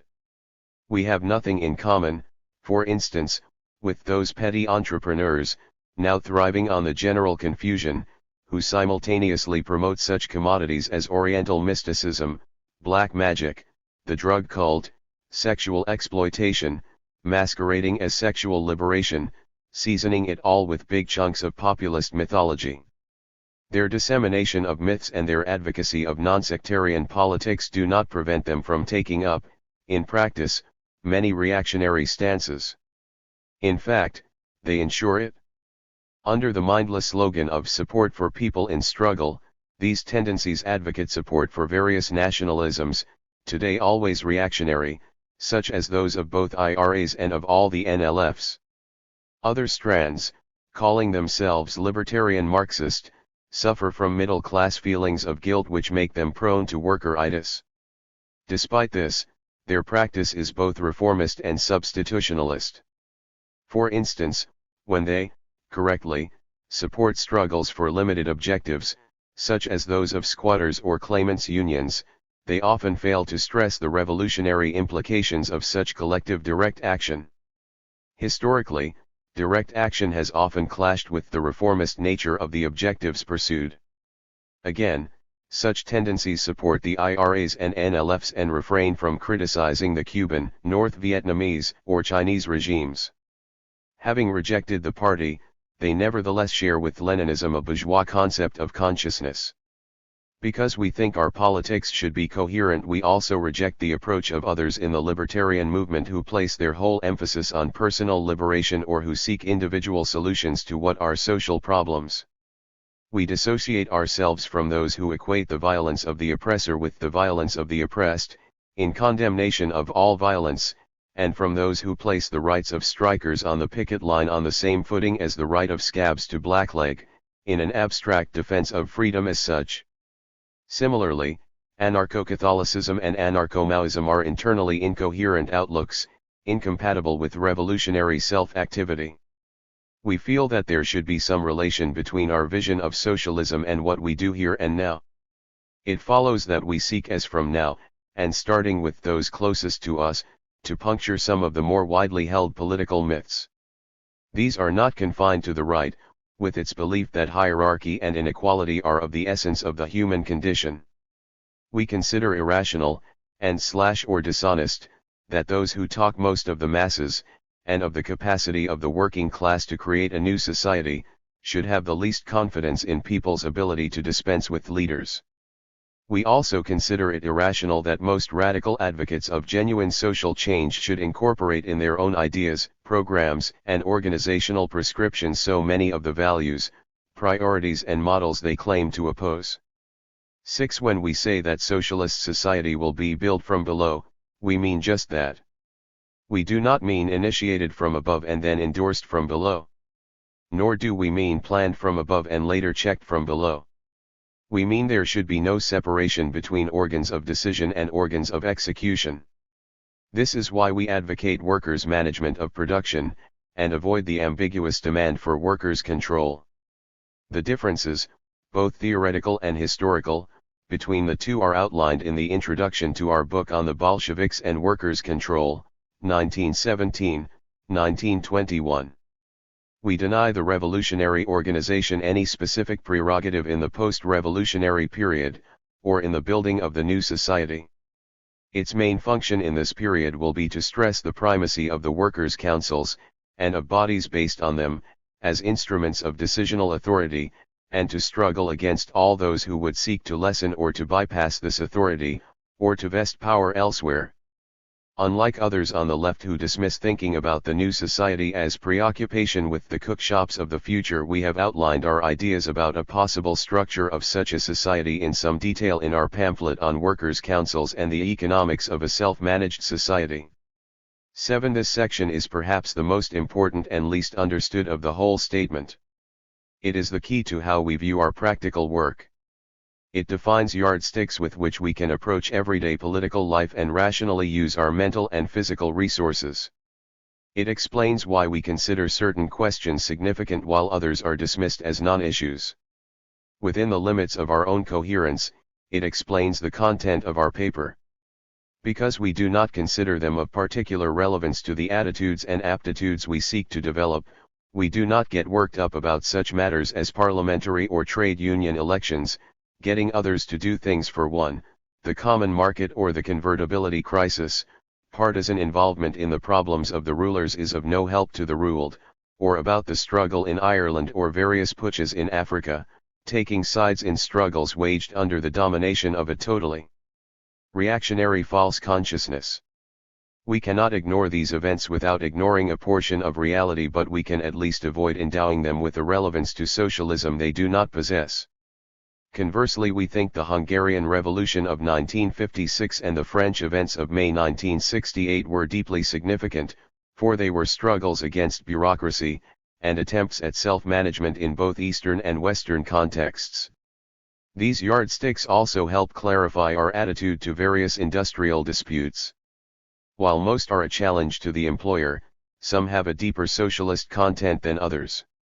Why, for instance, are unofficial actions on conditions of work, waged under the close control of the rank and file, usually of deeper significance than official actions on questions of wages, run from afar by the union bureaucrats? In terms of the development of socialist consciousness, how a struggle is waged and what it is about are of fundamental importance. Socialism, after all, is about who takes the decisions. We believe this needs stressing, in practice, from now.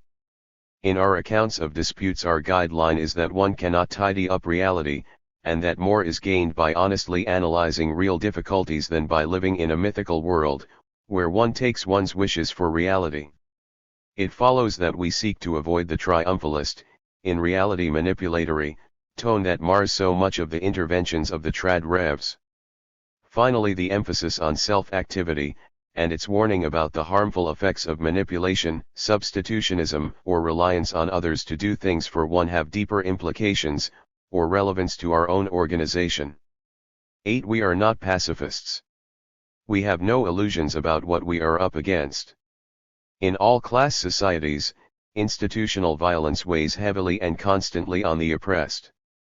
Moreover, the rulers of such societies have always resorted to more explicit physical repression when their power and privileges were really threatened. Against repression by the ruling class, we endorse the people's right to self-defense, by whatever means be appropriate. The power of the rulers feeds on the indecision and confusion of the ruled.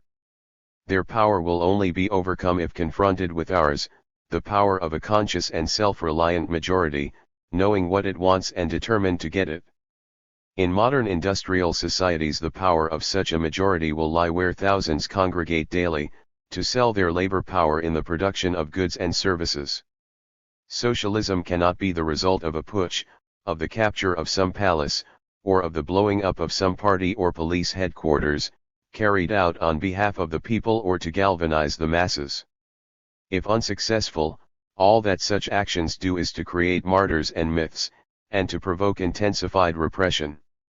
If successful, they would only substitute one ruling minority for another, i.e. bring about a new form of exploitative society.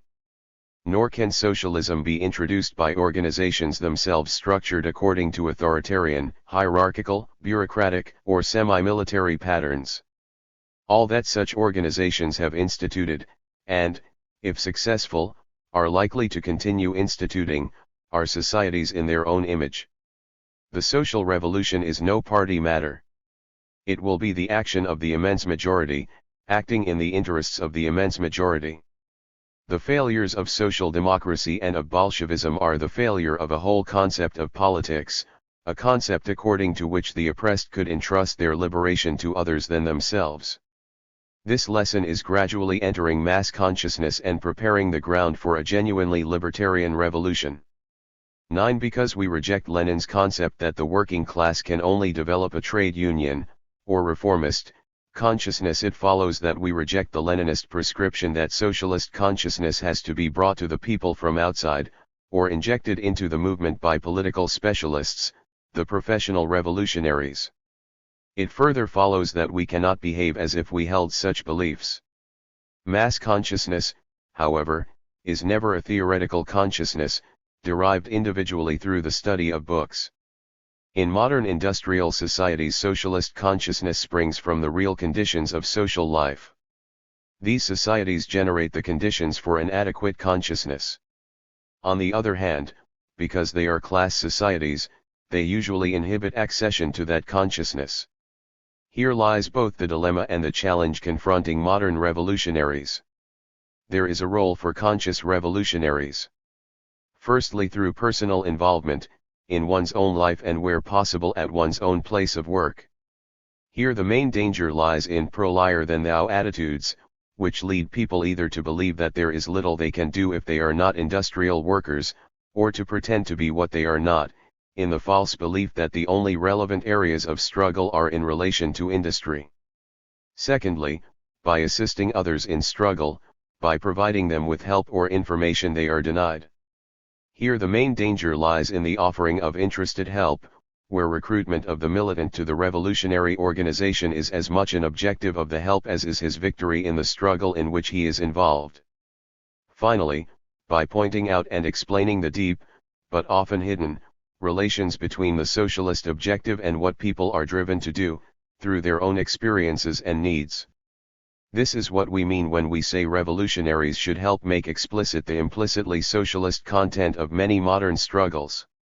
10. This section should differentiate solidarity from the traditional type of political organization. We are not a leadership and do not aspire to be one. Because we do not want to lead or manipulate others, we have no use for hierarchy or for manipulatory mechanisms within our own ranks. Because we believe in the autonomy, ideological and organizational, of the working class, we cannot deny groups such autonomy within the solidarity movement itself. On the contrary, we should seek to encourage it. On the other hand, we certainly wish to influence others and to disseminate solidarity ideas, not just any ideas, as widely as possible. This requires the coordinated activity of people or groups, individually capable of self-activity and of finding their own level of involvement and their own areas of work. The instruments of such coordination should be flexible and vary according to the purpose for which coordination is required. We do not reject organizations as necessarily implying bureaucracy. If we held such views, there would be no socialist perspective whatsoever. On the contrary, we hold that organizations whose mechanisms, and their implications, are understood by all can alone provide the framework for democratic decision-making. There are no institutional guarantees against the bureaucratization of revolutionary groups. The only guarantee is the perpetual awareness and self-mobilization of their members. We are aware, however, of the danger of revolutionary groups becoming ends in themselves. In the past, loyalties to groups have often superseded loyalties to ideas. Our prime commitment is to the social revolution, not to any particular political group, not even to solidarity. Our organizational structure should certainly reflect the need for mutual assistance and support.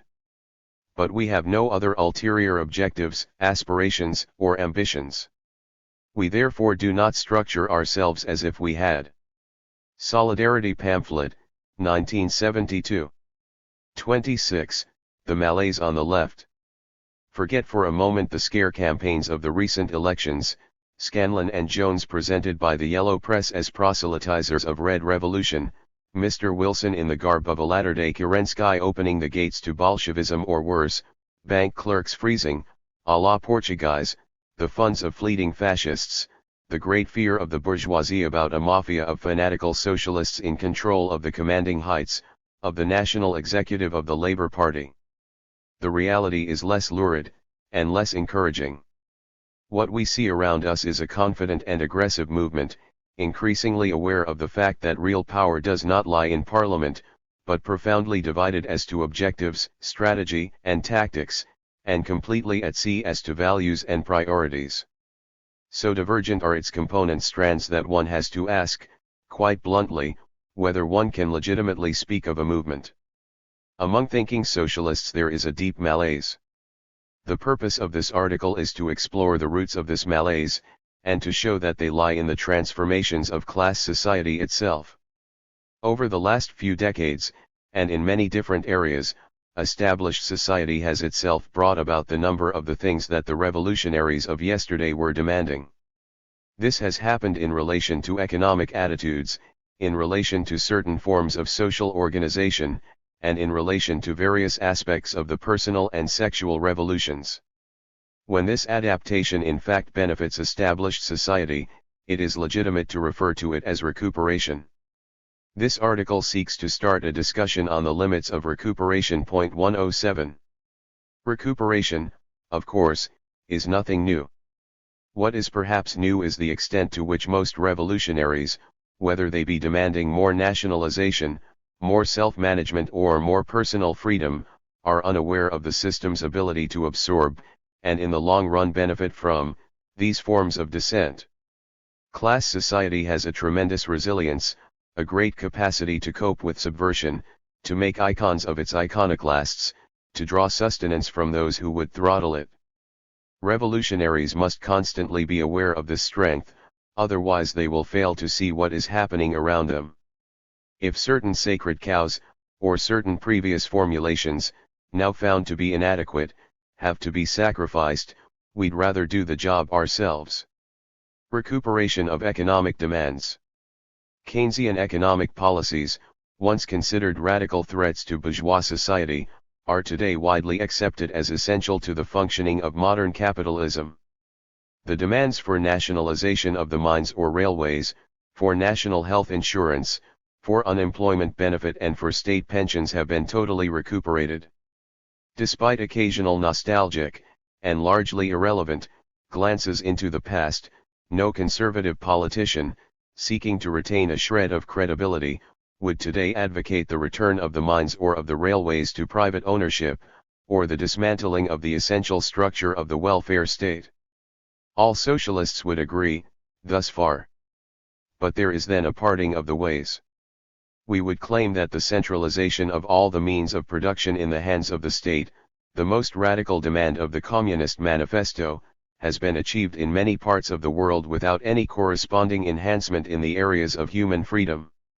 In fact, an exploiting society, divided into order givers and order takers, functions far better on this type of economic base, which eliminates many of the irrationalities of laissez-faire capitalism. Whatever the human aspirations of their rank and file, the ideologies and programs of social democratic, communist, Trotskyist or Maoist groups in the West provide the most articulate demands for this kind of social organization. These groups are the midwives of state capitalism. They may differ as to tempo and as to tactics. They may argue about what they consider to be, for others, the acceptable or unacceptable costs. But their fundamental objective is the same, and is moreover in keeping with the deepest requirements of capital itself. Pace the ghosts of Hayek and of Schumpeter, pace Enoch Powell and Keith Joseph, the division of society into rulers and ruled will not be abolished by the abolition of the free market or, for that matter, by anything that Messrs. Wilson or Golan, or the theoreticians of any of the Marxist sects, may have in mind. Moreover, all over the Third World, from Sekou-Touré Guinea to North Vietnam, from Iraq to Zanzibar, Marxist-Leninist ideas are today influencing the birth and molding the economic life of many developing countries. All are ruthlessly exploitative societies, geared to the rapid development of the productive forces. Today this is only possible on the basis of intense primary accumulation, carried out on the backs of the peasantry. Here again erstwhile revolutionary ideas are becoming vehicles for new forms of enslavement. To paraphrase Marx, it is not what men think they are doing that matters. What matters is the objective result of their beliefs and actions. Class society can well recuperate the economic demands of the traditional left. It is not of fundamental importance, in this respect, whether various ruling classes are fully aware of what is happening to them. They clearly differ from one another in the degree of insight they have achieved into their own long-term, historical interests. The more far-sighted among them now accept the centralization of the means of production in the hands of the state as the essential precondition for the growth of the productive forces. For most Marxist socialists, and for the bourgeoisie, this growth is the fundamental issue. This is what unites them. This is where the bourgeois vision and the Marxist vision coalesce. For both of them, economic growth is what politics, and ultimately what life itself, is all about. There are few other dimensions to their thinking. For both of them the future is mainly about more of the same. And the rest? The rest is for after the revolution. At best, it will look after itself. At worst, if one speaks to a traditional Marxist about such issues as women's liberation, ecology, the counterculture, etc., one is denounced as a diversionist in tones showing how deeply the work ethic, patriarchal attitudes and value system of the existing society have permeated their thinking. Recuperation of institutional forms. Sections of the left have fortunately gone far beyond the demands for nationalization, planning, etc. In the wake of the Russian Revolution, small groups of left communists clearly foresaw the course of events which this type of socialism would lead to. Slandered by Lenin, denounced by the orthodox communists, they warned of what lay ahead. The rule of the party would soon result in the emergence of a new ruling class, based not on the private ownership of the means of production but on a monopoly of decisional authority in all areas of economic, political, and social life. To the hegemony of the party and to the omniscience of its central committee, the left communist counter-posited the knowledge and power of an enlightened and autonomous working class. They posited the institutional form this power would take, the workers' councils. This was no genial blueprint for a new society sucked out of the thumb of a Gorter or a Panicoke. From the Paris Commune to the Russian Revolution of 1917, the council form of organization had been the living historical product of the class struggle itself. The warnings of these earlier revolutionaries have been fully justified. But their vision remains limited. Despite Panicoke's interests in science and philosophy, Ruhl's interest in pedagogy, and Korsch's stress on the need for a deep-going cultural critique, most of the writings of the left communists centered on problems of work and of production and distribution. They lived in a very different era from our own, and had little of significance to say about what have become very important areas of social life: bureaucratization, alienation in consumption and leisure, authoritarian conditioning, the youth revolt, women's liberation, etc. Even some of their institutional proposals have been partly overtaken by events. The recuperation of the demand for working class power at the point of production and for a society based on workers' councils has, for instance, taken on a particularly sinister form.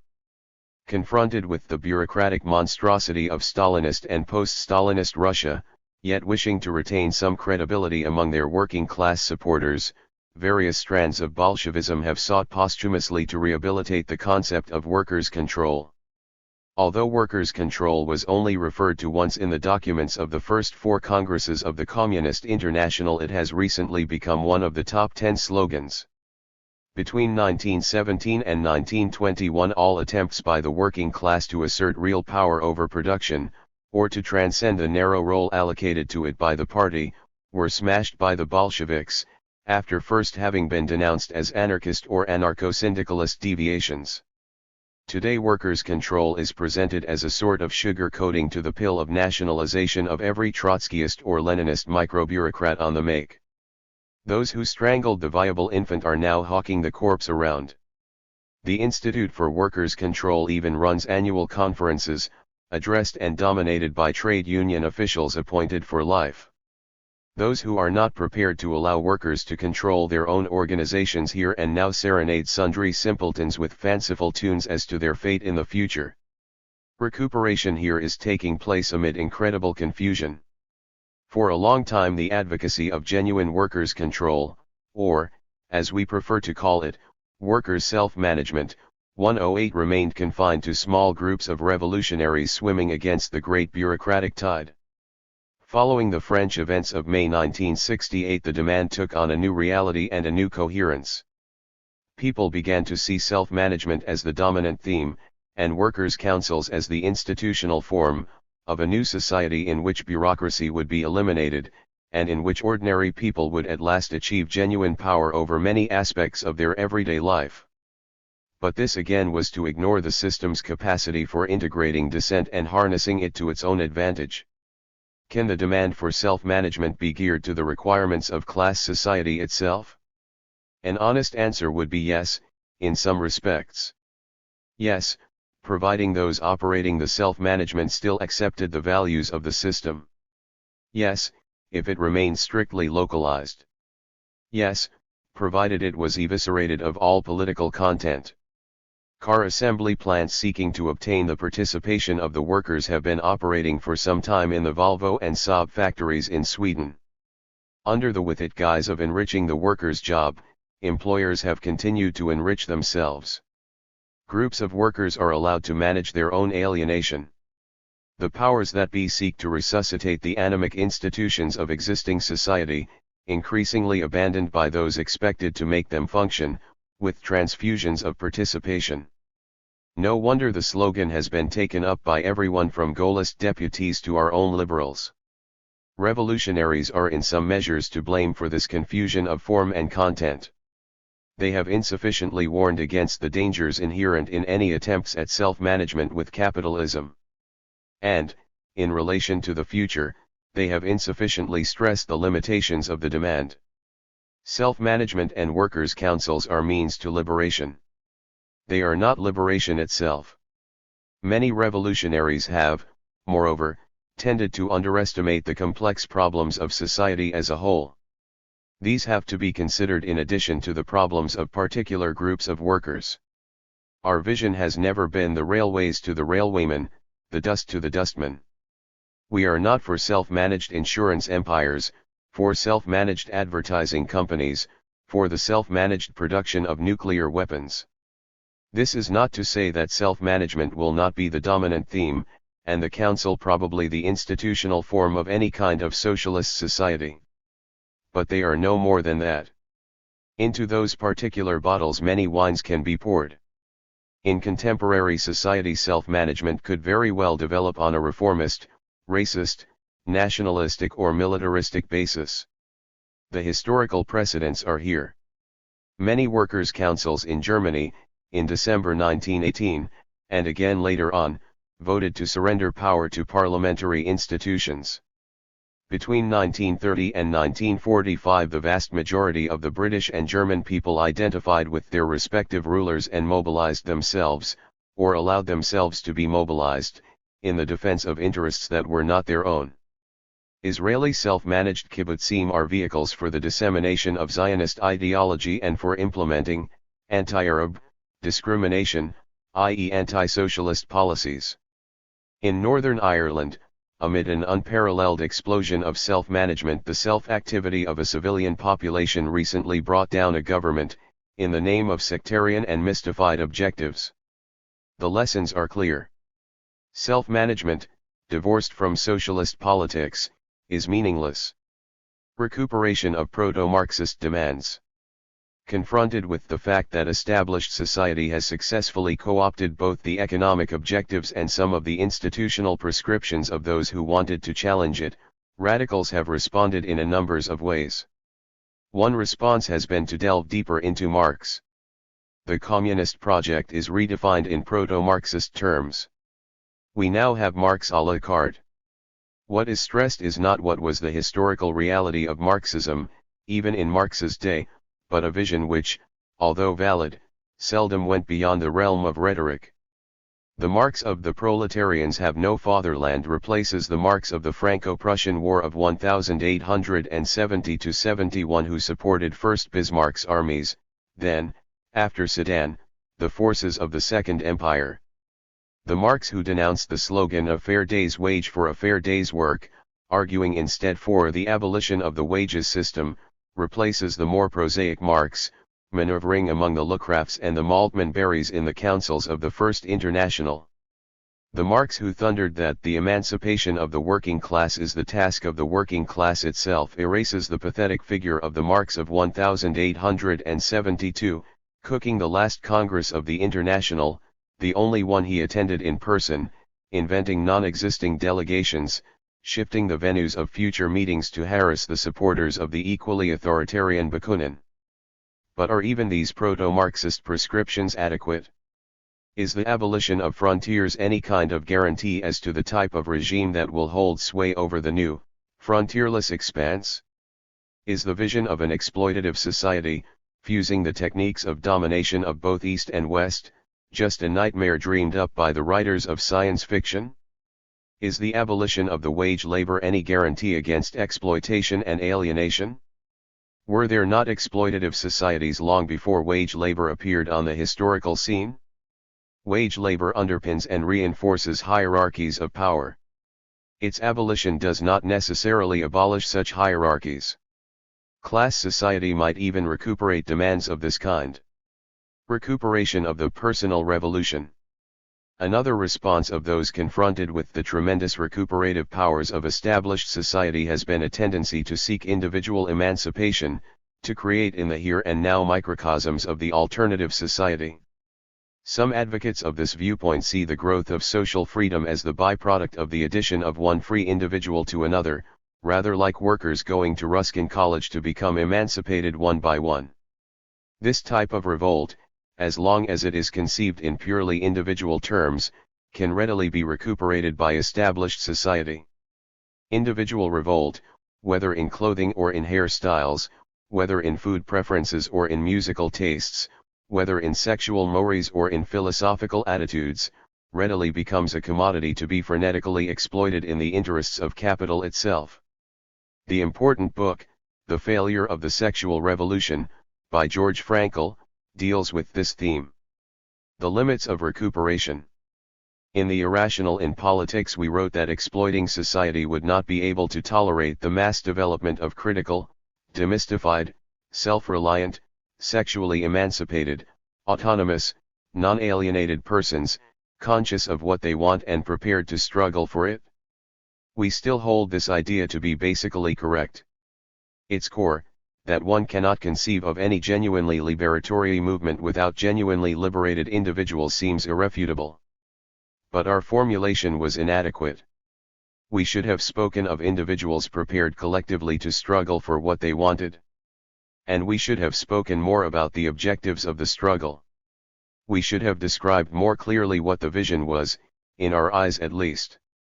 The socialist transformation of society is not an automatic process, or a reflex activity. It requires a sense of direction.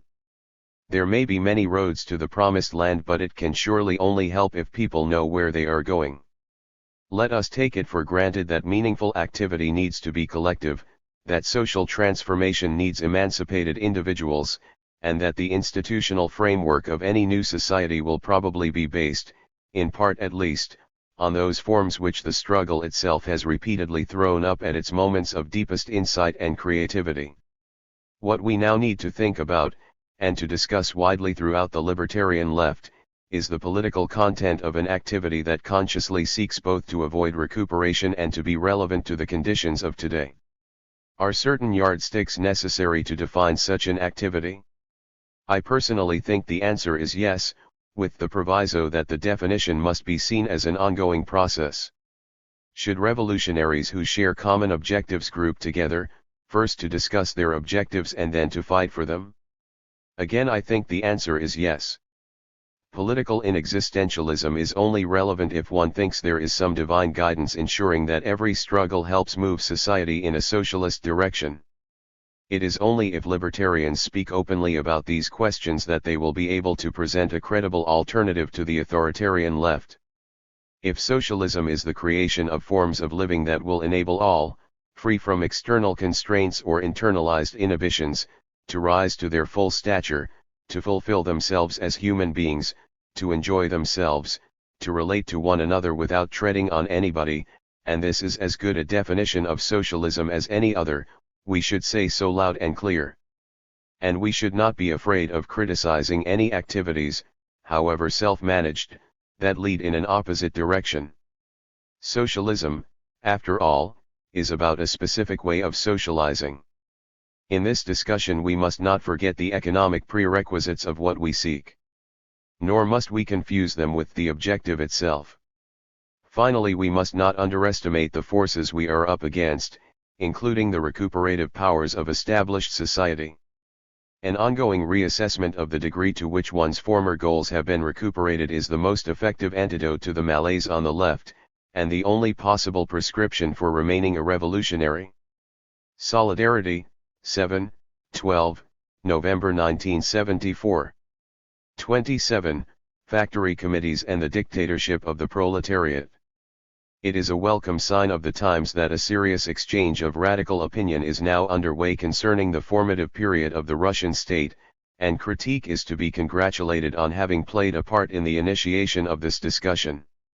How deep the confrontation goes will, of course, depend on how open the journal remains to those in the revolutionary movement who do not accept the label of Marxist, but who feel they may nevertheless have something of relevance to contribute.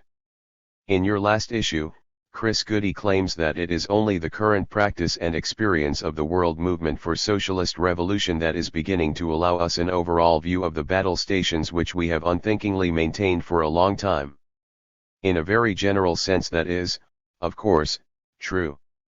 But elements of a serious critique antedated, and by a considerable period, May 1968 in France, the Prague events and the Chilean Revolution. Some of those who initiated this critique would moreover shudder to find themselves subsumed under the we that Goody refers to. They did not wait until the late 60s to express their views. As early as 1918 they had clearly seen the direction in which Russian society was moving and proclaimed a principled opposition, often at the cost of their lives. It is a tragic fact, for which Leninists of all kinds, Stalinists, Trotskyists, Maoists, and the advocates of various theories of state capitalism, i.e. international socialists, Bordagists, Marxist humanists, etc., must carry their full share of responsibility, that we know less today about the early weeks of Russian Revolution than we do, for instance, about the history of the Paris Commune. Unfortunately, it is not the workers who write history. It is always the others. 109 Official historians seldom have eyes to see or ears to hear the acts and words which express the autonomous activity of the working class. They think in terms of institutions, congresses, leaders. In the best instances they will vaunt rank and file activity as long as it coincides with their own conceptions.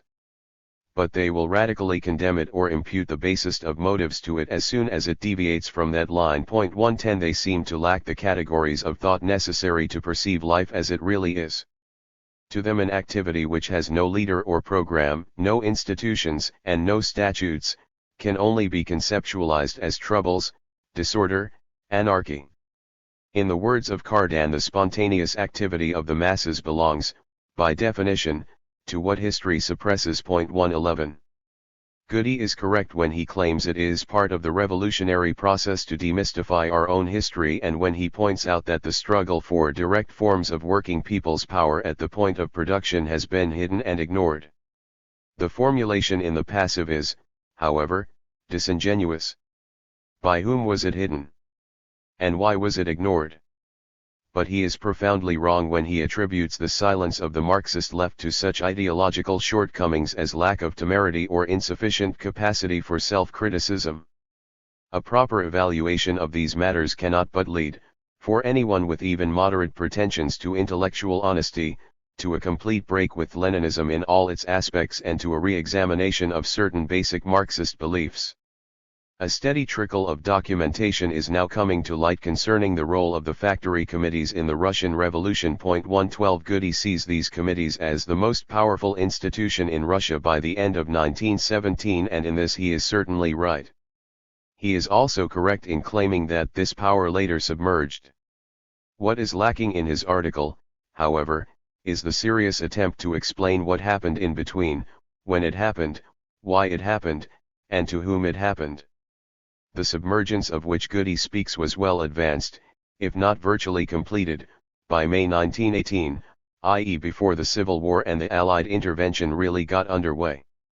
The traditional explanations of the degeneration of the Russian Revolution are just not good enough.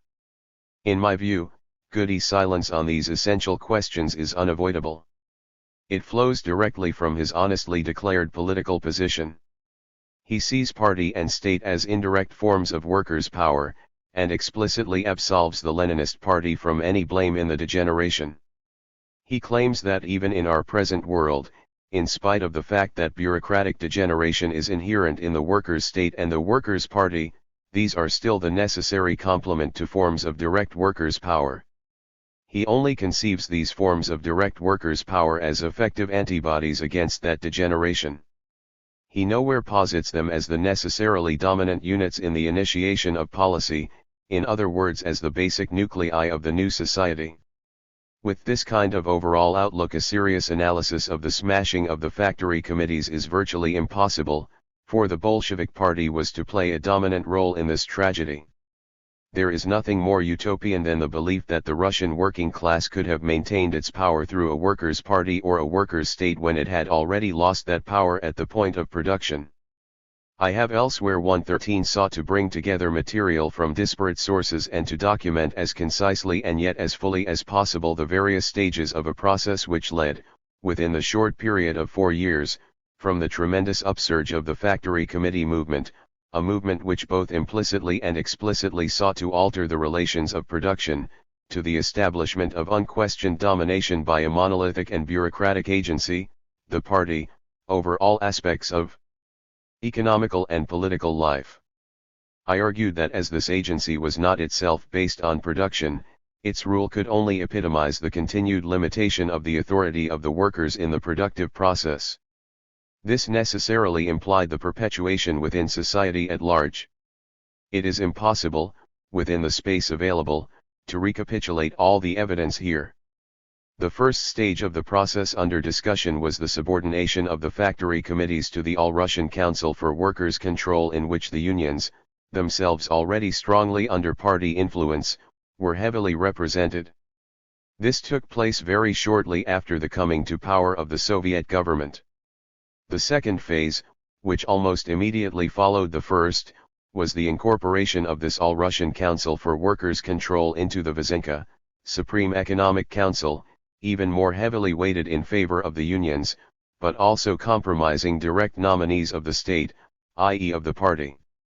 By early 1918 the Bolsheviks were actively seeking to merge the committees into the trade union structures.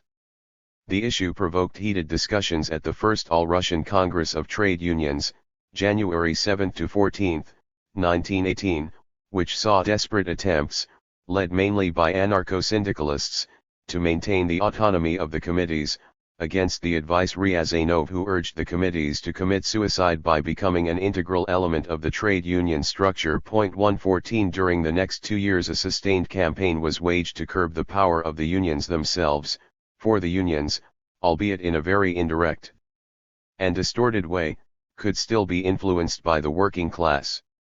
It was particularly important for the new bureaucracy to replace this power by the authority of direct party nominees.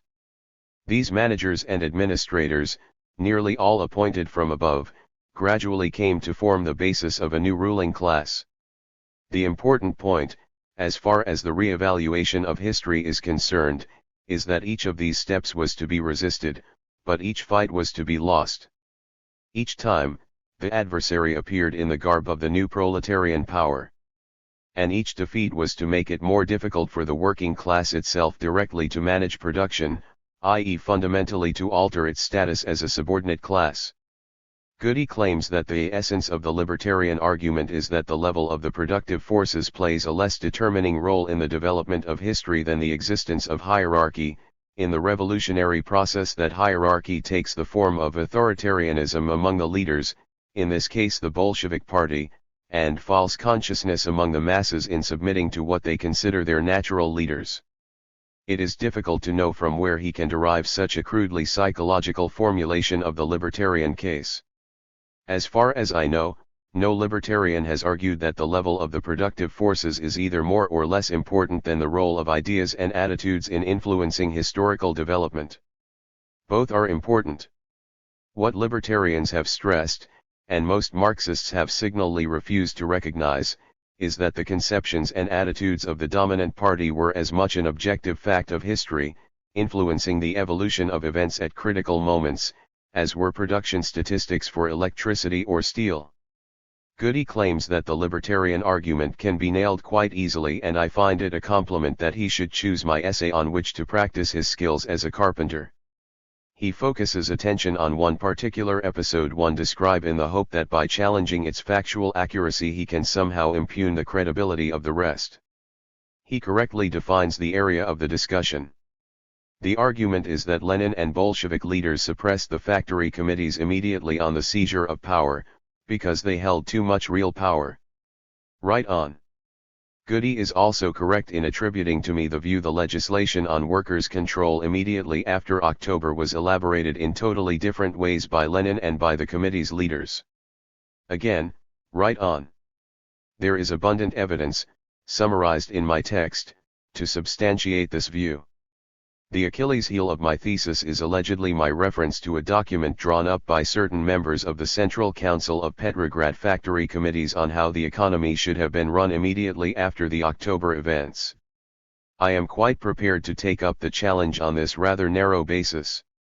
According to Goody, and he devotes 3 pages to the matter, my knowledge of the document in question was fifth-hand.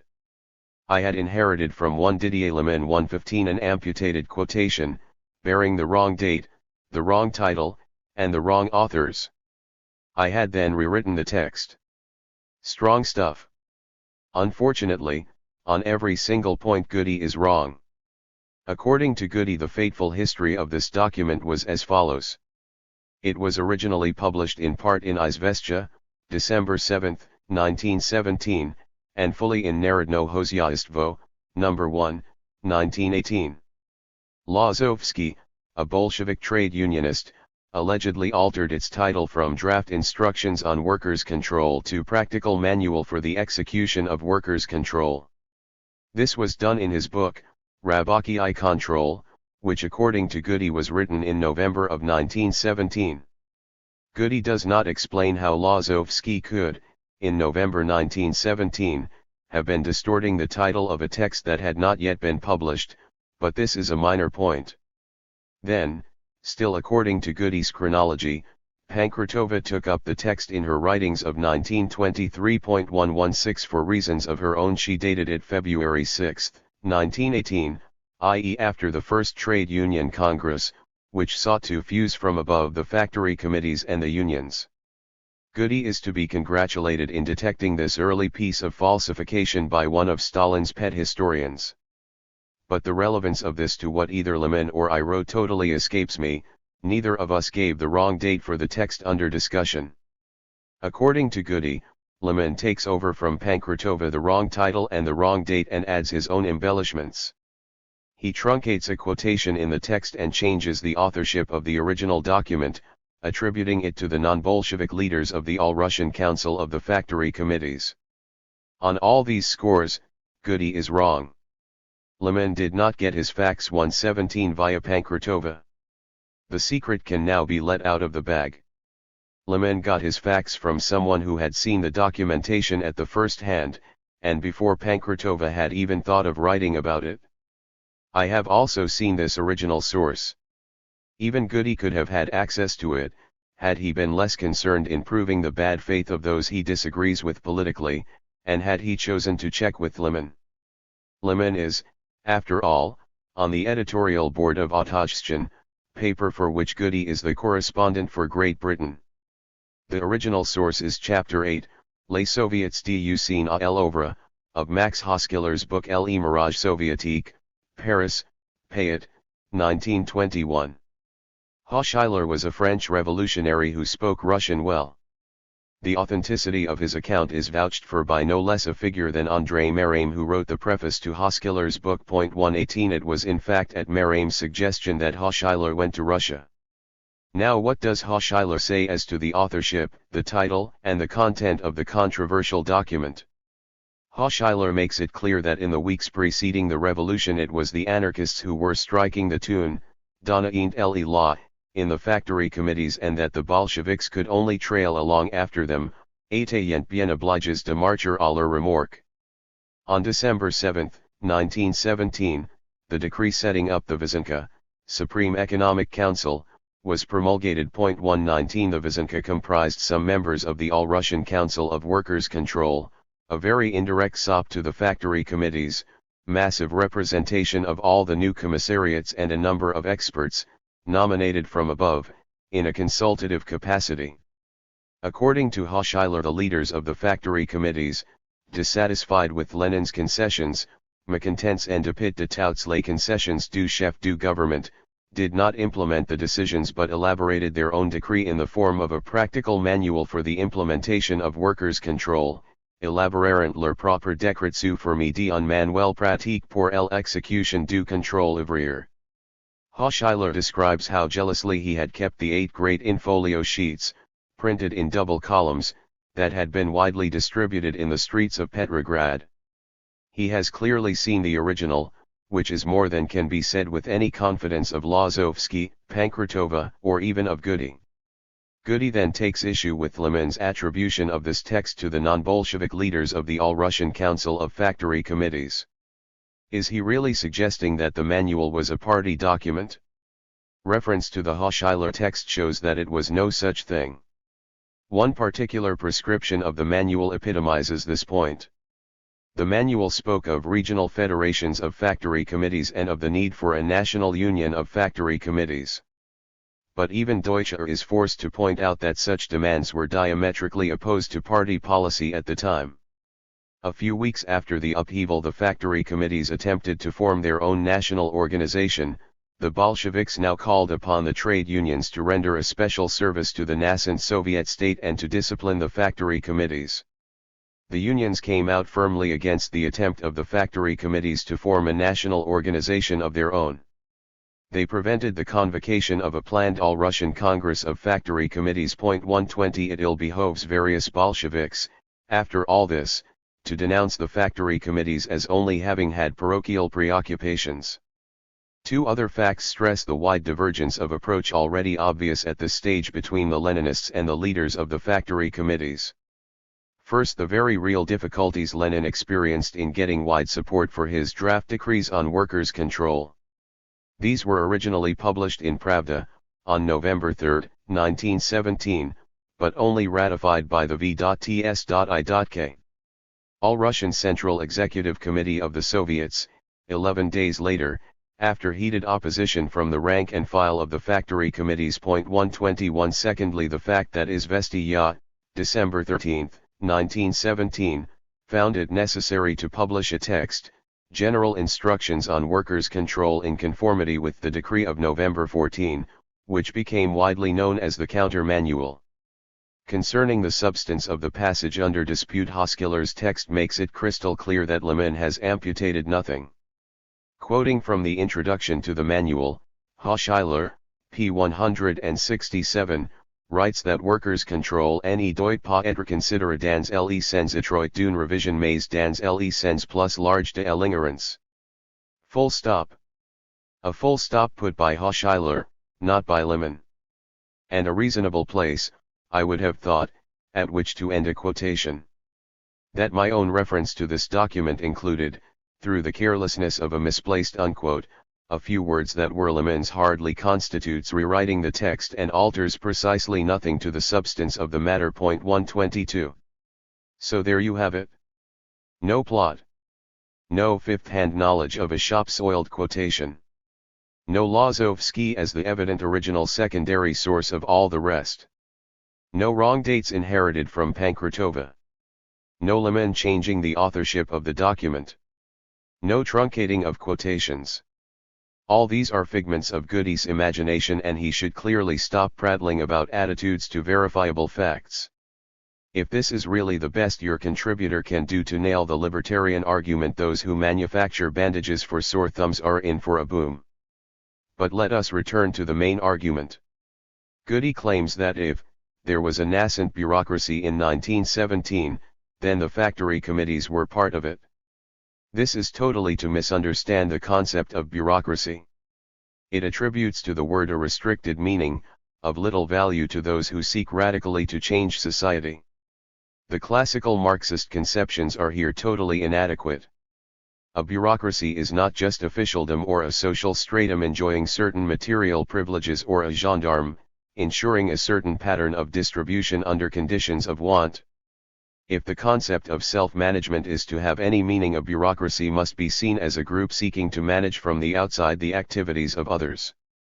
If that group has a monopoly of decisional authority, its bureaucratic potential will be vastly enhanced. In this sense, if there was a nascent bureaucracy by the end of 1917 in Russia, it was certainly not to be found in the factory committees. It was to be found in the party itself. Certain party attitudes here played a very important role. Trotsky himself, if we must refer to him, perceptively described all this. Referring to the Third Party Congress, April 25 to May 10, 1905, he spoke of the young revolutionary bureaucrat already emerging as a type.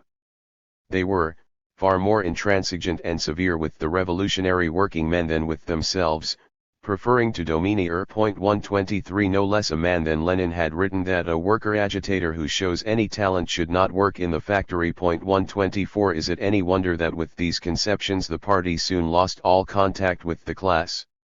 Goody seeks to prove his point that the factory committees belong to the nascent bureaucracy by looking at the later careers of certain factory committees' leaders, men such as Chubar, Matvey, Zhivotov, and Skripnik. That non-Bolshevik leaders of the factory committees later supported the Bolsheviks is indisputable. But so what? It is not unknown for individual shop stewards to end up as foremen. Does this really prove anything beyond the capacity of established power, in its various garbs, to recuperate dissent? Does the fact that Alexandra Kollontai later became a Stalinist ambassador invalidate her earlier writings on the emancipation of women? Does Trotsky's later Bolshevism invalidate his prophetic warnings of 1904 on the subject of the party substituting itself for the working class? 125. If Goody is really interested in the history of what happened to the personnel of the factory committees, and not to just a few of their leaders, a fruitful area might be the history of the various syndicalist groups, and in particular of the Revolutionary Center of Factory Committees, a body of anarchist inspiration which competed for a while with the All-Russian Council of Factory Committees, without ever succeeding in supplanting it, so many were the obstacles put in its path. The search will, I suspect, prove disappointing. Systematic persecution of left dissidents soon became a way of life.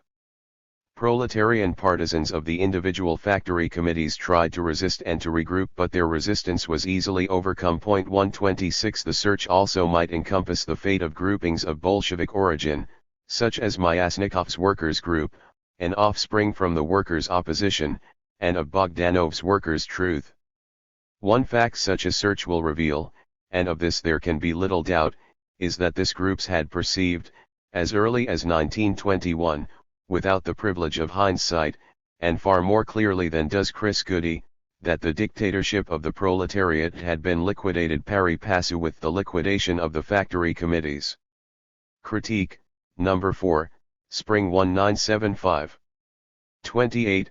The Ulster Workers' Council General Strike. The general strike which completely paralysed Northern Ireland from the 14th to the May 28th was one of the most complete and total strikes the British Isles has ever seen. What happened showed the power of a mass workers' movement to bring the authorities to their knees. The inability of the government to deal with the threat only emphasises the increasing vulnerability of the system to such challenges. As the technology and complexity of production develop, military intervention appears ham-handed and becomes increasingly ineffective. In spite of all its limitations and the reactionary character of some its components, the struggle in Ulster also emphasized the creative potential of the working class, its ability to ensure the distribution of essential food, the organization of mass pickets, the ability to control the movement and the allocation of fuel and other supplies to essential users. Significantly enough, joint supply arrangements for both Protestant and Catholic areas began to emerge. There can be little doubt that the strike, after a patchy start, gained widespread support from the Protestant working class. Intimidation there was, most notoriously at Larne, where the Ulster Defence Association, UDA, left no one with much choice in the matter. But, As Brendan Clifford of the Workers' Association pointed out, wouldn't it be remarkable if some groups of white-collar workers were defying a campaign of intimidation that was paralyzing tens of thousands of hardened engineering workers? 127. Support for the strike came from housewives, old-age pensioners, whole working-class families, in fact, from the whole spectrum of the Protestant working class. The return to work on May 26, organized by local trade union officials, some of them Communist Party members, and led by Len Murray, General Secretary of the TUC, was a complete flop. But perhaps it gave a useful foretaste of the role of the TUC in the event of a major class confrontation in Britain. A similar mobilization for different political objectives, or even for similar objectives but by different participants, would probably have received the enthusiastic support of the traditional left, with marches, demonstrations, resolutions, and petitions. But in this case we got the Social Democratic and Labour Party, SDLP, and some other lefties calling on the Labour government to act sternly and use troops on a wide scale against the strikers. On the 27th of May, at the behest of the socialist SDLP, troops were moved into 17 petrol stations to ensure petrol supplies. The response was a complete ban by the Ulster Workers' Council, UWC, on all work on electricity generation, gas, water supplies, and sewerage disposal.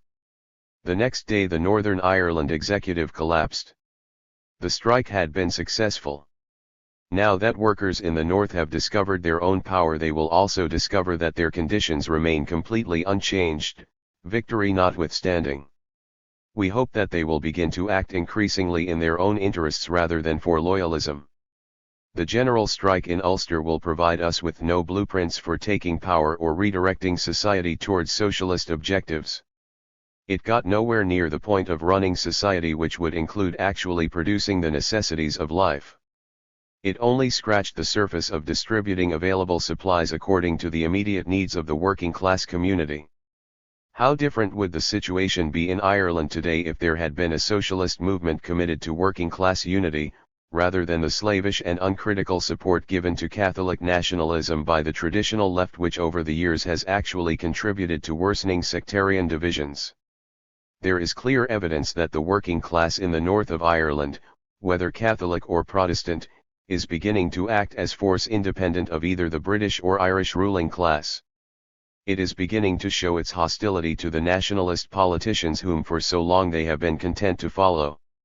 Even Glenn Barr, a leader of the UWC, showed some awareness of this when he gave an interview to the Irish radio on 23 June. 128 He said the Protestant community have shown their willingness to cast off the old-style politicians who waved the Union Jack every 5 years.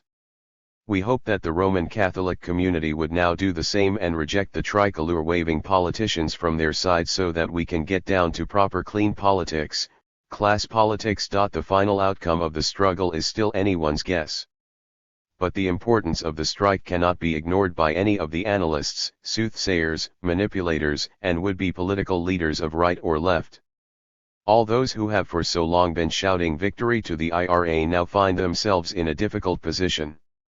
Their mindless generalizations about British imperialism in Ulster and support for Irish Catholic nationalism have placed them where they belong, among all the other self-appointed leaderships, miles away from where the new movement is emerging, miles away from anywhere workers struggle for their own interests, refusing to heed the saviors from on high. The positive aspects of the strike should not be exaggerated. The authoritarian and paramilitary UDA with its strong right-wing connections was still a dominant force. The Craigs, Wests, and Paisleys were reluctantly allowed to climb aboard the bandwagon. But the experience of active involvement in organizing the practicalities of daily life, and the demonstration of working-class strength and solidarity, however limited, may not be so easily erased from people's memories.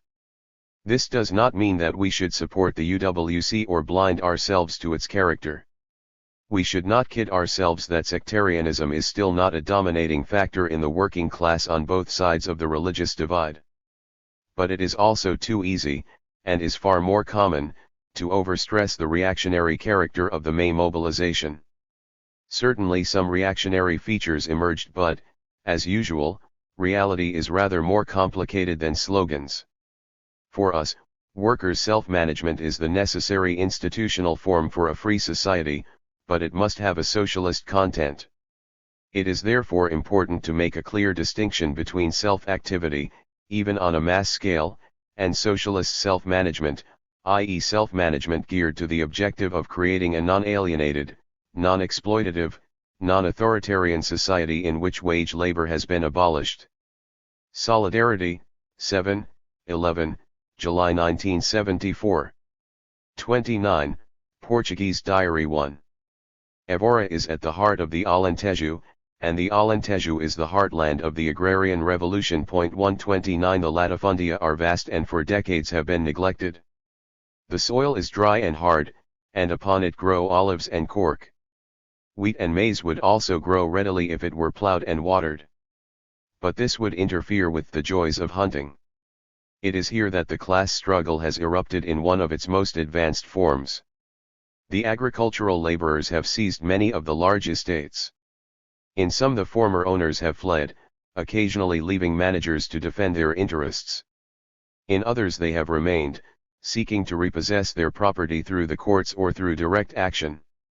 The balance of power varies from village to village, estate to estate.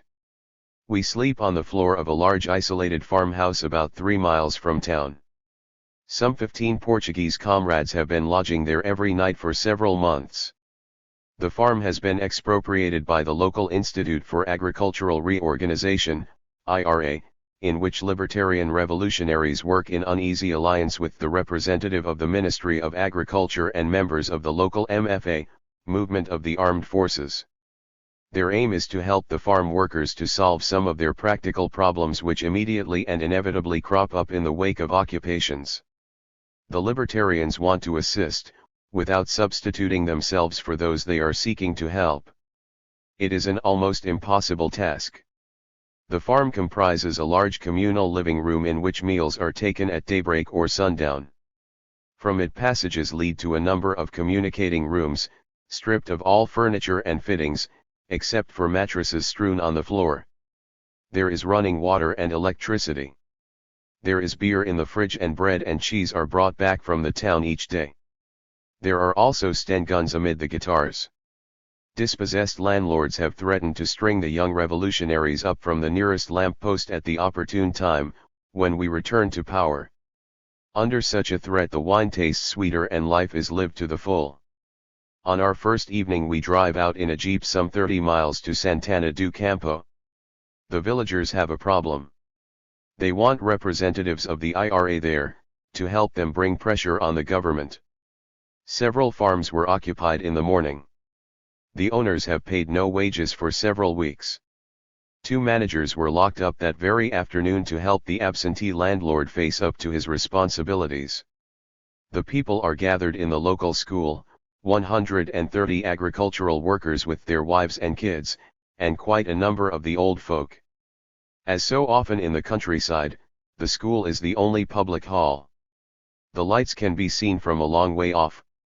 They illuminate rugged faces, as varied as their owners, and quite unlike the crude stereotyped models of the Maoist posters. The whole village has turned up to elect the council and to decide what to do with the 2 men incarcerated in the stable. Everyone knows everyone. Anyone over 16 can be nominated and can cast a vote. Little tickets are handed out. Some of the older women decline to take one. Anyone can write anyone else's name on the slip. The 8 people securing the highest number of votes will constitute the council. Speeches are unnecessary. It is in struggle, over the last few months, that credentials were earned. The selected names are read out by 4 tellers, the tickets sorted into little piles. The new council has been elected. The main problem is then outlined to the visitors from the Évora IRA. 2 opinions emerge. A union representative urges caution. The Agricultural Workers' Union is affiliated to Intersyndical, the trade union federation dominated by the PCP, Portuguese Communist Party. The Minister of Agriculture, who is sympathetic to the party, must not be embarrassed. Others suggest a different course of action. Give them no food or drink. Let the news out. The bank will cough up soon enough. No one discusses the PCP or its politics as such. The two alternatives are mutually exclusive. The radical proposal secures a majority. The check materializes within 24 hours. The following day we set out in the jeep, in the full heat of the early afternoon, to visit a big farm where the workers are reluctant to impose any kind of control on the owner. The farm, built in 1945, is beautifully laid out. The main buildings and barns are painted blue and white. Cows are grazing in the fields and watch us pass impassively. Only the turkeys noisily announce our arrival as the jeep edges its way between them, raising a great cloud of dust. The farm workers are gathered in a large barn, 8 or 10 of them, sitting on sacks of grain, talking heatedly. Our party enters, 3 young agronomists from the Evora Institute for Agricultural Reorganization, with long hair and determined expressions, a young officer in uniform, with even longer hair, and us 2 political tourists. An excited argument gets underway and lasts about an hour. The local MFA is keen to ensure that the workers elect a committee which would exercise some control on the owner and prevent him from doing economic sabotage, such as slaughtering cattle, disposing of his tractors or selling the grain, instead of keeping it for sowing. The workers are not convinced. The farm is a model farm. The boss has maintained reasonable relations with his men, often working among them. The paternalism has had its effects. The men lack confidence. An old, edentulous worker fiercely articulates their innermost fears. If we elect a committee, the boss will sack some of us. Work is hard to come by these days. If we make things difficult for him, will he continue to pay our wages? Come on, young man, yes, you with the gun, answer us. Look at all the problems in the other farms in the area. It is strange to see his innate conservatism clash with the vision of the young revolutionaries. The visitors depart, mission unfulfilled. Later that afternoon we go to another big farm, 35 miles away in the opposite direction. On the way we pass through whitewashed Alentejo villages, bespattered with red slogans. These villages are strongholds of the PCP. The agricultural workers are natural, genuine, down-to-earth communists. They want to share and share alike. No one seeks individually to appropriate anything. The party calls itself communist. The workers vote for it.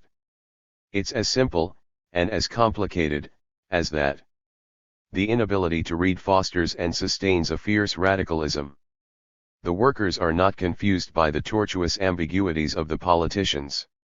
The farm, near Oriola, is owned by an absentee Spanish landlord.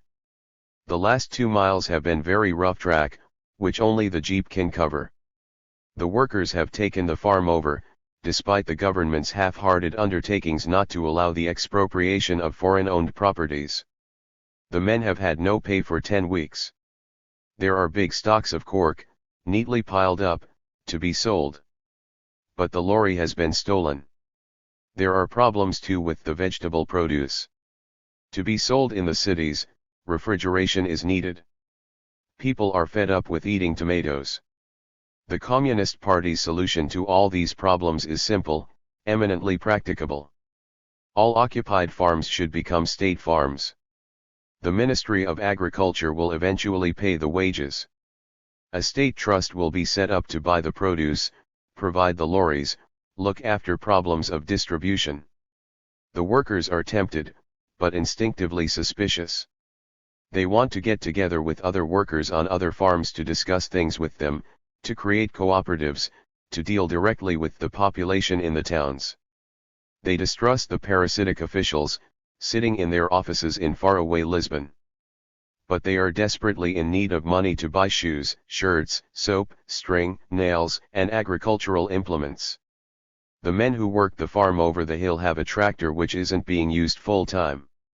Will the army please instruct them to release it for a while? A joint meeting is arranged to thrash things out. The institute will try to arrange a bridging loan from the local bank. A lorry will be provided to take the cork into the town. Ad hoc solutions are improvised. The wolf is kept from the door for a short while. The institute has done a job of first aid. Hope will survive a little longer. Amid the wasps, an old woman is washing her linen at the fountain. The crickets are chirping.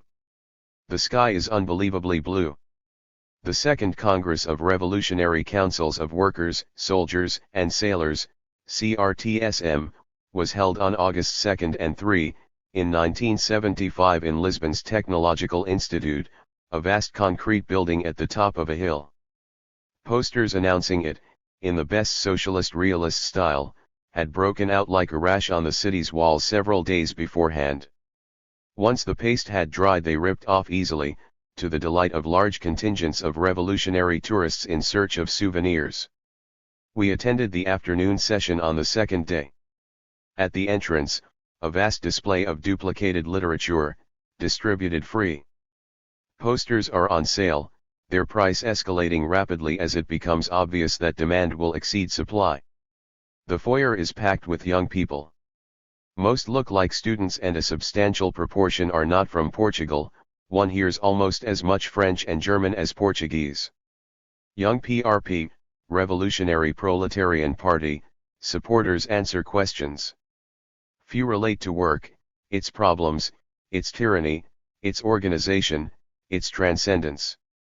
Most are about Cuba, or Chile, or the political allegiances of this or that army commander. The answers stress Portuguese particularism. The army will be with the people.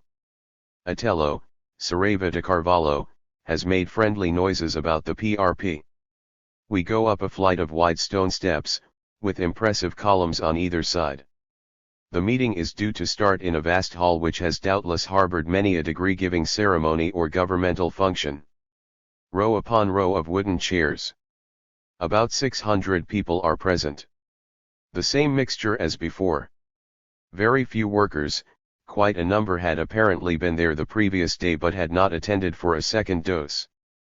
No readily identifiable sailors. Banners on the wall seek nostalgically to recapture the atmosphere, and even the vocabulary, of the Petrograd of 1917, Fora com a canalá. Podera quem trabalha. Out with the scum. Power to the workers. Long live the socialist revolution. In the haze of cigarette smoke, the leftists dream on. The Technological Institute is Smolny, the Lisnave shipyards, the Putilov plant. At the far end of the hall is an elevated platform, on which a long table has been erected. Seated behind it, perhaps a dozen comrades, most of them bearded, 2 of them women. In front of the leaders are neat stacks of cyclostyled notes. Slightly to one side of the high table the television crews with their wires, floodlights and other paraphernalia, are busy creating images.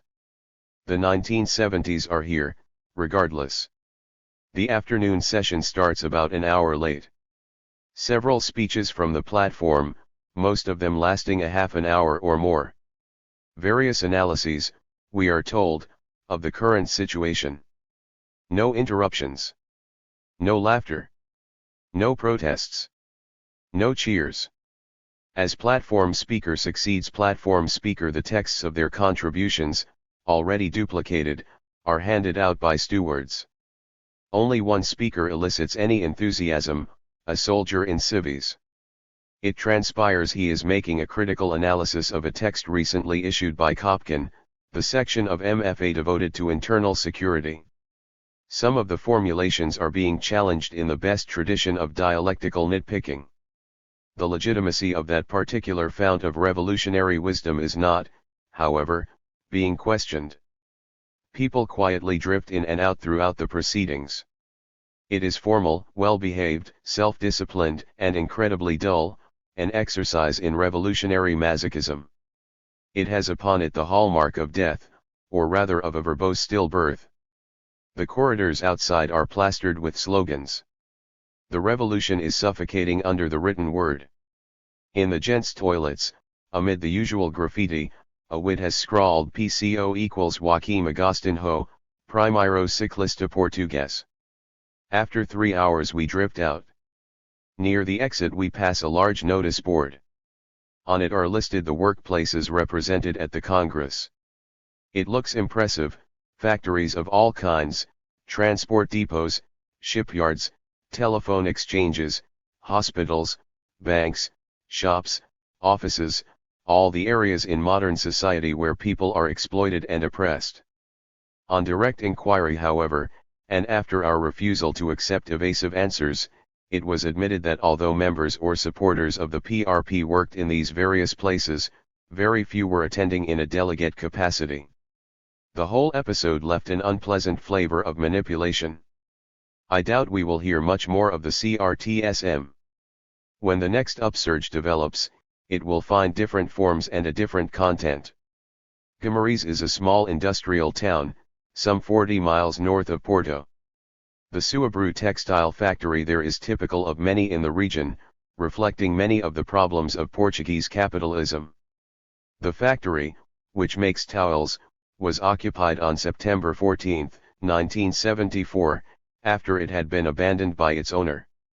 Earlier in the year, the boss, who owned another factory in the town, had begun to move out the more modern dyeing equipment under pretext of repairs.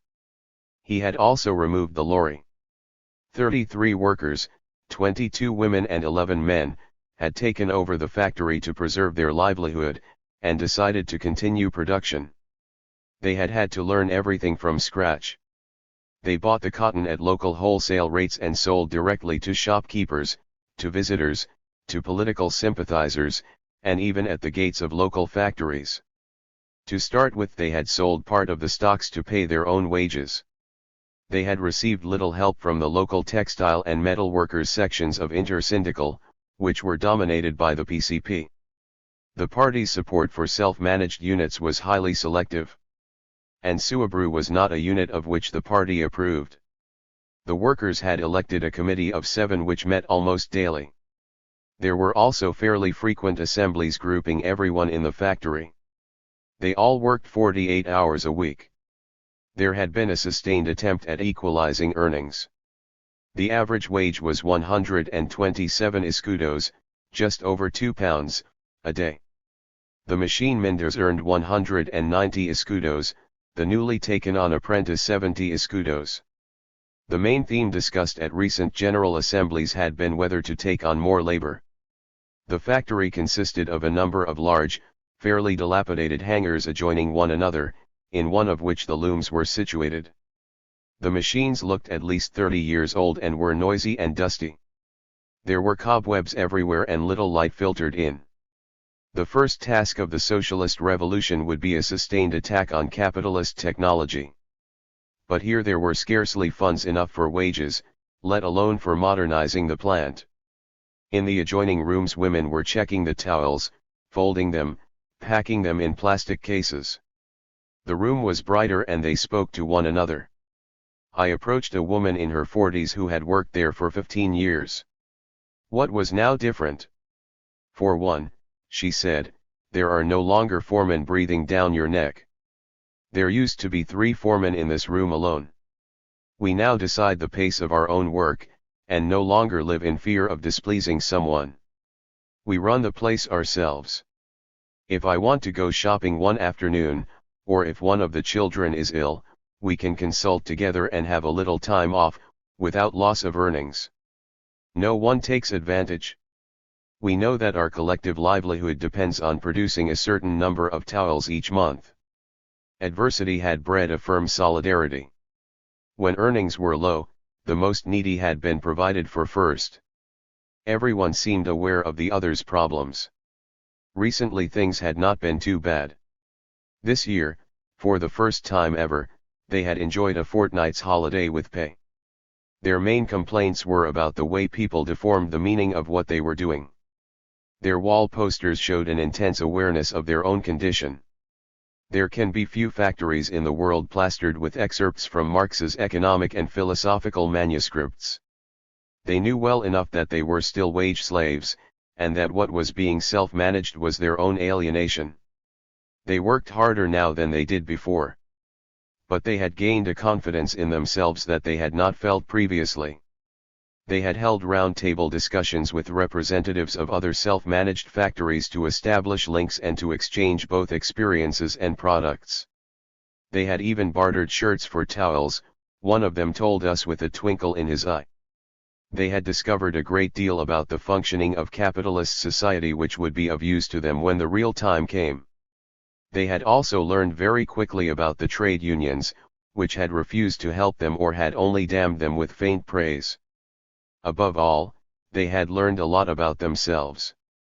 The PCP headquarters in Famalicão, north of Porto, lie shattered. Before April 1974 it was widely believed by those in power that literacy bred subversion. There was only one place in the town where the wealthy could obtain secondary education, an expensive private school, solidly built and set behind a row of tall trees. With the collapse of the Caetano regime the building had been taken over by the local PCP cell. I couldn't help thinking what an ideal Stalinist redoubt it made, separated by its high walls from the bustle of the multitude, set on higher ground, its impressive drive redolent with respectability. From here the party had carried out its manipulations of local government, of trade union branches, of cooperatives, of the granting of agricultural credit. The reaction had been handed things on a plate. 130. After an open-air meeting, early in August, a crowd protesting against the unrepresentative nature of several local bodies had set siege to the school and tried to burn it down. Party militants had fired from the upper windows, injuring 2 demonstrators. The MFA had arrived on the scene to restore order, their fire had killed 2 more demonstrators.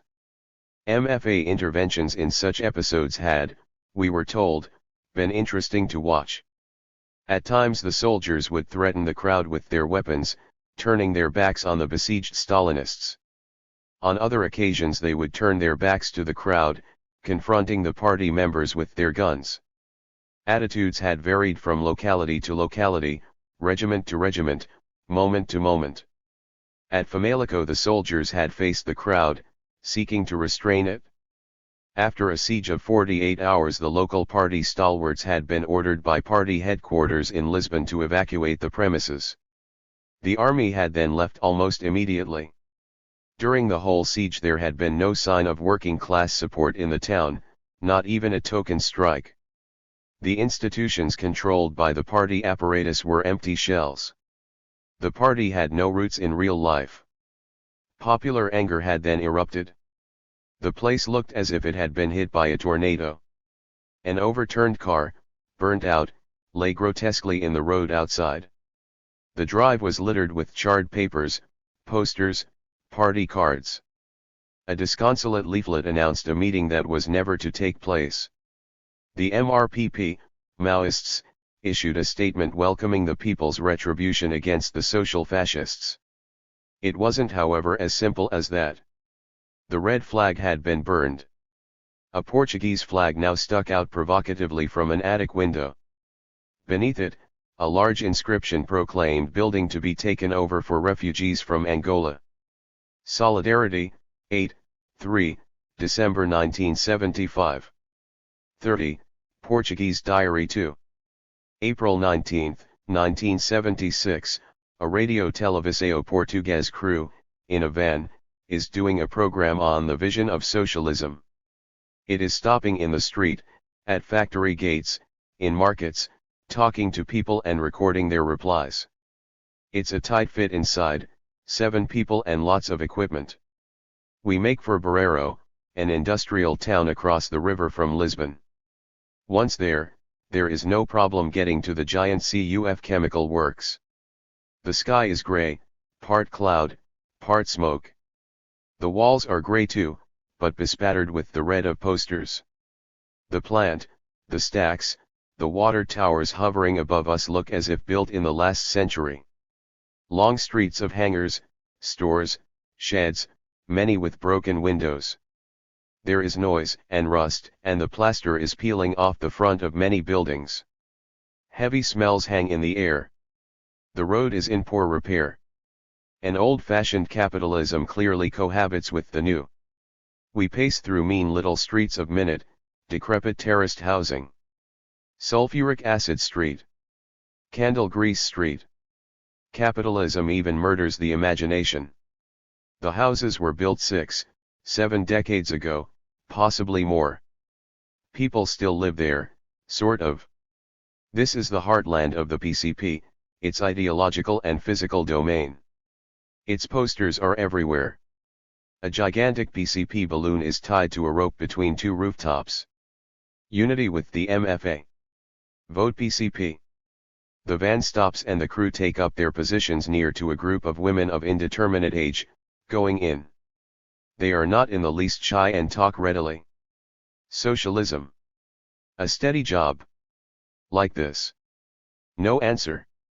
A steady drizzle is falling. Like this, the producer repeats.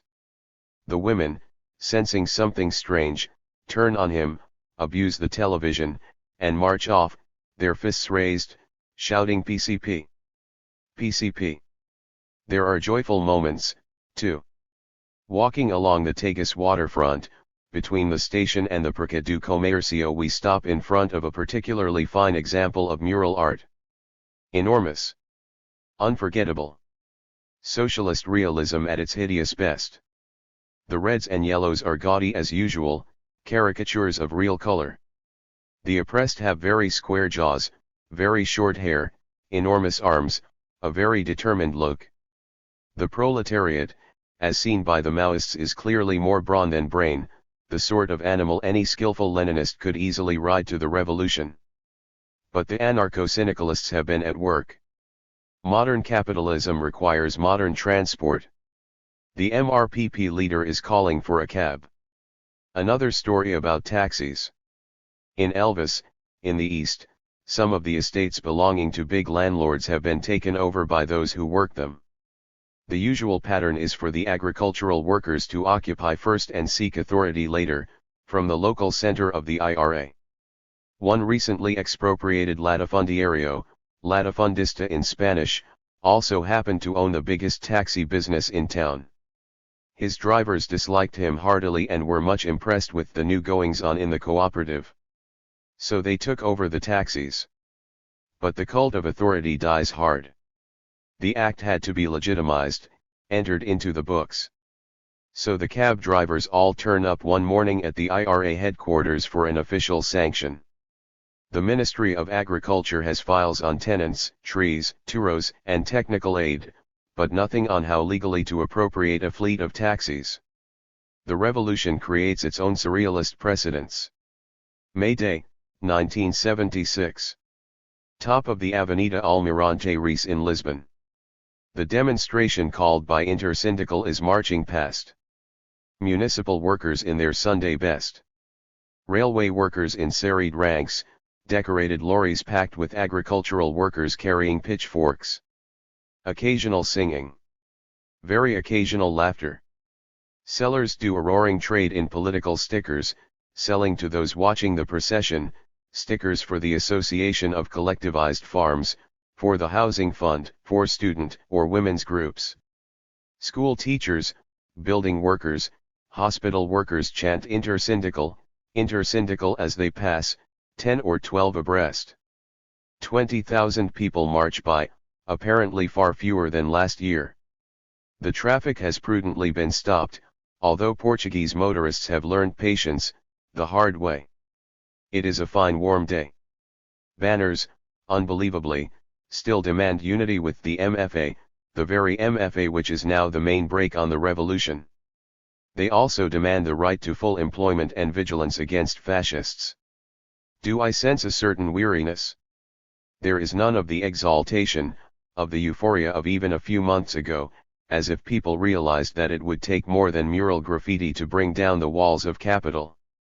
The party is everywhere, though nowhere in its true garb. In the Association of University Professors. In the Association of Municipal Associations. The bank employees march by shouting no to reaction. 1 or 2 tenants' committees carry colorful banners, demanding government loans. The 2 groups march next to each other.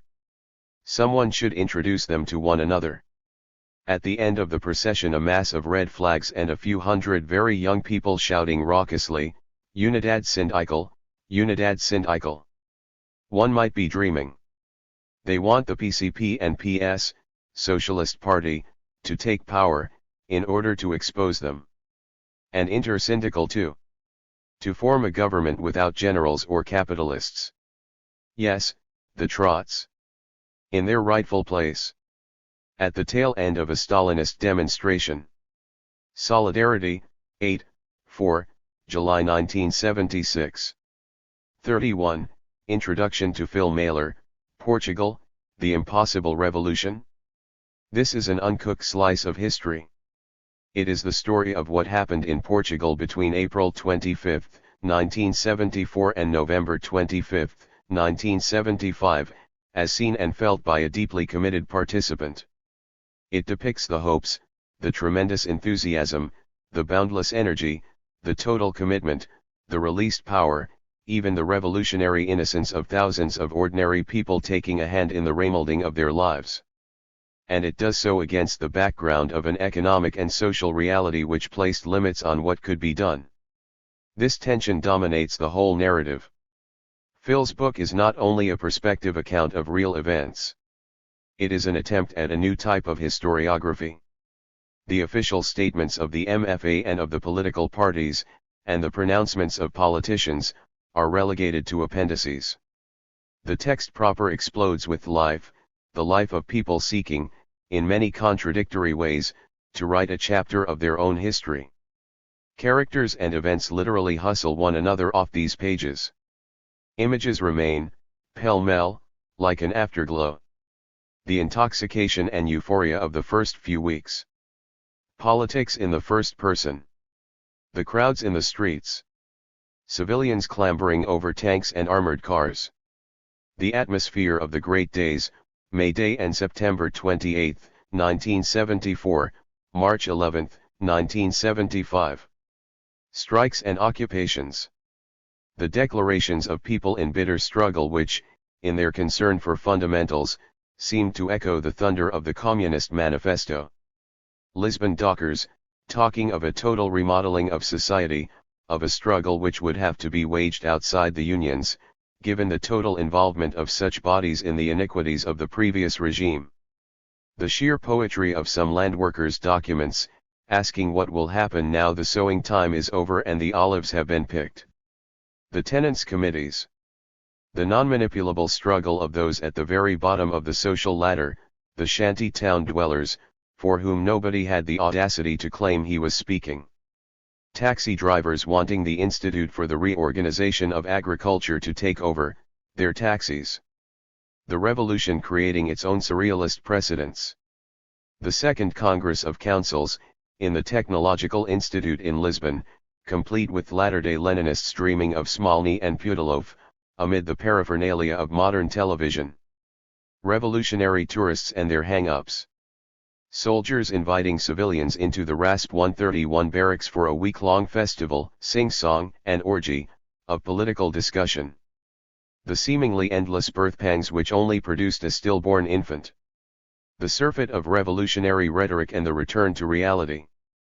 The problems and anxieties, the achievements and the failures. The joy and the sadness. The longings and the frustrations.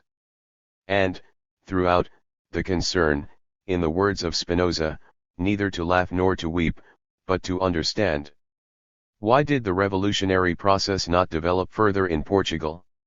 A meaningful social revolution comes about when a large number of people seek a total change in the conditions of their existence. Massive pressures had certainly built up within Salazarist Portugal. But the aims of those opposed to the old society were disparate. For varying reasons different groups wanted an end to the colonial wars, to the futility and frustrations of a long period of compulsory military service, to the censorship, and to the ubiquity of the hated PIDE, International Police for the Defense of the State. The consensus, however, hardly went any further. Beyond this the paths diverged. The forward-looking section of the Portuguese bourgeoisie had one objective, a liberal capitalist society, in which they would accumulate wealth in a civilized manner. Anti-fascism was the ideal cover for a crying need to modernize the bourgeois state. A liberal capitalist society provided a freer framework for the important business of making money. The trouble was that the working class too had aims of its own, less explicitly formulated perhaps, but in conflict with the above. Its very conditions of existence compelled it to struggle. The objectives of the PCP and of the various left groups amounted to various forms of state capitalism. At every stage their actions sought to canalize popular discontent into channels which enhanced either the power of the state, or the power of the political parties themselves. They manipulated the social disaffection to achieve a society in which they themselves would wield political power as the legitimate representatives of the illiterate masses. This was the reality, perceived or not, behind all their rhetoric.